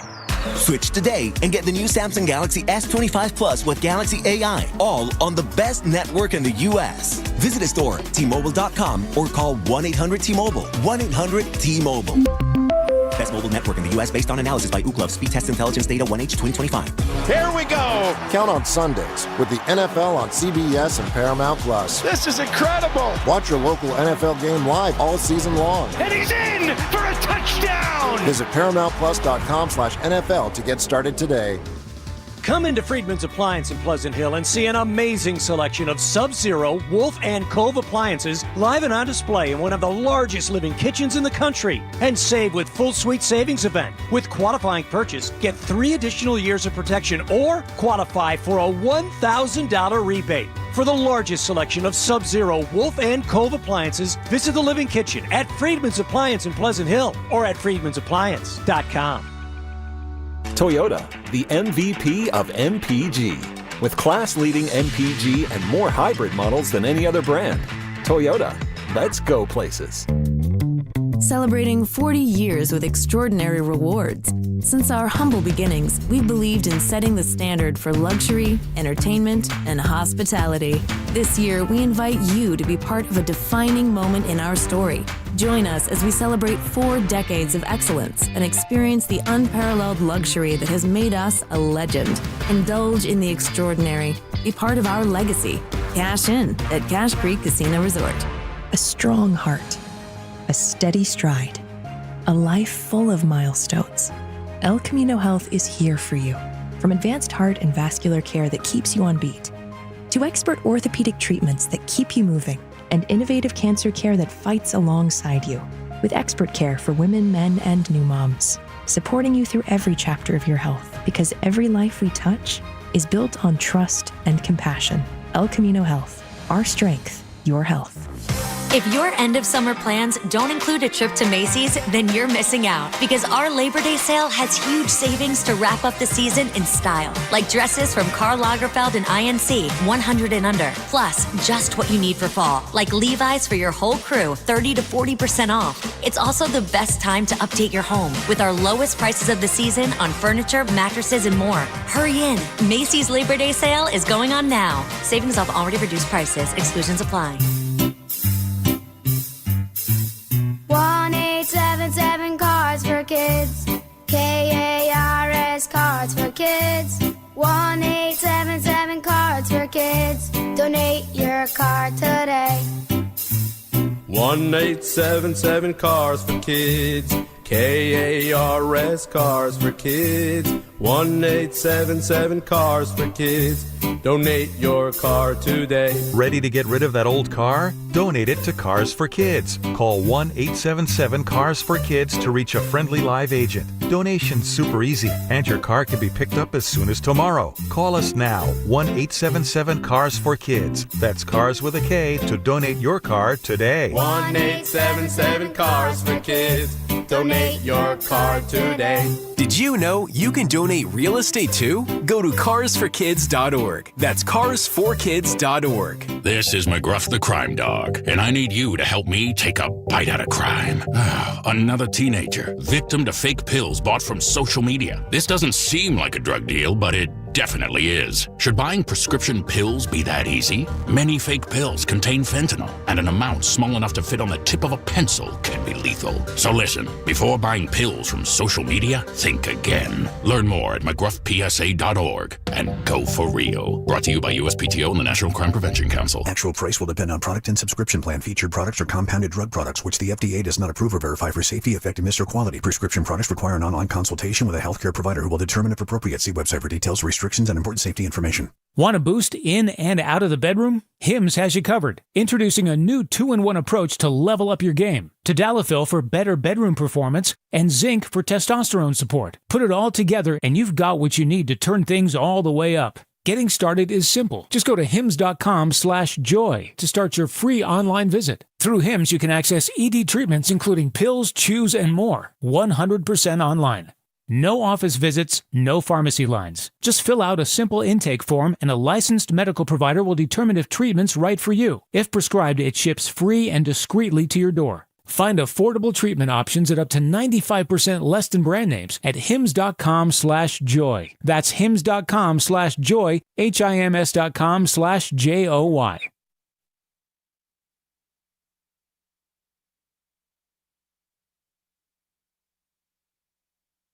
You like our non-sports nonsense a little more. No, you guys, you don't talk as much about it. Thank you. If I had to hear one more thing about Jerry Garcia's guitar, I'd throw up. Now, back to Steiny and Guru on 95.7 The Game. Oh, boy. Good news and bad news. I'll be here for the crossover. Caddy not ready. Well, it still may be an abbreviated crossover because of the Shanahan Lynch press conference at 2:00. Have you been told we're taking that? Well, I'm leaving at 2. Well, that's what it's about. But here's the. Let me tell you here's what's gonna happen. Yeah. The 2:00 press conference never starts at 2. It'll probably start at 2:15, and Willard be like, "Where are you going? Where are you going?" Okay, shit. But why do you got to lead with him? Why are you afraid of him? It hurts the show. Okay. You want to play? Is it his intellect, Steiny? I'm starting to wonder. That. It's certainly not that. Hey, Goo. You know I'm playing golf today, right? I do. You look swell. So I am. Let's see how Willard reacts. I've set my alarm. Okay. For 2:10. 2 minutes early because he's going to watch it. Yeah. He what do you think he's going to say when the alarm goes off? See, that's I don't like having this convo. What can he say? He's not your boss. Talk to him like you talk to me. He doesn't talk to me like you talk to me. I do something to you. Well, you say things like, I don't think 49er fans will boo Moody. No, it's my enthusiasm about life and sports that bothers you. So your goal is just to knock me down. So you said the boss put up a video from the Giant game yesterday? I'm watching. Okay. Anybody else see this last night? Kenny, I missed it. I watched the game. Inning. I swear to God, first inning of the Giants game I'm watching last night against the Cubs. Boss was there. Somebody's on first base. I don't know. But Devers is up. Okay. And he hits a rope ground ball to second base. I mean, it was hit hard. Yeah. Second baseman obviously throws the short to get one. The shortstop throws the first base to double up Devers. I swear to God, he still had a foot in the box. He was. Oh wow! I guess he was out by more than anyone in the history of baseball on a double play. It was unbelievable. I thought when I was watching that, I was like, "Oh my God!" Like he only made it like a quarter of the way down the line. I'm not being messy. So I come in today. Okay, all right, I'm gonna be. Go ahead. I come in today. Nahegan's a Cubs fan. He's from Chicago. He was at the game. He goes, Steiny, I'm so mad at myself. And I go, why? He goes, I'm watching the Giants last night at Oracle, and Devers hits into a double play in the first inning, and he's like jogging. And I'm like, yeah, I know, I saw that. And then he goes, so I told my son I'm getting my phone out for the second at bat because he's not running hard. And then I'm like, well, what are you mad at? He goes, he grounded out again, was even slower, and I forgot to video it. So I'm being real here. Yeah. Did as you watched this, did you think of Bo Mail? No. Thought of a guy making $300 million a year who's Some guys get yanked, Steiny, for loafing, if that's what we want to call he's hurt. it. Well, I don't know. Well, they've won 3 in a row. Mm-hmm. And tomorrow, I'll tease it. Tomorrow we'll get into is Melvin. I don't want to have the guys in the morning steal it, managing for his job. You know what I mean? Those are our guys. Let's go to James in San Jose. Hey, James, how you doing? You could beat Devers in his 100-yard dash, Goo. All right. That's San Jose Jazz fan. What's up, baby? Sorry, James. Hey, I just wanted to touch bases with, I agree with Steiny. Guru, this team doesn't want to win a Super Bowl. You know what I mean? Wow. At one point, if this team goes 2-6, Jesus Christ. Like, what? When do we start blaming Kyle? And when does Kyle start becoming like a Marvin Harrison for the 49ers? You know what I mean? That's all I got, guys. Yeah. Well, he meant Marv Levy. Yeah, I think he did too. Yeah. This is from Chris M. on the YouTube chat. Guru, no disrespect. How long's the caddy been in the shop? It feels like it's been in since you started at the radio. Well, caddy does have a... I've had 3 caddies. Tough track record. No, I had a 92 DeVille. Been through the ringer. I had a 78 Seville, but I now got the car that you thought I was fronting that wasn't mine. I love your car now. It's a nice car. A 2021 Cadillac XTS Silver. It's getting some work done. New tires and a new oxygen sensor. What's an oxygen sensor? It makes the whole emission system go. So the car's running, but you ain't getting the best gas mileage. Right, because it's a Cadillac. Oh, my goodness. Kenny, that's not for you, Ken. Oh, Kenny loves you, man. What if I told you I can't wait for the crossover today? Would you believe me? But I got to ask why. Are you doing it's going to be different? preempted. Hey, Shani, get to the podium at 2. Would you please? Don't let me be making small, uncomfortable talk with Willard and Dibs. Is he there yet? If I told you this season, and this just came to me, it's why I'm special, Brock Purdy will be a Pro Bowler or McCaffrey would be a Pro Bowler, which one would you think is more realistic? McCaffrey. Well, so now there's a caveat. Oh. You're telling me he's healthy. Well, I thought that was your biggest fear. It is. But I don't think Purdy can be like an all-pro with this team. Well, 2 years ago, he was damn near the up team until stinks now. Dude, you were up until Christmas against Lamar, he was the MVP candidate. Right, with an unbelievable supporting cast. Was it really that unbelievable on offense? I don't know, Guru. You were comparing it to Jerry Rice, John Taylor, Roger Craig. I stole that from Brent Jones, Joe Montana. But they were better than those teams. They were incredible, man. And by the way, somebody coming down my road. They should. Boxer and Gerson work injury attorneys text line. Wasn't it this week or last week?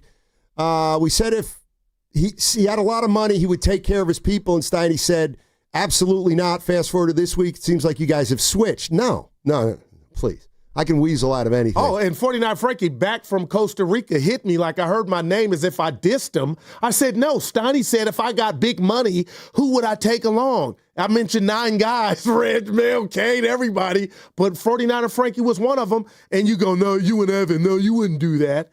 I got a big heart, man. If you're my family, you ain't working as I'm living the dream. Hey, what are you doing? Oh, I'm on lunch while you're in Hollywood in the heat. You know what I'm saying? I'm taking you with me. No, you're not. You think you are. You know, Steiny. You think you are, but it gets old. What would you do? Hey, Dana, how's your 9 to 5 going? He makes more than me. No, but all right, give me another friend. You know what I mean? Everybody makes more than me. What do you? Please. Oh, boy, fake news. Anyway. Here's the other thing. We get just man up here on this next segment. Like, really, I'm and what you're going to do is cower, shout out Bill, and then come at me because you have nothing to do with them two. Like, that's so obvious and weak. Stand up. Yeah, I can't. Do what Kerr told Poole to do to Draymond. Look what happened to Poole. He did it too. He took it too far. He said the wrong, but can you imagine if he told him that? I love it. You know what's funny? I'm looking at that YouTube. You know, you sent me that thing where somebody put together like 12, 13 minutes of videos about. I'll tell you what, it was pretty comprehensive. It was Shout out insurance, man. Like by the time I got to the punch, I was like, wow, this guy really had it locked in. Man. There were like 5 times. Like they had 5. If you don't know what we're talking about, there's a video circulating. It's about a 15-minute thing on YouTube where they're talking about Jordan Poole, Steve Kerr, and Draymond Green. And it was kind of like a history of the punch. But I'll tell you what, the guy had about 7 clips of interactions between Green and Poole that were clearly not confrontational, but they were having words. Yeah, you could tell. And I will say this. We should get into it tomorrow. 3 years after, it's like, because the punch is on the video again. Yeah, right. I don't want to talk about it because Bob's listening. Oh, yeah. That's our guy. He was there. I think he ran over. I'll say this to the video. Bob's mic is done. I don't think anybody ran it. It was a slow trot for every.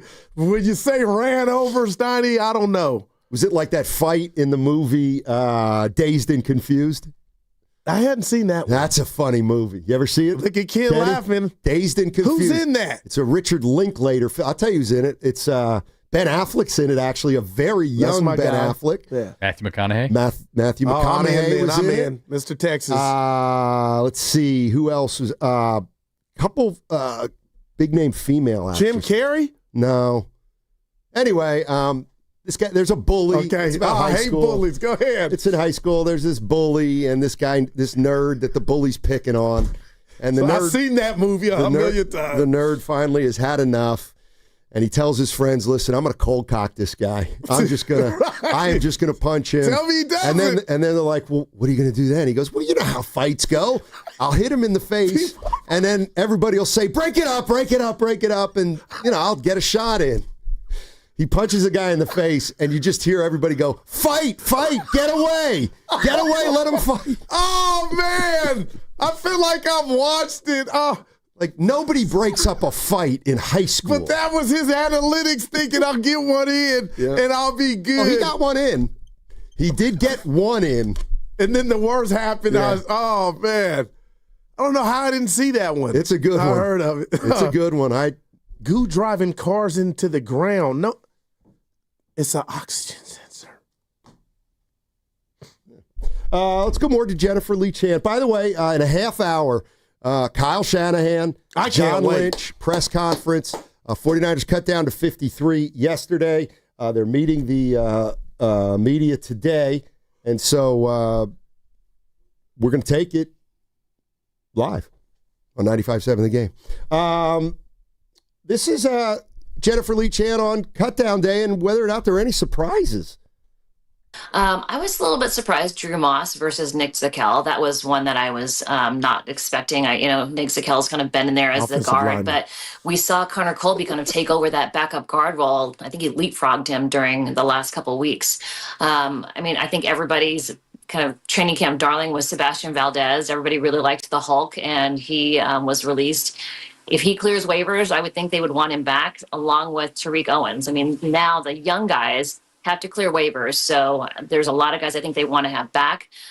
I think veteran-wise, the punter, Thomas Morstead, they released him because they're going to bring him back. I think it's just a little roster manipulation there. I think Jacob Cowing's going to go on IR. So that'll be one where they lose a spot there and then can bring Thomas Morstead back. Maybe some of those wide receiver veterans again, just like I said, Russell Gage is a guy that has done a lot of good stuff. Robbie Chosen, they're going to need to bring some of those veteran wide receivers back because, if you look at the wide receivers that are out there, Kyle Shanahan's offense, it's just tough for a wide receiver to come in and immediately be a plug and play unless he's been in the system before.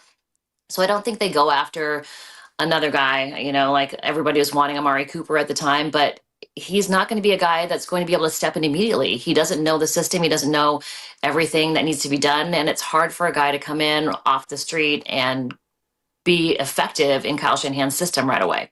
Interesting. So that was yesterday, and she was right on the money about Jacob Cowing. And since she talked yesterday, I'm sorry, that was this morning, right? The 49ers have signed a wide receiver, Marquez Valdez Scantling, and Morstead they signed back too. Yes, they did. And they're also said to be interested in Kendrick Bourne, former 49er. So I can't help but believe it's got to have something to do with Jawan Jennings. It may, Steiny, but I'm leaving the studio today still thinking he will be a Niner week 1 come Seattle. Yeah. I don't know. I wonder how Scanlon's 2 years older than Jennings, Downey. I'm just saying Jennings is a fixture in this offense. He knows the system. He comes up big. I'm not saying he's Jerry Rice. I'm not doing that. No, but you're I don't know the part that nobody he's not even knows. close to Jerry Rice. Yeah, but about close, we can't even come close to knowing what he's asking.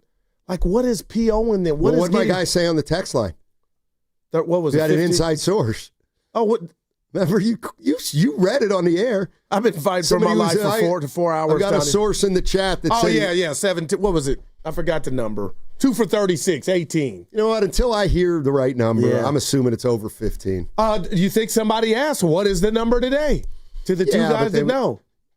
Well, we're going to keep that in-house. We're going to hear that a lot today. I really believe that among I our, believe that'll be ourselves. John. Yeah. But we'll see. I'm sure Jawan Jennings will be asked about very, very early. All right. What else you got, Gil?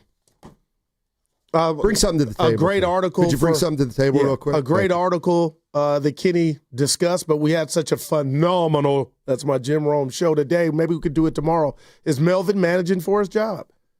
And people listen to this show that write stories because we've talked about that, and I've kind of alluded to that, and now it's in print. But I believe it's real. Where's it? Nothing's in print anymore. What are you talking about? No, sorry. Kenny, who was the one that wrote that article you sent to us? I'm just saying there's no print anymore. It's about the giant Melvin. I saw it on the internet. It was in the Athletic. That's not print. Yeah. They don't have an athletic newspaper. Yeah, you know what I mean. You just get ready for Willard. Good Lord. Willard and I got bad news for you. We're on the same page today. On things. Oh, that's right. Dude, it's been a reoccurring theme here. Well, yeah. Better to, what is it? Kill him with kindness. Kill him with kindness. God, there was one. Somebody agreeing with me. Yeah, Goo, you're right. We know he's not Rice, but man, they need him now more than they ever have. And I need him. Steiny, stop. Bourne. Hey, just a reminder that Sebastian Valdez, the one she nicknamed Practice Hulk. squad. We know. So just making sure. Come on, Kenny. Making sure they know. Kenny. Making sure they know. Also, with people I like, I use this phrase: "Get in the game." Schefter, what else? Schefter. Also, yeah, I know. Travis Kelce's married. Oh my God, Kenny! How can you stand this dude? No. It's the end of the day. I'll shut up. It's the end of the day. No, that Kendrick Bourne was officially released. So it was just an update from Schefter. I don't know if it was an official thing that it would think it was just. And Valdez Scantlin, you remember when you told me this morning? I'm like, I'm starting to think now. They don't mean a damn thing in regard to Jawan Jennings. Do you believe that? I do. Kendrick Bourne might be a little different, but Scantlin, I'm like, this ain't enough. He ain't enough yet. But you go out there and also just because it's not enough yet doesn't mean it has nothing to do with Jennings. If Kendrick Bourne is brought aboard, then I might be like they're just now it's a message. Scantlin Jr., even if he's on the field, he's not better than Bourne. He's not better than Jawan Jennings. When are we going to have closure? I told you there's a press conference at 2. That doesn't mean they're going to. That's about the State of the Union. I'm talking about the state of when this is over. That's none of your business, maybe. They need to put me in the crowd. Hey, Kyle. Pierol, the Guru Johnson from 95.7 The Game. 8 years ago, I called you the boy genius. And, you've also not said done, he should be you've not done anything to alleviate it. You are just so brilliant. So brilliant. I'm the guy that said you he should so be fired smart. After he treated Trey Lance that way. I get to have it both ways, Kyle. I can say you're a genius and that you should be fired, and I'm right both times. All right. Yeah. Fair enough. I pulled it off. Wearing a jersey with no shirt underneath. No. Bravo. You wore it. I don't know if you pulled it off. That's a 5, Steiny. That's pretty damn good, man. Yeah. You look great. I know. Oh, man. Dude. It's a nice piece I have on. It's fact. And it's new, and it looks ritzy. Yeah, all those things are true. All those things are true. What you going to shoot? It's a great question. Well, okay, I'm glad you feel good. Oh, I feel great.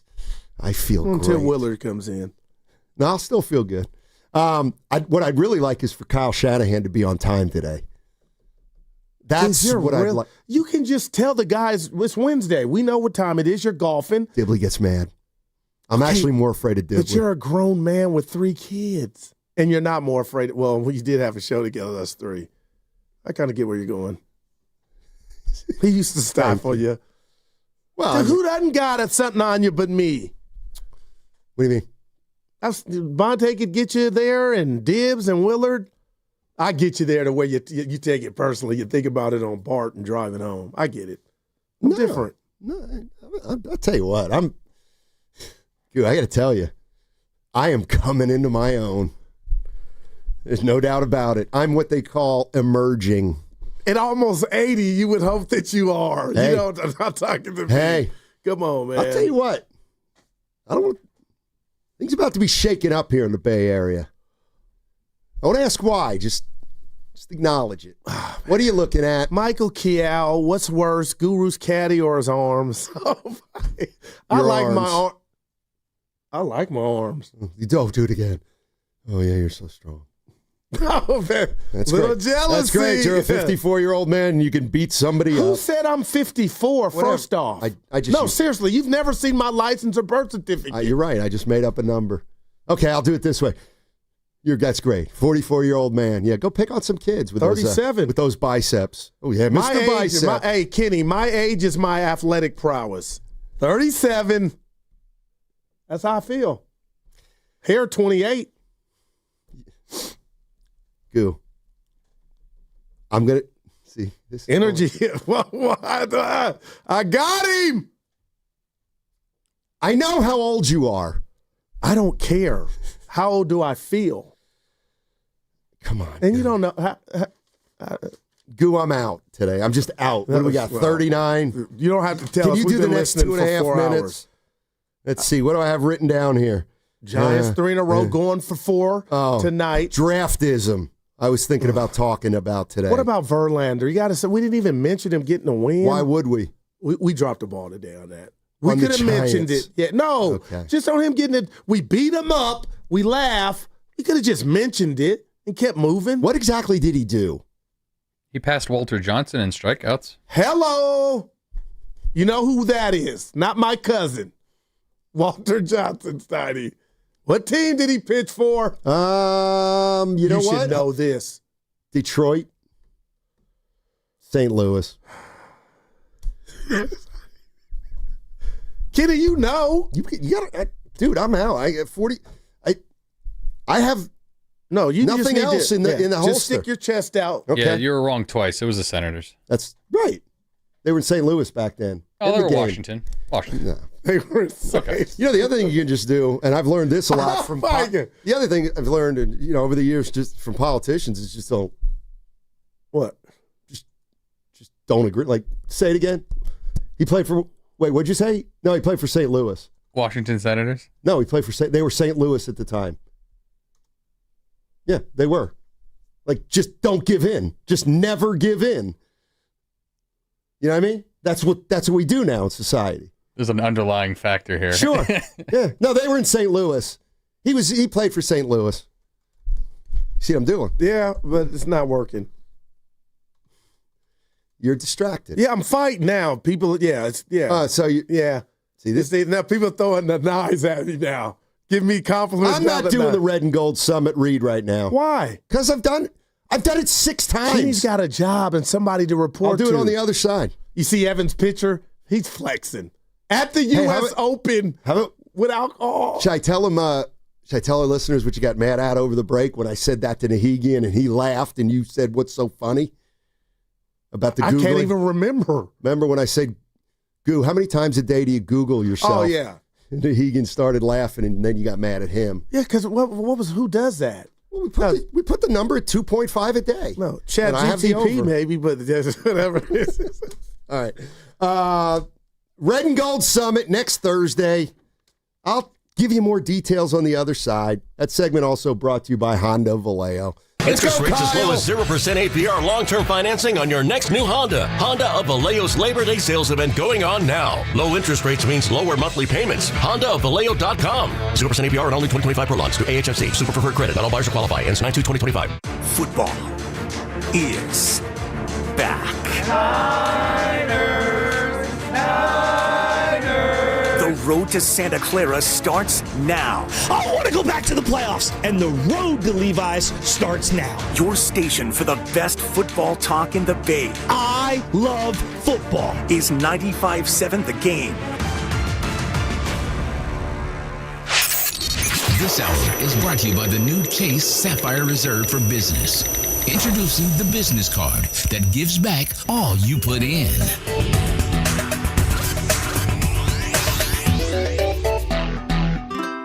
Save on coffee cravings at Whole Foods Market. Get 33% off select ready-to-drink multi-serve coffees with Prime through September 2nd. Make mornings easier with a quick boost. While supplies last, shop in-store or online. Terms apply. Citizens, since we each upgraded to Xfinity in our homes, the Wi-Fi has been booming. It's fair to say our town has officially become a boomtown. Mayor, will I be able to drop into multiplayer gaming battles with low lag? The lag won't be an issue, but your questionable skills may be. And what if I have hundreds of devices on the Wi-Fi? Purely hypothetical. Seems like a lot, but sure, hundreds of devices all booming together with the Xfinity Gateway.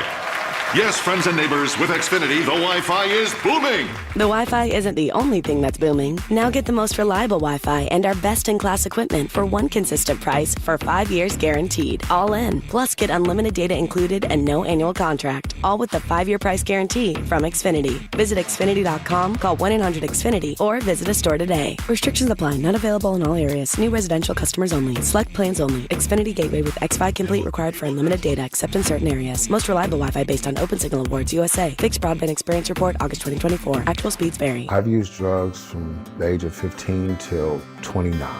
I had no friends. I had no family. I wanted to quit because I didn't want to die. Since I've been in recovery, I could write a novel of the good things that happened to me. I finished college. I've held great jobs. It's never too late to recover from addiction. I am living proof that recovery is possible. Get treatment. It works. To learn more, visit livingproofsf.org.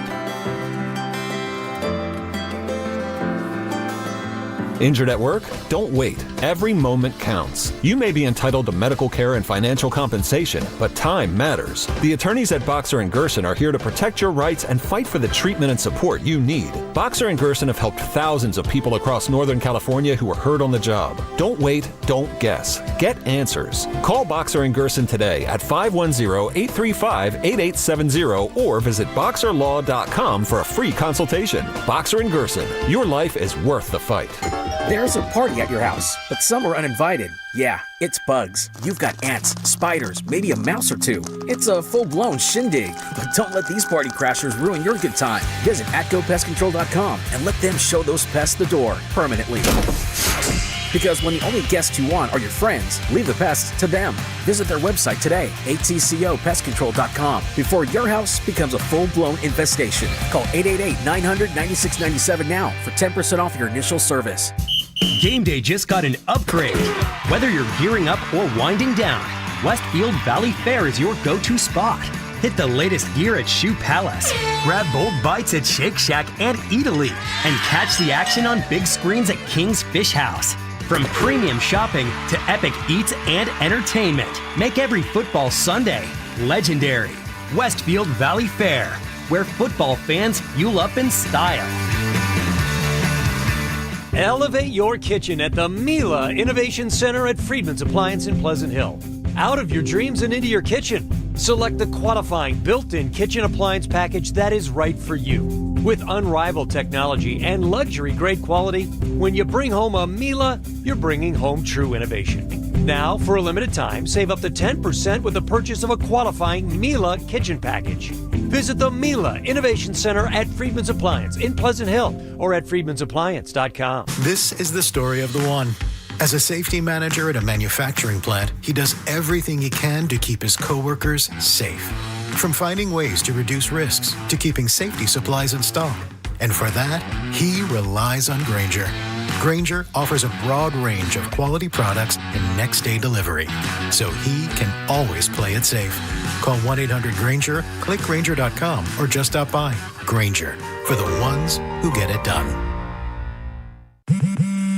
Back to school is on the brain. That means new notebooks, pencils, new everything. And while the kids are getting ready to get book smart, it's time for you to save smart with Straight Talk Wireless. Switch now and get a free Moto G 2025 with 5G when you activate select plans. Now that's a smart call.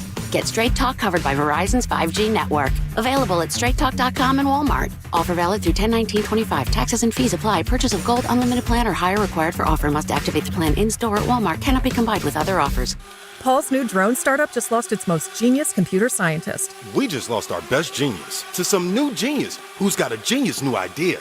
I'm going to have to find a new genius, or two half geniuses, and fast. He needs a computer scientist that can keep his startup from falling down. I need Indeed.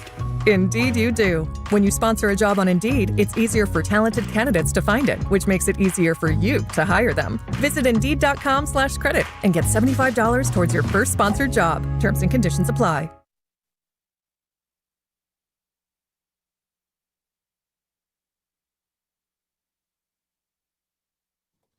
What's that movie? There Will Be Blood.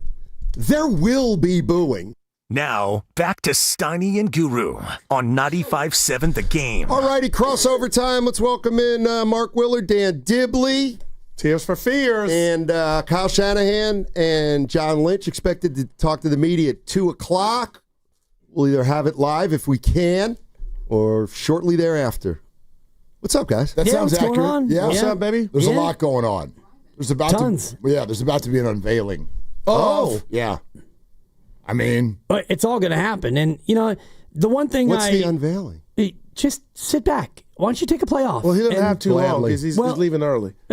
Early, No, but I mean, just settle. Oh, You're not now. We'll see. He's contractually obligated to be here till 2. So if you want to leave earlier than that, we'll go ahead and chalk you up as another day off if you want. I don't want to get into that, but I'll go ahead and start the revealing right now because, Goo, I admire you for so many reasons, but one thing is because you put yourself out there in so many ways, and we'll put aside the 100-yard dash where you're going to receive a thorough beatdown.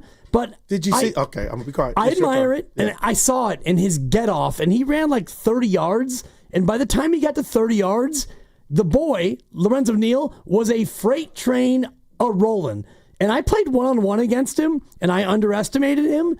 It was an underestimation sensation, Mark, is what it was. That was closer than a lot of people had. It was not. Steiny was right. I was 5 for 37 from the floor. I had 32 clean looks that I missed. I had a chance to beat him, but I didn't because, wait for it, he is an NFL athlete. So, yeah, you can race him in a 100-yard dash, and you can look good for 50 or 60, but he will beat you. You will go down. I got you, Dibs, and you will I go down appreciate hard. that. Yeah, no, I got you. Anyway. Thank you. Yeah. What's the unveiling? All right. Oh. Now we got that in. Hey, you guys are this is why I come to work. Grandy. It's going to take a with minute. no t-shirt. Willard's in the studio. there's a reason. Oh, that's great. There's you guys are the best. No, but there's a reason. No, unveiling. Just think, Dibs, I haven't worn a tank top since 1986. I look awful. First of all, a white guy in a tank is something I've promised the world I wouldn't do. But wait a minute. No, double reasons. Hold on a minute. I'm not going Willard there. with AD. Willard got the AD compressor. We had a deal, Patrick Ewing. No, we did not with have the a deal. T-shirt. I've never hold on a minute. I've never rooted for Dwight Howard before, and I'm not going to start now. I purposefully asked the Valks to get something that's too small because I'm giving this to my daughter because she is going to be thrilled with this jersey. So this jersey is not my size. And I think so much of you, Goo, but I also think so much of our audience. You're kind of ruining the bit. I'm not doing it. I'm not doing it to the audience. Yeah, but now you're making me feel bad that I didn't give it to my daughter or even think of her. I said, that was an unintended consequence. My daughter's 3, so she couldn't there's baby size coming. The whole bit was that you also were going to bear your arm. I told you that's not happening. Oh, Will. I told you. So you thought he was stripping and going to see the arm. No, he's I did, and he's like, it's a medium. And I said, you know what? just rock it for the crossover, and then you could put your hoodie on over it. It would be much more impactful, especially with Steiny and his nice new pink little sweater. He looks great. It's new. Yeah, I'm gonna put this. Only matters all right. The YouTube audience. The rest of the people can't even see us anyway. So YouTube audience. All right. The first, the next 5 comments about this Take I it see. off. If you want me to take my undershirt off and come back in here with a medium with no undershirt, I'll do it. I'll do it if you want me to do it. Willie Gamer. Out of the respect for the audience, I wasn't doing it. But if y'all want me to do it, I'll do it. You know, I painted my face. I'll do it. Yeah. But I'll say this to that, Willard. Steiny. I would. Yeah, exactly. Thank you. Steiny says no. No, seriously, guys. Of course not. Use I like your Patrick Ewing look. Thank you. Thank you. You should go Ewing. T-shirt when was underneath. the one time you went outside your comfort zone on there? Man. Never. Right. No, there had. I'll tell you last time I went out of my comfort zone. Into the mic. When I went into I played with that game against the Globetrotters about 15 years ago, and I was working at Comcast. Stupidest decision ever made. Did you get the bucket of water in your face? Yeah. No, confetti. And then the dude tried to pants me. Yeah. Yeah. How'd that? Like you ain't Curly Neal wannabe. And you had the long shorts because you were the first one to ever wear I had long them shorts. tightened around Willard, my your waist. skins. So, we're skins. I got it. Skins. I got it. All right. No, I'll say this. No, you guys talk. No. I'm going off camera. I did say this. I'm not tooting my own horn, but beep Steiny, the far off view of my arms are what I thought we're they gonna were. get bare chest inside. Look at Will. Dude. Oh, yeah. Oh, Here we go. Willie. Oh, yeah. Watch out now. No, you're off camera. Willard's gonna look. Willard's watch in good out shape. now. Dude, he's in phenomenal shape. How old are you now, Willard? He's 50. Wow. But Will. Unlike Guru, who apparently is 38. Willard, no, my athletic age is how you feel. Why do I care? Willard, do you work out? He works out, bro. Have you seen his wife? He has to work out. Yeah. Willard, that was impressive. I thought he just has great metabolism. No, she works. She works me out. Yeah. She does. She does. Oh, yeah. Sorry. Hey, haba. Every now and again, you have to drop a Weekday mornings are good, but anyway, no. She does. She has her own EMS studio. It's incredible. Muscular stimulation. You do it once a week, and it'll change. What happens? Willie went. Your body changes. That man changed on live YouTube. I love it. No, but I actually have a free one coming, and I want to get in there because it's basically like you get. It's incredible. You know what stim is, right? Like when you get the pads on and you get the stim. There's some overlap to It's a mix of stim and movement, and apparently, as you move and you get the stim, your muscles get freed up and they get more limber and more relaxed, and you get stronger. But you're moving with it now too. Like she's coaching you through movements with it. And when she moves, it take like you an hour? move. No, 20 minutes. 20 minutes. The whole thing's on a loop the whole time. So you're 4 seconds on, 4 seconds off, 4 seconds on, and she's coaching you through movements. Wow. 20 minutes. Go, Christy. Once a week. And then that's it. Once a week. I'm telling you. And what happens? Your body changes.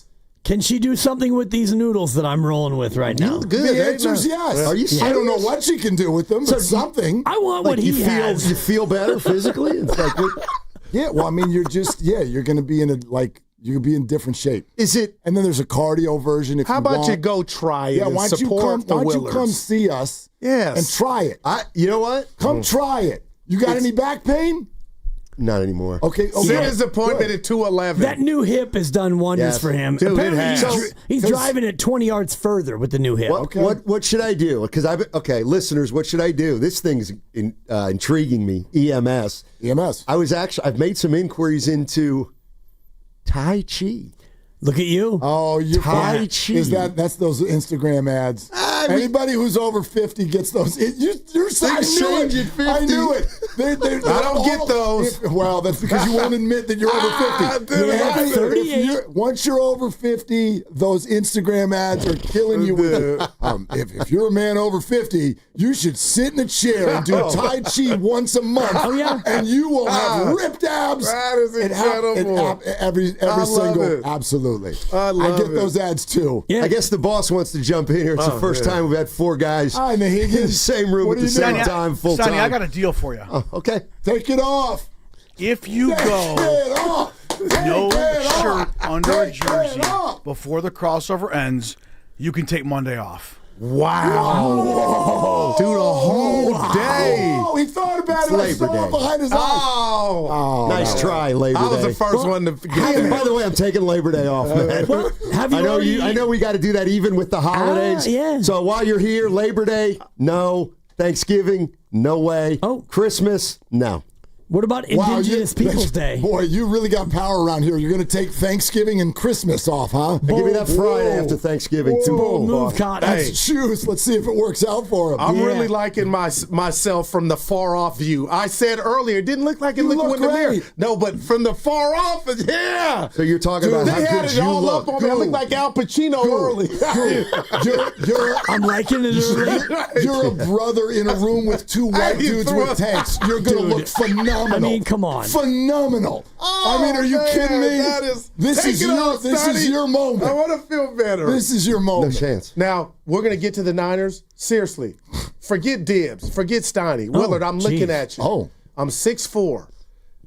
You heard I hit the home run. You were there when I hit the home run. I throw a ball and ball. What's happening? All I need to do, there's no defense on running. I still run. I play full court. Do you just have it out of your mind that I couldn't beat Lowe Neal today in a 100-yard dash? I don't have it out of my mind because I don't know what Lowe's doing. I don't know what Lowe's doing. Well, we got a video he beat a guy in a 50-yard dash. But Lively from KPIX. Matt Lively from KPIX, who's like 28 and in pretty good shape. Okay, but we got the video, and I saw it and studied it, but I still like my chances. I got long strides. I would need to see Lowe because my rule in the NFL is the offensive lineman after retirement gets smaller and the running backs get bigger. Like that's and they all meet at 240 pounds. Right. So I don't know. I know like I saw him on TV. Yeah. He looks good. Yeah. He's gotten smaller. But I also I also know men of a certain age, including ours and his, like letting it loose and running full speed. If you're not like really, really ready for that, dude, I feel like I do it twice a week. Those hammies and them calves are. Ask Kyle Shanahan. They're tricky. They're tricky. Yeah. So, I've actually reached out to a couple of local 100-meter legitimate Olympians to weigh in. Yeah. So I'm trying to secure a guest to come on and talk some sense into you. Regina Huffins-Jacobs? No, a guy named Javid Best. Oh, former running back, Cal. Salesian. Okay. Cal. Olympian. And he represented, and I don't want to get it wrong, I want to say St. Lucia, but he represented another country in the Olympics. He's currently coaching football at Bishop O'Dowd, which is where Steiny's got roots, I got roots. And so I think we can get Javid Best to come in and weigh in on this very thing. I'm sure he knows Lowe Neal. I don't think he ever played with Lowe Neal in the league. Javid Best is only 38 or 39. Right. But he's a guy who was they might have had overlap, though. A little bit. You're right. Yeah. They put like State 100-meter runner, Olympian in the 100. So right. just to talk to you about the nature of the 100, because, you know, you can play at 24-hour fitness and full speed now. Sure. And how long is the court? A regular court. Which is? 94 feet. Which is? NBA like. How many yards? 31. So even if you go baseline to baseline on a fast break and you're, Phil, left side, I'm open. Gotcha. That's only 1/3 of what we're talking about. And if you watch the 100, and I know you have, you're an astute sports fan, the 100 is won between yards or meters. So you think I'm going to run out of gas? And 70. Yes. No. Absolutely. I get stronger as it gets longer. Hey, Muhammad. Hey, real quick, you're listening. Go ahead. You're listening to 95.7, just in case Shanahan's here. You're listening to 95.7 The Game, KGMZ, FM and HD1 San Francisco and Odyssey Station. Always live in the free Odyssey app and now broadcasting from the Laughing Monk studio. I've never needed Kyle Shanahan and John Lynch to start talking more in my life. What do you do to work out? I run the elliptical an hour. You run the elliptical. Okay, we got it. We got Kyle. Kyle Shanahan, John Lynch. Here we go. Jawan Jennings and just how that fits into the overall picture of the 53. Yeah, so Jawan's still working through his calf issue, making progress. You know, we're kind of like everyone else. hopeful but not sure, on week one, and we'll proceed as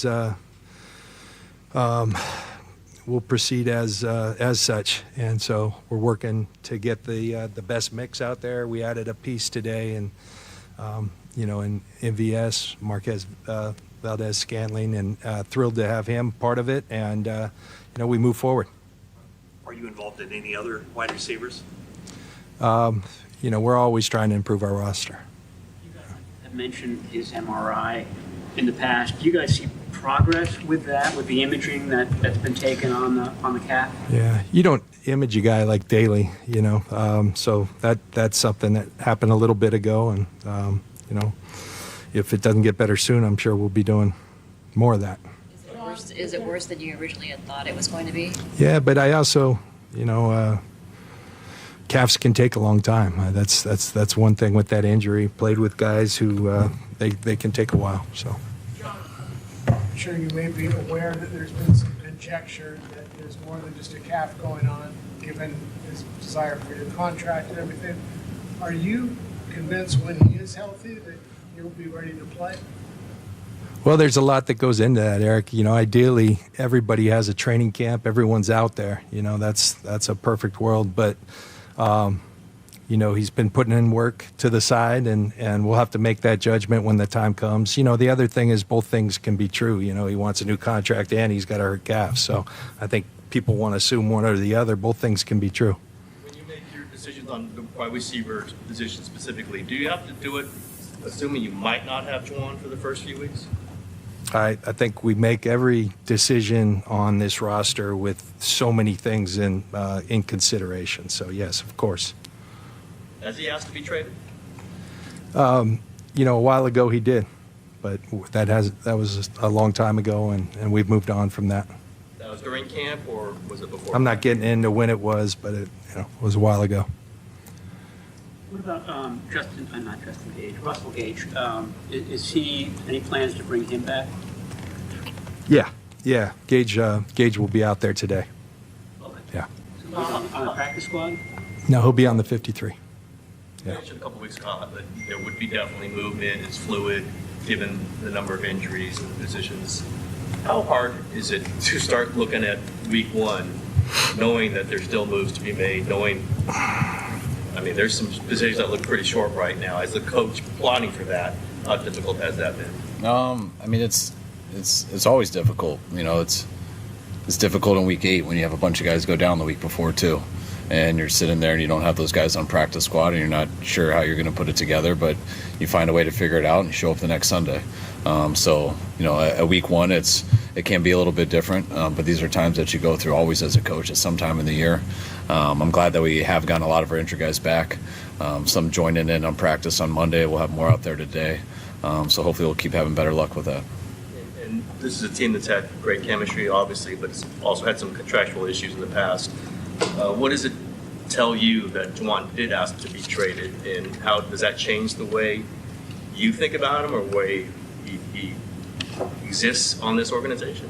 No, that doesn't faze me at all. I don't think it has anything to do with team chemistry. And I don't think it has anything to do with how we approach each other, how we spend our time with each other. That has to do with business decisions, and those are the business decisions people make. But I don't look at any of that stuff. You get a tweet of that while you're on vacation, and I don't get the tweets, but when people copy a tweet and send it to me, that's about all I get, and I usually move on with my life. John, when you said he did ask for a trade a while back, has that trade request been rescinded? No, he asked for it, and we've moved on. And we're not doing that, so we're moving forward. What is his contract? One of the contract sites says that he has incentives baked into that contract that he signed. Does he have performance-based incentives? I think that report, somebody put that in front. That was from last year. So those are things that he's already earned from last year. Yeah. So their offense is pretty consistently over the years ranked toward the top of the league in yards after the catch. From your view, to what extent is that a credit to the scheme versus the individual ability of any one receiver and player? I think it always goes to players. You can always get more yards after the catch if you're really open. But you need good players to get really open. And sometimes you're not really open and you have the right player who's only a normal guy would get 2 yards after the catch, but we got a different guy who gets 4 yards after the catch, so that stuff adds up. So I always give that credit to the players. Nickname for Debo, you can kill the Yak Bros. Debo's not here anymore, and I won't be ready to go for the early part of the season. How would you assess Ricky Pierol's chances of maybe being accepted as a new member? I'm struggling to hear, but you're saying that him getting yards after the catch? Yeah. Oh, a Yak Bro? How would you assess his chances of maybe being a new member? I think anytime you have really good hands, that's where it starts with having yards after the catch. How quickly you can stop the spin of a ball and tuck it away and get immediately vertical usually has to do with how good your hands are. And Ricky is very good at that. Then other stuff goes into breaking tackles and stuff. Debo was elite at that because of how big he was and how powerful he was. And then some guys get yards after the catch because they can run away from everybody. But usually the guys who are yards after the catch are guys who don't mess around, catch it clean, get right up the field. And that to me always starts with your hands and leads to the mindset of how you play football. Are things trending so that you think you'll have Pooney and March week 1? We're optimistic about it.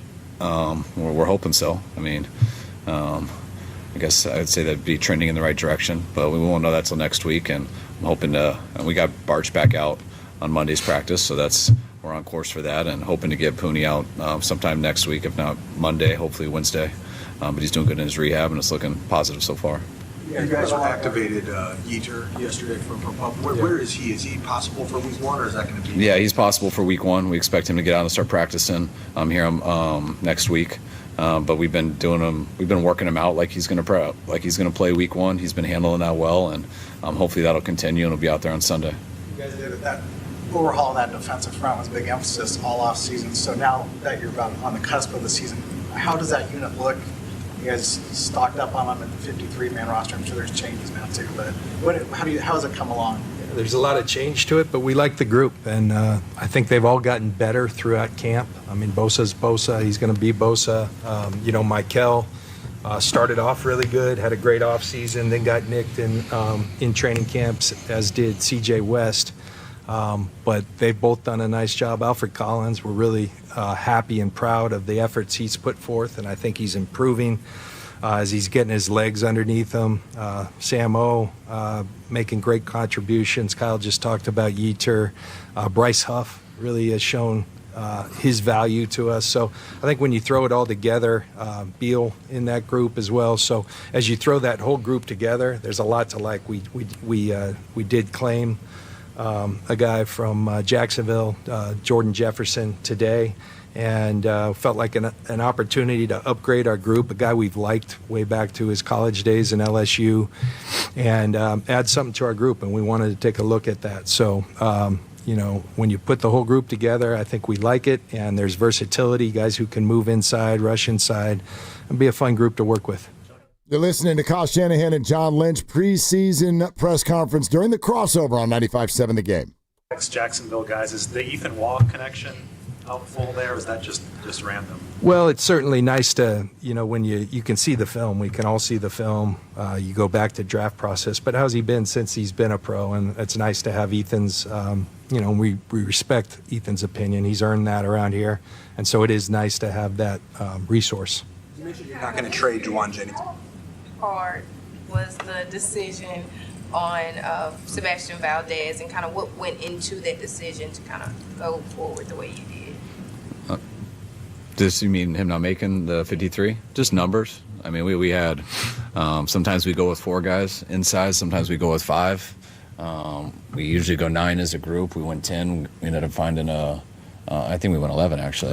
11. Finding out we could get one from another roster, and we're glad that he's still here on our practice squad. So you always take a risk of losing those guys, but there's no difference to me between our 53 and the 16 guys on practice squad. I know for those guys there's a difference because it's a different paycheck, which I fully understand. But Sebastian's part of our team, and I'm glad that we don't lose him, and I plan on him continuing throughout the year, and there's probably going to come a time in this year where we need him. You mentioned you're not going to trade Jawan. Are you negotiating with him or waiting for him to come back soon? We keep those things we have throughout the offseason, and we'll leave it at that. You mentioned bring in Russell Gage back? Any other moves of guys who will be added to the 50? Just some practice squad stuff, and that's gone on. Continuing to add to that. We'll put that out as soon as that's final. But just that right now. You plan to have a quarterback on the Yes, squad? We do. Yep. We do. What's the plan with Curtis Rourke this season? Is it going to be a red shirt for him? Or He gets 3 weeks to decide when he comes back. So we'll decide on that and how those 3 weeks go. And I don't expect it anytime real soon, but I think what I said last time, around week 6 or something. So sometime in that area. So when that happens, we'll have 3 weeks to decide. And it's always tough when a guy doesn't get any off season to throw him into 3 weeks of Carter practices and stuff to make a decision. But I'll tell you, he's worked as hard as anyone can in the position he's in. Just what we see him out there doing alone in the morning, how attentive he is in the meetings and stuff. So he'll give himself a chance in those 3 weeks, and if not, he'll get a redshirt year. John, how do you think Jake Moody did as a quarterback you're bringing to the practice squad? It's not official. He's still en route, but Adrian Martinez is his name. Was with the Jets, and he's en route. Yeah. How do you think Jake Moody did this preseason? Well, I think it was an excellent competition between him and Joseph. I think Kyle spoke to, we didn't want that competition to end, but anyone who says it wasn't a competition, I don't really agree. I think, the coaches, the special teams coaches are always charting everything, so you see what you see in front of everyone, and then they're doing things to the side. And Jake had a really good, preseason. I found it interesting after, having a hell of a game in Las Vegas that, a lot of people still have questions. And I guess that when you had a season like you did last year, those things are going to be there until you put those, you kind of put that away. And, we got a lot of belief in him and understand that last year was rough, but that happens in guys' careers. Our confidence and belief in him is what we see out here. But I will say everything's earned in this league, and everyone's got to go prove it each and every game, each and every year. And so Jake understands that. You mentioned the young guys up front. As far as Marcus Tito, what's his progress been? Also, the updates on Upton Stout. Upton should get out there today here this afternoon, so it'll be his first time out of practice here in a little bit, so excited about that. And Marquise Seagulls had an awesome camp. He got a late start, missing OTAs. I think it was his core surgery, but he's been great. You guys have seen him in the games, been the same way in practice, and we'll expect him to help us this year. You guys had 17 guys, offensive linemen, defensive linemen. This year it's 21. Was this just a product of guys that were unhealthy, or? We like the groups, really. And, we like the groups. And sometimes there's roster mechanics that go on. Last year, I forget exactly what happened, why we went light. But this is where we thought our best 53 was right now. As Kyle always tells the guys, it's never a final 53. I'm sure it will be fluid.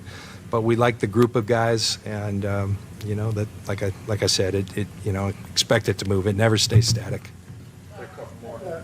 Owners' meetings when free agency was fresh, you kind of indicated that you guys had to take your medicine, and I don't think you said it was a one-season pause, but kind of had that vibe. I know you've since said that your feelings had changed, and John, if you want to weigh in, but where do you it doesn't feel like it's quite Super Bowl or bust, but obviously you still have a lot of great players. I guess big picture, where do you think you are, and is it a different feeling than in some of the past years?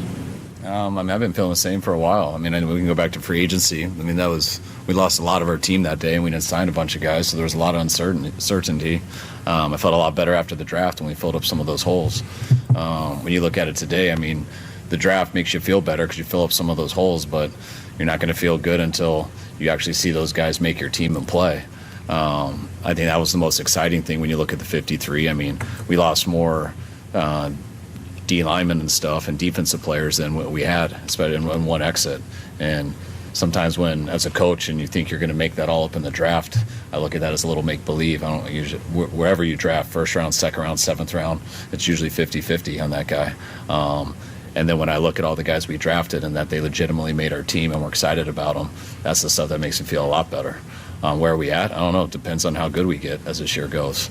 We lost some good players, but I think we filled them with some guys who are capable of becoming those guys and hopefully became capable of becoming better. Is that going to happen right away? No, and it never does. But can it happen this year? Can it happen by week 4? Can it happen by week 8? And those are things that we're optimistic about. You want to have good luck with injuries and everything like that, which can't control all of that. But I'm excited that we have options in this building. We have young guys to work with, and we have a bunch of players who have been successful in this league who I still believe have a number of good years ahead of them, too. Kind of following up on that, you look at it two ways. Obviously, more inexperienced, particularly depth-wise, but also maybe more upside. How do you kind of view the variance that you might get with a younger group when you're building up the roster? Yeah, I think, Nick, 10 of 11 of our draft picks, that's a lot of draft picks, and 10 of 11 made it, and undrafted free agent made it as well. So there is a lot of youth on this team. There's a lot of opportunity, with youth. The expectation, the standard doesn't change, and, man, they've got great examples of guys who've done it at a high level in this league, so that's really cool for these guys. But you don't expect for it to go perfectly, and hopefully you've worked through a lot of that during the offseason, during training camp. These guys have played preseason games because of some injuries in camp. A lot of these guys have probably got more reps than they've expected. Now, in the same tune, some of our rookies were hurt for a couple weeks during training camp. So I think a lot of it just remains to be seen, but we're excited about what this group has infused into our team. We're excited about the team in general. Did a lot of talent leave this team last year? Absolutely. And but that's the league, and we made the best of it, and I like where our team's at. When you look at the construction of this team, despite the turnover, there's at least a guy in every room who's a veteran, who's been there, who can kind of show who has the ropes. Is that encouraging for you in terms of looking at how the transition can be smooth because of that? Yeah, it's a great mix. I mean, I remember when I was a rookie having Hardy Nickerson next to me, so to be a young guy and have an established vet who's been really successful, who can help you on the field but help you off the field too, take you through that. That's what you want in a locker room, and I think we've got that throughout this locker room. There's a lot of really impressive people, and obviously their work on the field speaks for itself. So tremendous for these rookies to have role models. And you want to be successful, study successful people. They're all over this locker room, so I think that bodes well for us. Yeah, thank you. All right.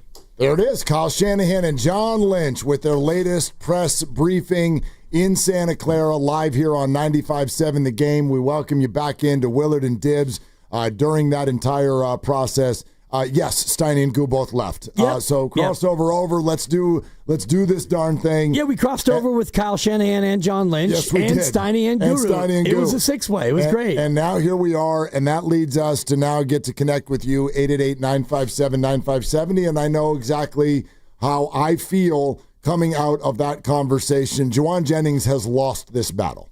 For now, yeah, that's for how sure. I feel. And that's 100% how I feel. Impending week 1, of course, but the idea that Russell Gage is going to be on the 53 any minute now, and he'll be there at practice today in an hour, and you already added Marquez Valdez-Scantling, and Kendrick Bourne could still be out there, and maybe he gets thrown in the mix as well. Basically, they look at the Jawan Jennings situation and say, all right, well, you don't want to play, and your calf, whatever, your cash, we don't know what it is, but we need receivers, so pow, pow, pow, we got receivers. What do you got, Jawan? Yep. Not a bit of leverage anymore. Not much. Is the answer to that. And the money quote that everyone's going to walk away with right now is Jawan Jennings.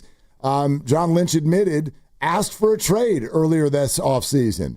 And we went over it, and we're not doing that. We're not doing that. So, first of all, I'd like to say thanks to John Lynch for listening to our show. Totally. And grabbing one of our consistent quotes.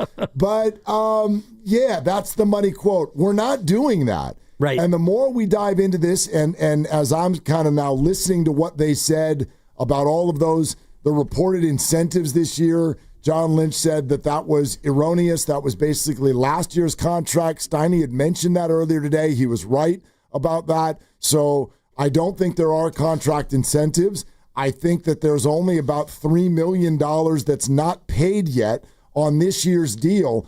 And so you can look at this and go, what do the Niners have to lose? Like, to make this simple, I think that they're looking at Jawan going basically like, there's $3 million left on your deal for this year if you play, And that might feel unfair to you, and we get it, but them's the breaks.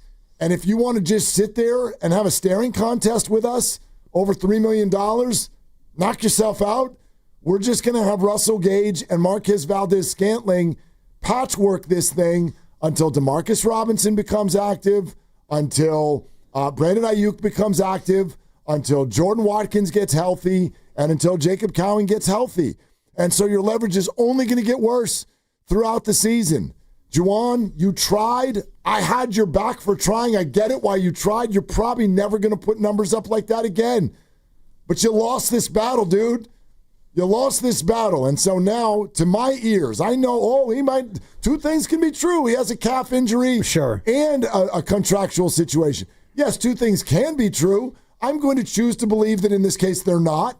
This is a holdout, and the Niners just told him, show up next week or don't. Or don't. We're ready for this either way. I'm sorry, Jawan, you lost. And they have to be ready for it. And so if they're not sure if he will show up, and they know more about the calf than we do, and if the calf is close enough to where he could show up in practice and they feel like that he still doesn't want to show up in practice, then you go out there and you bring back Gage and you sign Marquez Valdez-Scantling, who is not a world beater, but he's a guy who has done some things in the NFL. NFL receiver. He's an NFL receiver, and you've got Demarcus Robinson in week 4, and you've got Gage, who a couple of years ago was an NFL receiver. So you're definitely trying to circle your wagons to bring in guys who you at least feel like can be stopgap if Jawan doesn't want to play football.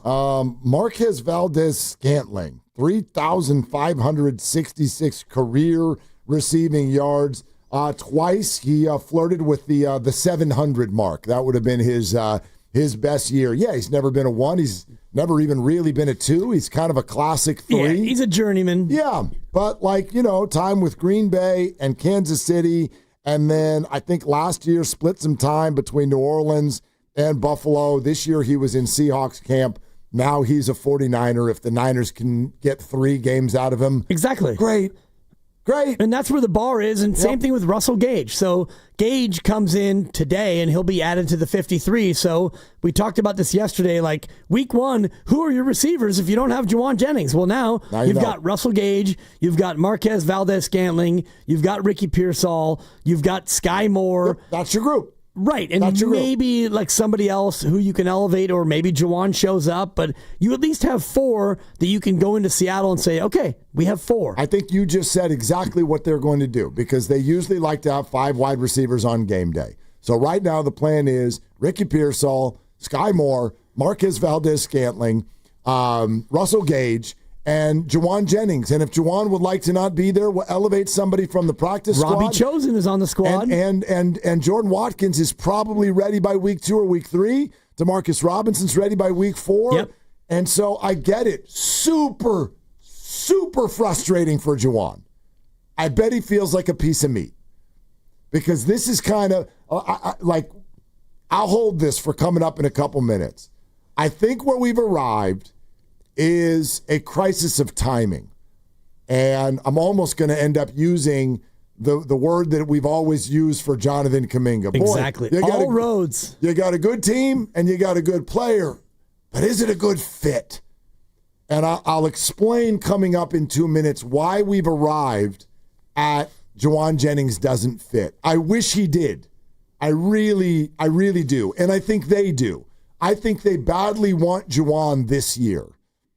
I don't think they're all that interested after that. And that's the problem. Sure. And if you look at after that, you've got Ayuk on massive money. You still have Pierol, who should be good on a rookie deal. Watkins would be a second-year player next year on a rookie deal. And you start to look at what you have going forward. Cowing year 3. Thank you, on a rookie deal. Yep. So you've got guys that you think could be good. And so if Jawan wants $15, $17 million per year, that's going to be a no from them, dog. And also, we're not trading him.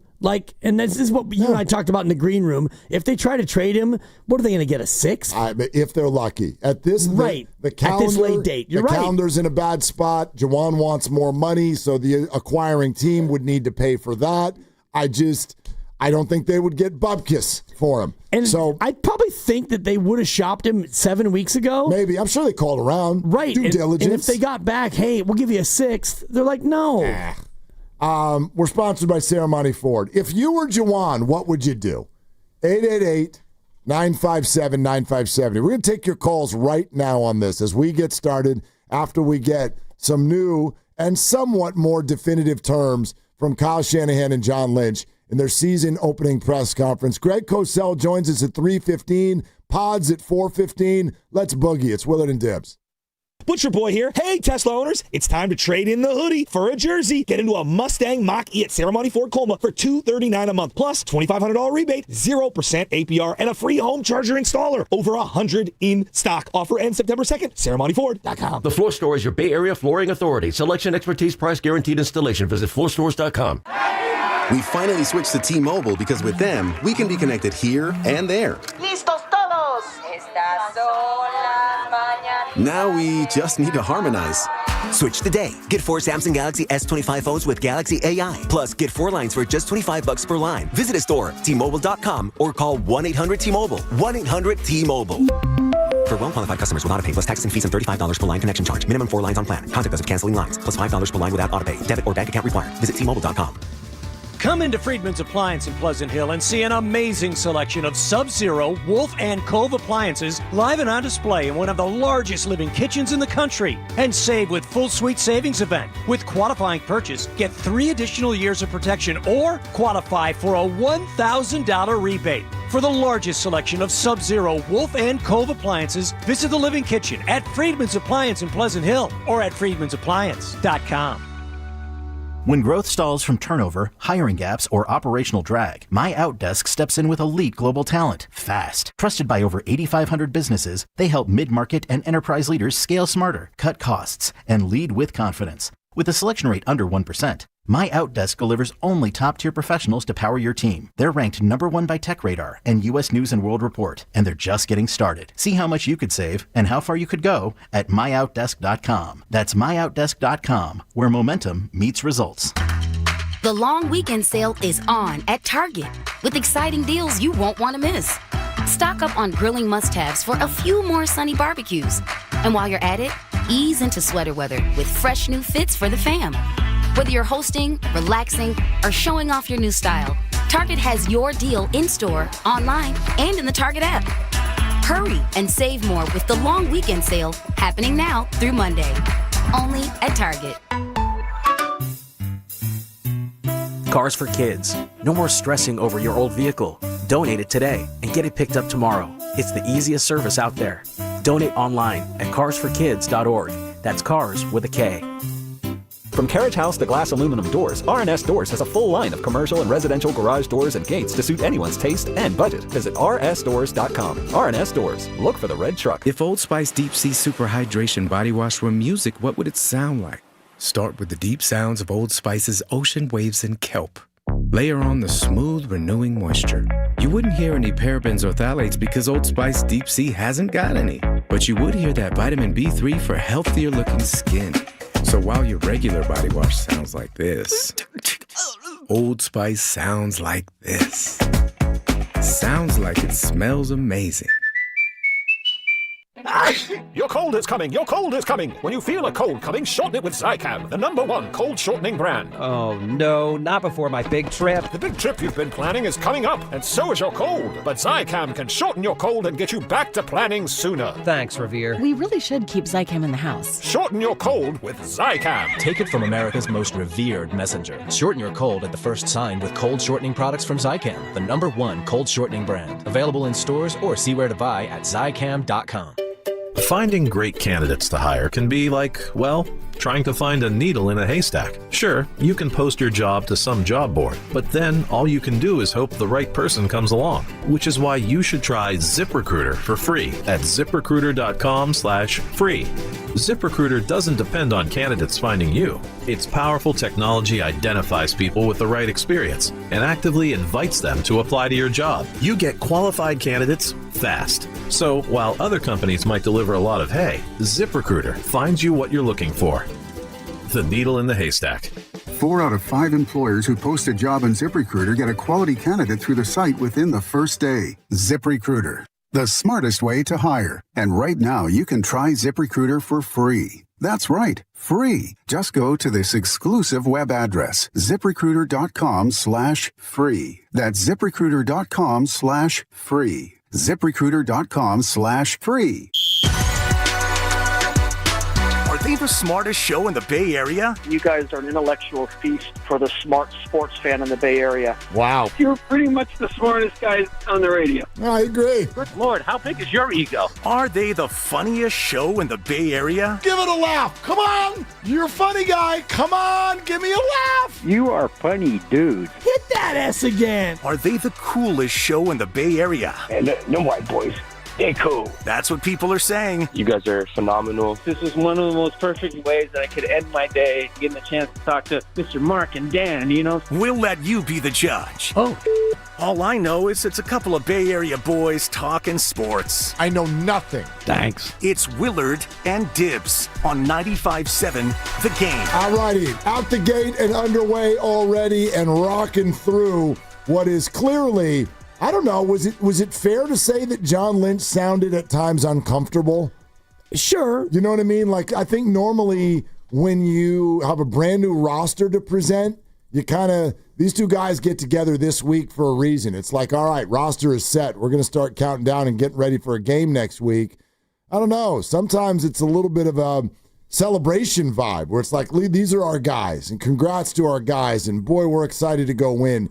And I mean, the group, rightfully so, came out hot with like, pow, pow, pow, pow, pow, 6, 7 in a row, Jawan Jennings questions because it was time. It was time to press a little bit on like, guys, what's going on? And I mean, to John's best efforts, he'd like this to still sound like an injury and a holdout. He didn't run from the holdout thing, but he said, no, still hurt also. But it felt... it felt flimsy.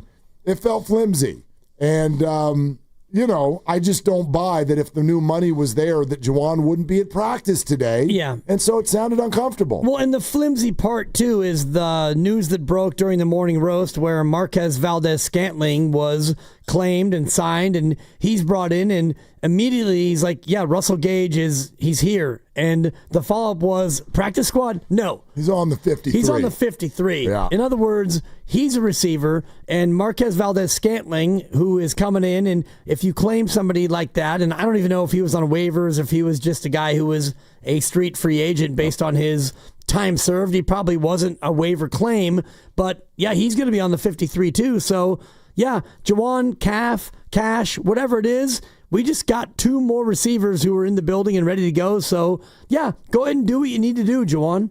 If a lot of you just joined us, let's get you updated so you can hear what it sounded like. Here's John Lynch updating the Jawan Jennings situation. So Jawan's still working through his calf issue, making progress. We're kind of like everyone else, hopeful but not sure, on week 1, and we'll proceed as such. And so we're working to get the best mix out there. We added a piece today, and in MVS, Marquez Valdez-Scantling, and thrilled to have him part of it. And we move forward. Okay, so John, that was attempt 1. It's like, yep, the calf, we're working. Yeah. So everybody's working. So we're trying to get the calf. Oh, okay, so someone says, boy, this calf, whew, boy, this is a tough one, isn't it, guys? Do you guys need to maybe do another MRI or something to check out what's going on? You don't image a guy like daily, so that's something that happened a little bit ago. And, if it doesn't get better soon, I'm sure we'll be doing more of that. Is it worse than you originally had thought it was going to be? Yeah, but calves can take a long time. That's one thing with that injury. Played with guys who they can take a while. Yeah, good job, JLC. Hey, is Jennifer Lee Chan. Yeah, maybe worse. MVS, JLC. We should just start doing this with everybody. Is this maybe a little worse than you thought it was? Well, calves can be tricky. I didn't really think anything about it to begin with. So. Yeah, and you don't image a guy every day. No, not every day. I mean, he hasn't practiced since the end of July, so I don't know. It's been a month, so maybe you want to image him again? I don't know. Here's another good effort at it, and the media comes at, all right, John, let's pretend for a minute that at some point he is healthy. Calf, great. Then does he play? Well, there's a lot that goes into that, Eric. Ideally, everybody has a training camp. Everyone's out there. That's a perfect world. But, he's been putting in work to the side, and we'll have to make that judgment when the time comes. The other thing is both things can be true. He wants a new contract and he's got a hurt calf. So I think people want to assume one or the other. Both things can be true. So the first insinuation... shout out Ralph Barbieri, rest in peace. What's up, Ralph? Yeah, rest in peace. Two things can be equally true. They can be, but not necessarily in this case. Right. My read, I don't know Jawan's body, don't want to say something about someone that I don't know, but I'm just reading the room. I'm listening to what I'm listening to in the tone. And so John first starts to basically say, if he is healthy, well then... Now we got to rely on the ramp up. I don't know if he's going to be ready for a game, but then voluntarily goes, by the way, I do want to go ahead and admit to you that, yes, this is also about his contract. So two things can be equally true. Oh, you don't say, John. Okay, says the media. Has he requested a trade? A while ago he did. But that was a long time ago, and we've moved on from that. That was during camp, or was it before? I'm not getting into when it was, but it was a while ago. Yeah. I'm not getting into when it was. Right. And that was Tim Kawakami with the follow-up. When, John? Well, I'm not getting into it. At some point. And then he went on to say, we're not doing that, which I don't want to jump all your sound that you have. But no, I only got one more. And, fire it. Here, hey, John, what did you say about it? A trade request? No, he asked for it, and we've moved on. And we're not doing that. So we're moving forward. Yeah, we're not doing that. So we're moving forward, and that to me was, one of the biggest takeaways. Where trades are happening now, and trades can happen now. Where cut down day is gone, and you do have teams that are like, oh boy, we could use a receiver, but we're not doing that now. So that tells me that they've had the conversation. They shopped him, Jawan and his agent, Drew Rosenhaus. They poked around, and the Niners didn't get back anything they thought was worthwhile. So you're not doing that. So now you get to this spot where there's a game in 11 days now. Good Lord, is that what it is? 11 days. Yeah. Sunday, right? A week from Sunday. And so, all right, Jawan, either you come play football, and if your calf is really that bad, let's see it, and maybe we will do more imaging. Or if you don't, we got MVS, we got Gage, we got Pierol, we got Sky Moore. We'd rather have you, but if you don't want to play on the deal that we've already offered you and given you, then what are we even doing here? You know what we have on the 49ers?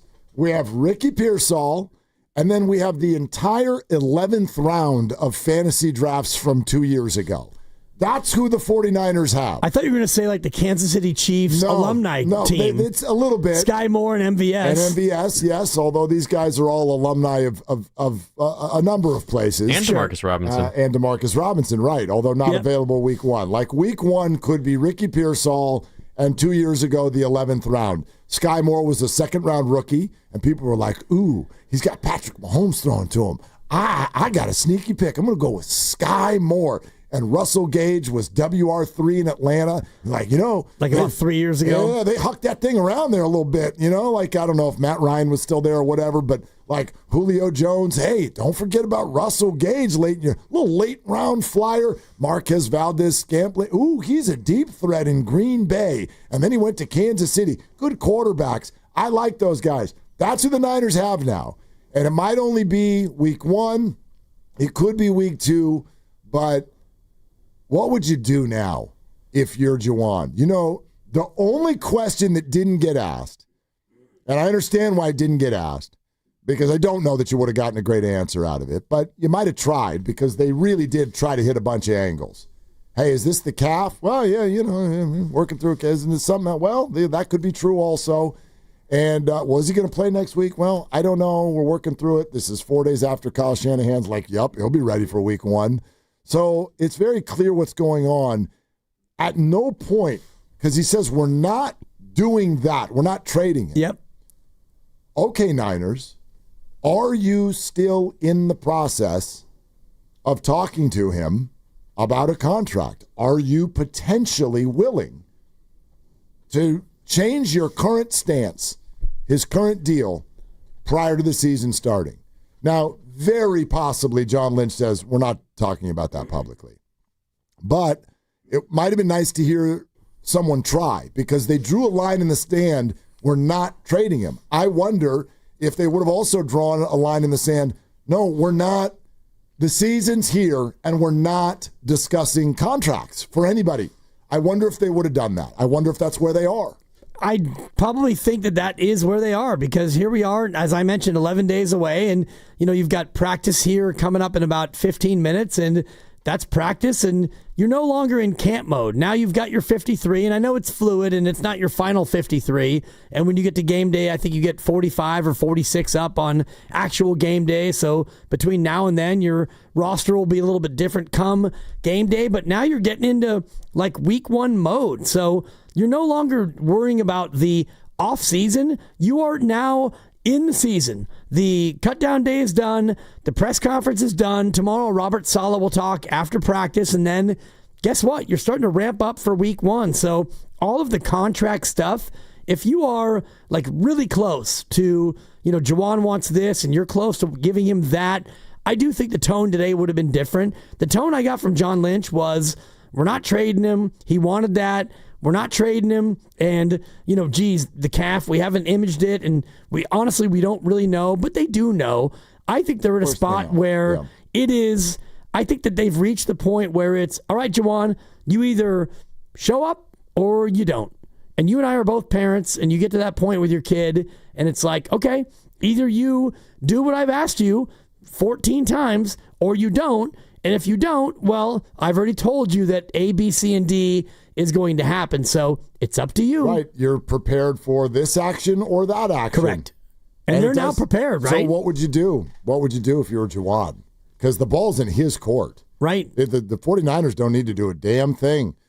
The bottom line is, this is a really good player who we love, but the Niners approached this season in a way that I haven't seen them do it before, which was much more on a spreadsheet. They are approaching things much more than they have in the past in a financial way. And I get it, because they had to pay a quarterback. And they are trying to hold cap space for the future. And this is why I think that we have arrived at this doesn't fit anymore, Vil. Here's why. I want you to imagine this now. The 49ers are not just looking at Jawan Jennings like we do as fans. We as fans are freaking out. We want to beat the Seahawks. That's what we want. 49ers are running a long-term business. I think that Jawan Jennings, the more that I hear, the more that I listen, the more that I try to gather information, I don't think Jawan Jennings is asking for a couple more $1 million this year. I think Jawan Jennings is trying to strike while his iron is hot and get a new long-term extension. Matt Barrow said it to us the other day. He wants a long-term extension. The problem for him is the 49ers have zero motivation to do that whatsoever. I think they love him for this year. That's what his contract goes through. Now, after this year, if you're the 49ers right now, are you looking to give a lot of money or even mid-level money to Jawan Jennings when this is what you at least would project? You never know, because people can get hurt and everything. But in this moment, here's what you would project. You're projecting that in 2026, we've got Ricky Pierol going into year 3. You've got Brandon Ayuk at full health and highly paid at $30 million a year. You also have Jordan Watkins, a rookie this year, who you are very excited about. You will hopefully have a healthy Jacob Cowing going into year 3. They like him too. And you will still have Demarcus Robinson on the second year of his 2-year deal. That's 5 already right there. And you can have a whole offseason to pick and choose and find other ways to bolster that room in the offseason. Why on earth would you pay Jawan now and guarantee him mid-level or large money going forward as he approaches 30 when that's what your room looks like after this year? So they love him. He wants to stay. Not a good fit. No. And it's just not a good fit after this year. And especially if he's asking for, I don't know what he's asking for, but there's a point where if you're the Niners, you're like, no, we're not doing multiple years. We're not doing 15 to 17 million average annual with a guarantee that is going to boost it up. And I thought it was interesting what John Lynch said about what was reported, and I've been saying it about his contract and all these incentives. Yep. And if those incentives actually aren't in place, well, then his contract is just what it is this year. And if you're Jawan and you want more than just the, I don't know, 5 or 7 million that he's going to make this year. A lot of it's already been paid, though. About half of it is. That's what I was saying before. Yeah. And that's where, you signed it last year and you got a signing bonus that was about 8 million. And you got your guaranteed money up front. And now you have a great year. And now you want more because what you're earning is not going to be guaranteed. And the Niners are thinking, well, we already paid you a lot guaranteed. And yeah, you balled out. But your point is, I think, spot on about the future where you've got Cowing year 2, Pierol year 2.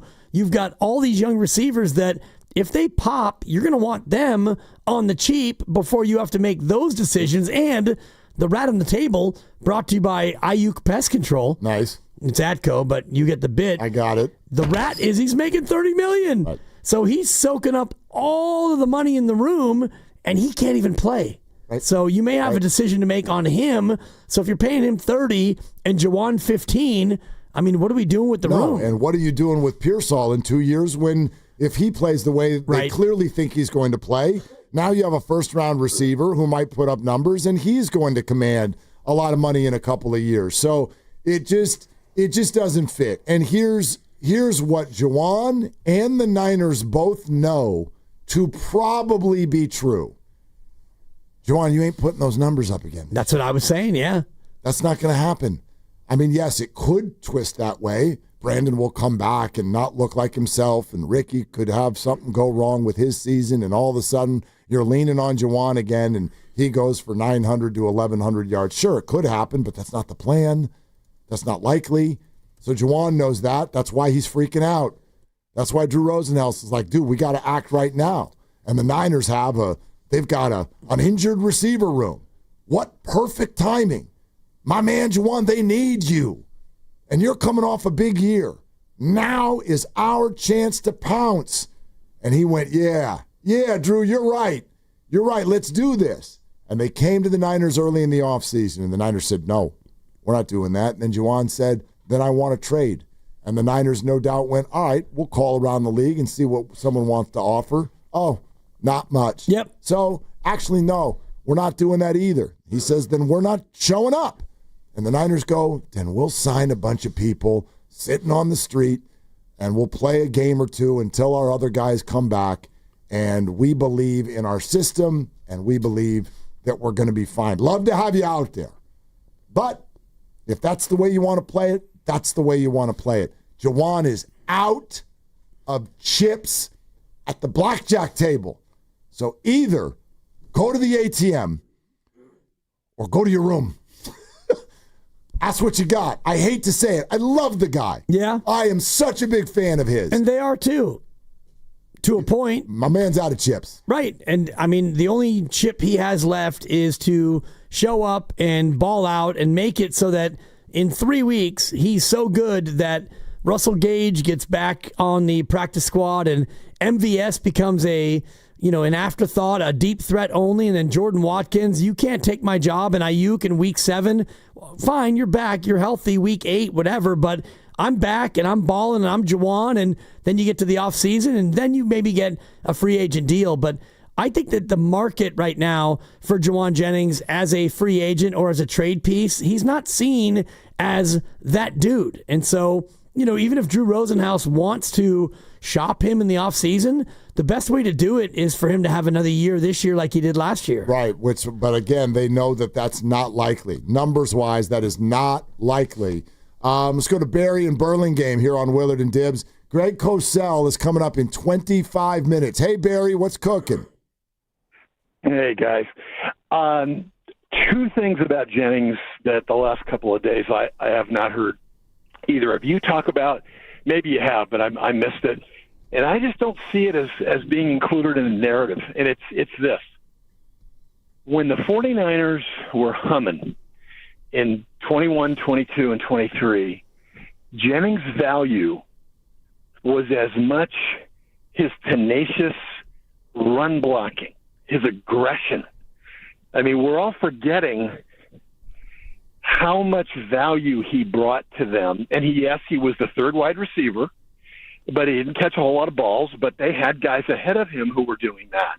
But how many times did Shanahan praise what he brought to the core essence of their offense, which is the running game? So my question to you guys is, who do they have that's going to step in and deliver that? I get that there's other people who can come in and catch passes, in a few weeks anyway. But who is going to give them that extra juice when they need to run the ball in the fourth quarter of a close game? Who's going to do it with the same nastiness and aggression that he brought?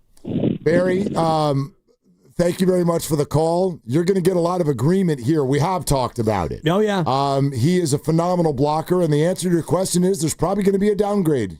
There's probably going to be a downgrade as far as that is concerned.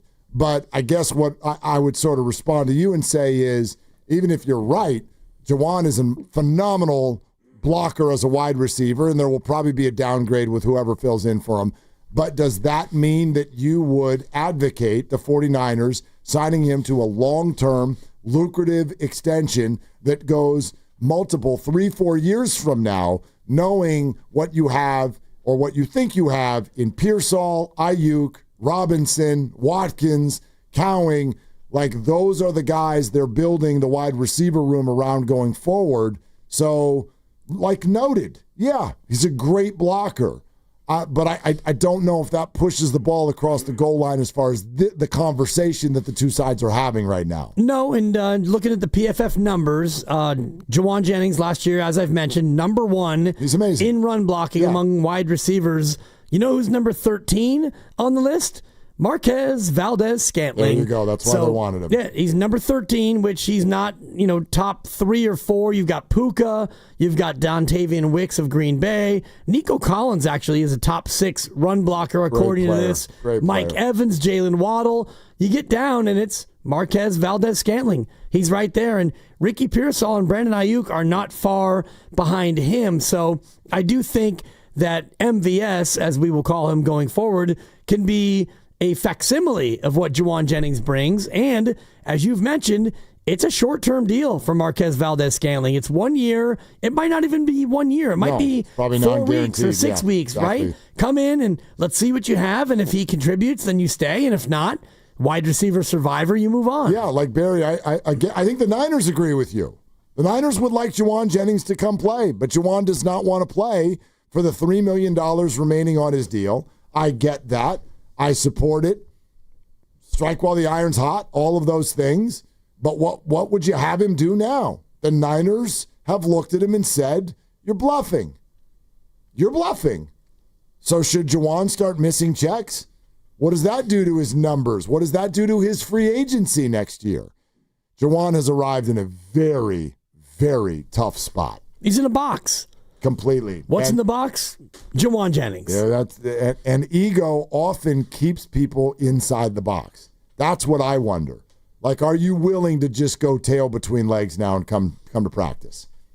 Probably not. Well, what's the alternative? You sit out the year, and then who are you in the offseason? Not good. Yeah. Yep. And in fact, if you sit out the whole year, I don't even think that 1 year comes off of his deal. Like, you don't get a service time accrued. Right. We're brought to you by Fremont Bank.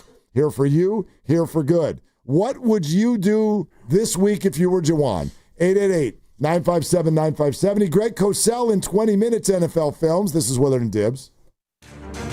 Nobody breaks down an NFL game better. They're trying to zone it and take it away and squeeze it, yet the throw just cuts right through it. The outside noise, none of the players subscribe to it. Brock Purdy doesn't care about it. The players love him. What I love about Baldy is that he loves ball. You can tell by the way he talks about guys, the way he breaks down their tape. Ryan Baldinger on the Morning Roast with Spadoni and Shasky every Tuesday at 7:30. Sleep is overrated. I'm just trying to give America what they want. We are the Bay Area's football station, 95.7 The Game.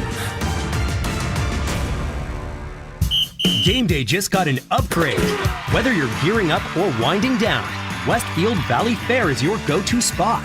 Hit the latest gear at Shoe Palace, grab bold bites at Shake Shack and Eataly, and catch the action on big screens at King's Fish House. From premium shopping to epic eats and entertainment, make every football Sunday legendary. Westfield Valley Fair, where football fans fuel up in style. Attention! Have you racked up $10,000 or more in credit card debt? Are you barely getting by making minimum payments? With credit card debt reaching all-time highs, National Debt Relief is notifying consumers about significant debt relief options currently being made available to help those with overwhelming credit card debt. These options may reduce a large portion of credit card debt for those who qualify. You don't need to declare bankruptcy or take out a consolidation loan, and you may only have to pay back a fraction of what you owe, even if you have bad credit. National Debt Relief has already reduced the credit card debt for more than 550,000 consumers, so don't wait. If you owe $10,000, $20,000, or even $100,000 in credit card debt, you can now take advantage of this financial debt relief as the cost of living continues to skyrocket. To check what debt reduction you may qualify for, call 800-334-1155. 800-334-1155. Again, that's 800-334-1155. This is Chris Dolan. And I'm Vanessa Deniston, senior attorney from the Dolan Law Firm. Chris, what's with all these out-of-town personal injury firms coming into the Bay Area with these catchy jingles and funny names? Unlike the Dolan Law Firm, most of these firms are from out of state or in L.A. The Dolan Law Firm is headquartered right here in San Francisco, going on 30 years. We live here, we work here, we win here. The Dolan Law Firm. We're the best lawyers we hope you'll never need. DolanLawFirm.com. Losing weight shouldn't be a struggle, and with Jumpstart MD, it doesn't have to be. Your first month is just $99 when you join Jumpstart MD's medically supervised weight loss program today. Licensed clinicians create personalized plans, including GLP-1 medications. No insurance? No problem. Jumpstart MD has options to meet your individual needs. With 13 Bay Area locations and online visits, expert support is always within reach. Call 855-JUMPSTART or visit jumpstartmd.com to start transforming your health today. At Star One, we make saving simple because everything we do is in your best interest. That's why we provide super simple products with the best rates possible, like our savings account, which we have increased to pay an outstanding return at 3.35% annual percentage yield. That's way above the market average. Apply today at starone.org. Star One Credit Union. In your best interest. Federally insured by NCUA. Rate current as of August 1st, 2025 and is subject to change. $50 minimum deposit to open account and earn APY. After my wife passed away, selling my house and moving on felt overwhelming. At John Buys Bay Area Houses, we help Frank sell his house and start fresh. We take care of everything. No cleaning or repairs, no fees or commissions, no hassle. Now I'm closer to my family and I feel great. Call 510-800-JOHN or search online for John Buys Bay Area Houses to get a fair cash offer today. Start fresh with John Buys Bay Area Houses. Cache Creek Casino Resort has never been ordinary. For 40 years, we've redefined how a luxury casino resort experience should feel. We've hosted some of the biggest names in entertainment, partnered with luxury brands and championship sports teams. This summer, play at Cache Creek Casino Resort for your chance to win a breathtaking 2025 Porsche. Luxury isn't just something you see, it's something you feel. Win the drive of a lifetime. Cash in at Cache Creek Casino Resort. I love a day on the water with friends, but my moderate to severe plaque psoriasis sometimes holds me back. Now I'm all in with clearer skin thanks to Skyrizi. Risankizumab Riza, a prescription-only 150 milligram injection for adults who are candidates for systemic or phototherapy. Teaching music is my passion, but my active psoriatic arthritis can limit me at times. Now I'm treating my joint symptoms with Skyrizi. With Skyrizi, most people with plaque psoriasis saw 90% clearer skin at 4 months. Or if you are an adult with active psoriatic arthritis, Skyrizi helps you move with less joint pain, stiffness, swelling, and fatigue. Don't use if allergic to Skyrizi. Serious allergic reactions, increased infections, or lower ability to fight them may occur. Before treatment, get checked for infections and tuberculosis. Tell your doctor about any flu-like symptoms or vaccines. There's nothing like clearer skin. There's nothing like better movement, and that means everything. Ask your doctor about Skyrizi. Visit Skyrizi.com or call 1-866-SKY-RIZZI to learn more.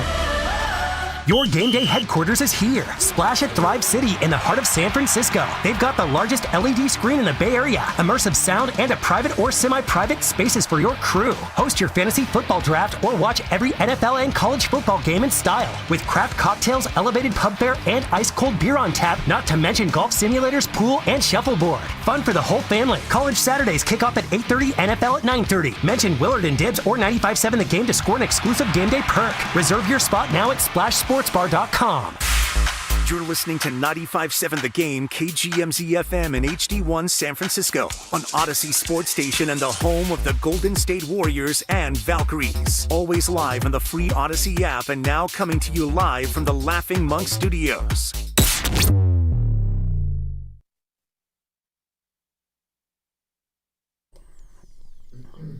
A while ago he did, but that was a long time ago, and we've moved on from that.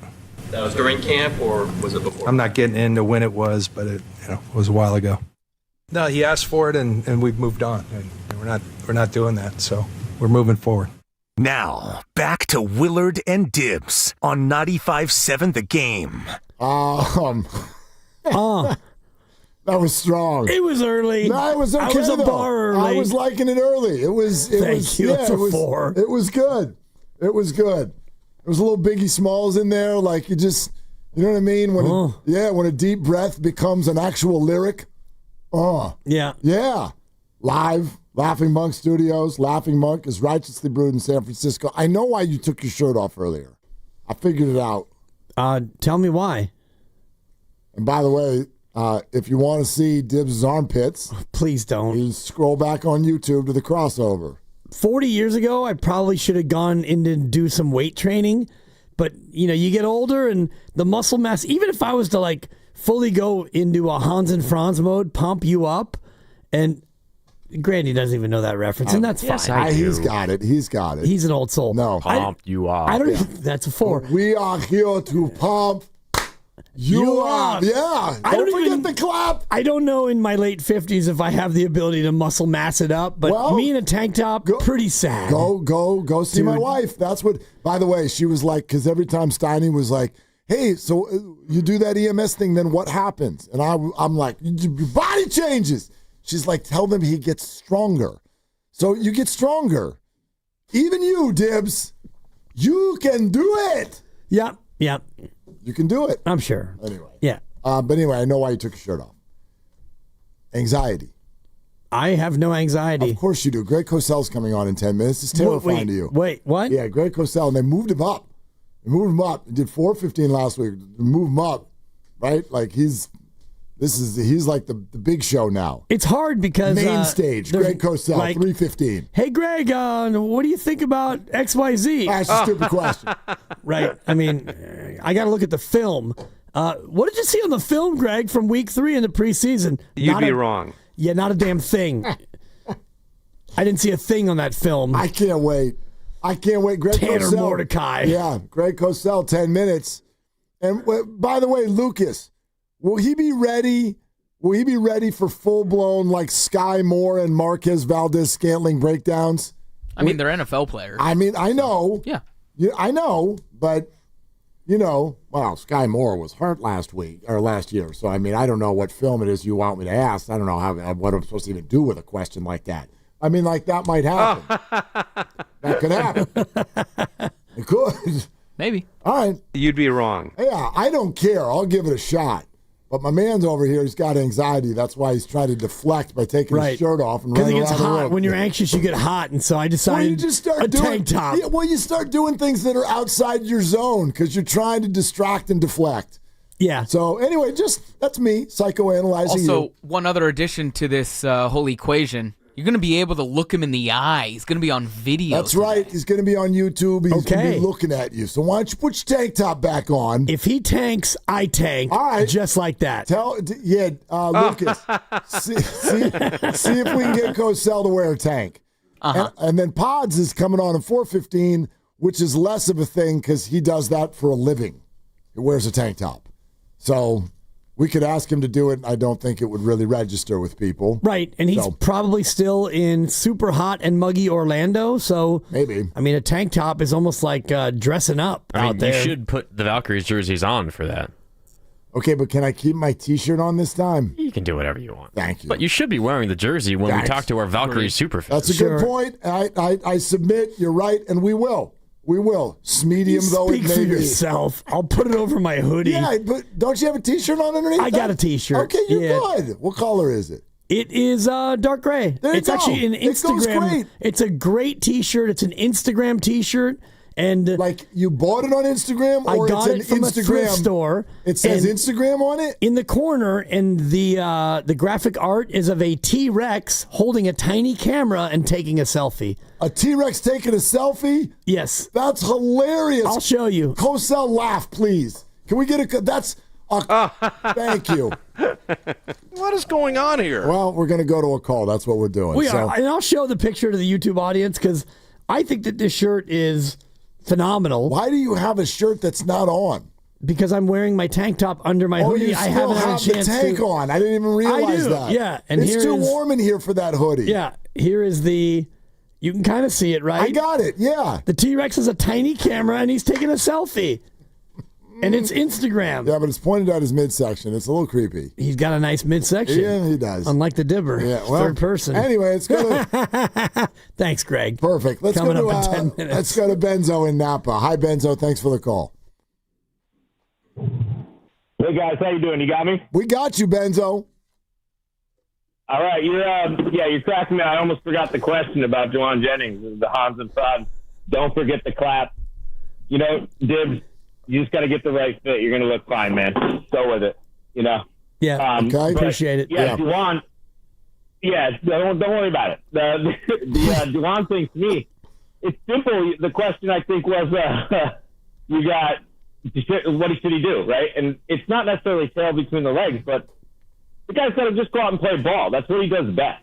And I think we all forget a little bit, you know, in the wake of he's kind of going down the same road that Ayuk went last year, but he's not Ayuk.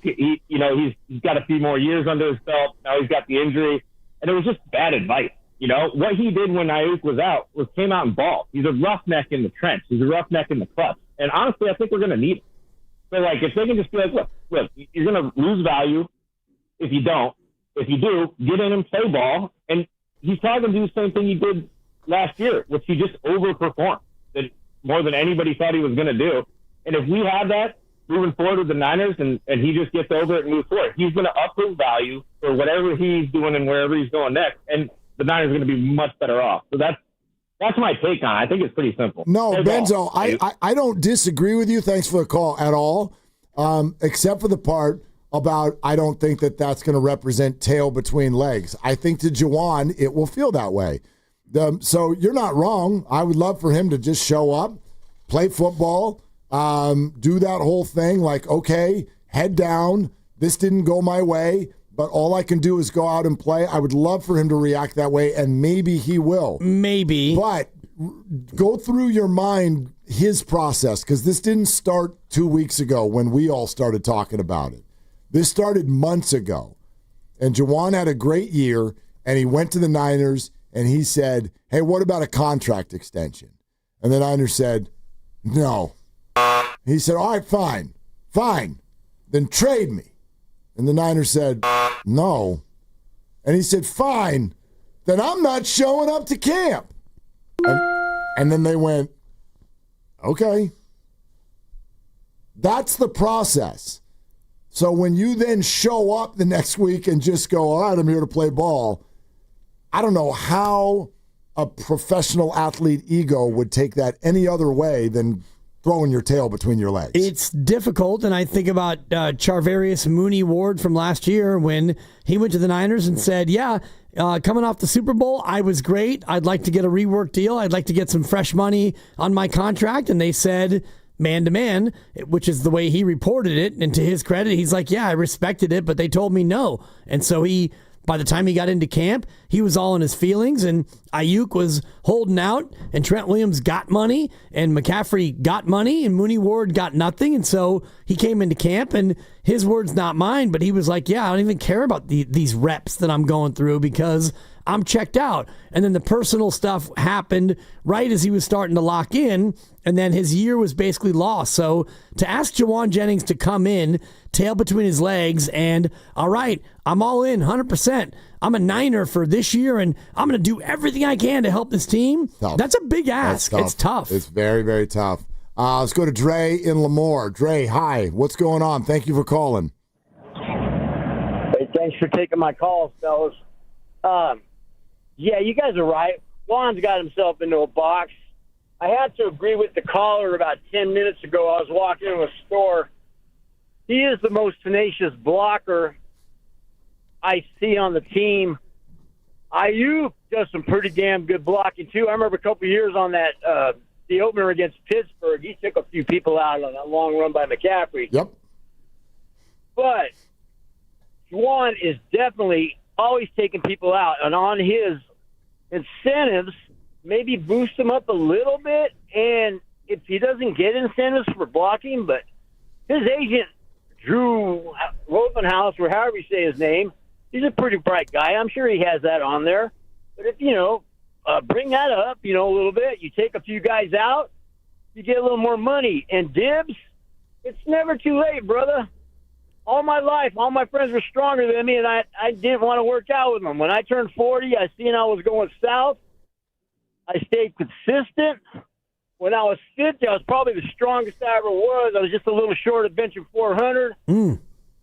I'm a shell of the man I once was at 61, but I can still pick up a lot of weight. And I turned some heads, man. So all you have to do is get to it and be consistent. Yeah, there Drew. you go. Yeah, thank there you. you go, Dre. Yeah. I love it. How about a little Stuart Smalley for you as you get ready here? Dibs, you're good enough. You're strong enough. And gosh darn it, Greg Cosell likes you. We'll see. Coming up next. All guests on 95.7 The Game appear on the River Islands guest line. Isn't it time for you to discover the islands? River Islands and Lathrop's. And we've got someone coming on the River Islands guest line in just a moment. He's also coming on YouTube.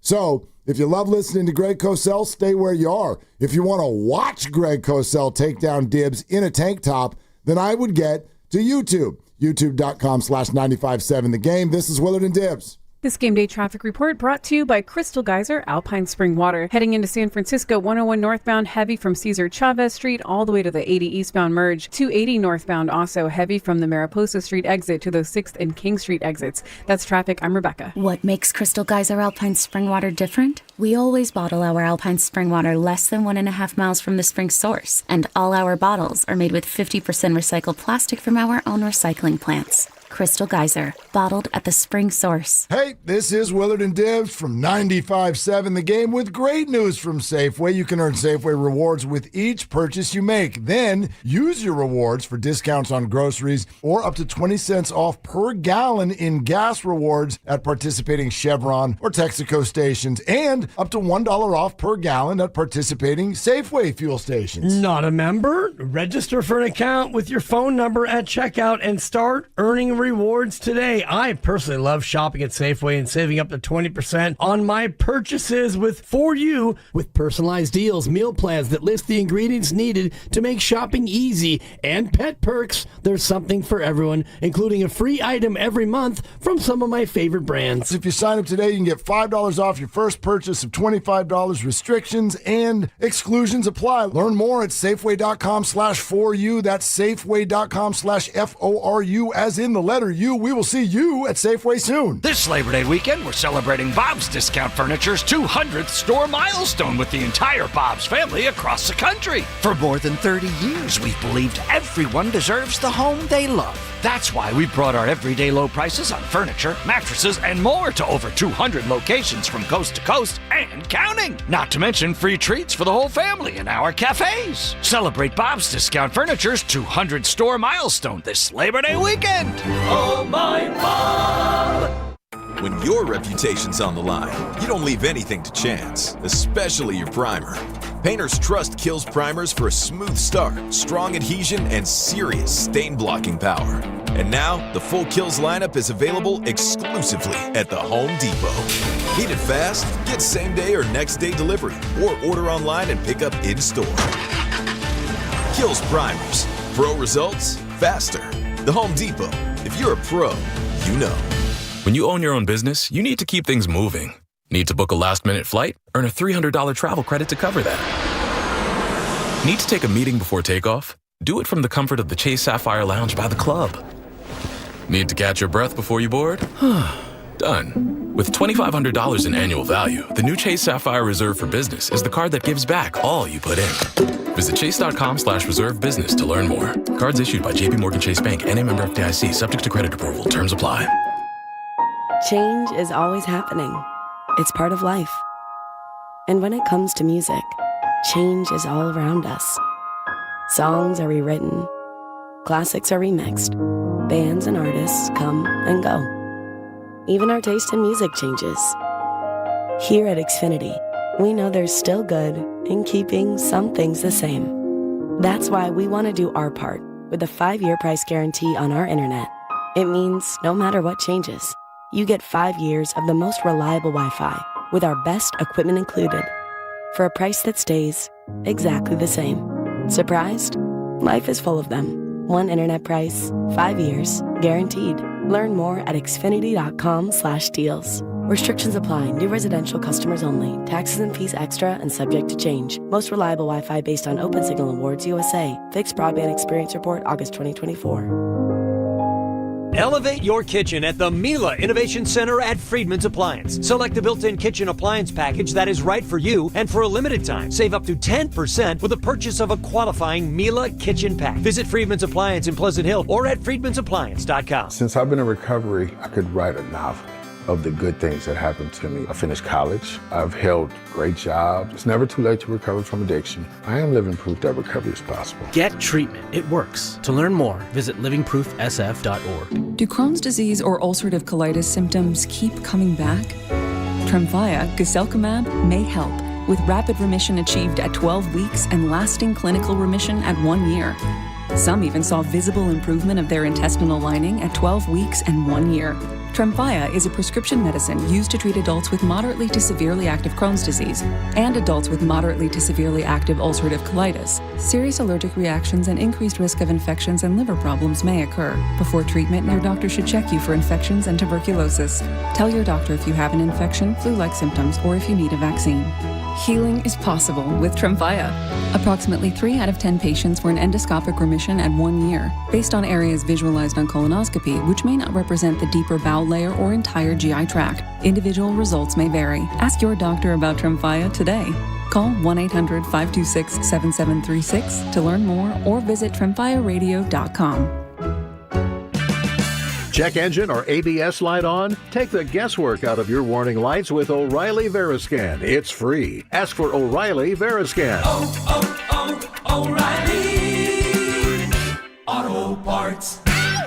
The pumpkin spice latte is back at Starbucks. Crafted with our signature espresso and real pumpkin sauce. Then topped with whipped cream, cinnamon, and nutmeg. The PSL. Get it while it's hot or iced. Only at Starbucks.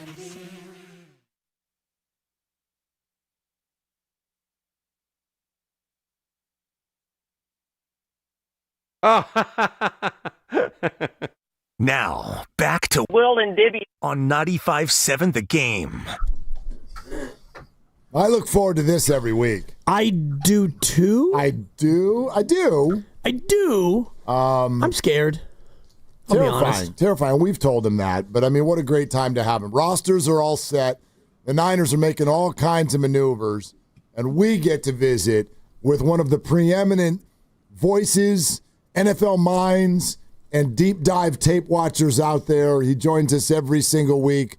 River Island's guest line, and he's on YouTube as well. Ladies and gentlemen, from NFL Films, it's Greg Cosell. Hi, Greg. How you doing? Gentlemen, what's happening? Well, at least we're ready for some football. It's actually a really big college football weekend. I'm pretty excited. It's huge. Yeah, week one. I know you're already deep diving on next year's draft, and then right after that, we've got, 8 days till an NFL game, 11 days until a 49er game. Yep. At the same time, the Niners are still doing all kinds of moving and shaking at the wide receiver position. So here's how I'd love to start. In Kyle Shanahan's system, we always hear that a lot is asked of wide receivers, and it's very difficult. So to your knowledge, Greg, how easy would it be for all of these new wide receivers to just jump onto the team and then produce right away? I think the biggest issue has to do with things other than what we normally think of for wide receivers, which is, just running routes and catching the ball.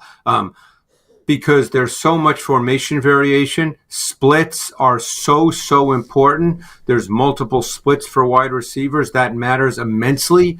There's a lot of motions. So it's not just a matter of, hey, you go there and we're going to throw you the ball. So there's a lot to learn, but, they need bodies right now. I mean, that's the issue. They need bodies. And normally, look, Valdez-Scantling, who they just brought in, he's been around the league. He's a guy that can run. He can take the top off the defense. He's always struggled with his hands, which is why he's never become what I think a lot of people hoped he would become. But yet he does have moments. When you bring in someone like Sky Moore, my guess is, I think he was in the 2022 draft, if memory serves me correctly. Yep. My guess is that someone in the organization or a number of people, scouts, coaches, liked his tape coming out of college and decided that, if he's available, let's give him a shot. He's a smaller school kid. He's Western Michigan. I did him when he came out. I evaluated him. His measurables were good. He's 5'9" or 5'8", but he ran well. He didn't quite play like that, and I think that's reflected in what's happened to him in the league. He didn't play to his 4.41 40-yard dash time, but, now he has another opportunity, and, sometimes guys need another opportunity, and it works out. I guess we'll find out, just because it seems as if, based on the injuries, you would know better, guys, you're out there. It seems like, these guys might have to play week one. Yeah, a little bit of a desperado situation. Shout out the Eagles, where, they're running out of able body receivers. Yep. Valdez-Scantling's interesting for me, Greg, because the numbers indicate he's a good run blocker. What have you seen on tape as far as him able to go out there and block in the run game as a receiver? I'm going to be totally honest with you guys, okay?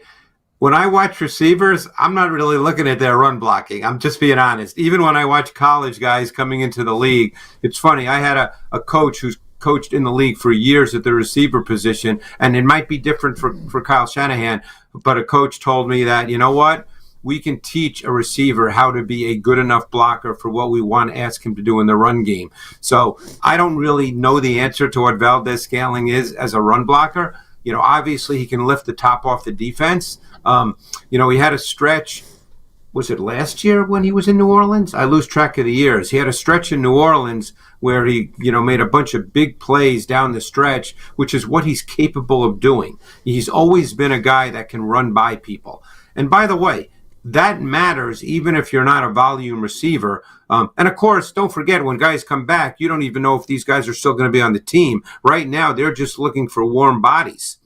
No doubt. Greg Cosell is with us on 95.7 The Game, as he is every single week. Greg, I want to ask you about one of the other guys that got reacquired today and immediately put on the active roster, which is Russell Gage. He's been dealing with injuries the last couple of years, but the Niners will have us believe whatever he's been dealing with, he's back. So what was he 3 and 4 years ago in this league based on what you watched? Yeah, I remember him pretty well. He was a tough good size guy, tough, competitive, physical. I mean, at his best. And again, now you get into all those other things I mentioned because we don't know, how well he knows the offense and the things of that nature. But he was a guy that I remember he worked the middle of the field effectively. And you guys know how important that is in the Kyle Shanahan offense because he's got good size, catches the ball, competitive, plays with a little bit of a swagger. I don't want to say he's Jawan Jennings, but, he was sort of like that when he played, that style of receiver. And you look at the whole Jawan Jennings situation and Russell Gage and what he can do and Marquez Valdez-Scantling and more of a take the top off the defense guy. When you look at the 49ers offense, are they still in need of Jawan Jennings, or can these two receivers that they've brought in replicate what he had brought to this offense? I don't think anybody can replicate it initially, guys, because don't forget, Jennings has been in the offense for a number of years, and there's a lot of variables and a lot of things to learn in this offense. So, again, most people think, oh, well, the guy can run a little bit, he can catch, blah, blah, blah, but there's so much more than that. So I think we have to be careful about assuming that guys are just going to step in. Now you get into how you want to structure your game plan, how you go about putting together your offense when you play Seattle week 1. Does this limit the things you can do? I don't know the answer to this. I'm just saying these are things that get thought of by coaches.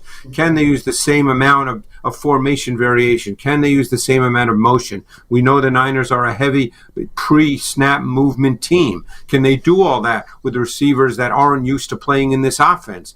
Because don't forget, when you do things like pre-snap movement, your quarterback has to get to the line of scrimmage with a good amount of time on the play clock because the motions take time. If a receiver doesn't understand exactly where he's supposed to be, that could add 2 or 3 or 4 seconds to before the ball snapped, and that becomes a problem. So there's a lot of other variables that come into play besides whether a guy can run a route and catch a ball.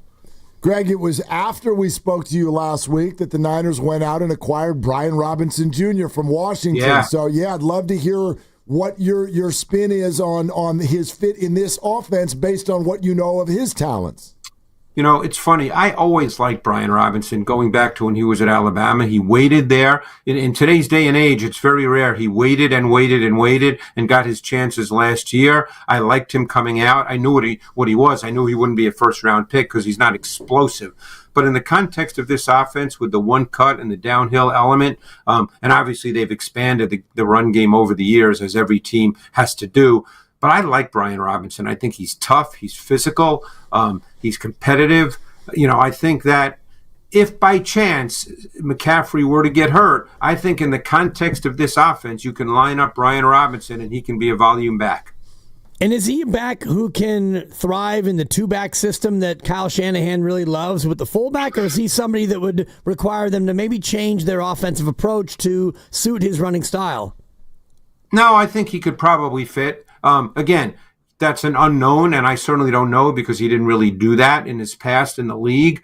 But obviously he's played in a system where there's been what we would call base personnel, maybe not a fullback, but 2 tight ends. And Juszczyk is essentially kind of a combo platter. He's not a pure fullback in the sense that he's just going to line up in the backfield. He essentially moves all around the formation. So he's played in that style of offense. But, he's a sustaining type back. I wouldn't compare him traits-wise exactly to a Jordan Mason, but in some ways he'd probably be viewed as similar in what he gives you. It's that sustaining element, which obviously for the first part of last season, Jordan Mason did that for the 49ers.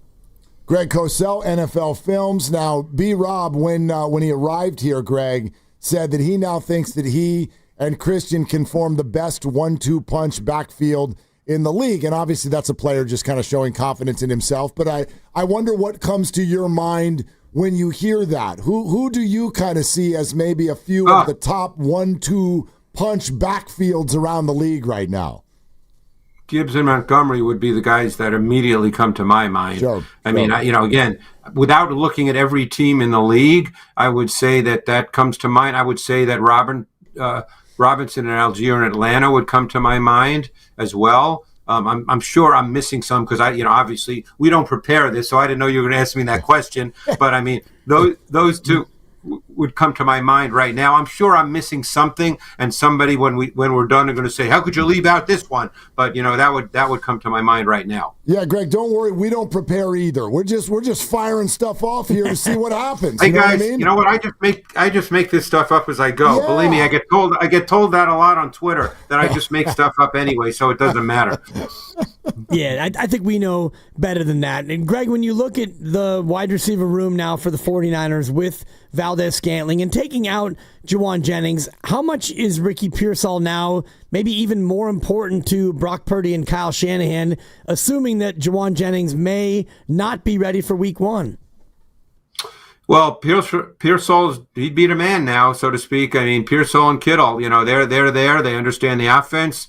I think in an ideal world, it's not an offense that's based on we need, Jamar Chase or Justin Jefferson in order to be a good passing game. I mean, in an ideal world. Now, I'm not going to sit here and say that you don't want those guys. I mean, obviously, if they had those guys, it'd be wonderful.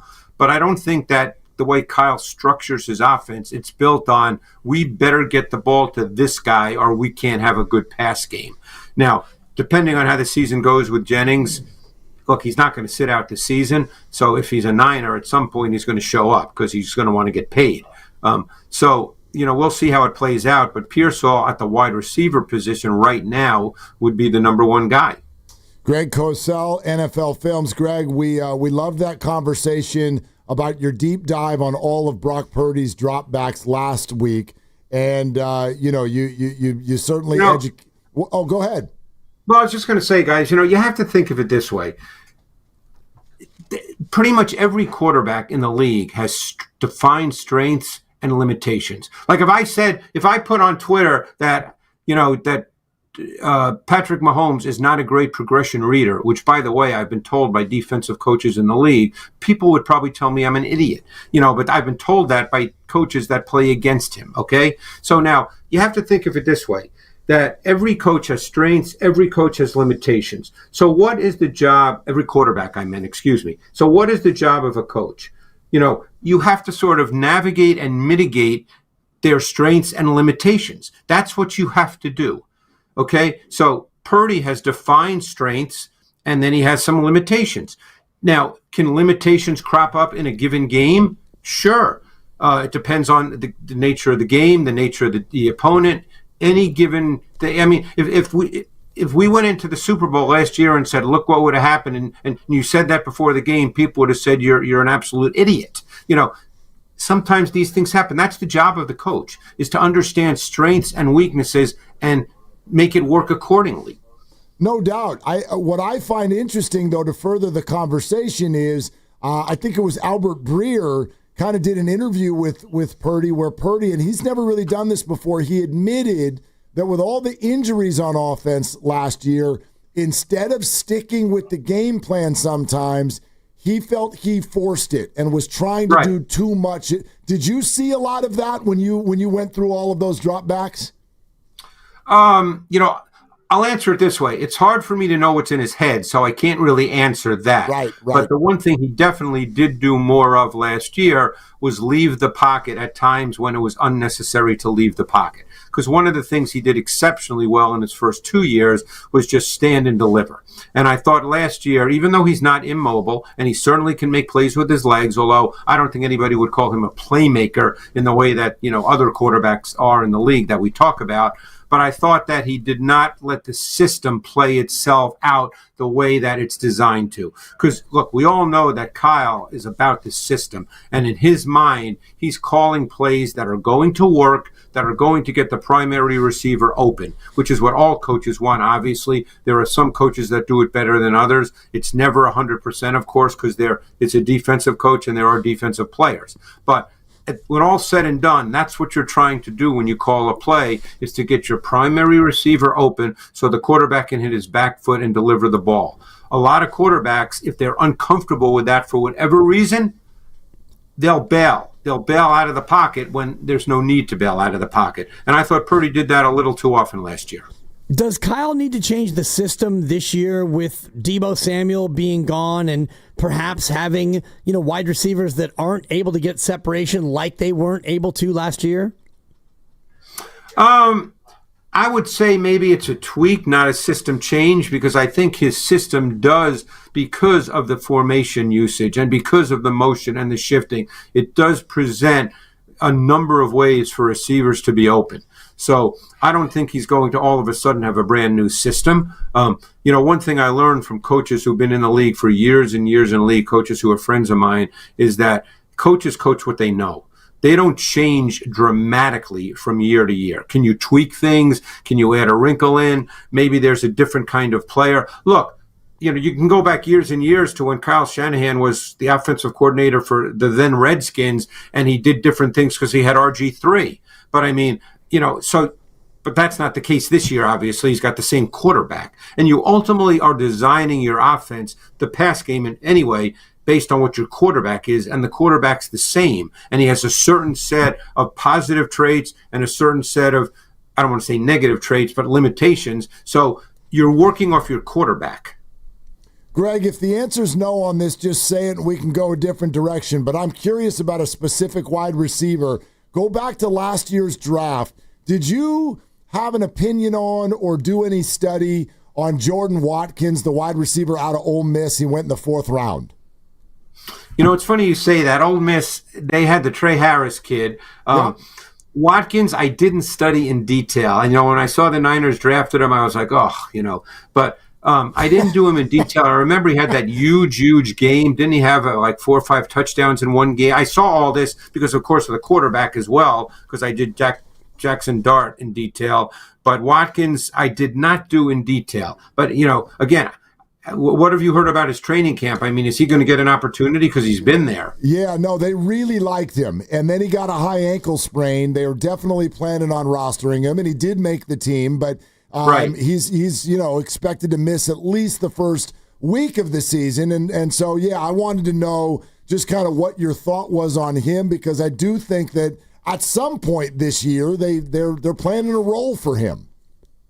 Yeah, I mean, look, barring anything crazy, I'm sure what they thought was going to be the case was that it would be Jennings and Pierol as the 2 main guys, and then when Ayuk would come back, week 6 or 7? Is that sort of the plan now? Right. Yeah, and DeMarcus Robinson, obviously, week 4. Yeah. The guy who fascinated me, who I did do coming out, and I actually did him for a number of years, and I guess he's hurt as well, is Jacob Cowing. Because he was a fascinating guy. Because in his early incarnation in college at UTEP, he was a big-time vertical dimension. And then when he transferred, and I forget where he was, at Arizona or Arizona? It was one of those, Arizona. right? Yes, Arizona. He was used differently in the context of their offense. So he was not used as a vertical dimension as much as he was at UTEP, where he, because I watched him at UTEP, and he would run by people. When you look at this year's rookie class, Greg, and having looked at all the tape of these kids in college, who are you most excited to see in week 1 in the NFL? Oh, boy. I'm trying to think. It's funny. I've been back into NFL mode, of course, for the last 3-4 weeks. So I'm trying to think of and now I'm trying to remember who got drafted. Well, you got, Cam Ward, number 1 overall, and looks like he's going to get the start in Tennessee, and McMillan in Carolina. Yeah, I'm very anxious to see him, obviously. I've met him. I've been around him because I was down in Tennessee. He's a very impressive guy. I'm really curious. See, they'll be a better team. Again, I'm trying to think of guys who've been drafted. Travis Hunter playing both ways. I don't know what you think about which side of the ball he'd be better at. That to me is going to be really interesting to see how that ultimately plays out. I mean, pretty much everybody you talk to say that he can't play 140 snaps a game. So I'm curious to see how they ultimately divvy that up. We'll find that out. I'm trying to think. The Niners open with Seattle, right? And then who do they have week 2? New Orleans. And they just named Rattler as their starting quarterback. Yep. So that'll be interesting. And then how about as they go forward? Who's week 3? Do you know? Is it Arizona? I'm trying to remember here off the top of my head who they have week 3. It is. Yeah, their home opener is week 3 against Arizona. Oh, so they're on the road the first 2 weeks, huh? Road first 2 weeks. Then they'll go home Arizona, home Jacksonville, and then Thursday night in L.A. at SoFi against the Rams. It's an I mean, a lot of people are probably thinking a good 49ers team should get off to a good start, with the schedule. But, Seattle's actually a very interesting team. We'll talk about them a lot more next week, I'm sure, because next week will sort of be a preview of the Seattle game. But they're a team that a lot of people are talking about now, particularly with the defense and the way that Mike McDonald, who's obviously a defensive guy, has built that defense. They have a lot of really good parts. Hey, Greg, before we do start thinking about next week, do you play fantasy football at all? No. Because it would be like unfair, right? No, you know what? I'm not a good prognosticator, even, I've never bet on a sport in my life, by the way. I've never played fantasy football.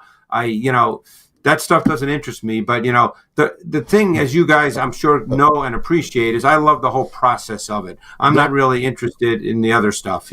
I love the process of evaluating, studying. That's what I love to do. No, I wondered if you had some buddies who were like, how do we beat you? Because these rookie players, you know so much about them before they even get in the league.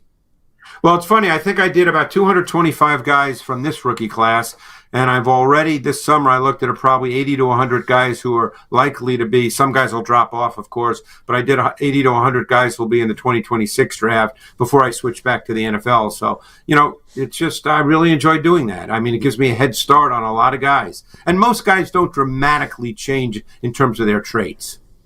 By the way, Greg, pretty good running back combo week 1 facing the Niners, right? Kenneth Walker, Zach Charbonnet. It's funny you say that. I guess from what I've read, they love Charbonnet. I was not a big fan of his coming out of UCLA. And I know they drafted and cut Damian Martinez, who was at Oregon State and then ended at the University of Miami. And just based on tape study, I thought Martinez was a better runner than Charbonnet, but I know that Seattle really likes Charbonnet. I'm sure he brings other things to the table. My guess is he's probably very good in pass pro. He is a pretty solid receiver. That's a pretty good combo because Walker's been hurt quite a bit and Charbonnet's had to play. Well, we'll dive into them a lot, as you said, next week. Greg, you're the best. Thank you so much. Appreciate it, guys. Thanks. Greg Cosell, NFL Films.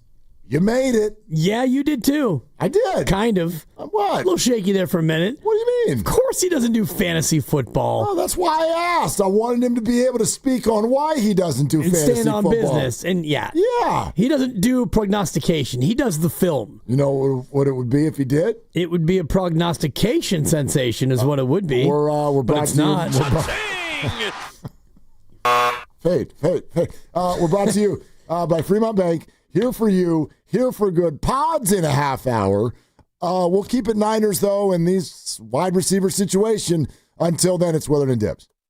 Hey, it's Butcher Boy here for the one and only Ceremony Ford in Colma. And listen up, Tesla owners. It's time to make the switch. Right now, you can upgrade to a 2025 Mustang Mach-E Select for just $239 a month, plus tax for 36 months, and it's only $19.99 due at signing. No trade-in required. And here's the kicker. 0% APR on every Mach-E in stock. We're talking over 100 to choose from. One of the largest inventories in Northern California. Plus, you get a $2,500 rebate, 2 years of complimentary maintenance, and the Ford Power Promise. That's a complimentary home charger with installation. Not a current EV owner? No problem. You still get the Ford Power Promise. But hurry, these offers end September 2nd. Don't wait. Don't overthink it. Ceremony Ford in Colma, your NorCal Mach-E headquarter. See dealer or ceremonyford.com for details. We finally switched to T-Mobile because with them, we can be connected here and there. ¡Listos todos! Estas son las mañanas. Now we just need to harmonize. Switch today. Get 4 Samsung Galaxy S25 phones with Galaxy AI. Plus, get 4 lines for just $25 per line. Visit a store, T-Mobile.com, or call 1-800-T-Mobile. 1-800-T-Mobile. For well-qualified customers with autopay plus taxes and fees and $35 per line connection charge. Minimum 4 lines on plan. Contact us if canceling lines. Plus $5 per line without autopay. Debit or bank account required. Visit T-Mobile.com. The long weekend sale is on at Target with exciting deals you won't want to miss.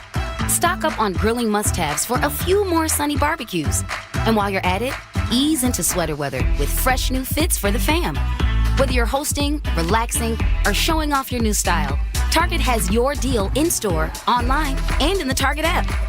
Hurry and save more with the long weekend sale happening now through Monday. Only at Target. When you own a business,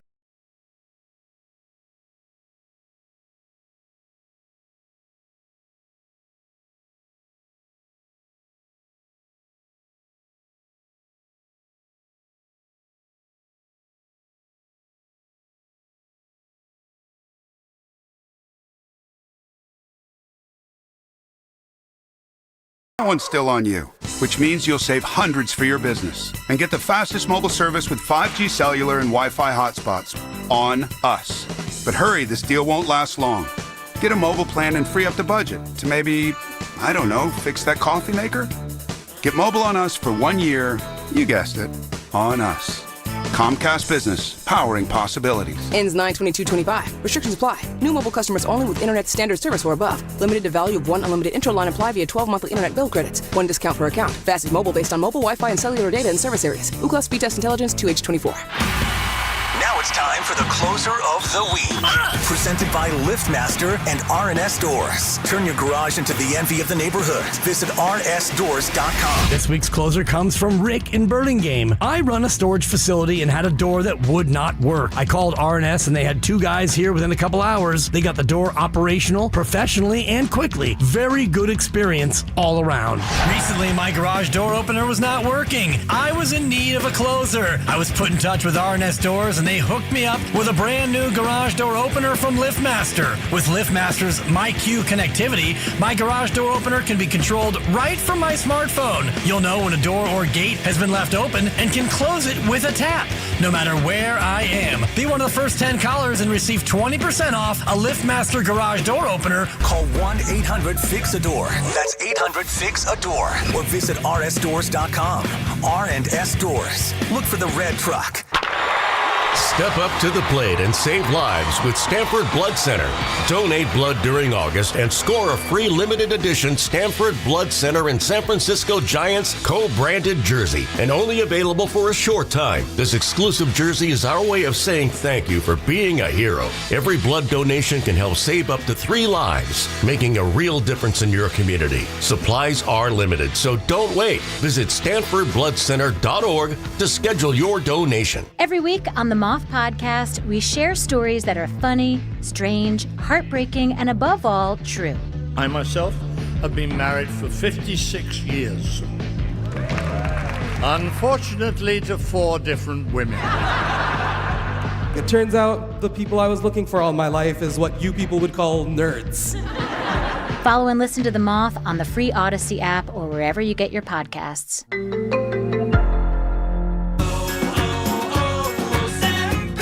Hi, I'm Michael from the War and Treaty. You know the jingle. Now discover the facts about Ozempic, a GLP-1. Only Novo Nordisk makes FDA-approved Ozempic. Learn about the real thing. Talk to your healthcare professional today. Call 1-833-OZEMPIC or visit Ozempic.com to view the medication guide and to learn more about Ozempic. Semaglutide injection 0.5 milligram, 1 milligram, and 2 milligrams.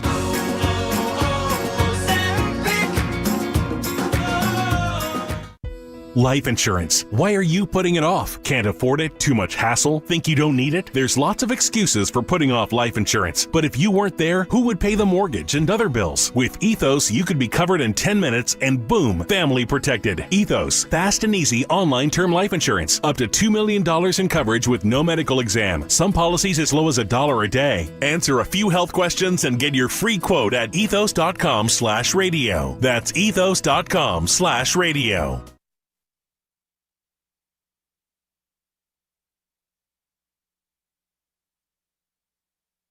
Oh, you'd be wrong. Now, back to Willard and Dibs on 95.7 The Game. All right, John Lynch and Kyle Shanahan spoke at 2 o'clock today. There was a lot on Jawan Jennings. We're going to get right back to that here in just a sec. But I have to just sort of speak my mind here. Okay. Just going through my head what it would be like to play fantasy football with Greg Cosell. Can you imagine? Can you imagine when he makes his selection if you were like if y'all got together and Greg was in the room with you and like, all right, in the 6th round, I'm taking Tet McMillan, rookie wide receiver from Carolina. He's rangy. He's got good ball skills. He can catch the ball in space. He can go up. He can get 50-50 balls. He's tall. And I think he's going to be a really good fit for this system. And so that's the selection that I'm going to make. Robotically moves up to board. Sure. Sticker on. Robotically walks back, sits down in front of laptop, grinds film. Totally. I mean, like, it'd be incredible. It would be, but the very nature of Greg Cosell is not looking forward. It's looking backward. It's looking at what he sees on the film. So, he would be better off in doing a fantasy draft for week 1 after week 1 was over. He would tell you exactly what he saw and who he actually would take based on the film. He doesn't do predictions and prognostications. It's not what he does. Well, except for and maybe like next week, I'll be like, Greg, yes, you do. Like, yes, you do. No, you don't. No, you don't. He's grinding on next year's draft right now. He told us last year he loved... You'd be wrong. Well, no, I'd be right. You told us last year you loved Pierol. He hadn't played yet. That's a prognostication. It's not. It's an assessment on what he sees on the film. A prognostication is, I think he's the 7th best receiver in the draft, and I think that he'll be in the late 1st round. But he doesn't do that. But he's also projecting that he's going to be a good NFL player. Based on what he's seen. Yes. And he does, he won't say, what are we doing in a fantasy draft? We're projecting what we think's going to happen this year based on what we've seen. But we're gambling on it based on what we think we know, and he doesn't do that. He just tells you what he thinks based on what he's seen, not what he thinks he's going to see. There's a clear distinction between the two. I don't see it that way. I hear what you're saying, but I think that he likes players based on what he sees on the film, and then therefore, as a natural human being, has a projection of what he thinks may happen with them coming up in the NFL. Now, he doesn't gamble on that. Right. He doesn't go on the air and tell you this guy's going to be a dog. Like, he doesn't do that, but there's no way he doesn't have a thought on it. He says, I like that player. I like that tape. I love it. Sure. Yeah. But it doesn't mean that he's going to then take that assessment of what he's seen on tape and compare it and use that to go out and, whether it's for money or for not for money, and go out there and make those predictions. He just gives assessments on what he has seen. Right, but that's our job to see if we can taint him. That's your job. And that's what I'm saying. It would be fun. It would be fun to play fantasy with Greg Cosell. I would love that. Maybe he's the 16th owner in our cockamamie 16-team league. We don't know. I knew that would make you mad.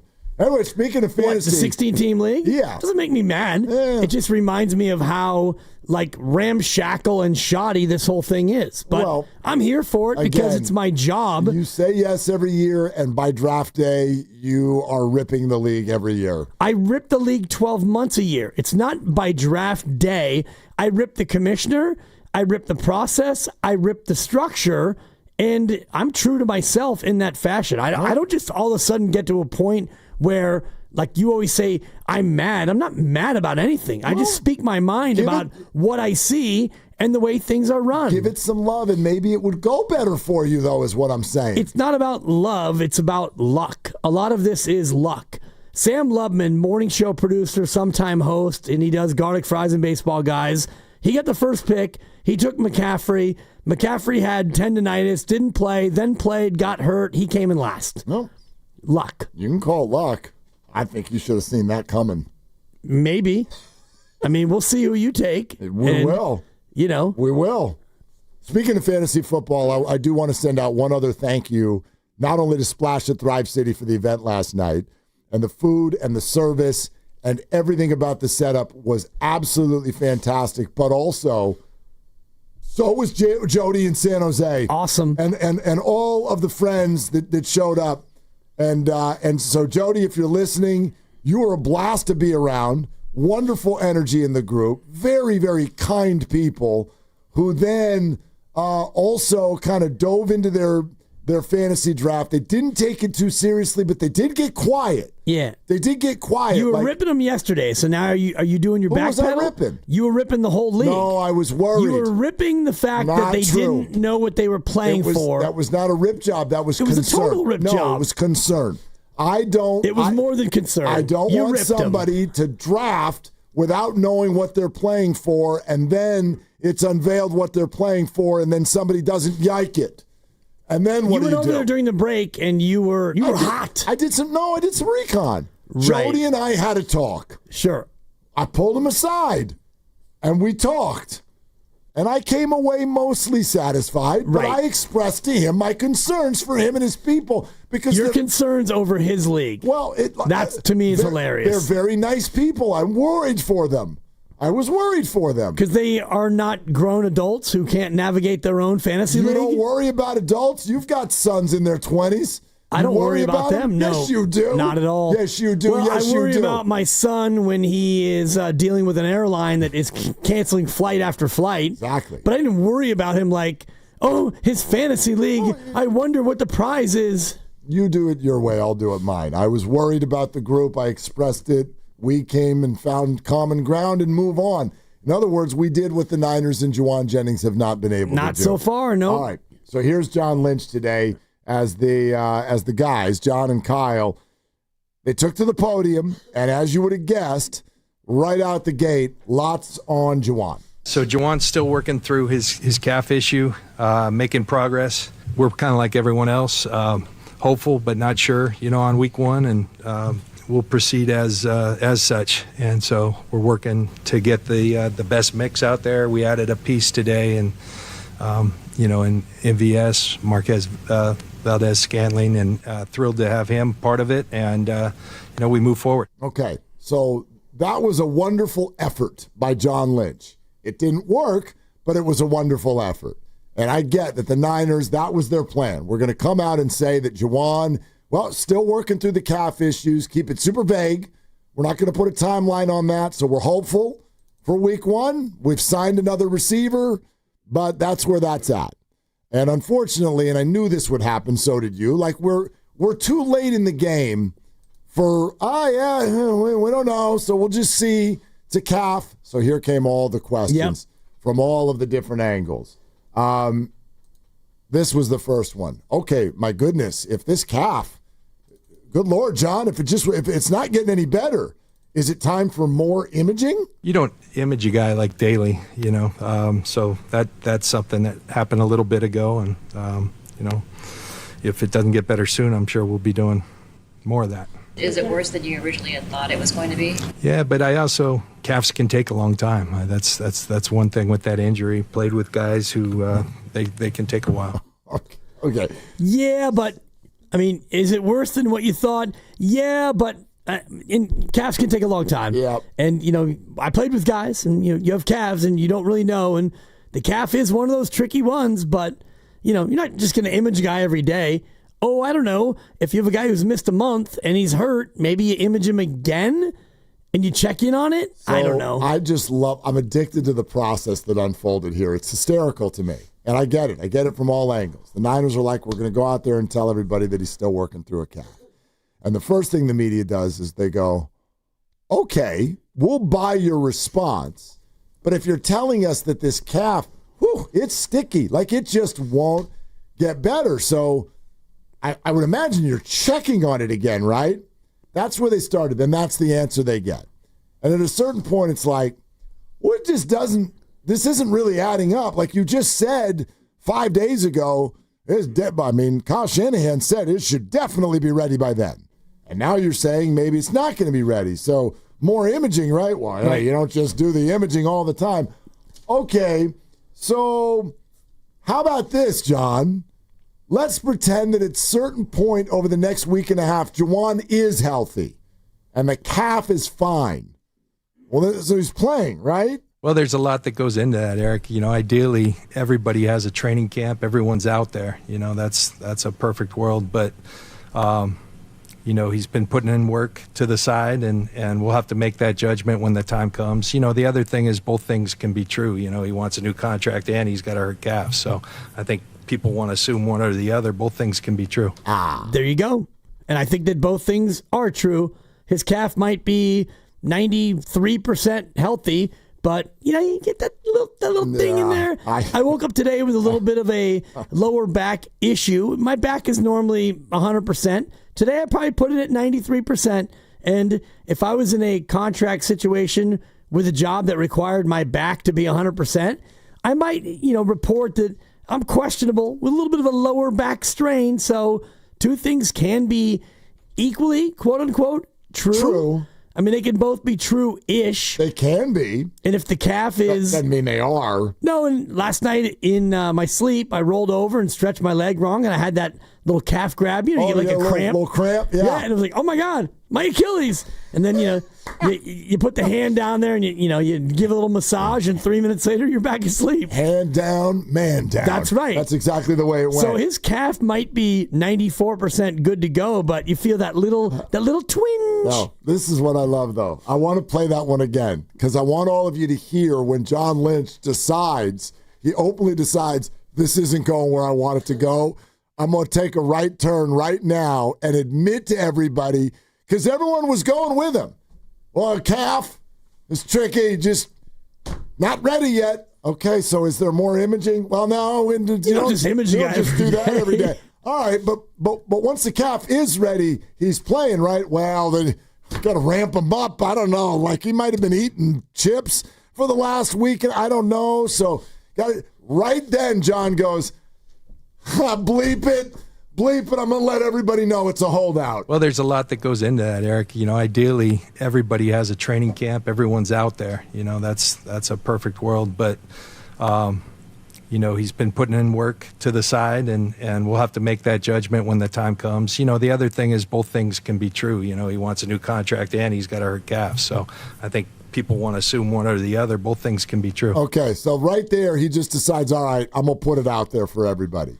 You're listening to 95.7 The Game, KGMZ FM and HD1 San Francisco and Odyssey Sports Station, the home of the Golden State Warriors and Valkyries, always live on the free Odyssey app, coming to you live from the Laughing Monk Studios. Okay, so then everyone goes, holdout, and still not in camp, practicing, game, 11 days away. Hey, John, has Jawan asked for a trade? A while ago he did. But that was a long time ago, and we've moved on from that. That was during camp, or was it before? I'm not getting into when it was, but it was a while ago. Now, John Tim Kawakami with the great quick follow-up. And John's getting mad. Like he's starting to get frustrated. It was a while ago, and we're not getting into that. Yeah. And then he followed up with, we're not doing that. So, and I did it again. Second time I've jumped the sound.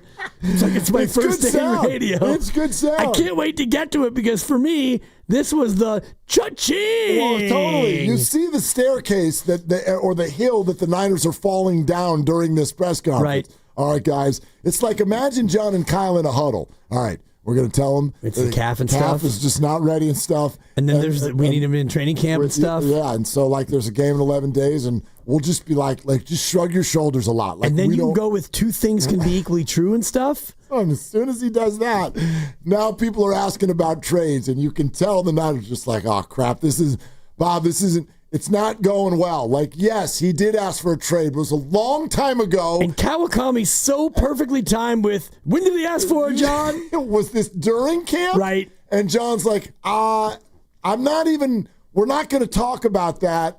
And then people are like, well, but so, because is it an active trade request? No, he asked for it, and we've moved on. And we're not doing that, so we're moving forward. Okay. So we're not doing that, Tim. Yeah, and Eric and various Matts in the room. So and Jennifer's. I don't want I always hesitate here, so I want to be sure I say this the right way. I'm not accusing Jawan Jennings of faking an injury at all. I don't know what's going on in his body. So yes, I have to allow for the possibility that there is still some sort of an injury he's dealing with. Sure. However, I would like to raise my hand right now. This is just me, no accusation, but I don't buy it. I don't buy it for a second. Your words don't add up.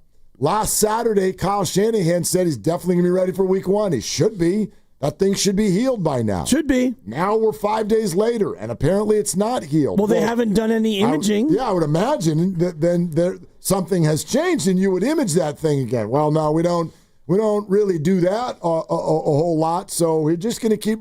And then he gives up and goes, so, yeah, there's also a contract stalemate. Well, is there a trade request? There was.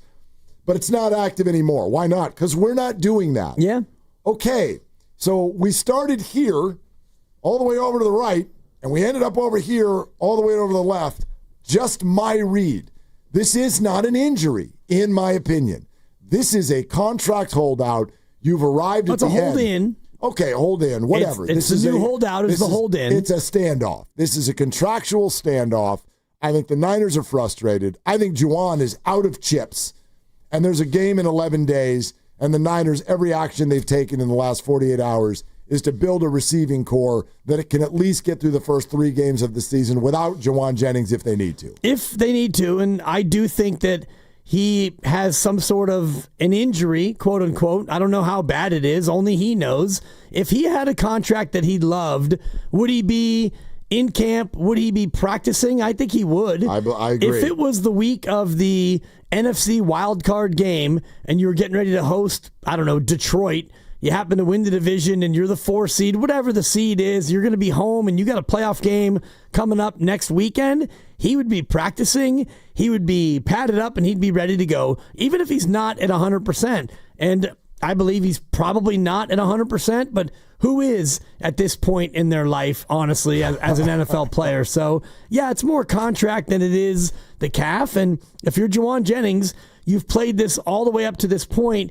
in a certain way. And now with 2 new receivers coming to town and probably on the field, one of them's on the field right now, Russell Gage. Yep. Marquez Valdez-Scantling probably doesn't show up till later today, and he's on the field next time they practice. Yep. But more and more, Jawan Jennings is running out of time and options as far as, exerting what he has as leverage. I'm with the 707 on the Boxer and Gerson work injury attorneys text line. I'm with this text 100%.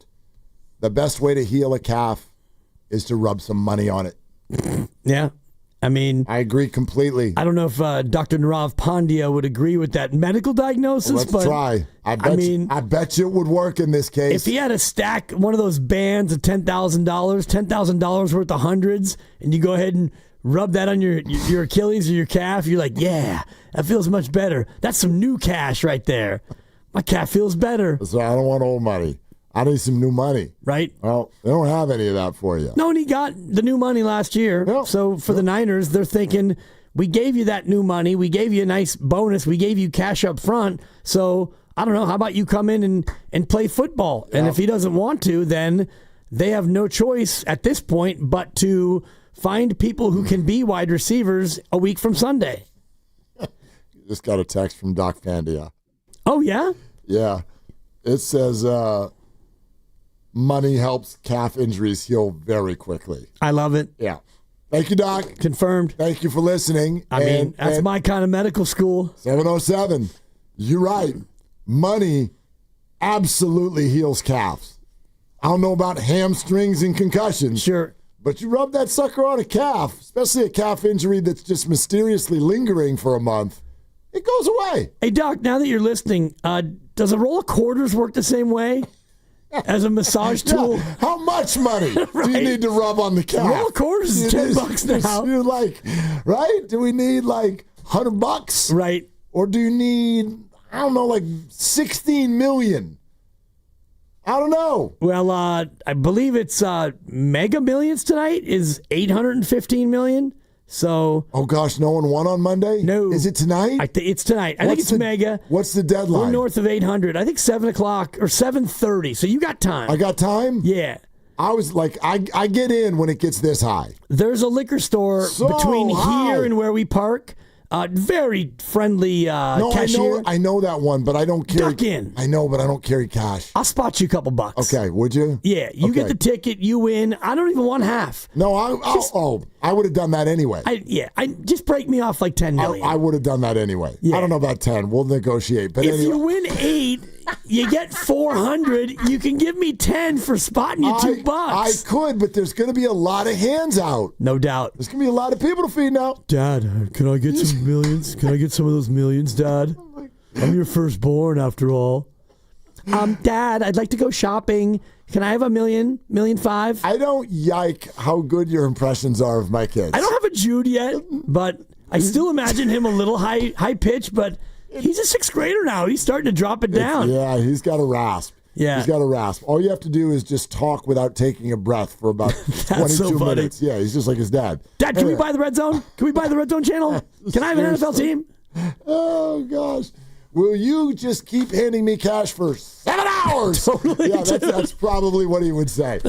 Anyway. Yeah, like I don't even know what to feel at this point. I think Jawan Jennings has been a wonderful Niner, and I want him on the field, and I think he's important, and I still don't know exactly what he's asking for. I don't know if he's asking for some guarantees this year or if he's asking for a long-term contract extension at big money, and those things all affect what my opinion is on it. So I still don't want to do sides on who's right, Jawan and the Niners. I'll just assess it this way. Jawan is out of chips. Like, I don't know what it is he's supposed to do. Like, with 11 days left to go, what exactly can Jawan do that will be helpful, productive, a winning play for him? What is it? Like, for me, I would have been at practice today. Right. It's like a boxing match, and he's entering the 10th round, and he's behind on the cards 7 rounds to 2. So even if he wins the 10th, 11th, and 12th, he still loses the decision. It's a unanimous decision, you lose. The only way he can come back in this bout is to get a knockout blow, and unfortunately the knockout blow would be Valdez-Scantling pulls a hammy, Russell Gage does something else, and the Niners get to a point where it's like, oh, God, we're back in this spot. Jawan, we need you more than we thought we needed you 2 days ago. Maybe. He's in a spot now where it's just basically over. But if he's asking for a long-term extension, I still think the Niners would just be like, nope, we'll just keep patchworking this week to week until DeMarcus gets back and Brandon gets back, and right, et cetera, Jordan Watkins. Like, I do think they're not going to do a long-term deal for Jawan. It doesn't make sense for them. I don't think they're going to do any deal. And just based on John's comments, and you played 4 or 5 different ones, I didn't hear anything that was even hinting at, we're working through it. Nope. And, we've met with his agent, and, we feel like we're close. There was none of that. There was no optimism. No, it was all about the calf, and it was all about, the cold situation. Yeah. All right, 888-957-9570 is the number. We'll keep taking your Niner calls. We're going to do a wide receiver-based higher or lower later on this hour. Looking forward to that. But coming up next, and on YouTube, Brandon Pajemski joins us live because, as you know, he is America's #1 Valkyries superfan correspondent, and he will join us next as he does every Wednesday on Willard and Dibs. Ladies and gentlemen, it is the 2025 Red and Gold Summit, and it is happening on Thursday, September 4th, live from King's Fish House at Westfield Valley Fair in Santa Clara. Me and Dibs will be live from 2 to 4, and then the Summit from 4 to 6. So Steiny and Goo and Shasky and Spadoni are all going to be there, and we invite you to come over for the hang. Are we really doing this?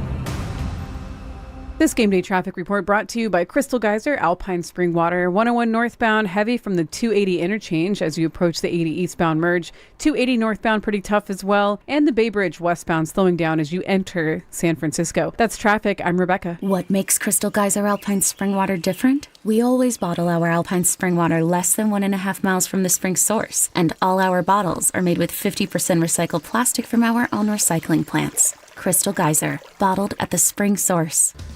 Come into Friedman's Appliance in Pleasant Hill and see an amazing selection of Sub-Zero, Wolf, and Cove appliances live and on display in one of the largest living kitchens in the country. And save with full suite savings event. With qualifying purchase, get 3 additional years of protection or qualify for a $1,000 rebate. For the largest selection of Sub-Zero, Wolf, and Cove appliances, visit the Living Kitchen at Friedman's Appliance in Pleasant Hill or at friedmansappliance.com.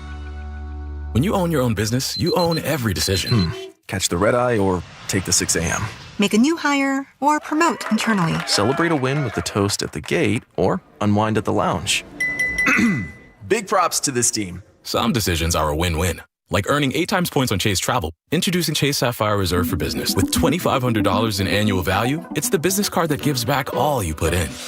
Visit chase.com/reserve business to learn more. Cards issued by JPMorgan Chase Bank and a member of FDIC, subject to credit approval. Terms apply.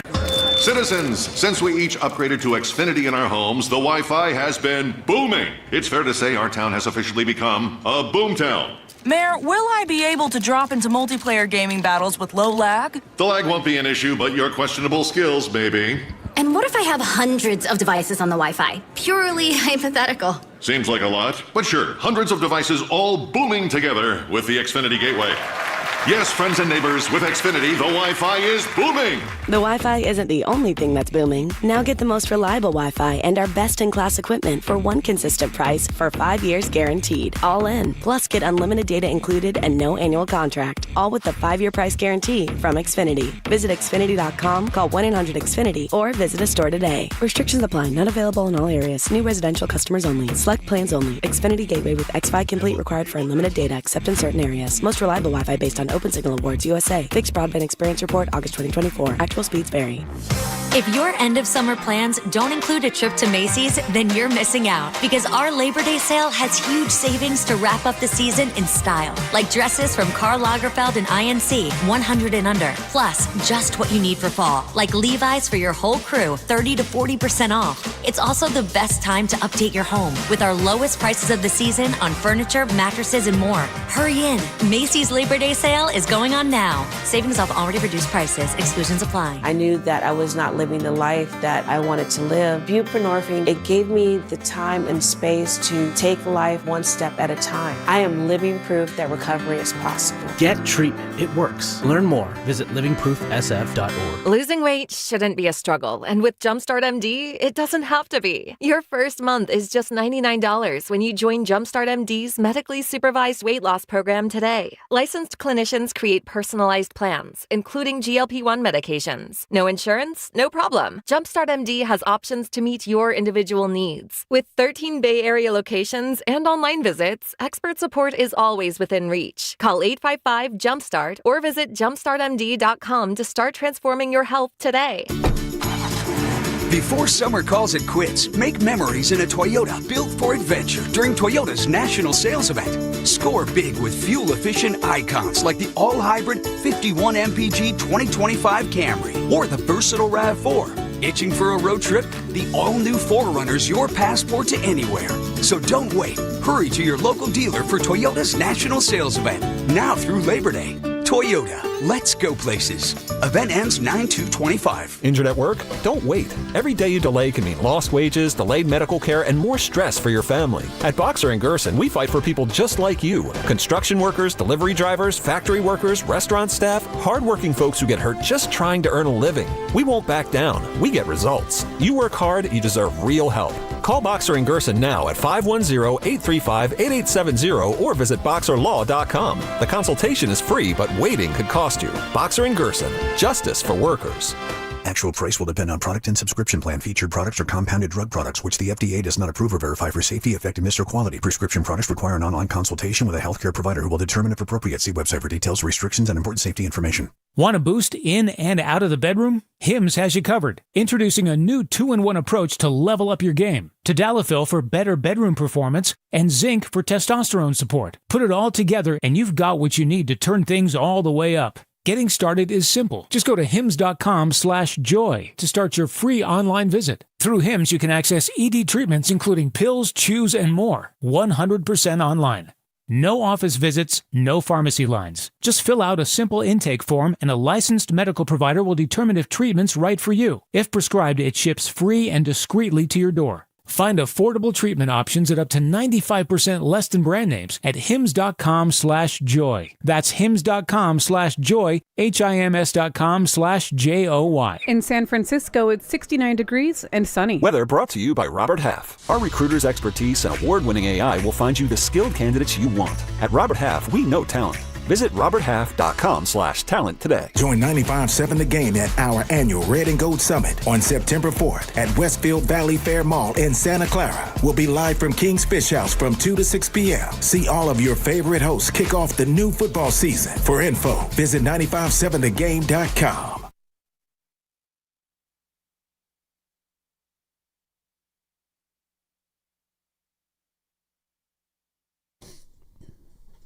Now, back to Will and Dibby on 95.7 The Game. It's that time. It's that time. Yeah, man. Wednesdays are good, man.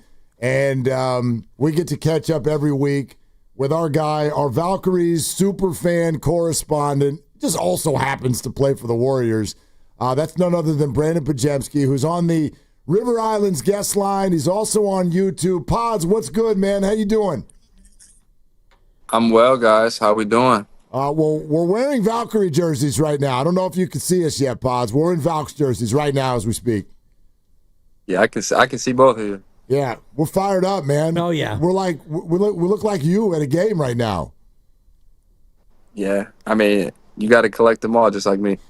I know this is our first. That's it, and we're just starting the process, and a good time for it, man. Like that was a big win. In their last game as they try to hang in this playoff chase and then two home games this weekend. Are you going to be here for this weekend?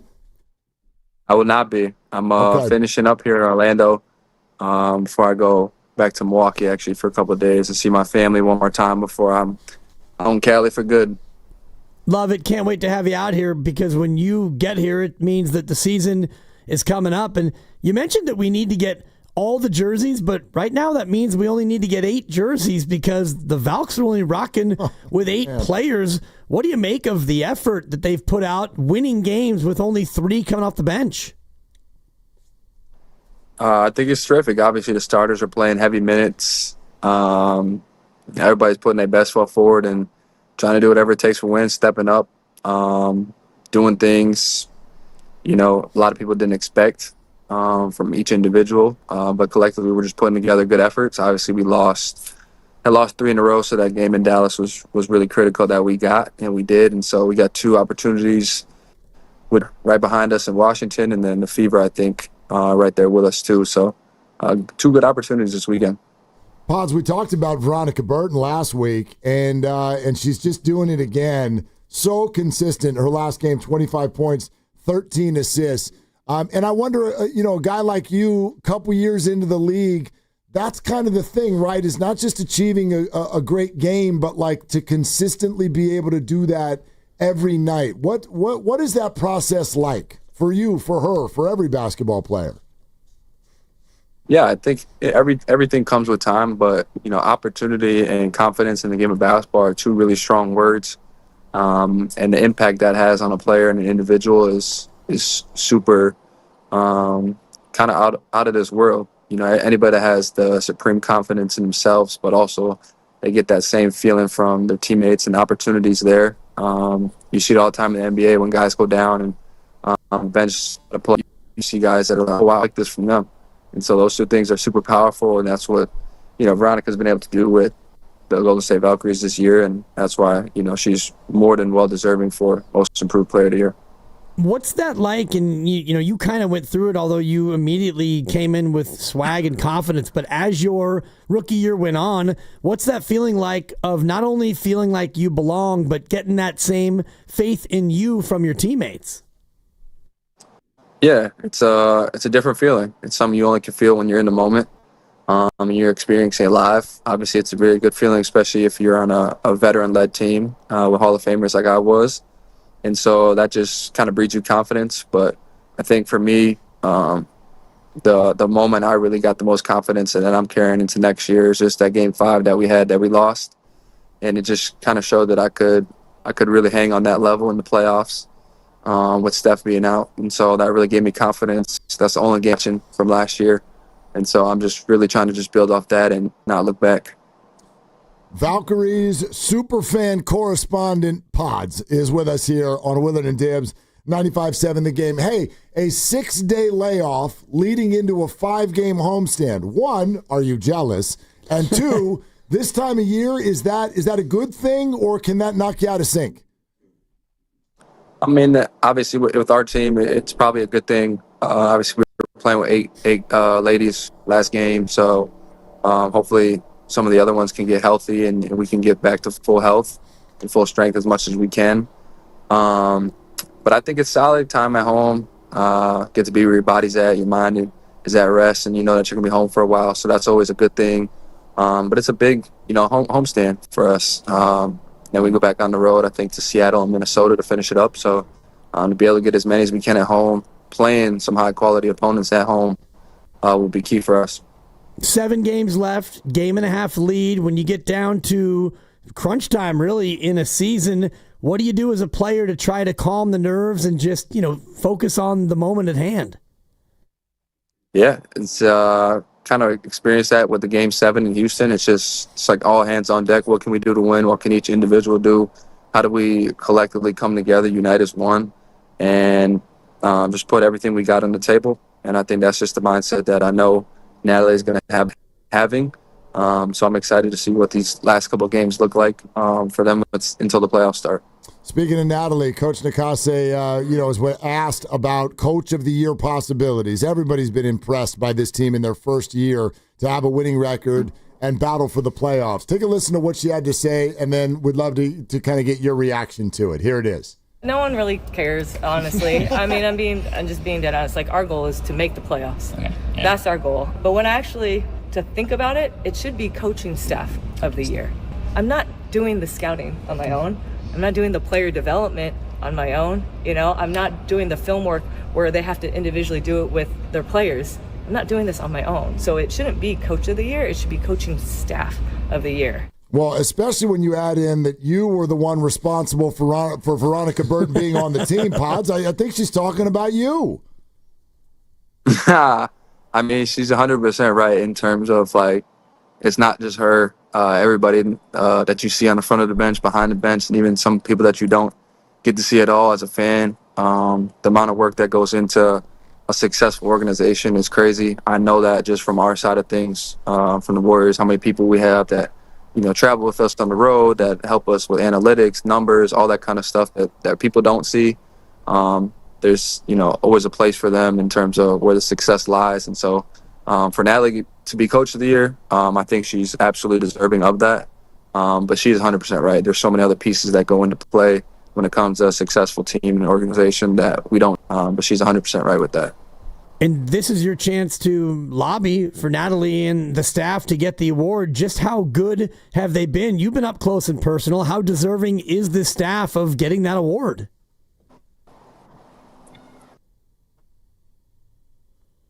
Pods, did we lose you? It's my go-to line. I had to throw it out there. I guess we did, huh? Perhaps. Okay. We'll get him back. We'll try to get Brandon Pajemski back. Didn't think that was too tough a question. No. Well, now I'm seeing it on YouTube. It's Frozen Pods. Ah. Yeah. Frozen peas. Frozen pods. Yeah. Yeah. So peas in a pod. Frozen pods. Pods froze up on YouTube. So that's all right. We'll see if we can get him back. Can you hear me? It is a little weird. You mentioned it. 6 days off, and then. Oh, okay. I mean, you play Saturday, Sunday, Tuesday, Thursday, Saturday.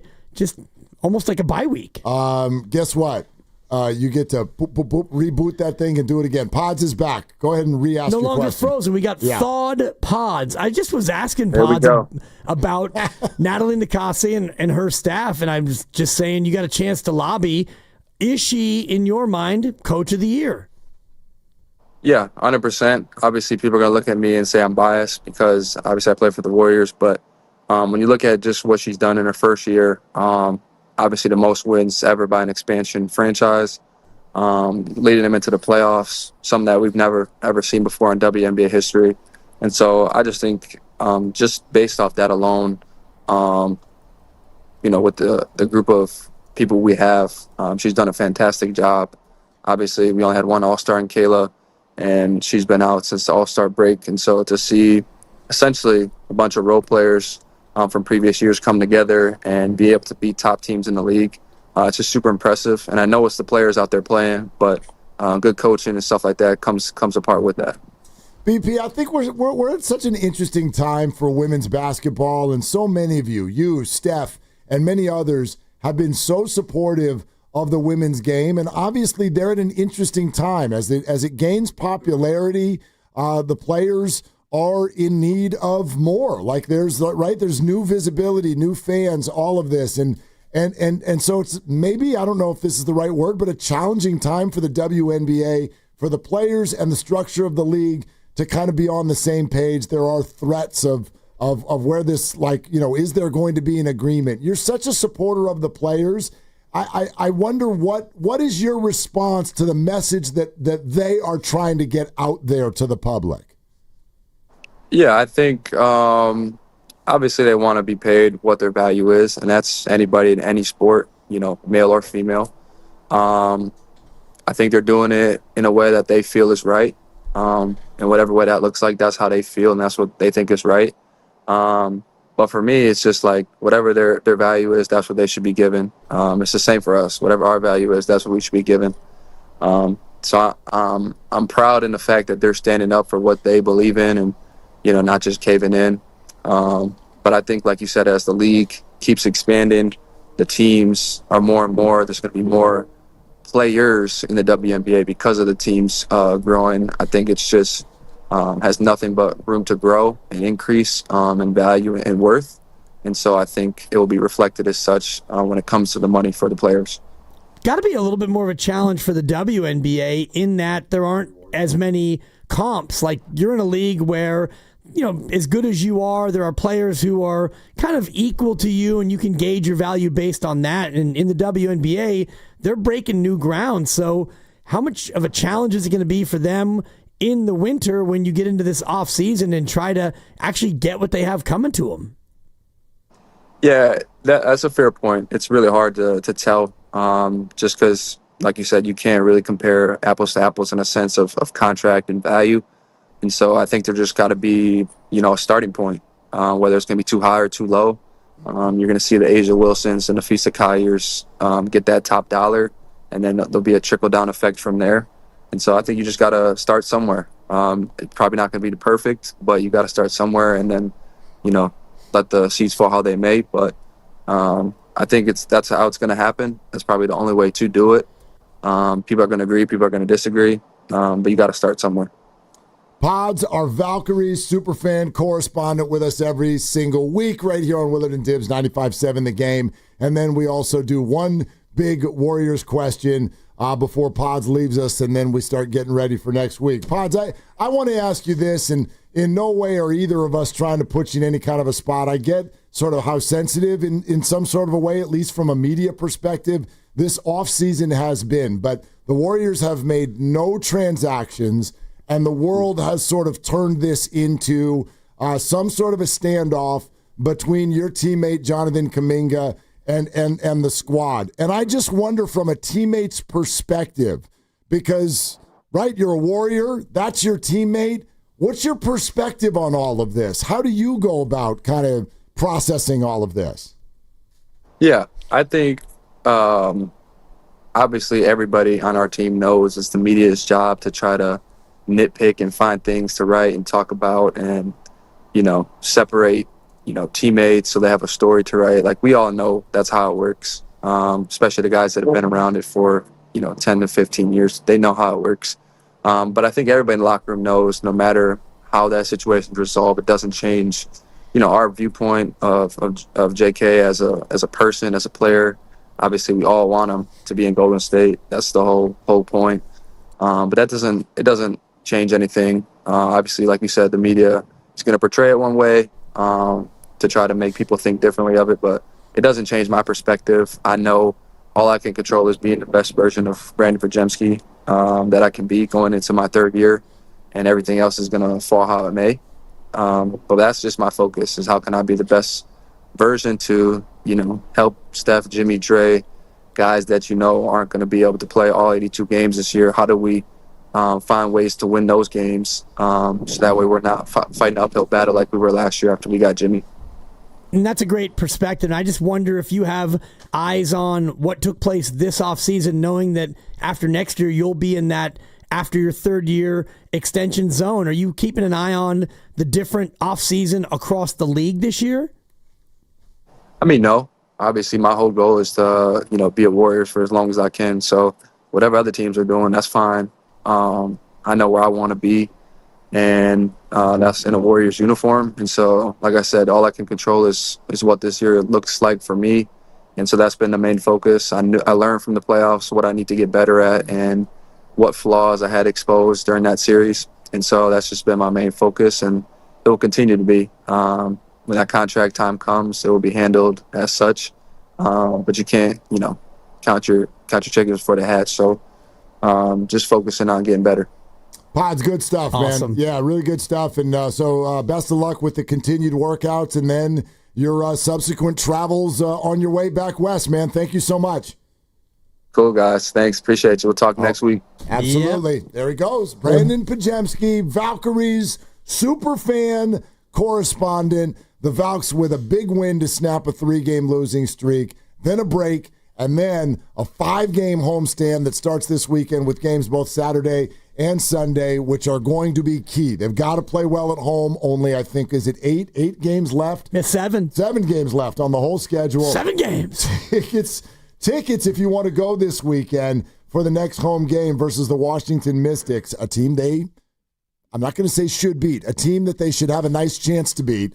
They should beat them. They should, right? They're better. They're better but they've than got Washington. 8 players. Right. And now they get this break. So anyway, Valkyries.com, tickets available if you'd like to go this weekend to the game. Saturday, Sunday, then Tuesday, Thursday. So when we have pods again, they will have played 3 times. There'll be 4 to go, and we'll have a better idea about where they sit in the playoff picture. And Pods is already talking about, we're going to be a playoff team, and they have a 1.5 lead. Nothing's guaranteed. If you go 5-2 over the next 7, yeah, you're a lock. You're absolutely getting in. 4-3, I like their chances, but having a little bit of a depleted roster and, back-to-back this weekend, Saturday, Sunday, and as I mentioned, Tuesday, Thursday. So the games are starting to come in rapid succession. Well, and Indiana is here on Sunday. Is she playing? What's the latest on Caitlin? Is she playing this weekend? She did not play last night, and she's been out for more than a month. Yeah, I'll say this about their jerseys last night, and I was telling Lucas, you probably don't watch the show Stranger Things. I do not. It was a Netflix phenomenon. Is it a football game? It's about... Okay, then no, I don't watch it. It's about a group of kids in Indiana who come across... creatures from the underworld. Okay. Fantastically done, but the Fever rock jerseys using the Stranger Things logo, basically. Oh, that's fun. The jerseys were fire last night. I love that. But Caitlin was in streets. No. Okay, so at best she's going to be questionable for this weekend, but Washington, very beatable. Indiana and the Valkyries are pretty close, and if she's not playing, you do have 3 games. New York and Minnesota twice are really, really difficult games. You do have a home game next week against Dallas. That's the worst team in the WNBA. So, yeah, you got to figure, I don't know, if they win the games that you would expect them to win, I think they got a good shot to get in, which would be unbelievable. Yeah, even if you get in as the 8 and, you wind up in a tough spot, the only wrinkle potentially is, and I was looking at the WNBA playoffs, they actually changed it this year where it's 1 game in the top seed, game 2 is at the lower seed. Oh, it is. And then game 3 is back at the higher seed. Oh, I see that as a good thing for this year's Valkyries. It's good and it's bad because I do believe that Chase Center is going to be busy on the night where the Valks would host game 2. So they're already looking at potential other locations to have that home game in the playoffs. Are you reporting this? You've heard this? Or you're just guessing? No, I've heard it and I've read it. I believe there's a tennis event that is already pre-booked into Chase Center for the dates that would be possibly a conflict. The league's got to be able to maneuver that playoff series around a little bit. There's got to be a way.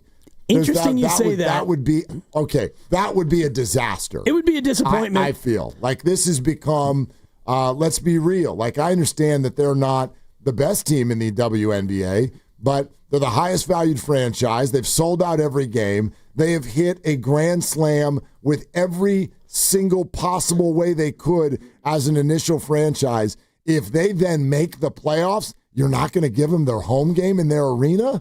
You can't. Figure it out. You can't. Can I read a statement from the Valkyries? Yeah, please. Due to Chase Center hosting Laver Cup, a global tennis tournament which was booked prior to Golden State's acquisition of the Golden State Valkyries, we are navigating potential venue impacts if the Valkyries were to make a historic playoff run in their inaugural season. Our primary goal is to ensure the best possible experience for our fans and athletes.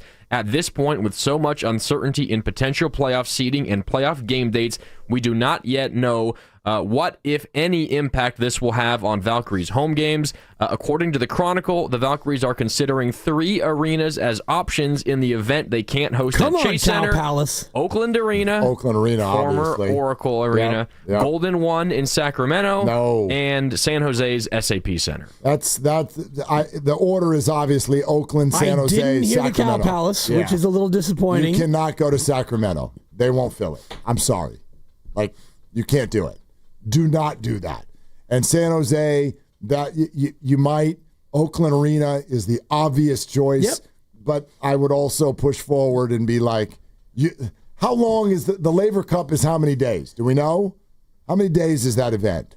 It is, it's an international tennis tournament, which tells me that it's multiple days. One thing that I actually did read about this, and well done, Grandy, with the statement. It's the 19th, 20th, and 21st of September. And got to be able to work additionally, because this is the first time that Chase Center is hosting tennis, the setup and the teardown is more arduous than it would be. Like if you've done concerts, and they now have for years, it's a little bit quicker. And I think you and I were doing a show during one of the teardowns, and you could see the way they go about it. It's methodical. It takes time. But when you're going from tennis, which you've never held before, at Chase, that becomes more of a difficult setup and subsequent teardown. Yeah, very good. You're welcome. I get it. Like, who would have known? I get that you get it. No, but I mean, first of all, who would have known that they were going to get a team and all of that, and then they get a team, and then who would have known that they would have been this good, this fast, and then who would have known the WNBA would change the playoff structure, and then who would have known, and who would have known, and who would have known. But Laver Cup calls, and you're like, yeah, we'll do the tennis. 3 more days of cha-ching. You got, if you're the league, you got to be able to, 3 days, you got to be able to work around. 2 words for you. What? Cow Palace. Come on, let's bring it back to the Palace. That game's got to be a chance. That's where the Warriors played their first NBA Finals. What's wrong with the Palace? No. The Sephora signs are already all over Chase. We got to have that game. We got to figure this out. Get in first, and then we can talk about it. That's fine, but playing it in Sacramento, that's going to be a no from me, dog. Okay? Old Kezar holds about 600. Quaint little gym. The Pit at San Mateo High School. Let's do it. Now we're talking. We're brought to you by Fremont Bank. Here for you, here for good. All right, we got a lot of stuff. We'll reboot all of the Kyle and John sound from today. Dibs has got a fancy Jerry Rice wide receiver-based higher or lower to play. And, oh, by the way, we should, for at least 2 minutes, we should react to what Pods just said about both his future and Jonathan Kuminga. So all of that is coming up next. 888-957-9570. This is Willard and Dibs. He sees things others don't see. Purdy just executes what he's asked to execute at a really high level. He spends hours and hours in the film room to find the nuggets. He has way better mobility than people might think, and we've seen that a number of times, but he just knows how to play the position and neatly. He's Greg Cosell from NFL Films, and he's on every Wednesday with Willard and Dibs. Greg freaking Cosell right there. We are the Bay Area's football station, 95.7 The Game. When selecting a financial institution, how do you know you're making the right choice? As Bay Area bank customers find themselves at a crossroads, maybe it's good to consider if you want your bank to be community-oriented or corporate-minded. Fremont Bank has grown by providing stable, consistent service to the region, its families, and its businesses for 60 years, all without a single merger. And we intend for more of the same for the next 60.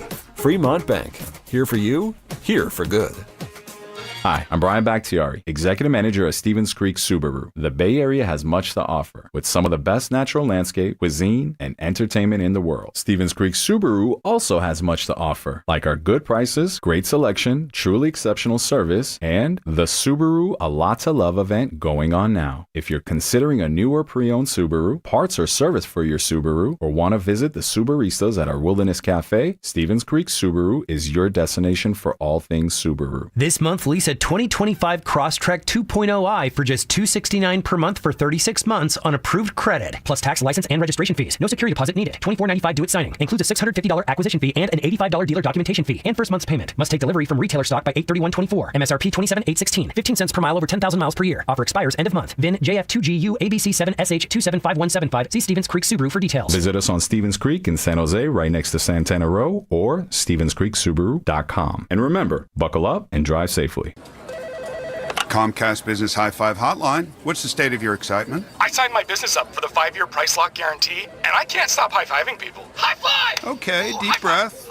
You're in a good place. You signed your business up for 5 years of gig speed internet and advanced security, all on our ultra-reliable network. Gig speeds and advanced security? I'm so stoked! Yep, and you get it at a great rate that's locked in for 5 years. Woo!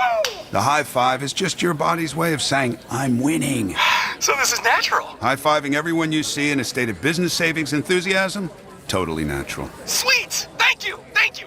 High five, everybody! High five! The Comcast Business 5-year price lock guarantee is back, but only for a limited time, so sign your business up today. High five! Comcast Business, powering possibilities.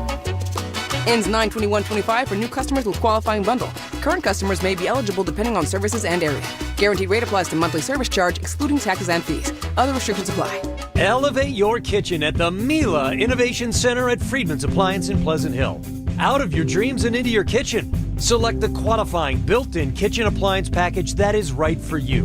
With unrivaled technology and luxury-grade quality, when you bring home a Mila, you're bringing home true innovation. Now, for a limited time, save up to 10% with the purchase of a qualifying Mila kitchen package. Visit the Mila Innovation Center at Friedman's Appliance in Pleasant Hill or at friedmansappliance.com. Jack here. My bonus Jack combo starting at $4.49 comes with fries, a drink, and a burger with 1, 2, or 3 patties. It's a meal that'll actually make you happy. Starting at $4.49. Get so much more. Welcome to Jack in the Box. Plus tax. Limited time only. Price and participation may vary. Hey, it's your boy Guru. Every time we put a rat on the table during our show, it's brought to you by Atco Pest Control. Atco Pest Control is a family-owned local business proud to provide pest control in the Bay Area for over 35 years. Atco uses natural methods to give you a peace of mind and keep your family out of harm's way. Quality pest control doesn't have to empty your savings either. Don't wait. Go to atcopestcontrol.com for all your pest control needs. They got you covered. Head to Safeway this week for this amazing deal and more for members. USDA choice beef ribeye, New York strip steak or boneless beef tri-tip roast, bone-in steak or untrimmed tri-tip roast. Buy one, get one free of equal or lesser value when you buy 2. See you in the aisles. Actual price will depend on product and subscription plan. Featured products are compounded drug products, which the FDA does not approve or verify for safety, effectiveness, or quality. Prescription products require an online consultation with a healthcare provider who will determine if appropriate. See website for details, restrictions, and important safety information. Want to boost in and out of the bedroom? Hims has you covered. Introducing a new 2-in-1 approach to level up your game. Tadalafil for better bedroom performance and zinc for testosterone support. Put it all together and you've got what you need to turn things all the way up. Getting started is simple. Just go to hims.com/joy to start your free online visit. Through Hims, you can access ED treatments including pills, chews, and more. 100% online. No office visits, no pharmacy lines. Just fill out a simple intake form and a licensed medical provider will determine if treatment's right for you. If prescribed, it ships free and discreetly to your door. Find affordable treatment options at up to 95% less than brand names at hims.com/joy. That's hims.com/joy, hims.com/joy. If you're 55 or older and into that whole saving money thing, T-Mobile has an exclusive phone and internet bundle just for you. Right now, get 2 unlimited phone lines plus 5G home internet for just $30 each per month with autopay, plus taxes and fees. And with 5G home internet, setup is easy with just one cord and no technician needed, which is great if you're also into that whole keeping it simple thing. Switch now and experience the best mobile network in the U.S.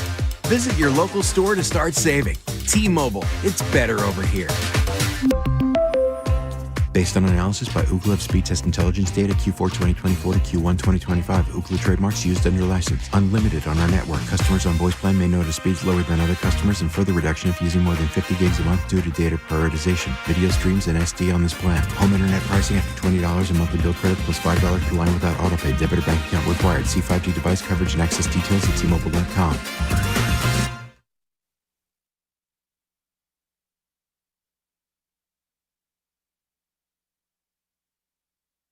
Now, back to Willard and Dibs. What do you think's going to happen in this game, Sting? That's a great. I think it's going to be a really tight game. On 95.7 The Game. That's great. Every time I hear it, I'm actually so thankful he didn't finish, because it's not a great question at all. Most of yours aren't. What do you think's going to happen? That's a great. That's a pretty stock question, is what that is. Totally. Hey, how you doing, Sting? I mean, what kind of question is that? I mean, it's just a very simplistic one. I have an update. An update? For every human being. Actually, no, not every human being. Every human being in California and many other places, but not all places. Okay, I'm excited. I have an update. The jackpot for tonight's Powerball has climbed to $850 million. Major bag alert. 850. So, yes. Tim Kawakami is reporting that Jawan Jennings was seen at a local 7-Eleven trying to see if he can restructure his contractual situation by simply winning Powerball. Possibly. $850 million. Powerball. Bum, bum, bum, ba-dum, bum. And it will climb even higher. It may not get all the way to 900 by the time it'll climb. The balls drop, so to speak. Now, my favorite article that I've ever seen on the World Wide Web has just popped up on my feed. This is from the Courier Post in New Jersey, which is also a Powerball state. Right. Here's the headline. And this is from earlier today, prior to them updating the jackpot to 850, they knew that as soon as someone didn't win Monday, it was at $815 million. Yep. Powerball jackpot, this is the headline, I'm not kidding. Powerball jackpot reaches $815 million. Here's what you could buy if you win. I'm like, the answer is anything. Everything. Like, what on earth? I mean, what the hell can you not buy if you win almost $1 billion? Well, there's taxes, but if you get $850 million, you can buy 425 million donuts if they're $2 a pop. You can't buy the Golden State Warriors. You could yes, you could. You could buy a piece. You could be involved. You put a down payment. You could pay the A's payroll for 7 years. Dude, everyone's like, yeah, very good. Thank you. Magic Johnson's part owner of the Dodgers, right? He put $50 million in. Whoever wins tonight is like, whatever. Yeah. Give me third base over there at Dodger Stadium. No problem. What did Buster Posey buy of the Giants? He probably didn't drop $450 million in. No. He's like, hey, Larry, here's $5 million. Call me an owner. Let me run this ass. This article is like, you could purchase the Hope Diamond, which was estimated at $350 million as of a year ago. So you could do that. Then it says the average... Boy, hey, Californians, you ready to get sick? Listen to this. You could buy a house. Listen to this. The average price of a house in New Jersey is... What do you think it is? Probably $417,000. $569,000. With the Powerball money, you could buy 1,430 medium houses in the state. It's a lot of houses. Or two here in California. You can get a couple. You can get a couple. I think you can get a couple of those. Some like nice ones. You know what I mean? Like 5 bedrooms. Upstairs, master bedroom, a view. All that stuff. All of it. Maybe even a pool. 45 states are involved in Powerball. Who are the 5 that aren't? Plus D.C., Puerto Rico, and the U.S. Virgin Islands. Nice. Yeah, who are the 5 that are in? What the hell are they doing? Just a quick scan. I'm just trying to see. They're just listing the ones who are. Okay. And AI I'm will not tell you. seeing Hawaii, and I'm not seeing Alaska. That's a quick 2 right there. One of those churchy states is probably not involved, I would imagine. Alabama, Alaska, Hawaii, Nevada, and Utah. Nevada. We don't believe in gambling. But we'll play Keno. Like Utah, we should have guessed. Utah is, I don't even know how many different nations away from the world Utah is. That's You can't even get a drink without buying food. Stein, I've told the story before. Steiny and I went to see his former radio partner, Sean O'Connell, in a UFC fight, and we're bar hopping. We're pre-partying before the event, and we had so much chips and salsa. Every time you go to a place, we're like, hey, let's get a couple of beers. You need to order some food. What's your cheapest item? Chips and salsa for $2.25. All right. More chips. Let's bring on the chips. I'm going to eat it. Either that or like pretzels and queso. Oh, my gosh. Which, I mean, the pretzels at Splash yesterday were the pretzels and queso phenomenal. were really good. I'm going to eat it. I got my Great. hands. Let's drink. I got my hand slapped by the lovely Christy on that one because she, it was just a bunch of dudes at a fantasy draft. So she didn't think that I was allowed to take the pretzel bites and just dip it straight into the cheese vat. Right. I'm like, yeah, I am. It's a pretzel bite. It's one bite. I'm not double dipping. Yeah, it's fair. I don't need to get a bowl and stick it in the bowl and then carry it around. No. Into the vat, into the mouth. That's what we're doing. And that's what we did. And you're relying on these strangers who are now our friends not double dipping themselves, because then you become a dipper after the double dip. I don't even know how you a dipper could. After the fact. Right. Fade the dippers. That's a 4. That's pretty good. These bites are so small that... Yeah, you couldn't do it. If you did that... Like you could do a nibble. Right, I'd be more mad at the way you would look eating it. You want to just take a little... and then... Right. No, not possible. Too small. Yeah. You pop that thing in your mouth, and then you go for a walk. That's right. Come back, get another one. That's how it works. All right. 888-957-9570 is the number. All guests on 95.7 The Game appear on the River Islands guest line. Isn't it time for you to discover the islands? River Islands and Lathrop will get you the John Lynch sound. Going through the journey of watching John Lynch start with Jawan Jennings is hurt and then end the interview with, we're not doing that, is quite amusing. I find it quite amusing. Real quick, though, what'd you think of what Pod said about Jonathan Kuminga?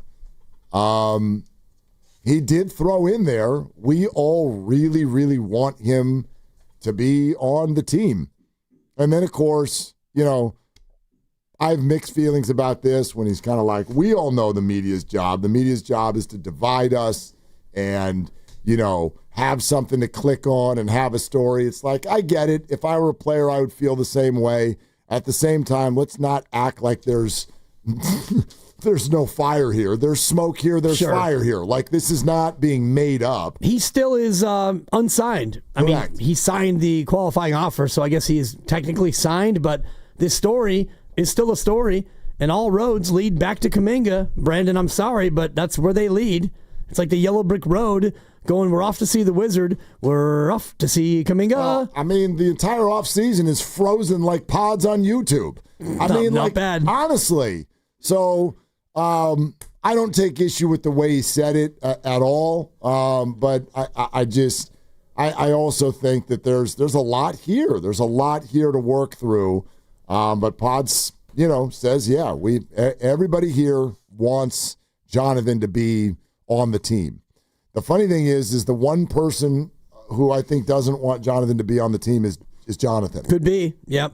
But he may not have another option, and it's a little bit like Jawan Jennings in a different sort of way, where Jawan wanted to be traded, and you heard John Lynch today say, we're not doing that. Right. So, okay, that's that. And the Warriors haven't yet said, we're not doing that, but for the past month, there have been no new rumors about possible Sacramento Kings packages or the Phoenix Suns finding a way to make it happen, or the Dark Horse Bulls emerging as a third team out of nowhere. You've heard nothing of late, right, about a possible sign and trade. So it's all but Dunleavy saying, we're not doing that. The only thing I've heard about the sign and trade stuff is that the Warriors firmly do not want to discuss the idea of trading Buddy Hield or Moses Moody. And those guys would probably need to be involved in the stuff that we've heard publicly, and they're like, no, we want more 3-point shooting options, not less. So we're not doing that. Exactly. So, and that's where we're stuck. That's where the similarities are. And, Jawan Jennings is closer to his drop dead date, which you mentioned was today. You wanted to see him at practice today. And for me, it's, kind of, you get through the weekend and you get ready for a Monday practice, ramping up for a Sunday game. You're going to need Jawan, and it feels like they're bracing for the fact that he may not be ready on Monday. No doubt. So we'll get to that here. You're listening to 95.7 The Game, KGMZ FM and HD1 San Francisco, and Odyssey Sports Station, in the home of the Golden State Warriors and Valkyries. Always live on the free Odyssey app. Coming to you live from the Laughing Monk Studios. I do want to take a moment also to start mentioning what is going to happen a week from tomorrow right here on this station. It is the next edition of our summit. It's going to be the Red and Gold preseason summit, and it's going to be at King's Fish House down in either Santa Clara or San Jose, whichever one you want. Apparently the border is like going right through Table 22. I don't know, whatever. You know where it is. It's going to be down there at Valley Fair. We cannot wait. These things are a ton of fun. If you're a listener and you've never been, please come see us. We have a great time with our listeners. We're going to feed everybody. We're going to have a really good time. We're going to talk out all things Niners, and it's one of those few times. It's kind of like a professional version of a wedding. Like a wedding and unfortunately a funeral are the only times in your life where almost everybody who matters to you maybe is all in the same spot at one time. That's kind of what makes them special. Well, from a professional sense, that's what the summit is for us. There's only one time or two times, depending on how we do it each year, when all 6 of the hosts are in the same spot at the same time. Even when we have an all-company meeting, it's always during Steiny and Guru, so they're not there. So this is an opportunity for all 6 of us to be together, plus a lot of the rest of our staff and team. And so please come join us down there. We're going to have a great time, especially you, Damon Chang. I love all of our listeners equally until today. What happened? Damon Chang wrote on YouTube, if I won $850 million, I would give all the hosts $1 million for sure. And then someone was like, come on. And he's like, no, for real, I would. All right. There it is. Damon is now the coolest listener of 95.7 The Game. Love it. Spadoni in his infancy as a host, he's like, right on, go Damon. I'm Team Damon. I know. I'm like, this is almost like when a show goes into syndication. Like, what about, like, if you've been there longer? Sure. Although maybe I shouldn't go that route because I'm actually the next youngest in terms of tenure. Interesting, yeah. Out of the group. So, whatever. Yeah, you deserve the most. Well, yeah, I mean, as far as contiguous employment, Steiny, he got rehired a little bit before I got rehired, which means he got fired a little bit before I got fired. Didn't you get here before him to begin with, though? I did, yeah. I did. So, I did. Overall, like, whatever shifts and whatnot, sure, it could be close, but I'd take the $1 million, even though there are tax ramifications for both Damon and us to receive. It's those are penalties, is what they are. Grady's getting ready for ramification sensation. That's exactly right. Anyway, all right, so we're going to take you through the Lynch sound, and here's the question that we were trying to talk out with listeners at the beginning of the show. And definitely would love to do it again. Shout out to all of those of you who are just getting in your car, getting off work at the old normal time. Does anybody still work normal time anymore? Is anybody just 8 to 5-er? Tuesday, Wednesday, Thursday, people work. They do? Yep. No, I know they work, but does anybody work 8 to 5 anymore? I think so. Is that like a real thing? Yeah. Or has everybody just kind of got their own deal now? I don't know. I think more and more now people are working 4-10s. So you might work 7 to 5, or you might work 7 to 6 with an hour lunch, and then you get one of the days off, Monday or Friday. Well, if you've been knee deep in paperwork or whatever it is, we'll get you updated on everything that Kyle and John said earlier today, specific to Jawan Jennings. My take, though, is that, and this isn't taking sides with Niners or Jawan without knowing what he's asking for. I don't really want to do that, but for me, the bottom line is jig is up. Jawan lost this battle. There's just no leverage left for his position, even though a lot of people think that there is, because the Niners are, they're woefully injured at the wide receiver spot. The parlay that Jawan would need to hit, which is I'm going to sit out and already miss a game check, and then in that first game have either multiple injuries or drops or just ridiculousness from the offense, to then have the 49ers turn around and do something contractually that will help me out in the immediate and the long term. And I don't even think the Niners would blink if that would happen. They'd be like, well, that was one game. Let's try again. We'll be in New Orleans next week. I just don't see it as a good bet. I don't see this as viable. So what would you do if you were Jawan? 888-957-9570. Willard and Dibs will take your calls right now here in this 5 o'clock hour. What would you do if you were Jawan? He said he wanted a new contract. They said no. He said he wanted a trade. They said no. He said, all right, then I'm going to sit out camp. They said, good for you. He said, well, now it's about to be roster time. What are you going to do? They said, we're going to sign Marquez Valdez-Scantling and elevate Russell Gage and trade for Sky Moore. So, Jawan, what's your next move? I don't even know what the hell his options are. Well, his options are show up and play, show up and, oh, my calf hurts, or just don't show up. That's really what it comes down to. And the whole idea of the calf, well, he can show up and have his calf not be right, and they don't have to play him, and now they're less motivated than ever to rush him out there because turns out his contract is not incentive-laden, and they have found people who can actually be wide receivers. And so, yeah, they'd love to have Jawan, but if he doesn't want to come out and play, they've already made their contingency plans public and available. I tell you what, he's in a really, really rough spot, because I also think, like, the other possibility is they go out there and they do get production from receivers, and every week that goes by is 1 week closer to Demarcus Robinson and 1 week closer to Brandon Ayuk. And it's why I think the 49ers don't want to do an extension. If you really play this out long term, I don't know how interested they are in making a commitment to Jawan Jennings being a part of this going forward. He's closing in on age 30. They've got 2 other first-round receivers. One of them has already been highly paid. They've got 2 young guys they really like. They've got Robinson for another year after this one. He's a well-traveled and professional receiver. And then they've got other people, no doubt, that they will bring in future years, whether it be through the draft or free agency.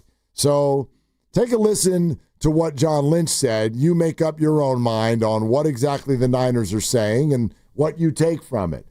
At first, John Lynch was simply asked for an update on Jennings. So Jawan's still working through his calf issue, making progress. We're kind of like everyone else, hopeful but not sure, on week 1, and we'll proceed as such. And so we're working to get the best mix out there. We added a piece today, and in MVS, Marquez Valdez-Scantling, and thrilled to have him part of it. And we move forward. Okay, so that's the start. He's playing the calf angle. Hopeful, but not sure. Right. Is what he said about the calf. Still working through the calf. Hopeful, but not sure. And everybody wants to believe the Niners. The reporters are on the scene. Nobody's going to call BS right out of the gate.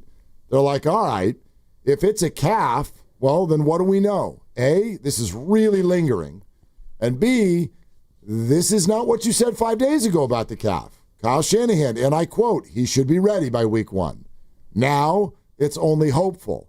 So correctly, the media says, well, that sounds like something is just not quite healing right.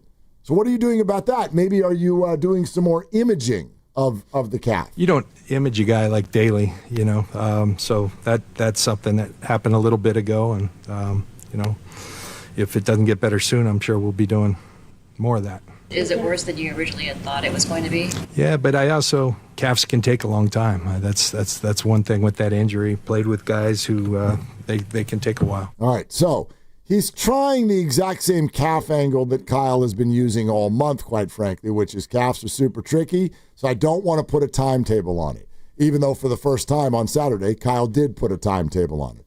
So he tries that. But then, and I think it was Eric Branch of the Chronicle who then asked the question that got John to basically wave a white flag on this being all about the calf. because Eric asked him, hey, so based on what you're saying, once he does become healthy, then he's playing, right? That's when it gets interesting. Well, there's a lot that goes into that, Eric. Ideally, everybody has a training camp. Everyone's out there. That's a perfect world. But, he's been putting in work to the side, and we'll have to make that judgment when the time comes. The other thing is both things can be true. He wants a new contract and he's got a hurt calf. So I think people want to assume one or the other. Both things can be true. Yep, they can be, but I am going to be one of them peoples that goes ahead and assumes one of these is at minimum way, way, way more to the forefront than the other one. More truer than the other, and you could hear him say it where, Eric, ideally, you'd have a player who's in camp and he goes through practice and, that's what you'd want to see, and then he kind of works his way into the spot where, geez, I need to get back to the calf because if I just say it like this, then it sounds like I need him to practice and play. He's healthy, and if he goes into camp and practices, then yeah, he'll be available, and then that's when he goes back to the calf. And then, two things can be equally true. In other words, he's got a bad calf, and the contract is not to his liking. P.S. The calf is probably much better than the contract is on that relative scale. But John Lynch is only going to be available today. That's it. He doesn't have to do any more of these. Getting into next week, it'll be Shanahan and stuff, and it'll be Robert Saleh. I think Brock Purdy probably will speak one more time before the first game, but this is John Lynch's last time to address it, and it just sounded to me like he kind of wanted to get out from underneath this topic. Well, and I want to give a high five to all of our brothers and sisters who are in the room today. I thought they did a good job of sticking with this for the right amount of time because as I had said about a week ago, we were getting to a point where I'm like, I'm sorry, more questions need to be asked. We can know, and that's why. And John started with the same line of answers that we've heard before, and I'm like, this doesn't work anymore. You can't do the, hey, it's a calf. When's it gonna be ready? We don't know. I'm sorry. We've reached our max on that answer.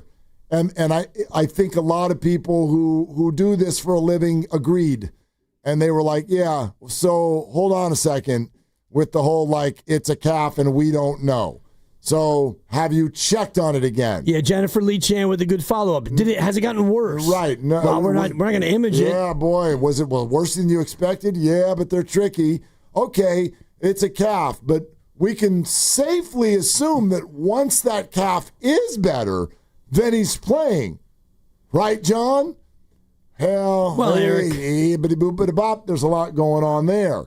And then they pushed it even further. Hey, has Jawan asked out? A while ago he did, but that was a long time ago, and we've moved on from that. That was during camp, or was it before? I'm not getting into when it was, but it was a while ago. Tim Kawakami wants to know. I'm not getting into that. Yeah, when was the trade request? Not going to tell you. Okay, is it still an active trade request? No, he asked for it, and we've moved on. And we're not doing that, so we're moving forward. Yeah, we're moving forward. I didn't jump it this time. Good job. I'm happy. I was about to. We're not doing that. 1 for 3, Hall of Fame in baseball. Thank you. We're not doing that, is what he said. No, and he kept it. We're moving on. You know what? There were shades of at the end of this was like Mark McGuire in front of Congress.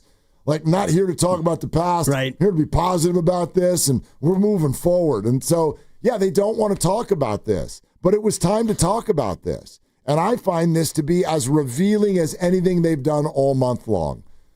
Go ahead with your calf all you want. This is a contract stalemate. The game's in 11 days. You haven't figured it out. All of your actions are suggesting that you are preparing for life without Jawan at the start of the season. And Jawan, quite frankly, I'm sorry, my man, I'm a huge fan, but your pants are around your ankles here. There's nothing you can do other than, if I were you and if I were Drew Rosenhaus, dude, go to practice tomorrow. Because if you don't, this is not going to go anywhere good, and you're going to start losing money, which is exactly the opposite of what you're trying to do. Well, and he doesn't have to lose money if he comes in and the calf really is to the point where he can't go. He gets paid on injured reserve, but the money he loses is the future money where, he doesn't play and maybe eventually he gets healthy enough to play. long enough to earn that year, and I think you have to play by week 9 or something in order to get credit. Show up by week 8. It's about half the year, whatever it is. So he could play that game, but you become a free agent, and he's not going to be the most attractive wide receiver on the market, especially if he has 28 catches for 281 and 1 touchdown. Especially if the Niners win without his services. And honestly, and with the they schedule, they might. They might. He's not the most important guy on the offense, and so you could tell that the contract stalemate, it happened before today, and you go back to the Jawan Instagram, which I think was Saturday or Friday or Saturday, where he puts out that song from Offset talking about basically you messed with the wrong individual, and I hope the next guy doesn't take it the way I'm taking it. And so when that post happened, I think at that point the message was sent to him that you're not getting your contract. Yep. But this started way back in the offseason. We just didn't know. But I think that when he puts out that post, that might have been the finality of, like John said today, we're moving on. We're moving on. And today was his first time to meet the press, and he answered it the way he answered it, which is, calves are tricky, we're not trading him, and we're moving on. Those are the takeaways.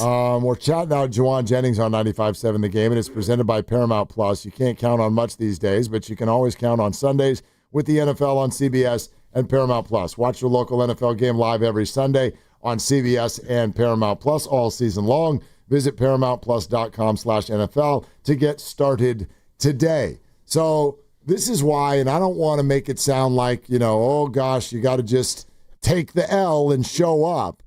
But in this specific case, I really think Jawan is he's out of chips at the table. And it's a multifaceted thing. The 49ers are now filling up their roster with veteran receivers who can all be placeholders around Ricky Pierol as they try to move through a period without Demarcus Robinson and Brandon Ayuk. But Jawan is asking for an extension. He's not just asking for more money. He's asking for an extension. And this is where my mind started to go. And I bet it's where the Niners did.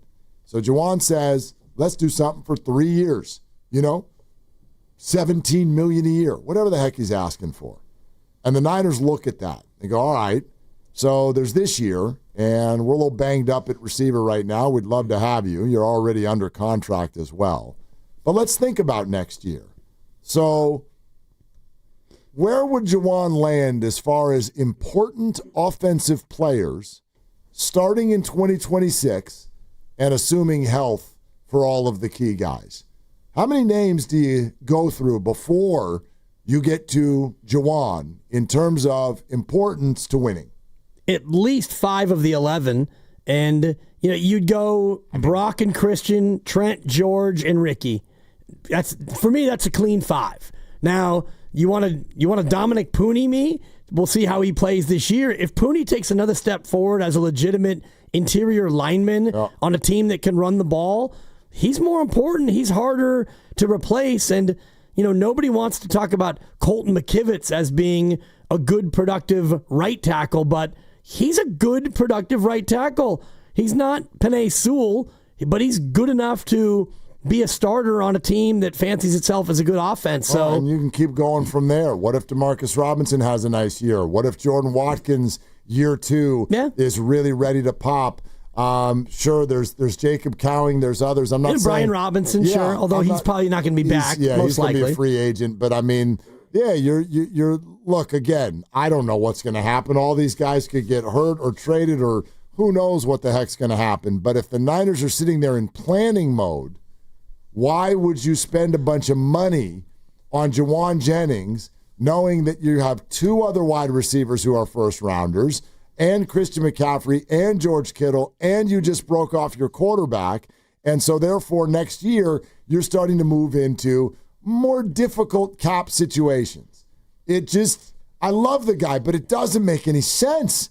It would not make any sense for the Niners to do that, and I get how that can be frustrating, and it makes Jawan feel like a piece of meat, because what they're saying is, dude, you're under contract, and we really like you, we love you, we want you this year.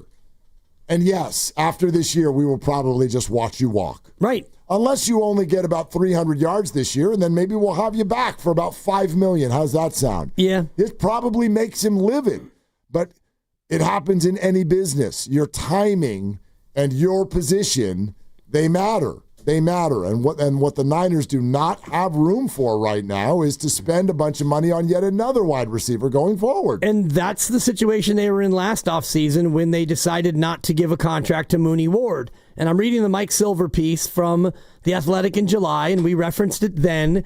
And Ward, who was not offered a contract by the Niners while McCaffrey stayed away, Ayuk held in and got broken off, Williams held out and he got more money, and Ward was in a similar spot to Jawan, but they kind of told him up front, you're not getting it. And he says he was hurt when he realized he wasn't getting it, so he wasn't motivated. Like from OTAs all the way through camp, he was kind of pissed off. And he knew when the season started, it was a wrap for him in the Bay. And he says, because if you're winning S, everybody wants to get paid. Everybody feels it. Everybody feels that. And he was there. He had surgery under the Niners' advice. He was rehabbing. He had been an all-pro, and he didn't get paid. So he was like, what the F?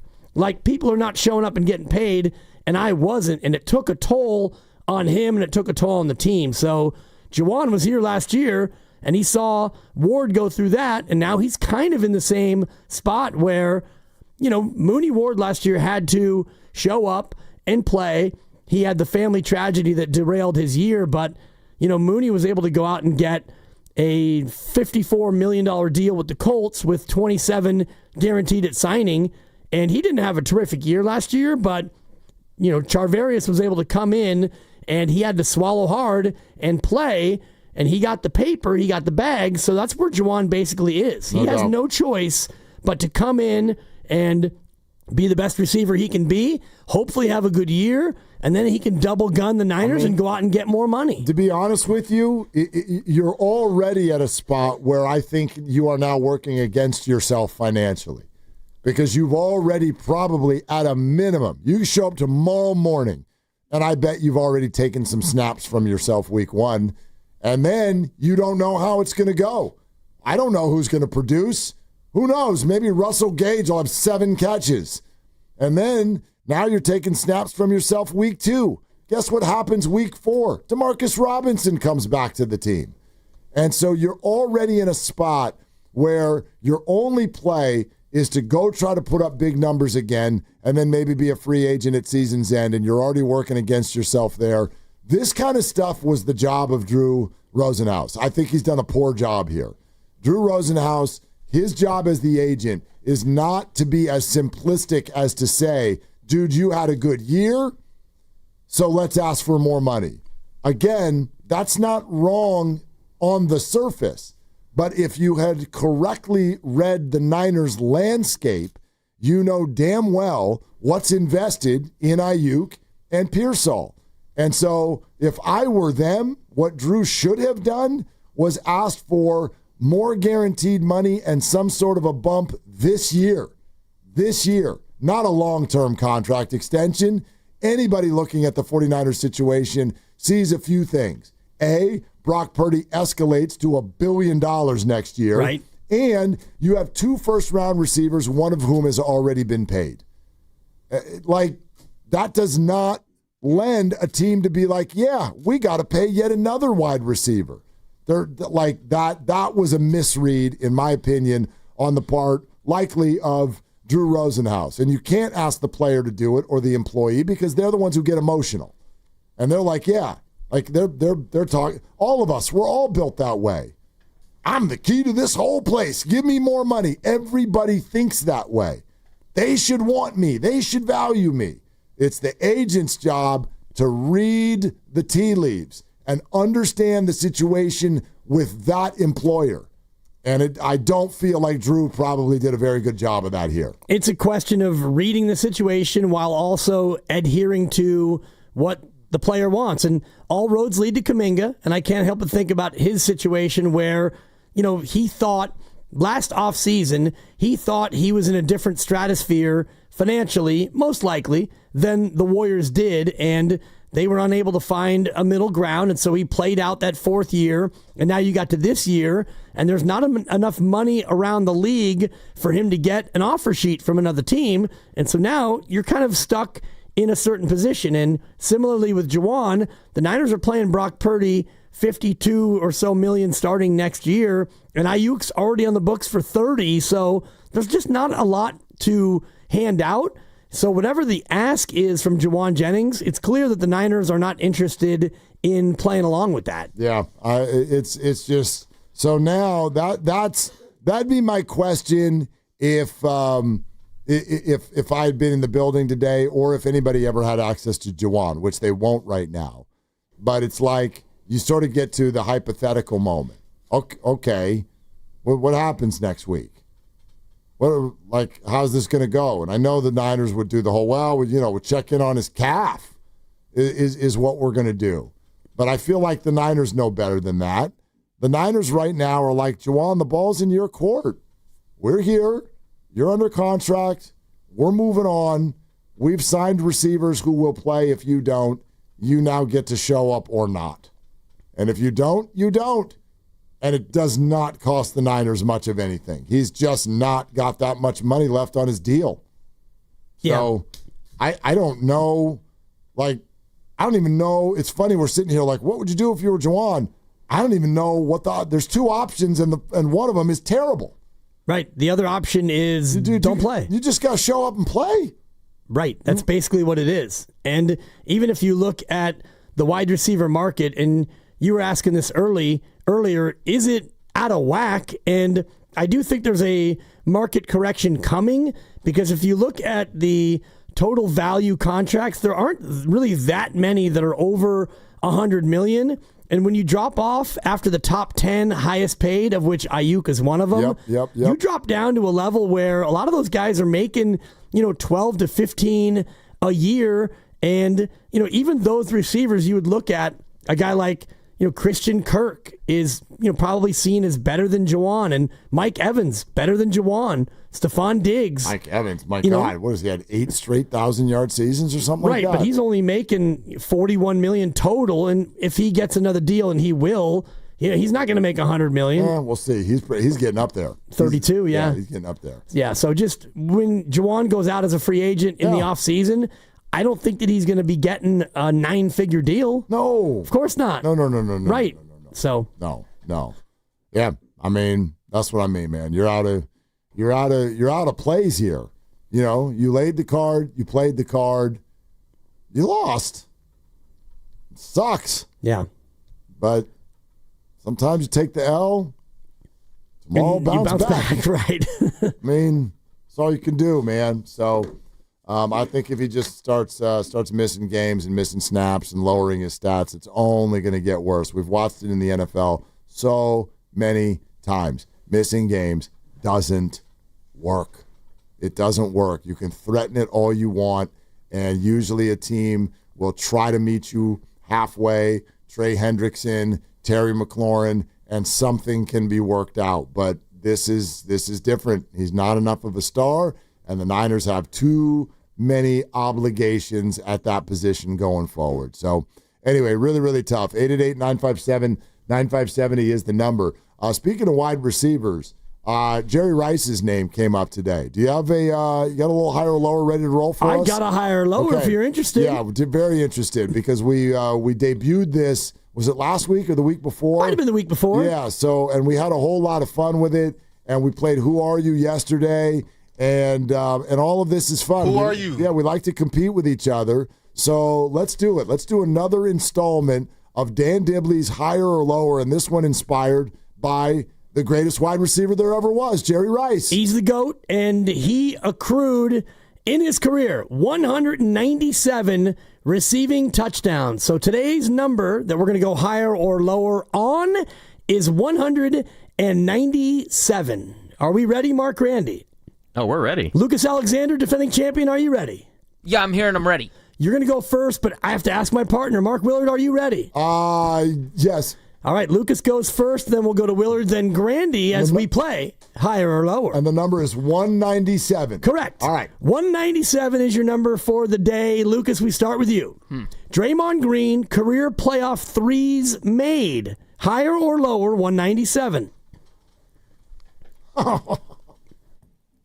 Higher. Willard? Lower. Grandy? Higher.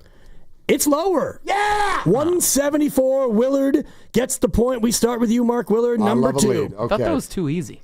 Yeah, some of these are too easy. Some of these are too hard. Apparently that one was too hard. Number 2 to Willard. Terrell Davis, career playoff carries. Higher or lower, 197. Oh, see, now this is one of those mental games because I feel like that's easy, but you're asking, and now I'm overthinking it, and I hate myself. I hate myself. We'll cut that. Terrell Davis, career playoff carries? That's what I said. Higher or lower, 197. Lower. Grandy? Lower. Lucas? Oh, I got to go higher. It is higher. Ah, damn it. 204. I'm 0 for 2. Yeah, you are. I overthought it 204. and lost. Lucas and Willard with a point apiece. I'm like Jawan Jennings. I overplayed my hand. Yeah, a little bit. Anyway. That was a tough one because his career was so short. Yeah. But he toted the rock quite a bit. Sure did. Grandy, number 3, we go to you. Number of vowels in all 50 states' names. Higher or lower, 197. What the hell? How long did it take you to count these Did you sit down up? and count this, or did AI help you? I sat down and counted. Oh, my God. can't What trust if you AI. counted wrong? I didn't. Okay. Just a clue, Louisiana leads the country with 6 vowels in its name. Higher or lower, 197. MISSISSIPPI. 190. That's a lot of S's. Yeah, Louisiana's got some O's, U's, and I's and a couple A's in there. Lower. Yes. And Lucas? I wanted to go higher. Higher. And Willard? Vowels, 50 states, be an average of about 4 vowels per state. That is high. It's good math. I'm going higher. The answer is lower. Yes! 174 is the answer. 174, despite Iowa with 3 of the 4 being vowels. I know, Iowa. You're doing your good effort on Thank Iowa. you. Yeah, appreciate it. And Ohio's the same. Yeah. Lucas, we go to you for number 4. All right, is it 111? 111. Okay. Oh, we suck. Yeah. Lucas, in miles, the flying distance from SFO to the Reno airport. Higher or lower, 197. The flying distance from SFO to Reno Airport. Probably. How many miles on the ground is Carry the probably one. like... Lucas? Higher. Willard? The flying distance, is probably not direct A to B. I'm going to go higher. And Grandy? Yeah, higher. 0 for 3. It's actually lower. Oh, my God. It's such a pitcher's duel. It was on a platter for you, It's Grandy. like Logan Webb is pitching and we're the hitters. Anyway. 192 is the answer. Damn it. To Willard for number 5, and you're going to love this one. All right. Career home runs for Brandon Belt. Higher or lower, 197.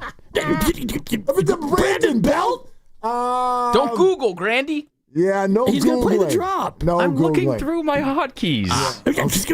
Brandon Belt? Nobody knows what hotkeys are. They know what hot pockets are. Nobody knows. Stop stalling. Hot pockets. Higher or lower, 197. Career homers for Brandon Belt. Brandon Belt. You should know this, Willard. But I don't. I'm going to go lower. Grandy? Oh, no. Oh, no. Lower. And Lucas? Higher. It's lower. Yeah! Yes. Grandy and Willard get the point. 194 is the answer. You agreed with Grandy, Willard. Why are you happy? I'm not. He went agreed first. with me. I went That's first. true. I agreed with him. Yeah. Number 6, we go to Grandy. You're in a tough spot going first on some of these. Democratic members in the current House of Representatives. Higher or lower, 197. Holy crap. Democrats in the House. I don't even know how many people there are in the House. That makes this fun. I got 4 in mine. Anyway. All Democrats. Yeah. No comment. Higher. Whoa. Grandy goes higher. Lucas? I'm just team fade Grandy, so I'll go lower. And Willard. Wait, I'm sorry, I missed Grandy's answer. Grandy went higher. Higher. Higher, and you went lower. Opposite of Grandy. You went lower. I'll go higher. The point to the higher. Team higher. Not a good strategy. See you later, Lucas. 212 is the answer. Yeah. Round 7, we go to Lucas, and you're going to love this one. Am I? Higher or lower, 197. Career regular season receptions for Lorenzo Neal. Higher or lower, 197. How many years did he play? 16. 16. Yeah, there's controversy over that number. Whatever. No, 17 Lower. was when he got cut by the Raiders. Love you, Lowe. I'm going lower. Lucas goes lower. Willard. Higher or lower, 197. Receptions for Lowe. I'll tell you after Neal. this round. Oh. You're tied, 3-3. Higher. Grandy. That was confident, Willard. Higher. Oh, God. Sometimes I'm trying to read Dibs and not the subject matter. Fair. How's that That's going? Yeah, not good, but better than you. I can't even see him. Yeah. That's a great point. I don't mean his Grandy, eyes. higher or I lower, mean his thought 197. I process. think it's higher, but I don't want to agree with Willard. I want to try to take a lead here. How about you's answer? Lower. No. Point to Willard. It is higher. Boom! Shaka! 199 catches for Lowe Neal. Slightly higher. The thought was he loves Lowe. Yeah. So I knew he was good. Yeah. Anyway, you were going to prop him up. Anyway, go ahead. So we go to Willard to start. What round is this? This is round 8. Willard's up 4. Grandy's got 3. Lucas, he's got just the 1. One. We You have start one with- right. That's crazy. We start Not going great. with Willard. Higher or lower, 197. Number of different San Jose Sharks who have scored at least 4 career goals. Holy smokes. This is just a coin flip. Just a complete wow. Random. Hashtag random, all of He these. said number of sharks. Different Sharks. Joe Sharks who Thank you. It's a 4. Rest in peace, Ralph. Sure. two things can be equally true. Who've scored at least 4 career goals for the Sharks. For the Sharks. Correct. Not just 4 career goals. When did they become a team? 1991? Oh, happy birthday to both of us. Thank you. I might have been 92 or 3. I don't have it in front of me, but. Oh, Lee. I'll say lower. Grandy? This is round 8. Correct. He's just being strategic Always. off of me now. Lower. He's a competitive piece. And Lucas. Higher. Lucas gets the point. Okay. Yeah, I'm better. 217 different Sharks. Grandy, tough draw for you today because we're on round 9. Higher or lower, 197. Number of bathrooms in the Pentagon. Higher or lower, 197. You definitely used AI on this one because you didn't go there and count. You would have gotten arrested. Flushed them all. Grandy, higher or lower, 197. Pentagon. Pentagon. This one's super random. You think? Might have been high. There are people out there who know this as a trivia question, sure. I believe. Nobody knows this. People who work in the Pentagon don't know this. I'll go lower. Lucas? Higher. I'll go Willard. I'll go higher.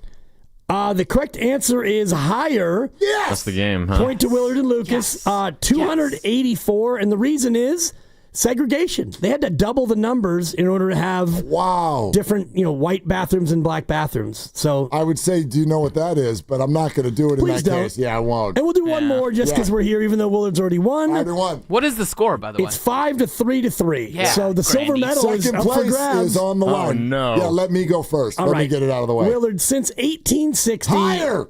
the number of different men who have won a major in golf. Since 1860? Correct. The number of... yeah, sure. Higher. Grandy? Yeah, higher. And Lucas. Oh, just to be Grandy, I'm going lower. Higher, 234. And Hold that L, Luke. the tiebreaker was how many have won 2 or more, and that answer is 89. 89. So Okay. 234 different golfers have won at least one major, including old Tom Morris and his son, young Tom Morris. Off the schneid. A win apiece. I'm excited. Yeah, There we're you all go. tied up, everybody. What a barn burner. And that one turned out to be much more random than the other ones. I It was mean, very random. Super random. bathrooms in the Pentagon? You know Can what? I ask? Vowels in state letters? How do you even think of this crap? So you go through and you got a number like 197. Right. And so you're thinking, what is about 200? And so something pops in your head and you Google it. It's like, I would Draymond Green. How about Draymond Green? So you're not Googling, like, what are some things that are near the number 200? No. You just thought of bathrooms at the Pentagon? Well, that one came to me later. And the vowels in all 50 states. I'm into the states. There's another one coming up in higher or lower that is state-centric. That I get. Were you in the bathroom when you thought of the bathroom one? No, but I was thinking about, like, bathrooms in the White House, and then that's only like 30-something. And I was like, what about the Pentagon? So that's a big building. You just popped, and then you like, how many bathrooms are there in the Pentagon? And what was the answer, by the way? 284. So you found 284. And then I learned that it has to do with segregation, and I was like, you know what? That's interesting enough to throw in there. Yeah. And some of the other ones, I'm looking for numbers that are really close to 197. And I like the distance ones. There's another one coming up in my Justin Verlander episode that has to do with distance. So I thought, what's the distance between Reno and the city? And I was like, ooh, the flying distance, that's close. That's getting in there. Are we going to sneak the Verlander one in before Verlander's not even a Giant anymore? We should. Still remaining on my docket, I've got a Steph Curry, I've got a Verlander, I've got a Bonds, a Clay, and a Bill Walsh. I'm not going to rip the guy, but I got to be honest, I didn't love his answer last night. This is first time he won a game at Oracle Park. Mm-hmm.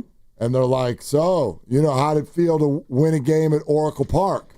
And instead of being like, well, it felt amazeballs, or I certainly wish it wasn't late August when this happened. Instead, he goes, be honest with you, I really kind of wish that I won one in 2012. Oh, thanks, Justin. I love that answer. It's a good answer. I'm being a fuddy-duddy. But really, dude, like, you all stink so hard, and the first thing that you reference is you wish you took a World Series from us back in 2012 also. I don't know, man. Like, I was like, no, just don't. It's a great answer. Are they bringing Eldridge up? You want him to? Yeah. Grandy, you want him to? What else are we doing? Lucas, he homered again last night. Higher. Oh, different. You love that. Yeah, Eldridge, he homered again. He's got 8 homers in August.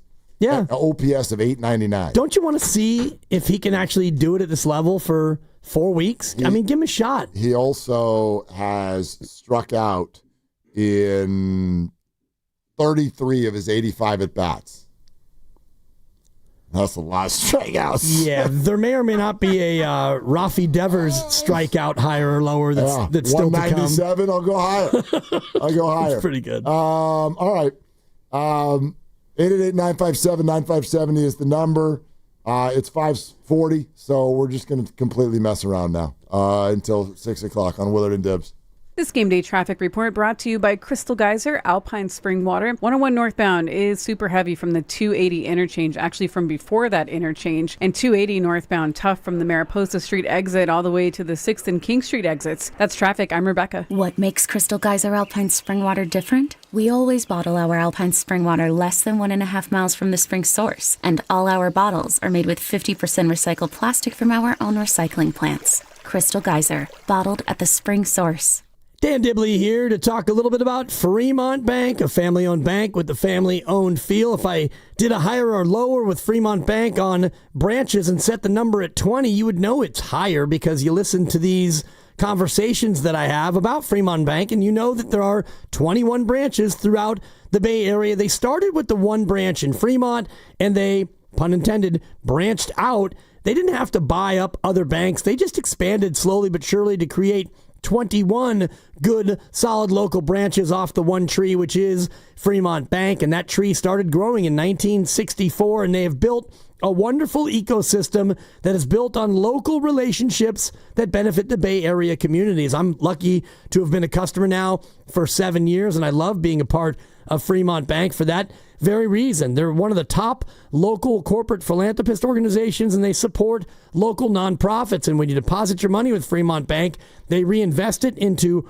home ownership and businesses and other things that make the Bay Area so strong. And that's something that matters to me, and it should matter to you. Get out of your big box bank and become a part of the Fremont Bank community. It's Fremont Bank, here for you and here for good. Football is back. The road to Santa Clara starts now. I want to go back to the playoffs, and the road to Levi's starts now. Your station for the best football talk in the Bay. I love football. Is 95.7 The Game. Weekend Brunch just got a major upgrade. Splash at Thrive City in San Francisco. Starting this September, enjoy college football Saturdays at 8:30 a.m. and NFL Sundays at 9:30 a.m. Paired with craft cocktails, elevated pub fare, and ice-cold beer. Bring the crew, settle into our view lounges, and watch the action on giant screens with immersive sound. Mention Willard and Dibs or 95.7 The Game for an exclusive game day perk. And make your brunch reservations now at splashsportsbar.com. All right, team, it's game time. Blue 42, California Ace scratch right on one. Wait, what play is that? Keep up, man. He said play scratchers for the California Lottery. Oh. With the new Los Angeles Chargers, San Francisco 49ers, and Los Angeles Rams scratchers, it's always a great call. For sure. On one. Ready, set, hut. Play the new Game Day Scratchers from the California Lottery. A little play can make your day. Please play responsibly. Must be 18 years or older to purchase, play, or claim. I knew that I was not living the life that I wanted to live, but I didn't know how to get back on track. It gave me the time and space to take life one step at a time. I have a life beyond what I could ever dream. I know that anyone can recover. I am living proof that recovery is possible. Get treatment. It works. Learn more. Visit livingproofsf.org.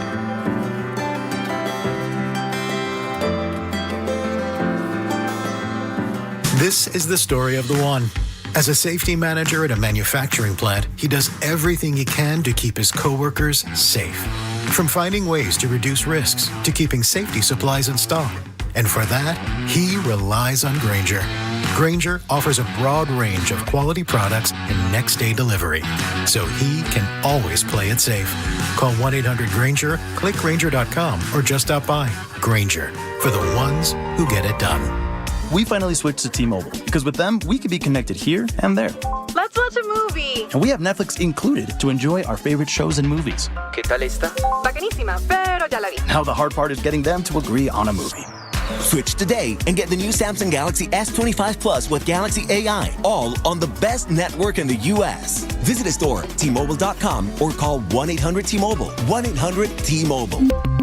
Best mobile network in the U.S. based on analysis by Ookla. Speed Test Intelligence Data 1H 2025. Elevate your kitchen at the Mila Innovation Center at Friedman's Appliance in Pleasant Hill. Out of your dreams and into your kitchen. Select the qualifying built-in kitchen appliance package that is right for you. With unrivaled technology and luxury-grade quality, when you bring home a Mila, you're bringing home true innovation. Now, for a limited time, save up to 10% with the purchase of a qualifying Mila kitchen package. Visit the Mila Innovation Center at Friedman's Appliance in Pleasant Hill or at friedmansappliance.com. Hey, listen to this. All I needed was a new starter.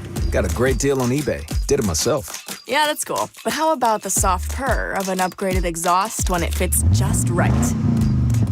For me, it's the little things. Like these new windshield wipers from eBay I installed. From small fixes to big upgrades, eBay has all the parts you need at prices you'll love. Guaranteed to fit every time. eBay. Things people love. Eligible items only. Exclusions apply.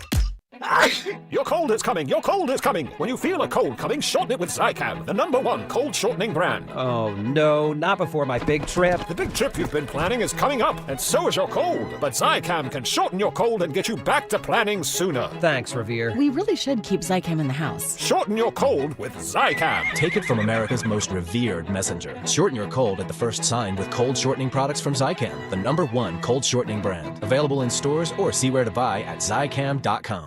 Jorge, let's bring the nail gun over here. Jose stands tall atop his sustainable flooring company. Totally. It's renewable and moisture resistant, but we have several green options too. Or we got some beautiful reclaimed oak. But floored by his success, he needs to hire more installers. I need Indeed. Indeed you do. When you sponsor a job on Indeed, it's easier for talented candidates to find it, which makes it easier for you to hire them. Visit Indeed.com/credit and get $75 towards your first sponsored job. Terms and conditions apply.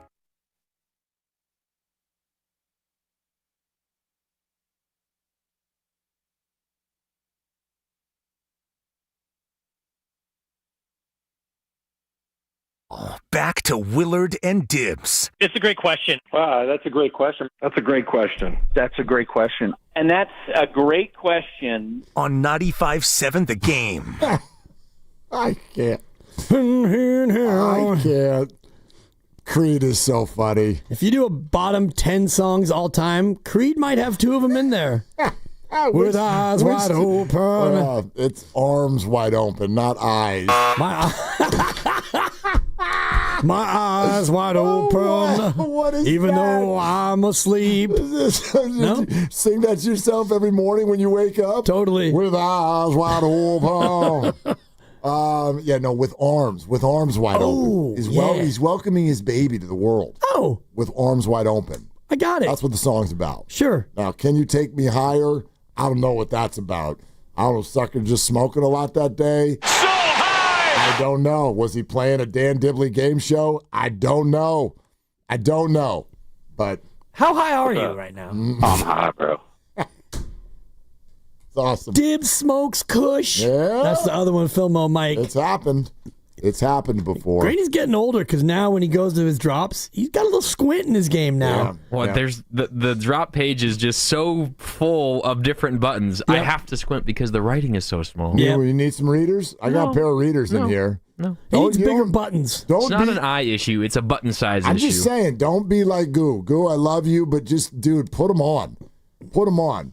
And there's a process here. Oh, no. There's certain things you can do, whatnot. You can move slowly. Like, I'm not one of these people that has changed my phone settings yet so that text messages that come in, one word covers up a whole line. I can't see it. Like if somebody might text you, hey, I'll see you for dinner, and you have to scroll in order to get through that text because it's like 2 letters on a line. My sister's done this with her phone. I'm like, you're getting 2 letters. Like come on, you can do better than that. But I put readers in the bag. I put readers by the bed.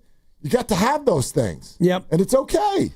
Yeah. It's okay. You turn 45, you can't see anymore. That's the way it works. It is. I didn't make the world. Someone else made it that way. I've not gone the road of the readers yet. I've never worn them, and I'd rather not. Well, I mean, what do you do in a dark restaurant? I hold the phone as far away from my face as I possibly can, and I can read it. Not the phone, the menu. Same thing. Do you put a light on it? If need be. Okay. I mean, you can usually angle it, and I had phenomenal vision for a long time, but then, as you mentioned, you get to be 45 overnight. You think you drank too much or something, and then all of a sudden it's like every day, and you're like, oof, and your arm's not long enough. Yeah, still long enough at this point, but I have sized up the text on the phone a little bit, but I was looking at my brother's over the weekend, and he's in that mode like your sister is, where on the phone screen there's like 6 words in a text message. It's like 48-point font. It's gigantic. Like, seriously, the whole thing comes through like a thought bubble. It's like, my God. Oh, Ben in Hayward wants to talk about Rafi Devers. Hi, Ben. Thank you for calling. What's up? Hey, I just want to get you guys' take on this. The one problem I had with Devers was that we had Eldridge coming up, right, for first base. And I don't get it. I don't understand how that works, where, they're trying to get him to get Devers to play first base and working on that. But then you got Eldridge coming up and you spend all that money on Devers. I don't get it. Well, Ben, here's what I would say. Thanks for the call, Ben. First of all, there's 2 things. And the broader thing is when you got an opportunity to get a great player, you do it. And you don't worry about who's coming, because let's not act like just because he's on the way, you know that he's going to be great. Marco Luciano was supposed to be next level, and he can't even catch. So Bryce Eldridge is 20. So as much as we all think this is a no-brainer, no doubter, it's not. All things have doubt. Secondly, though, let's not act like Bryce Eldridge is a great first baseman either. He's not. He's a work in progress over there, too. So the DH is in the National League. Therefore, there is room for both Bryce Eldridge and Rafi Devers on the same baseball field. Neither one of them are great defensive players. Both of them are wonderful left-handed bats. If Bryce develops, that's probably what you're going to see for the next handful of years. One of them is going to be the first baseman. The other one's probably going to be the DH. And that right now is not the least of your worries, but you've got greater concerns defensively. And I would look into left field as the biggest issue defensively. Elliot Ramos. And again, that was, not yesterday, but the day before. And it might have been yesterday where he just flat overran a ball and kind of stumbled, and he was able to recover and throw a guy out at second. But it's just an absolute adventure out there each and every time the ball's hit the left. Yeah, completely. Maybe he can DH too. How many DHs do you get in a game? Higher or lower, 197. I think it's lower. Thank you. It is a little discouraging to think about the Giants when people go, well, they need to make changes. And you're like, all right, so who's your left fielder? They go, no, Ramos. Okay, what about center field? Oh, Jung-Hoo Lee. All right, what about right field? Well, that's okay. There's an open spot out there. How about third base? Chapman. Shortstop, Adonis. Okay, second base, probably Schmidt. Okay, the first base, Devers. Okay, D.A. Eldridge. Yep, catcher. Yeah, Bailey. I'm sorry, where are the changes you're going to make? You're going to have to decide that some of these people aren't the people. And a lot of them are long-term, and the other ones are super cheap, which is what you want. Yes, but if you could upgrade second, you would love to have Casey Schmidt be your super utility guy. Okay, you find a right fielder who has